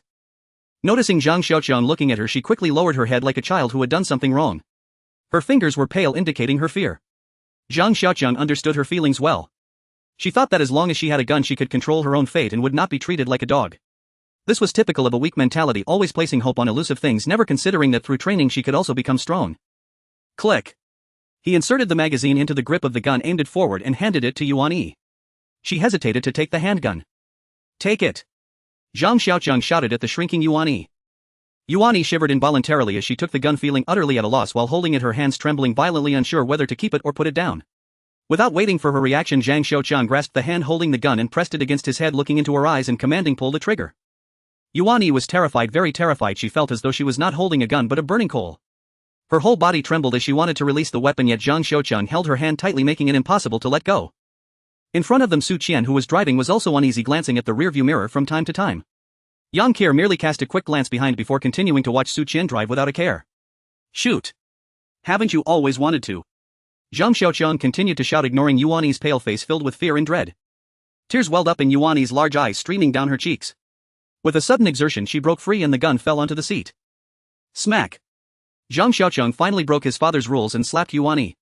She covered her face where the mark was left, too afraid to move, only sobbing softly. Zhang Xiaoqiang felt disappointment. He saw the desire in Yuanyi's eyes for the gun and understood the thoughts of the weak. He gave her a chance, wanting to see if she had the courage to resist. If she truly dared to pull the trigger, it would prove she still had courage in her heart, the courage to face power and to struggle in this apocalypse. Just like when Zhang Xiaoqiang handed Yang Qian the hammer to kill a zombie, the goal was not to kill the zombie but to possess the courage to face fear. Yang Qian succeeded, Yuanyi faltered. Zhang Xiaoqiang picked up the gun, looking down on Yuanyi, who was even less capable than a girl under 15 daring to fantasize about controlling her own fate. She presented herself as a strong woman but deep down was a coward. Besides using her femininity to exchange for survival, what else could she accomplish? Zhang Xiaoqiang in his anger slapped her, regretting it afterward. Had he tarnished his entire reputation just like that? You are a coward. Zhang Xiaoqiang looked at the sobbing Yuanyi and said, you always thought you were strong, that others were beneath you, which reveals an annoying arrogance in your very essence. Zhang Xiaoqiang continued to mock her while Yuanyi remained silent, only sobbing softly. Her voice had quieted listening to Zhang Xiaoqiang's evaluation of her. Beneath your arrogance lies cowardice. You are even inferior to a 14-year-old girl who at least could kill a zombie with a hammer in the most terrifying situation. Ask yourself, can you do that? Yang Qian felt somewhat displeased that Zhang Xiaoqiang used her as a comparison. You can be a woman, you can be weak, you can lack skill, but you cannot lack courage. Without courage you have no right to survive in this apocalypse. After Zhang Xiaoqiang finished speaking, Yuanyi burst into tears, the first time she cried loudly in this apocalypse. She understood that Zhang Xiaoqiang was right, she lacked courage.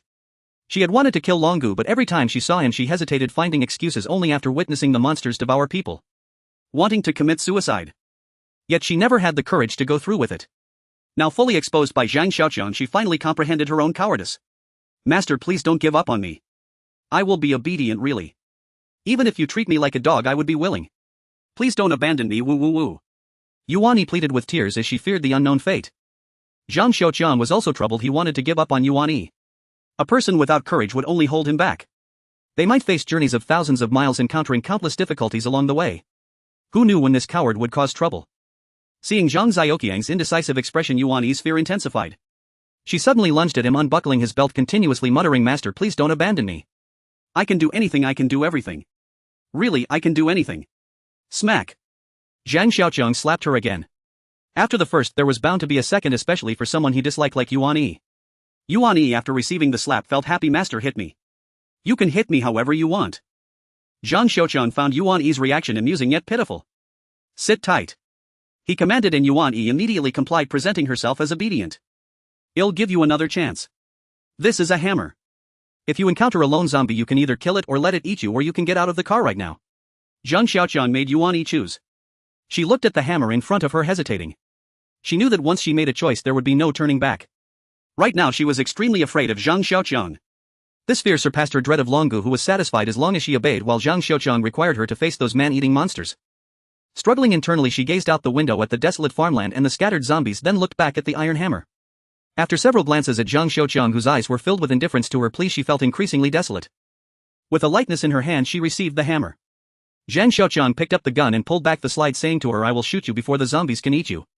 Yuanyi breathed a sigh of relief, her face full of determination as she glared at the zombies outside the window, gritting her teeth. The car slowly came to a stop. Zhang Xiaoqiang got out with binoculars. Ahead lay a fork in the road. To the right was a large open space with few buildings, a parking lot with several small cars, 2 buses and 2 construction vehicles. A 4-story main building stood alongside 2 rows of simple houses painted blue.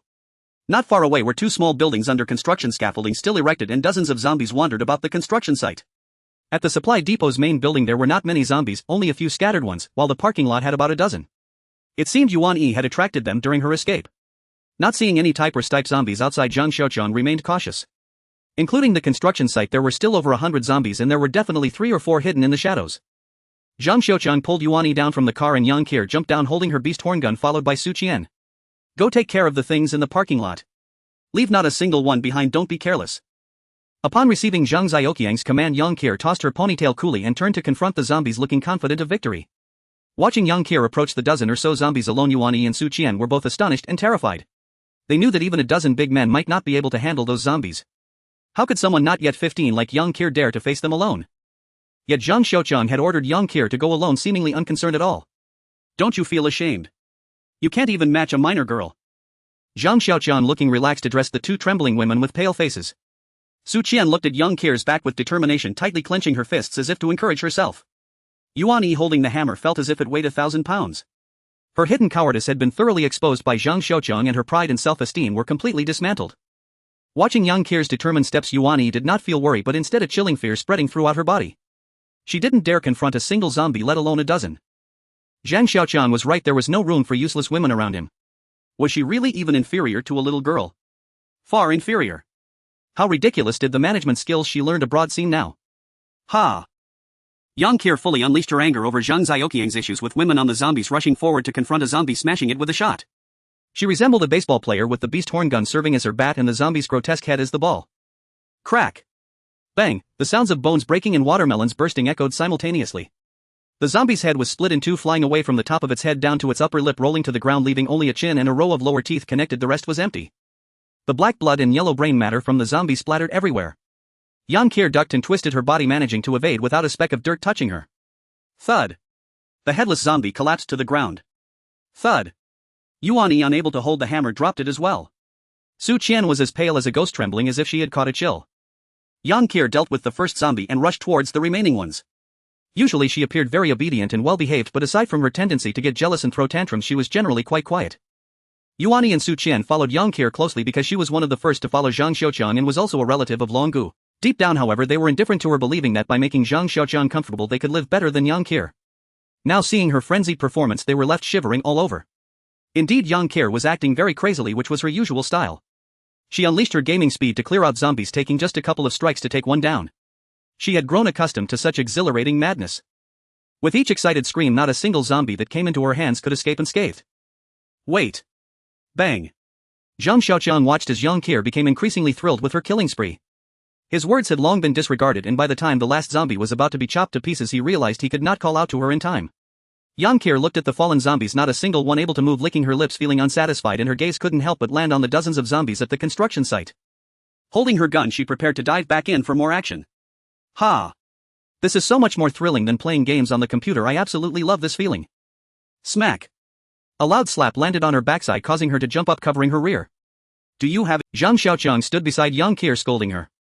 She hung her head, listening to Zhang Xiaoqiang's reprimands, her toes constantly drawing circles on the ground. Yuan Yi, seeing Zhang Xiaoqiang discipline Yang Kir without any resistance, felt even more awe and fear towards him. If even such a formidable Yang Kir could be tamed, then she had even less to say. Temporarily ignoring the zombies at the construction site after clearing a few in front of the main building, Zhang Xiaoqiang instructed Yuan Yi to lead the way to the storeroom, with Yang Kir and Su Qian following behind. Yuan Yi walked ahead, trembling with fear, closely followed by Zhang Xiaoqiang, who instead of holding a beast horn gun gripped the Jingwei sword, knowing that a sword is more effective in a narrow corridor. The storeroom is just around the corner, Yuan Yi said as she moved forward. Just as she was about to turn the corner, Zhang Xiaoqiang yanked her back by her collar and a pair of zombie claws reached around the corner, waving wildly. Ah! Yuan Yi screamed, frightened to the point of kneeling on the ground, clutching Zhang Xiaoqiang's leg and too scared to move. Damn it, I knew I couldn't rely on you at a crucial moment. Zhang Xiaoqiang, cursing, kicked her aside and stepped forward, quickly decapitating the zombie that had just revealed itself. Before the zombie could fall, Zhang Xiaoqiang turned the corner and saw the corridor ahead packed with zombies. He couldn't count them all at the moment. Retreat outside! Zhang Xiaoqiang shouted as he swung his sword at the zombies in front of him. There were too many zombies in the corridor and the space was too cramped, leaving no room for maneuvering. Suddenly a small thin zombie charged out from the crowded, shiny black claws reaching for him. Zhang Xiaoqiang raised his sword from below and with a flash he severed the zombie's arms. The shaped zombie, undeterred, opened its mouth to bite him. Bang! The 54 pistol in Zhang Xiaoqiang's left hand fired. Taking advantage of the moment its arm was cut off, he paused slightly and aimed at its head, pulling the trigger. While Zhang Xiaoqiang dealt with the shaped zombie, the remaining ordinary zombies lunged at him, their claws waving in front of him. Zhang Xiaoqiang's scalp tingled, he felt at a loss, knowing he couldn't chop off all the claws in one go. Get down! Yang Kir's voice rang out from behind, and without thinking Zhang Xiaoqiang knelt down, then flipped over and lay flat on the ground. A massive shadow passed overhead with a gust of wind. It turned out that Yang Kir had noticed something was wrong and wanted to help. However, the corridor was too narrow for her to wield the beast horn gun. In a rush, she noticed a security door beside her marked finance room, grabbed the handle, and with a forceful pull she tore the door down. She carried the door like a massive shield and charged towards the zombies. Bang! The iron door slammed into the zombies in front of her. Yang Kir tilted the iron door to the side, scraping the upper and lower corners against the wall, pushing the zombies back. When they reached the end of the corridor, the zombies were blocked behind the door, repeatedly slamming against it, leaving deep grooves in the walls on either side. Yang Qiao pulled down on the iron door, and as the wall dust fell, the door wedged tightly in the brick gap. Now the zombies were trapped securely, with countless claws reaching out from the corners of the iron door, grasping helplessly in the air.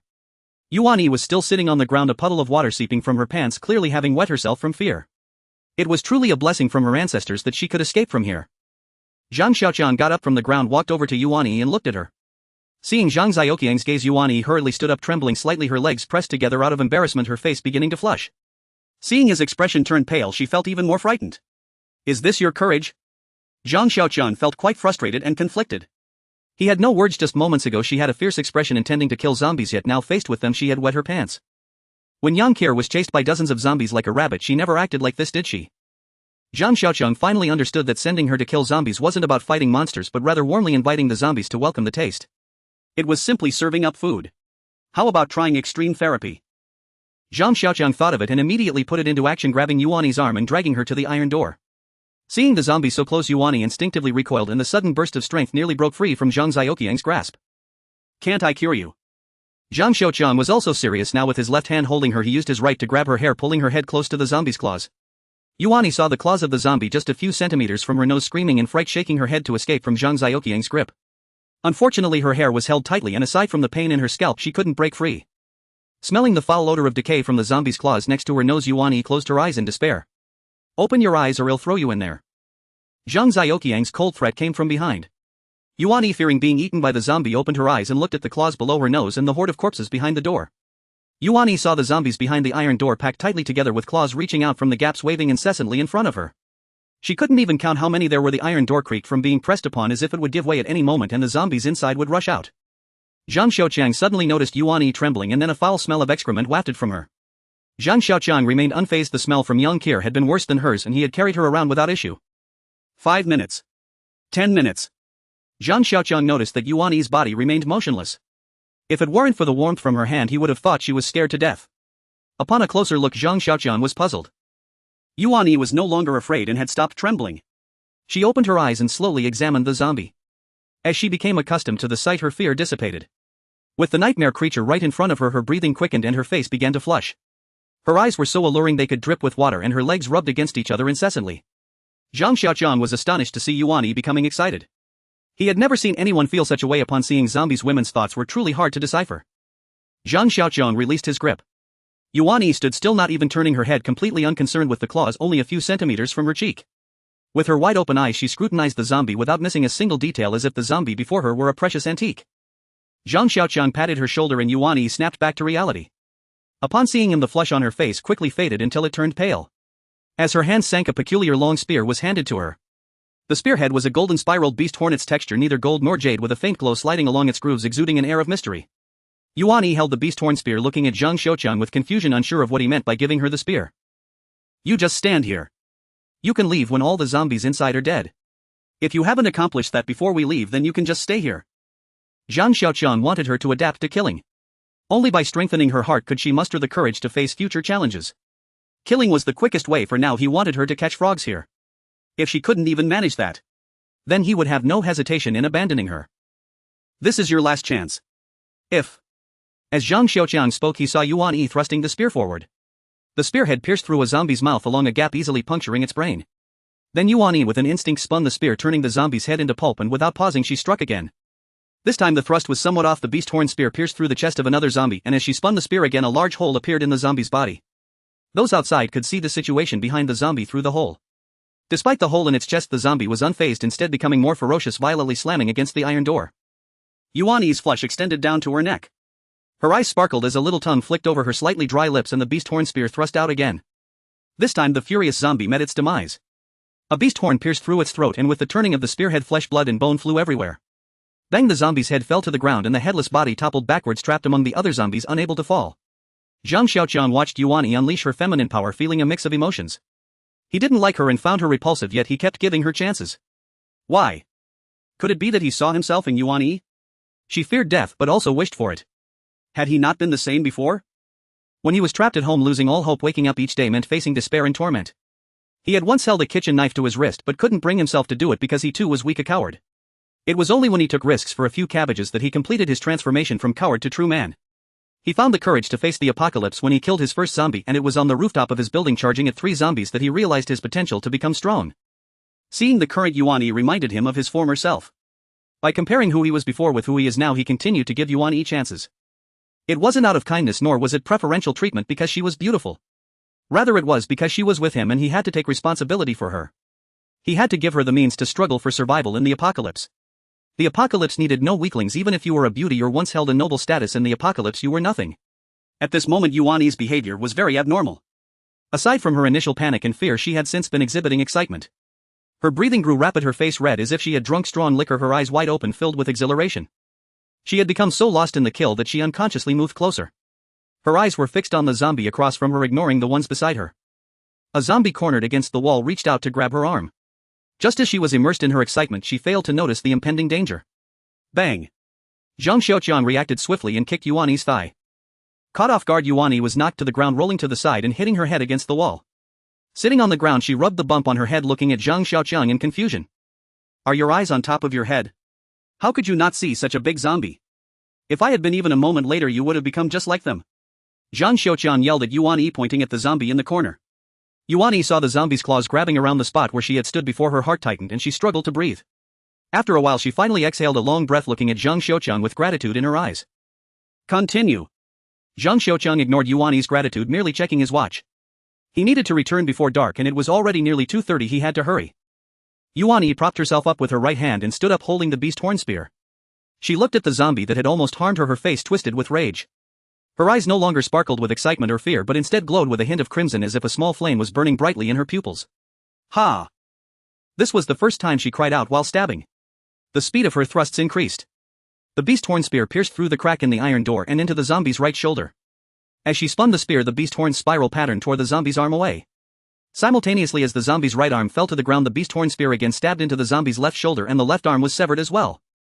The beast horn spear repeatedly stabbed in and out of the zombie, leaving holes behind. The crimson glow in Yuan Yi's eyes intensified, her lips moving as if she were muttering words like damn and FCK. Yuan Yi was no longer the timid little lamb but had transformed into a domineering big sister. As he watched Yuan Yi slowly tear the zombie into a skeleton, Zhang Xiaoqiang felt a bit uneasy. He questioned whether he was right to force Yuan Yi. Zhang Xiaoqiang killed zombies without any passion or fear. He killed purely for survival. Aside from D2, he had never felt satisfaction from killing zombies, nor did he find it a pleasurable experience. Yang Kier killed zombies with the attitude of playing a game. To her, zombies were like moles. She didn't have to think, just swing her bat and smash them. She enjoyed the temporary thrill, but once she turned around she forgot everything. Yuan Yi was different, she was in pure enjoyment. Yes, she relished the joy of killing. To her, zombies were no longer the man-eating monsters from her dreams but exquisite toys before her. Watching zombies continuously fall with flesh and bones flying everywhere filled her with delight. Her body trembled not from fear but from a soulful thrill. This feeling was indescribably wonderful. She felt an intense sense of satisfaction and even hoped the zombies would never run out so she could keep killing. Zhang Xiaoqiang found himself completely unable to understand Yuan Yi. She exuded an innate pride yet behaved more submissively than Su Qian. She was clearly extremely timid, yet after overwhelming fear, why was she so bloodthirsty? The zombie that had provoked Yuan Yi could no longer withstand her onslaught. Its bones shattered, unable to support its body, it collapsed to the ground. Yuan Yi, still unsatisfied, licked her lips, eyeing the remaining zombies as if selecting her next target. Hurry up. Don't waste time. A warning came from behind, and upon hearing it, Yuan Yi no longer hesitated. The beast horn spear thrust out, and after Yuan Yi had killed a dozen zombies, her aim significantly improved. With a casual thrust, she pierced through a zombie's eye and the zombie fell to the ground like a robot with its power cut. Yang Kier found it quite boring to watch. This level of combat felt to her like kindergarten kids doing craft projects, devoid of any excitement. She yearned to wield a big stick to smash her way through like swatting flies to knock away those foul-smelling monsters. Su Qian, watching from the side, turned pale. She didn't understand how Yuan Yi, who was clearly more timid than herself and had seemed less capable than her in the face of zombies, could now become so powerful. She saw Yuan Yi slaughtering zombies like a war goddess, her spirit soaring, completely shedding her previous timidity. Su Qian couldn't understand Zhang Xiaoqiang. Having been a mistress and a lobby manager, she had encountered all kinds of people, yet none were as capricious as Zhang Xiaoqiang. Despite clearly disliking Yuan Yi, he repeatedly gave her chances. Though she knew she was better than Yuan Yi, she was twice as strict during training. She was terrified, fearing that she would fail to meet Zhang Xiaoqiang's demands and be abandoned. She was merely a small woman, a woman with a bit of cunning, yet how could her small schemes hold any weight amidst the torrents of this apocalyptic world? During her morning run, she realized she was the weakest among Zhang Xiaoqiang's women. Not only was Yang Kier stronger, but even Yuan Yi far surpassed her. Her assets as a woman paled in comparison to the pure and charming young Kier and were insignificant next to the haughty and beautiful Yuan Yi. She once thought herself strong, able to endure hardships, capable of meeting Zhang Xiaoqiang's expectations and breaking free from the fate of a female slave to stand before him like a warrior. But seeing Yuan Yi now fighting like a warrior against the zombies, she felt a deep sense of defeat. Dad. Just watch over there, your daughter will survive, she will live well. Su Qian motivated herself internally, her eyes no longer filled with confusion and helplessness but rather infused with a newfound strength. Zombies lacked vision, they did not know what danger was. As the zombies in front were eliminated, the ones behind surged forward. Yuan Yi didn't even need to move her feet, continuing to stab at the zombies that came rushing at her. The morning workout had consumed a lot of her energy, and after several scares in the afternoon her body began to tire. Her strikes were no longer as fierce as before. 3 left. 2 left. 1 left. She muttered continuously in her heart, feeling relieved when only the last zombie remained. Looking at the last zombie, Zhang Xiaoqiang checked his handgun, gripping it tightly and remaining vigilant. It was a type zombie capable of smashing through security doors. The iron door that had trapped young Kier could withstand ordinary zombies, but it might not hold against a type. Zhang Xiaoqiang didn't want to remind Yuan Yi this would be her final test. If she succeeded, she would gain a helper, if not, what would happen? Rest in peace, I will avenge you. The type zombie had been blocked by the horde until Yuan Yi cleared the way, finally getting the chance to come forward. The fallen zombies created irregular obstacles on the ground, and as the type zombie moved slowly, Yuan Yi raised her hand and fired a shot at its face. The type zombie happened to step into a gap, lowering its body. The beast horn spear pierced its cheek, carving a bloody path and tearing off its right ear as it slid to the back of its head. A deep gash was carved from the type zombie's mouth to the back of its head, flesh flying off its cheek, exposing the stark white bones beneath where its ear once was, now a gaping hole. The injury to its ear drove the type zombie into a frenzy. Aoo. It let out a fierce roar and lunged at Yuan Yi. Bang! The iron door was violently slammed, the corners wedged into the wall, making a strange noise while dust and cement debris fell from the wall. Seeing that the iron door might not withstand the type zombie's charge, Yuan Yi panicked. She thrust her gun forward again, but the speed of her beast horn spear was no longer what it used to be, and it struck the type zombie's right forearm with a dull thud. Ha! Yuan Yi shouted, putting all her weight into the gun, the thrust driving the beast horn spear through the forearm, piercing its chest. The spear got stuck in the type's sternum, and before she could pull it out, the type zombie raised its left arm and slammed down on the weapon. Crack! The sound of wood breaking echoed as the beast horn spear snapped in two. Zhang Xiaoqiang's beast horn spear was made of wood, and it was not sturdy enough to withstand the type zombie's assault. Yuan Yi stood there dumbfounded with half a wooden stick in hand. Seeing the type zombie charge at the door again, she turned to escape to the back. Yuan Yi looked at Zhang Xiaoqiang in disbelief, tears welling up in her eyes. Zhang Xiaoqiang aimed his handgun at her. Go back or die. Zhang Xiaoqiang looked at her sternly, saying no more, but the gun remained aimed at her. One more step back and he would pull the trigger. Yuan Yi was flustered. She glanced at Zhang Xiaoqiang's grim face, then at the type zombie continuously slamming against the iron door behind her. Finally she despairingly looked at the half stick of wood in her hand. Clang! A heavy iron hammer landed at her feet, the very one she had dropped in fear earlier. She had no idea when Zhang Xiaoqiang had picked it up and thrown it back to her. Yuan Yi gritted her teeth, shooting Zhang Xiaoqiang a fierce glare before raising her hand and slamming the wooden stick down onto the ground. Sizzle. She unzipped her camouflage combat uniform and took off her top, revealing a sports tank top underneath, then bent down to pick up the hammer from the... Before she could stand up, bang! Clang! The iron door was smashed open and swung against the left wall with a loud bang, and a robust figure stepped out. Yah! Yuan Yi, holding the hammer in her right hand, bent down and let out a provocative scream towards the type zombie, much like a gladiator taunting an opponent before a duel in ancient Rome. Naturally, the zombie couldn't understand Yuan Yi's taunts. Its right claw was pinned to its chest by the broken beast horn spear, causing its body to sway and its steps to slow, becoming similar to an ordinary zombie. Yuan Yi remained crouched facing the zombie, deftly moving left and right, her steps agile and her figure nimble. The type zombie barreled straight towards Yuan Yi, who seized the opportunity to dart behind it while its pinned hand was unable to move. Bang! Bang! Bang! The hammer struck the type's head 3 times, but regrettably Yuan Yi's strength was simply insufficient. Such blows fell to the type zombie like mere mosquito bites, and at that moment it caught the scent of Zhang Xiaoqiang and charged towards him. Seeing the type zombie charging towards him for its own demise, Zhang Xiaoqiang found it amusing, preparing for a duet dance while it insisted on making him a third wheel. Thud! Zhang Xiaoqiang raised a foot to send it back from whence it came. Seizing this opportunity, Yuan Yi brought the hammer down onto the zombie's knee joint. With a crisp sound, the type zombie wobbled. Now the type zombie was enraged, swinging its claws at her. Yuan Yi quickly stepped back, narrowly avoiding the claw that grazed her cheek. As Yuan Yi retreated, she failed to notice the ground behind her. Thud! She tripped over the fallen iron door and fell to the ground while the zombie pursued her, another claw swiping at her. She rolled on the ground until she hit a corner and finally stopped. Dust and cement debris covered her once smooth and fair skin. Yuan Yi, now dirty and disheveled, stood up to face the zombie again. The type zombie, unaffected by her previous attacks, let out an angry roar and lunged at her once more. Clang! Yuan Yi threw the hammer to the ground, facing the strong type zombie with her bare fists as it charged at her. Zhang Xiaoqiang was puzzled here. Wasn't he doing well? Yuan Yi's performance had already gained Zhang Xiaoqiang's recognition. Even though she had yet to deal with the type zombie, it was a crime of non-combat. If she were facing an ordinary zombie, she would have resolved it long ago. Zhang Xiaoqiang had not called out to her yet because he wanted to see what her limits were. At the very least, her current performance had surpassed that of Yang Qir at the time and even exceeded her former self. Zhang Xiaoqiang held a handgun ready to shoot if Yuan Yi faltered. Though he disliked her, he was not a petty man as long as Yuan Yi met the requirements. Zhang Xiaoqiang would accept her. But before she could exhaust her strength, did she just throw away her weapon?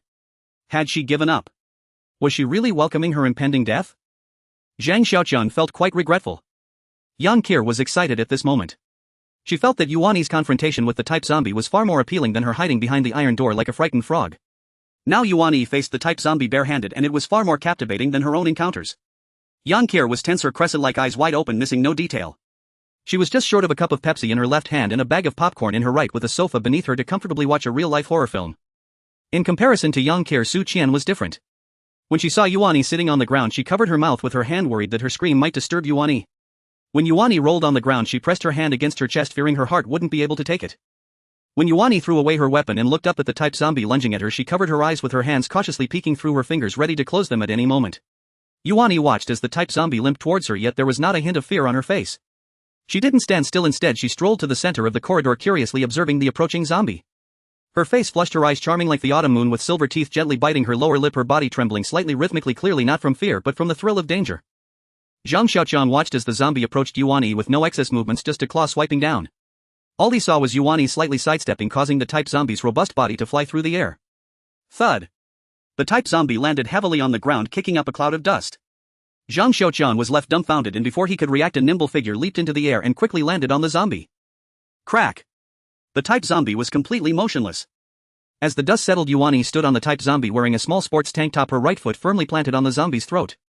The type zombie lay with its head tilted, unmoving, its severely deformed neck indicating that its cervical vertebrae had been crushed. If there had been slow motion, one could have seen that at the moment the zombie lunged at Yuan Yi, she turned her body, leaning against the zombie's embrace. Before the zombie could react, she grasped its right claw with both hands, leaning her body forward, and with a twist of her waist she executed a perfect suplex. While the zombie lay on the ground, she jumped up and crushed its cervical vertebrae. She achieved a complete victory, clean and decisive. Now Zhang Xiaoqiang was conflicted. It seemed he hadn't reached her height either. At least he definitely wouldn't dare to engage in hand-to-hand combat with a zombie, even if it was just a one-handed zombie. Was this still the Yuan Yi who had just seen a zombie and was terrified to the point of wetting herself? Was this still the Yuan Yi who didn't dare to make a sound after being bullied? Was this still the one who spoke in a low voice, fearful that he might send her back to feed the zombies? Yang Qir was also very surprised. She looked at the type zombie lying on the ground and then at Yuan Yi stepping down from the zombie. She scratched her head, unable to comprehend how the zombie had flown out so suddenly. Su Qian stood aside watching Yuan Yi, her expression complex. She couldn't understand why both of them had similar statuses when they first stepped out, and she even had an advantage over Yuan Yi. At least Zhang Xiaoqiang didn't dislike her. But why? Why had Yuan Yi suddenly changed to the point where she was completely unrecognizable? It was said that a soldier should be viewed differently after 3 days apart, yet Yuan Yi had clearly been right in front of her and had suddenly transformed. When Yuan Yi assassinated the zombie behind the door, Su Qian found it difficult to accept. Was Yuan Yi so much stronger than her? When Yuan Yi was fighting for her life against the type zombie, Su Qian had some small calculations in her heart. While Yuan Yi faced the type zombie's assault barehanded, Su Qian didn't dare to look, though in her heart she couldn't help but feel a sense of schadenfreude. Now that Yuan Yi, like a warrior, had killed the powerful zombie, why did Su Qian still feel a pang of sourness in her heart? Yuan Yi walked up to Zhang Xiaoqiang with her head held high and chest out, looking at him. In her gaze burned a radiant flame, her eyes shining brightly. This was the first time she looked Zhang Xiaoqiang in the eye, and it was also the first time she looked at him with a challenging gaze. Yuan Yi's face was calm, devoid of the joy following a victory or the fear after escaping death. She stood tall, gazing at Zhang Xiaoqiang, seemingly fearless. Zhang Xiaoqiang remained silent, showing no actions. He met Yuan Yi's gaze with an expression of calmness. For the first time he didn't look at her with disdain but instead observed her carefully with an ordinary heart. Zhang Xiaoqiang suddenly realized that Yuan Yi was not short, she was over 170 centimeters, significantly taller than his 168 centimeters. Previously she always appeared to be submissive and timid, curling up as much as possible, making it hard to notice her height. Now with her chest out, her height naturally became apparent, and Zhang Xiaoqiang instantly felt that Yuan Yi was looking down at him. Zhang Xiaoqiang suddenly understood why he had always found Yuan Yi displeasing. It wasn't for some random reasons, the real reason was simply that Zhang Xiaoqiang hated being looked down on by a woman taller than him. Although Yuan Yi had never looked at Zhang Xiaoqiang with such a gaze before, nor had she deliberately displayed her height advantage. Yet nerds are always sensitive. Though Zhang Xiaoqiang had not noticed Yuan Yi was taller than him, he subconsciously began to feel it, just like when he sensed something was wrong during night camping in the wild. This time, although the feeling wasn't strong, it still stirred up his aversion towards Yuan Yi, a kind of distaste that big men have for women being taller than them. Thinking of being rebellious, Zhang Xiaoqiang pondered, unconsciously straightening his body to meet Yuan Yi's gaze. How many times had he faced life and death? Would he be afraid of this little girl? Zhang Xiaoqiang's gaze turned fierce, looking at Yuan Yi with eyes filled with death, not killing intent but a sense of death. It was the accumulated malice from Zhang Xiaoqiang's many near-death experiences and victories over his opponents. 1 minute. 2 minutes. 3 minutes have not yet passed. Yuan Yi moved slowly, retreating. No longer holding her head high, she walked to the corner and picked up a hammer, returning to kneel beside Zhang Xiaoqiang, burying her head in the ground to express her submission, once again signaling her complete obedience. Yang Qi, eager to try, wore an unhappy expression. She had thought she could take this opportunity to teach a lesson to this arrogant woman, but to her surprise she was merely a decorative pillow, losing her spirit before she could even act. How boring. Su Qian stood with her head down, her body slightly trembling. Why? Why? Why can that wretched Yuan Yi stand in front of him with her head held high? Is this what it feels like to have power? Stand up. Zhang Xiaoqiang commanded Yuan Yi, who was kneeling at his feet. Yuan Yi obediently stood up, lowering her head as she returned the hammer to Zhang Xiaoqiang. Zhang Xiaoqiang took the hammer and looked at Yuan Yi, who still had her head down, saying, "Lift your head. You no longer need to kneel. No need to bow your head. It's the same even when facing me. From now on you will walk as a person once more. Not as a dog crawling on the ground." Yang Qi turned her face away, pouting her face, forming two small bulges, clearly displeased. Su Qian still kept her head down, trembling more violently now, her hands clenched into tight fists, her fingers beginning to turn pale. Yuan Yi has become a person again. Does having power mean you can be human again? Clang. The iron door of the storeroom swung open, releasing an indescribable stench. The smell of corpse was strong outside, but it was still bearable. Upon entering, they saw a dried corpse lying on the ground, wearing nothing on the upper body, with his trousers half down. It seemed this gentleman was also a person of the fleshly desires. The storeroom was small, about a dozen square meters, with rows of cardboard boxes blocking the sides. The floor was littered with empty and half-empty mineral water bottles, as well as wine bottles and bitten apples tossed aside. Opening one box, neatly stacked inside were large red Fuji apples, looking well preserved with no signs of spoilage. After taking a few steps, Zhang Xiaoqiang opened another box to find 24 bottles of mineral water. He called Su Qian over to give her some instructions, then she turned and left the room, while Zhang Xiaoqiang called Yang Qi to start moving the apples outside. Although Yang Qi was clearly reluctant, she still picked up 3 at once and walked out. "Come here," Zhang Xiaoqiang said to Yuan Yi, who was standing by waiting for instructions. Yuan Yi looked very disheveled, now exuding a foul odor of excrement and urine. Dust and stains covered her face, hands, and her little vest resembling a beggar rummaging through garbage. In front of Zhang Xiaoqiang she reverted back to her former humility, yet the depths of her pupils flickered with a hint of restless flame. Yuan Yi said nothing, quietly walking in front of Zhang Xiaoqiang and looking at him without a word or movement. The numbness and despair that once filled her eyes were gone, replaced by a certain depth, making it impossible for Zhang Xiaoqiang to read anything from her gaze. "Take off your clothes." Zhang Xiaoqiang spoke in a very calm tone, as if he were merely asking Yuan Yi to do a small insignificant task. Upon hearing this, Yuan Yi's expression tightened, her fists clenched tightly, taking a deep breath. Grabbing the corner of her vest, she pulled it upward, the garment leaving her body. Yuan Yi straightened her chest and looked at Zhang Xiaoqiang, seemingly waiting for his next move. "Continue." Though Yuan Yi's upper body was completely exposed, she didn't allow Zhang Xiaoqiang to glance at her. She repeatedly picked up the mineral water, twisted off the cap, and then placed it back down, her gaze solely on the water, seemingly uninterested in Yuan Yi, who stood beside her. This time Yuan Yi did not hesitate, swiftly removing the rest of her clothing, leaving even her underwear behind. She stood naked before Zhang Xiaoqiang, her chest held high, showing no sign of shame, only a hint of mockery in her eyes. Surely she was thinking that all crows in the world are black. Zhang Xiaoqiang carefully scrutinized Yuan Yi, who was unfazed by his gaze. She simply stood quietly, waiting for his further actions as Zhang Xiaoqiang extended his right hand towards her.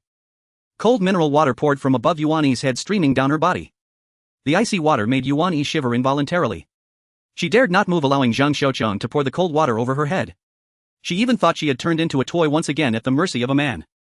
"Can't you wash yourself? Are you waiting for me to help you wash?" Zhang Xiaoqiang's cold words interrupted Yuan Yi's chaotic thoughts, bringing her back to reality. She began to rub her body with her hands, washing away the dirt that had clung to her. Bottles of mineral water continued to pour over Yuan Yi's head, flowing down to the ground. The dirty water washing away from her body formed a large puddle on the floor. When Yang Qi returned, she stepped right into the puddle, which caused her great displeasure. She protested to Zhang Xiaoqiang, who ignored her and continued pouring mineral water on Yuan Yi. Yang Qi complained a few times before again picking up 3 apples and walking outside. Her heavy footsteps splashed in the puddle, sending water flying everywhere, seemingly trying to vent her dissatisfaction. Su Chen returned holding a brand new camouflage outfit and quietly watching Zhang Xiaoqiang help Yuan Yi bathe. She said nothing but felt a pang of jealousy towards Yuan Yi. She lamented her own situation and vowed to catch up with Yuan Yi, wishing to escape the fate of being a female slave. After 12 bottles of mineral water had thoroughly washed Yuan Yi, Zhang Xiaoqiang took the clothes from Su Qian's hands and tossed them to Yuan Yi, signaling her to put them on. Yuan Yi put on her clothes and stood in front of Zhang Xiaoqiang, clean and tidy, free from dust and discomfort, feeling significantly lighter. Looking at Zhang Xiaoqiang, she felt no resistance. She didn't want much, she actually did not care about his thoughts about her. In the past she couldn't afford to care, but now she genuinely didn't mind. She simply wanted some respect. Her confrontation with Zhang Xiaoqiang was not aimed at rebellion, she merely wanted the treatment that Yang Qir received. Though she knew she was not as good as Yang Qir, she wanted to retain some dignity, even if just a little. She only wanted a bit. When Zhang Xiaoqiang asked her to take off her clothes, she thought he intended to violate her at her most inconvenient time. She felt that her position in front of Zhang Xiaoqiang had not changed in his eyes. She remained a shameless bitch. Previously she had bowed her head in surrender during their confrontations and had no right to bargain with him, so she submitted. On the surface she had submitted, but deep down she harbored other thoughts. Little did she know Zhang Xiaoqiang did not violate her, but instead asked her to wash and change into clean clothes. That was enough. She had obtained what she desired. Yuan Yi looked at Zhang Xiaoqiang without acting infatuated. She silently recorded everything in her heart. Only after losing did she understand the value of what she had. In this apocalypse, maintaining any semblance of self-respect was incredibly rare. Over the past few days she had endured various blows and trials. Although her body felt fatigued, her heart experienced a wave of relief, a tranquility that emerged from the depths of her soul. It was only now that she viewed Zhang Xiaoqiang as her true man, a figure worthy of her following. Zhang Xiaoqiang saw Yuan Yi tidying up neatly, no longer carrying that unpleasant odor. Satisfied, he nodded and pulled out the Type 54 pistol from his waist, handing it to Yuan Yi. Take it. You are now qualified to use it. At that moment Yang Qir just happened to enter for the third time, overhearing the familiar lines and feeling quite dissatisfied. This was what Zhang Xiaoqiang had said to her when she killed her first monster, and now he was saying it to Yuan Yi. Did Zhang Xiaoqiang have some thoughts about Yuan Yi? No, I must keep a close eye on Yuan Yi. I haven't even tasted the fun yet. I can't let this vixen get ahead of me. Yuan Yi, suppressing her excitement, took the pistol and hugged it to her chest. For the first time since the apocalypse she felt happiness. Zhang Xiaoqiang asking her to take a shower and change clothes had already satisfied her, and now he handed her the pistol.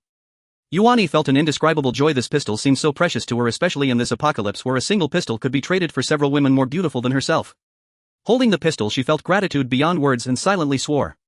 Although I acknowledge you, it doesn't mean I don't dislike you. Don't ask me why. I don't know either. What are you dawdling for? Hurry up and move things. Zhang Xiaoqiang looked at Yuan Yi, who was dazed while holding the pistol, and began to scold her to get her to move supplies. Zhang Xiaoqiang claimed he didn't know why he disliked Yuan Yi, but deep down he was clear there was only one reason: Yuan Yi was taller than him. As a staunch male chauvinist, this was the pain he could not bear. Yuan Yi hurriedly placed the pistol carefully into her pocket and picked up an apple as she headed out. Although Zhang Xiaoqiang reiterated his dislike for her, it did not affect Yuan Yi. Despite feeling tired, she carried a box weighing dozens of pounds, her steps light and brisk. Let the disciples bear the labor. Zhang Xiaoqiang naturally took the chance to slack off. He hummed a tune and picked up an apple, wiping it on his clothes without bothering to clean it before taking a bite. When he saw a box of red wine, he opened it and looked inside, unfamiliar with what he saw. Standing at 1.80 meters, he now looked down at Lu Cici just as Zhang Xiaoqiang picked up a bottle and saw that the label was entirely in English. He was immune to English. Apart from not knowing whether there were 26 or 27 letters, he only recognized the word sex and saxy, which he had encountered while searching online. He couldn't even remember whether his high school English teacher was male or female. Turning the bottle around, he saw on the back label Mousse red wine and noticed it was produced in France. This is truly Zhang Xiaoqiang muttered to himself, uncorked the bottle and poured a mouthful into his mouth. How is it comparable to the Great Wall? Zhang Xiaoqiang didn't know how to taste wine, so he could not distinguish the difference between imported and domestic. He tossed the red wine bottle to the ground, letting the wine flow out onto the floor as he walked outside, not worried about waste since there were still hundreds of bottles left. After pulling out a half-bone beast horn gun from a type zombie, Zhang Xiaoqiang stood up and saw the tightly locked mahogany door across from him, which bore no markings and was similar to a storeroom. Looking at the door, which was much like the storeroom, he felt a sudden idea. Using the beast horn gun to poke at the lock, he kicked the door, which let out a painful groan as it opened. Inside was somewhat dark, with countless boxes crammed inside. Zhang Xiaoqiang casually opened one box and found 4 smaller boxes neatly arranged inside, 2 red and 2 green, all of the same specifications. With the flashlight on his Nokia phone, Zhang Xiaoqiang could finally see clearly. The red box was labeled XX cured meat, while the green one was XX mountain delicacies. Upon tearing it open, he found several vacuum-packaged plastic bags inside containing cured meat, sausages, and some smoked pig offal.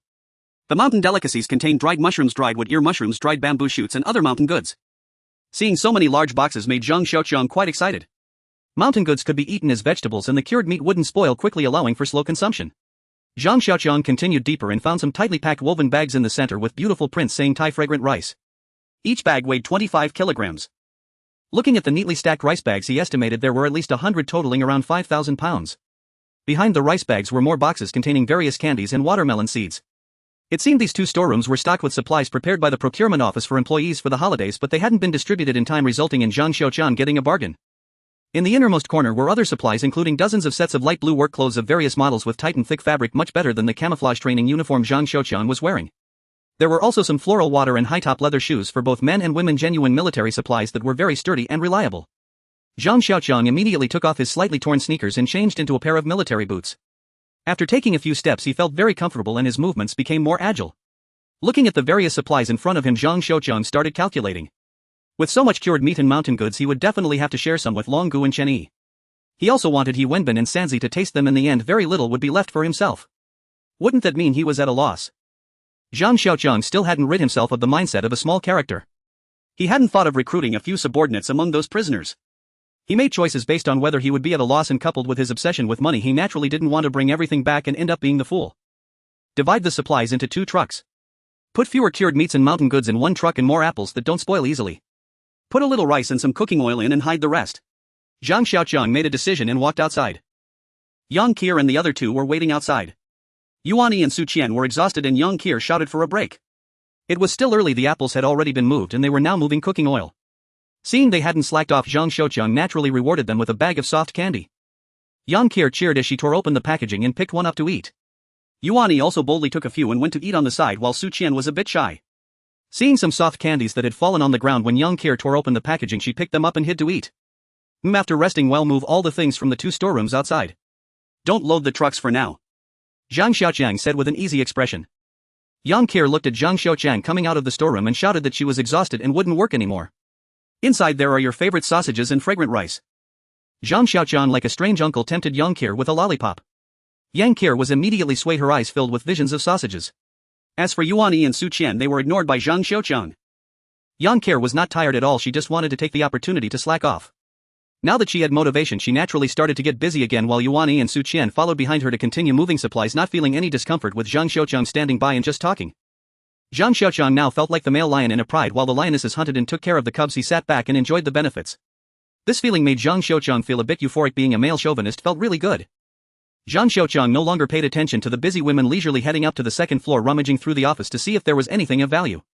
Unfortunately, apart from some documents and promotional materials, there was nothing worth taking. The 3rd floor was similar to the 2nd. He found little benefit in the several offices. Upon prying open a locked room, he discovered large cardboard boxes neatly stacked containing computer monitors and cases. Zhang Xiaoqiang felt speechless. Having acquired a notebook was of no use to him. Upon reaching the 4th floor, he entered a conference room that was eerily quiet. Besides the tables and chairs, it was completely empty. Passing through the conference room, he arrived at a lavishly decorated reception room with leather sofas and cashmere carpets adorned with mahogany furniture. However, none of this was of any use to Zhang Xiaoqiang. It seemed there was nothing valuable to be found. The reception room connected to another room which was tightly locked with a high-end mahogany door. Something inside was scratching at the door. Based on experience, Zhang Xiaoqiang knew a zombie was locked inside. He thought about turning to leave, but felt it would be too much of a loss to have found nothing from the 1st to the 4th floor. What if there were good things behind that door? Wouldn't that be an even greater loss? With a click, he pierced the lock with a beast's horn and then twisted it, sending the lock components flying off the mahogany door. Following that, he kicked the door, which swung open violently, sending something crashing to the ground. Generally speaking, it is difficult to discern the gender of a human-turned-zombie by appearance alone. One can only tell by looking for 2 deflated balloons on the zombie's upper body or by examining its clothing. The zombie on the ground wore a vividly colored women's trenchcoat with a light purple silk scarf tied around its neck. It also sported flesh-colored tight wool pants and knee-high brown high-heeled shoes. Before the zombie could rise, Zhang Xiaoqiang swiftly stomped down, breaking its cervical vertebrae, and it lay still on the ground. Zhang Xiaoqiang surveyed the luxurious office. The owner's status was evidently high. The luxurious furniture and chairs aside, just the hanging painting fishing alone in cold river snow was the work of a master, and the artist's name was one even a homebody like Zhang Xiaoqiang had heard of. In a corner stood a wine cabinet filled with various fine wines. While Zhang Xiaoqiang could not read the labels, he noticed many bottles of white liquor inside, and there were hardly any famous brands visible outside. The labels on some old transparent liquor bottles were barely legible, while others had only fragments left. Upon closer inspection, he found that the production dates on the bottles were all from before the 1970s, and several dark clay wine jars were prominently displayed. Without hesitation, Zhang Xiaoqiang opened the wine cabinet and began to collect the bottles, thinking to himself, "These are all mine. Even if I don't drink them, I must keep them." After finding a suitcase in the bedroom next to the office to pack the fine wines, Zhang Xiaoqiang resumed his treasure hunt. The bedroom was simple, lacking anything of value. Some clothes were branded but not suitable for him. Besides, in the apocalypse, who would want to wear luxury brands while escaping? Under the pillow, however, he found quite a few blue pills and some kidney supplements, along with numerous ultra-thin condoms. It seemed the owner of this office was also a person of lust. That zombie might have been his living secretary. When Zhang Xiaoqiang stumbled upon a pair of underwear printed with various pictures of Japanese AV actresses, he realized the office's owner was none other than the person who had died in the storeroom. In the office desk, Zhang Xiaoqiang discovered a considerable stash of fine cigarettes, at least 20 to 30 packs of various renowned brands. Some brands he had never even heard of, like Giant Panda and Nanjing 95th Supreme, were carelessly pressed at the bottom, while even Yellow Crane Tower 1916 was unremarkable. The packs on top were several nameless white cigarettes. Zhang Xiaoqiang didn't care, he simply stuffed them into his bag. In the end, he truly found some nice items.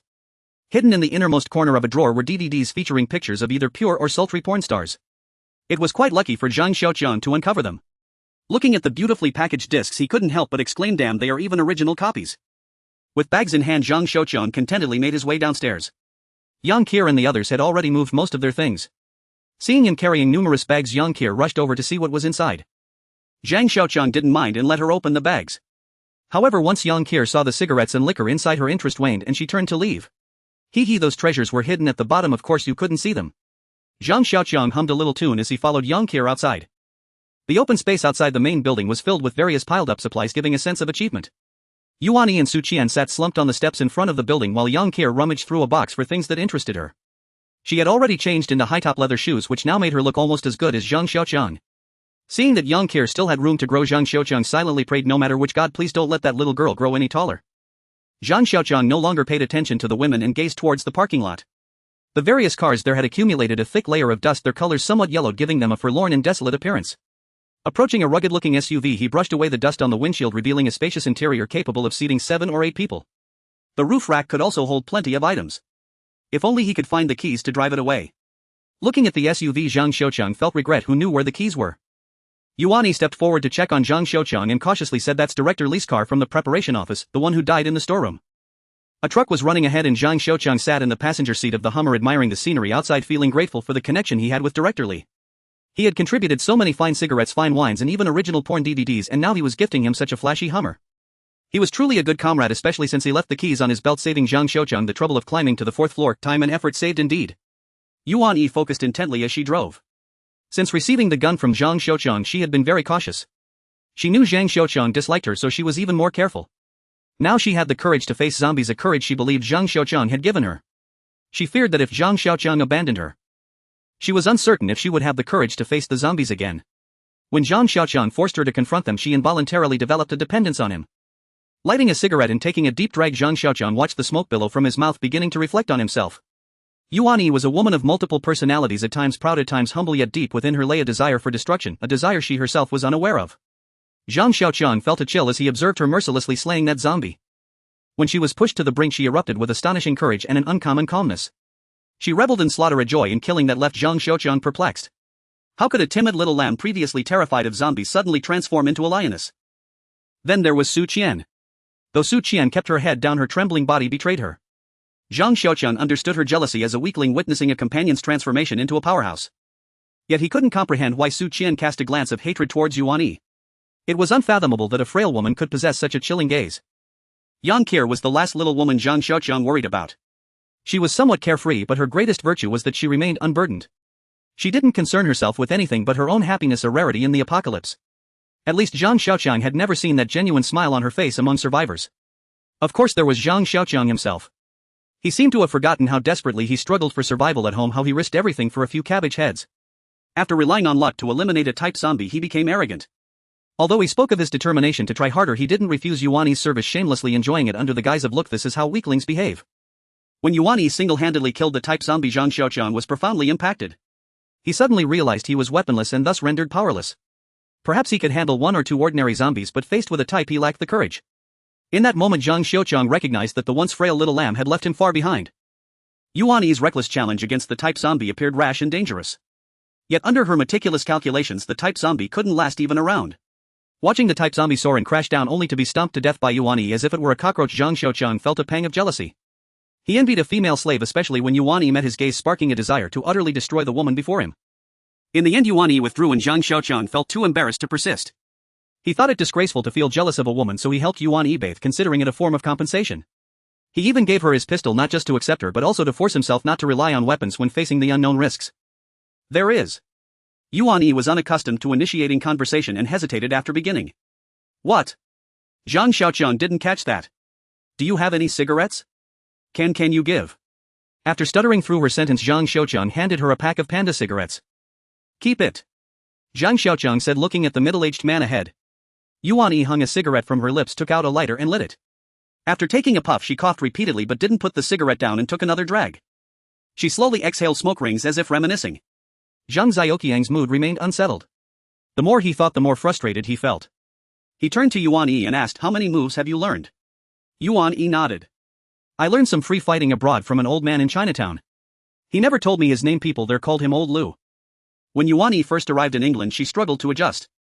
She often visited Chinatown, where the familiar skin tones and languages slightly eased her homesickness. Gradually she made several friends and enjoyed conversing with them. Until she saw an elderly man with white hair struggling with many items at a door. Yuan Yi stepped forward to help. Through their interaction, the old man learned that Yuan Yi was from Shanghai and he became excited. The old man's surname was Lu and he was also from Shanghai. During tumultuous times, he and his family had traveled to England. He longed to return to Shanghai but had lost contact with his relatives there. As a single man, he found it inconvenient to travel, so he could only reminisce about his hometown from childhood memories. Yuan Yi became familiar with old Lu. She felt pity for the lonely old man and often visited him for companionship. One day while old Lu was practicing free fighting at home, he asked Yuan Yi if she wanted to learn. Seeing the hope in his eyes, Yuan Yi didn't refuse. Old Lu didn't have many techniques to teach. Most were passed down in his family, including some joint locks and tossing techniques. However, his moves were quite dangerous, capable of causing serious injury. After teaching Yuan Yi, he repeatedly warned her not to use them recklessly. After returning to her country, Yuan Yi stopped practicing. She had rarely fought with anyone and thus wasn't proficient. When the apocalypse struck, she never thought the skills she learned would come in handy. Until she was cornered by a type zombie, her hammer useless in hand, she summoned the courage to execute the back throw she had learned long ago. Zhang Xiaoqiang fell silent, contemplating how to persuade Yuan Yi to teach him those free fighting techniques. He realized that in the apocalypse, cold weapons were far more useful than firearms. Gunshots would attract nearby zombies and the recoil made aiming difficult. Unless one were a seasoned warrior accustomed to firearms, it was absurd to expect ordinary people to shoot accurately. Cold weapons, on the other hand, made no noise and wouldn't draw distant zombies. They didn't require bullets, so one need not fear running out of ammunition. Most importantly, using cold weapons required courage. Only with courage could one confront zombies without fear, maintaining composure and avoiding seemingly ridiculous mistakes that could cost lives. Zhang Xiaoqiang had never handled firearms before. He had fought with cold weapons since the first time he risked his life for a few cabbages. Looking back, he realized that he was far stronger using cold weapons than he had ever been with firearms. Cold weapons can break and be damaged. In such moments, one's skills manifest. Hand-to-hand combat and fighting with cold weapons differ significantly. It's not about mastering the weapon but about judging the opponent and remaining calm. Because you are the weapon, you cannot recklessly charge at your opponent to attack, otherwise it might lead to mutual destruction. Only by remaining completely calm and discerning the opponent's strengths and weaknesses can one find an opening to strike a fatal blow. The principle of stillness conquering movement in Chinese martial arts reflects this, hence the saying, still as a virgin, swift as a hare. However, mastering empty hand skills isn't something that can be achieved easily. It requires the accumulation of experience, unlike practicing assassination, where one cannot simply stab repeatedly to master the art. Zhang Xiaoqiang's machismo made it difficult for him to voice his request. A man humbling himself before a woman was beyond his capability, even if he tried to command her. The taste of begging is unpleasant. As Zhang Xiaoqiang worried, he glanced out the car window. They were not far from the small village where he had rescued the third person. Remembering the first time he saw thousands of zombies gathered together, he felt a lingering fear. Suddenly an idea struck him. Weren't the cured meats and mountain goods in his car without a place to be stored? Wasn't there a small courtyard behind the car repair shop across from the oil depot? Creak. 2 cars were parked in front of the repair shop. Zhang Xiaoqiang jumped out of the car and walked towards the shop. Last time he had rushed to save someone without taking a good look, just grabbed a tire and fled. The small courtyard was something he had accidentally glimpsed while clearing out zombies, and even He Wenbin and the others were unaware of it. Here the discarded tires have piled up into mountains and see scattered everywhere in front of doors and behind houses. Even the roof of the repair shop is slowly accumulating tires, stacked layer upon layer, creating a precarious scene where it seems that one misstep could result in the tires cascading down and burying the pedestrians below, leaving each passerby feeling anxious. On both sides of the repair shop, the vacant spaces are also filled with tires. Walking past the small path on the left and around a wall of tires reveals a road wide enough for a truck to pass through, obstructed by tires, preventing outsiders from seeing the hidden wonders behind.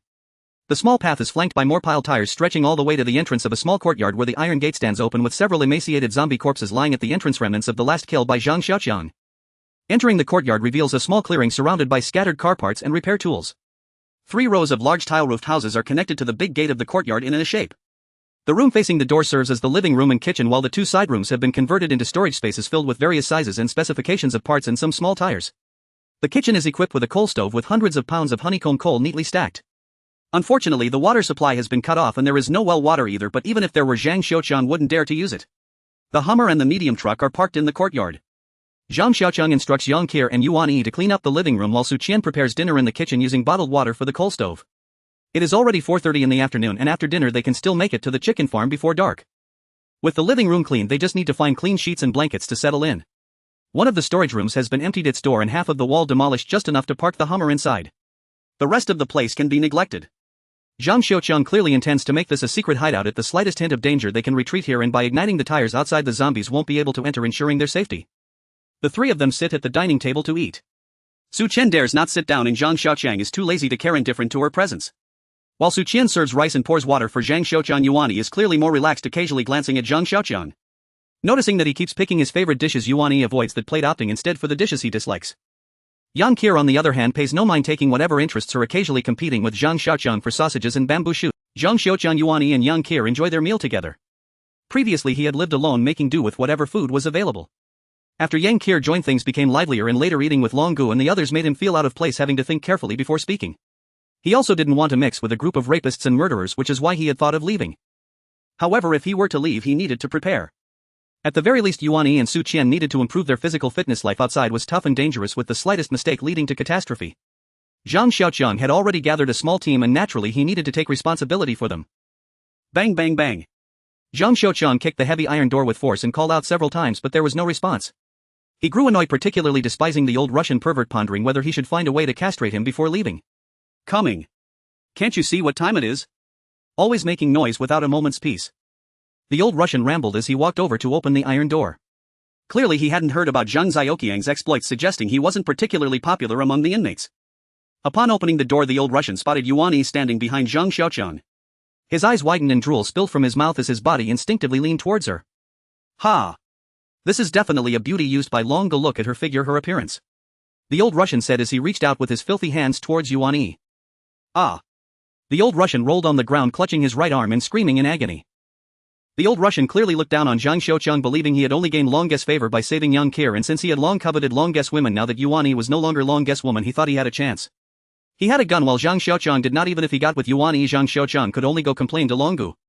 Having been with Long Gu for so long without any merit, he figured he could just face a minor consequence, making it look good on the surface, but if he could get this beauty, it would be a huge gain for him. The old Russian's thoughts were quite naive. He never expected that he was not dealing with a harmless lamb but rather a ferocious female dragon. Yuan Yi dared to confront class zombies, so what was an ugly, filthy old man to her? Before the old Russian's dirty hands could touch her, Yuan Yi gently sidestepped, her left hand gripping the old Russian's right forearm. With a slight twist of her left hand, the joint of the old Russian's right arm was exposed outward. Then leaning her body, she pressed down on the old Russian's joint. With a crack, he rolled on the ground, clutching his right arm. Zhang Xiaoqiang held back Yuan Yi, who was about to kick him again. They could cause injury but not kill. He was merely a passerby and didn't need to be so ruthless. Yuan Yi was pulled back, missing her kick, and in retaliation she swung a palm towards Zhang Xiaoqiang. He momentarily failed to react as he saw her large hand coming towards his face. The palm created a gust of wind that paused just in front of Zhang Xiaoqiang's face. Yuan Yi, panting heavily, stared at him with bloodshot eyes. After a while the redness in her eyes faded and she lowered her hand, stepping back to the side. Just then the old Russian rolled to her feet and she stomped down again, producing a crack, and the old Russian's right leg was shattered. "Aoo!" The old Russian's anguished cries echoed in the chicken farm, breaking the surrounding silence. What happened? Long Gu's voice came from inside, followed by him entering with a group of people, looking at the old Russian writhing on the ground in pain, then at Zhang Xiaoqiang, who stood with his arms crossed at the side. Yuan Yi's high-top leather shoes spun on the old Russian's left leg. Yuan Yi glanced at Long Gu without speaking, her eyes red, her pressing down harder with her foot. The old Russian's screams grew more pitiful, causing the group behind Long Gu to gasp in shock. They had never seen Yuan Yi before and knew she had been given to Zhang Xiaoqiang, but they didn't expect her to become so fierce after just one day with him. Could it be that Zhang Xiaoqiang had a knack for training fierce women? Ha ha ha. Brother, what's going on? We're all on the same side, let's talk it out. Long Gu was trying to calm Zhang Xiaoqiang while signaling those around him to pull Yuan Yi away from the old Russian. No matter how much he disliked the old Russian, he was still someone who had come out of the same place with him. Without saying a word, the cannon barrel stepped out from behind Long Gu, eyes filled with fierce intent as he marched towards Yuan Yi with heavy, powerful steps, showing no sign of caution, treating her like an ant that he could crush with a single move.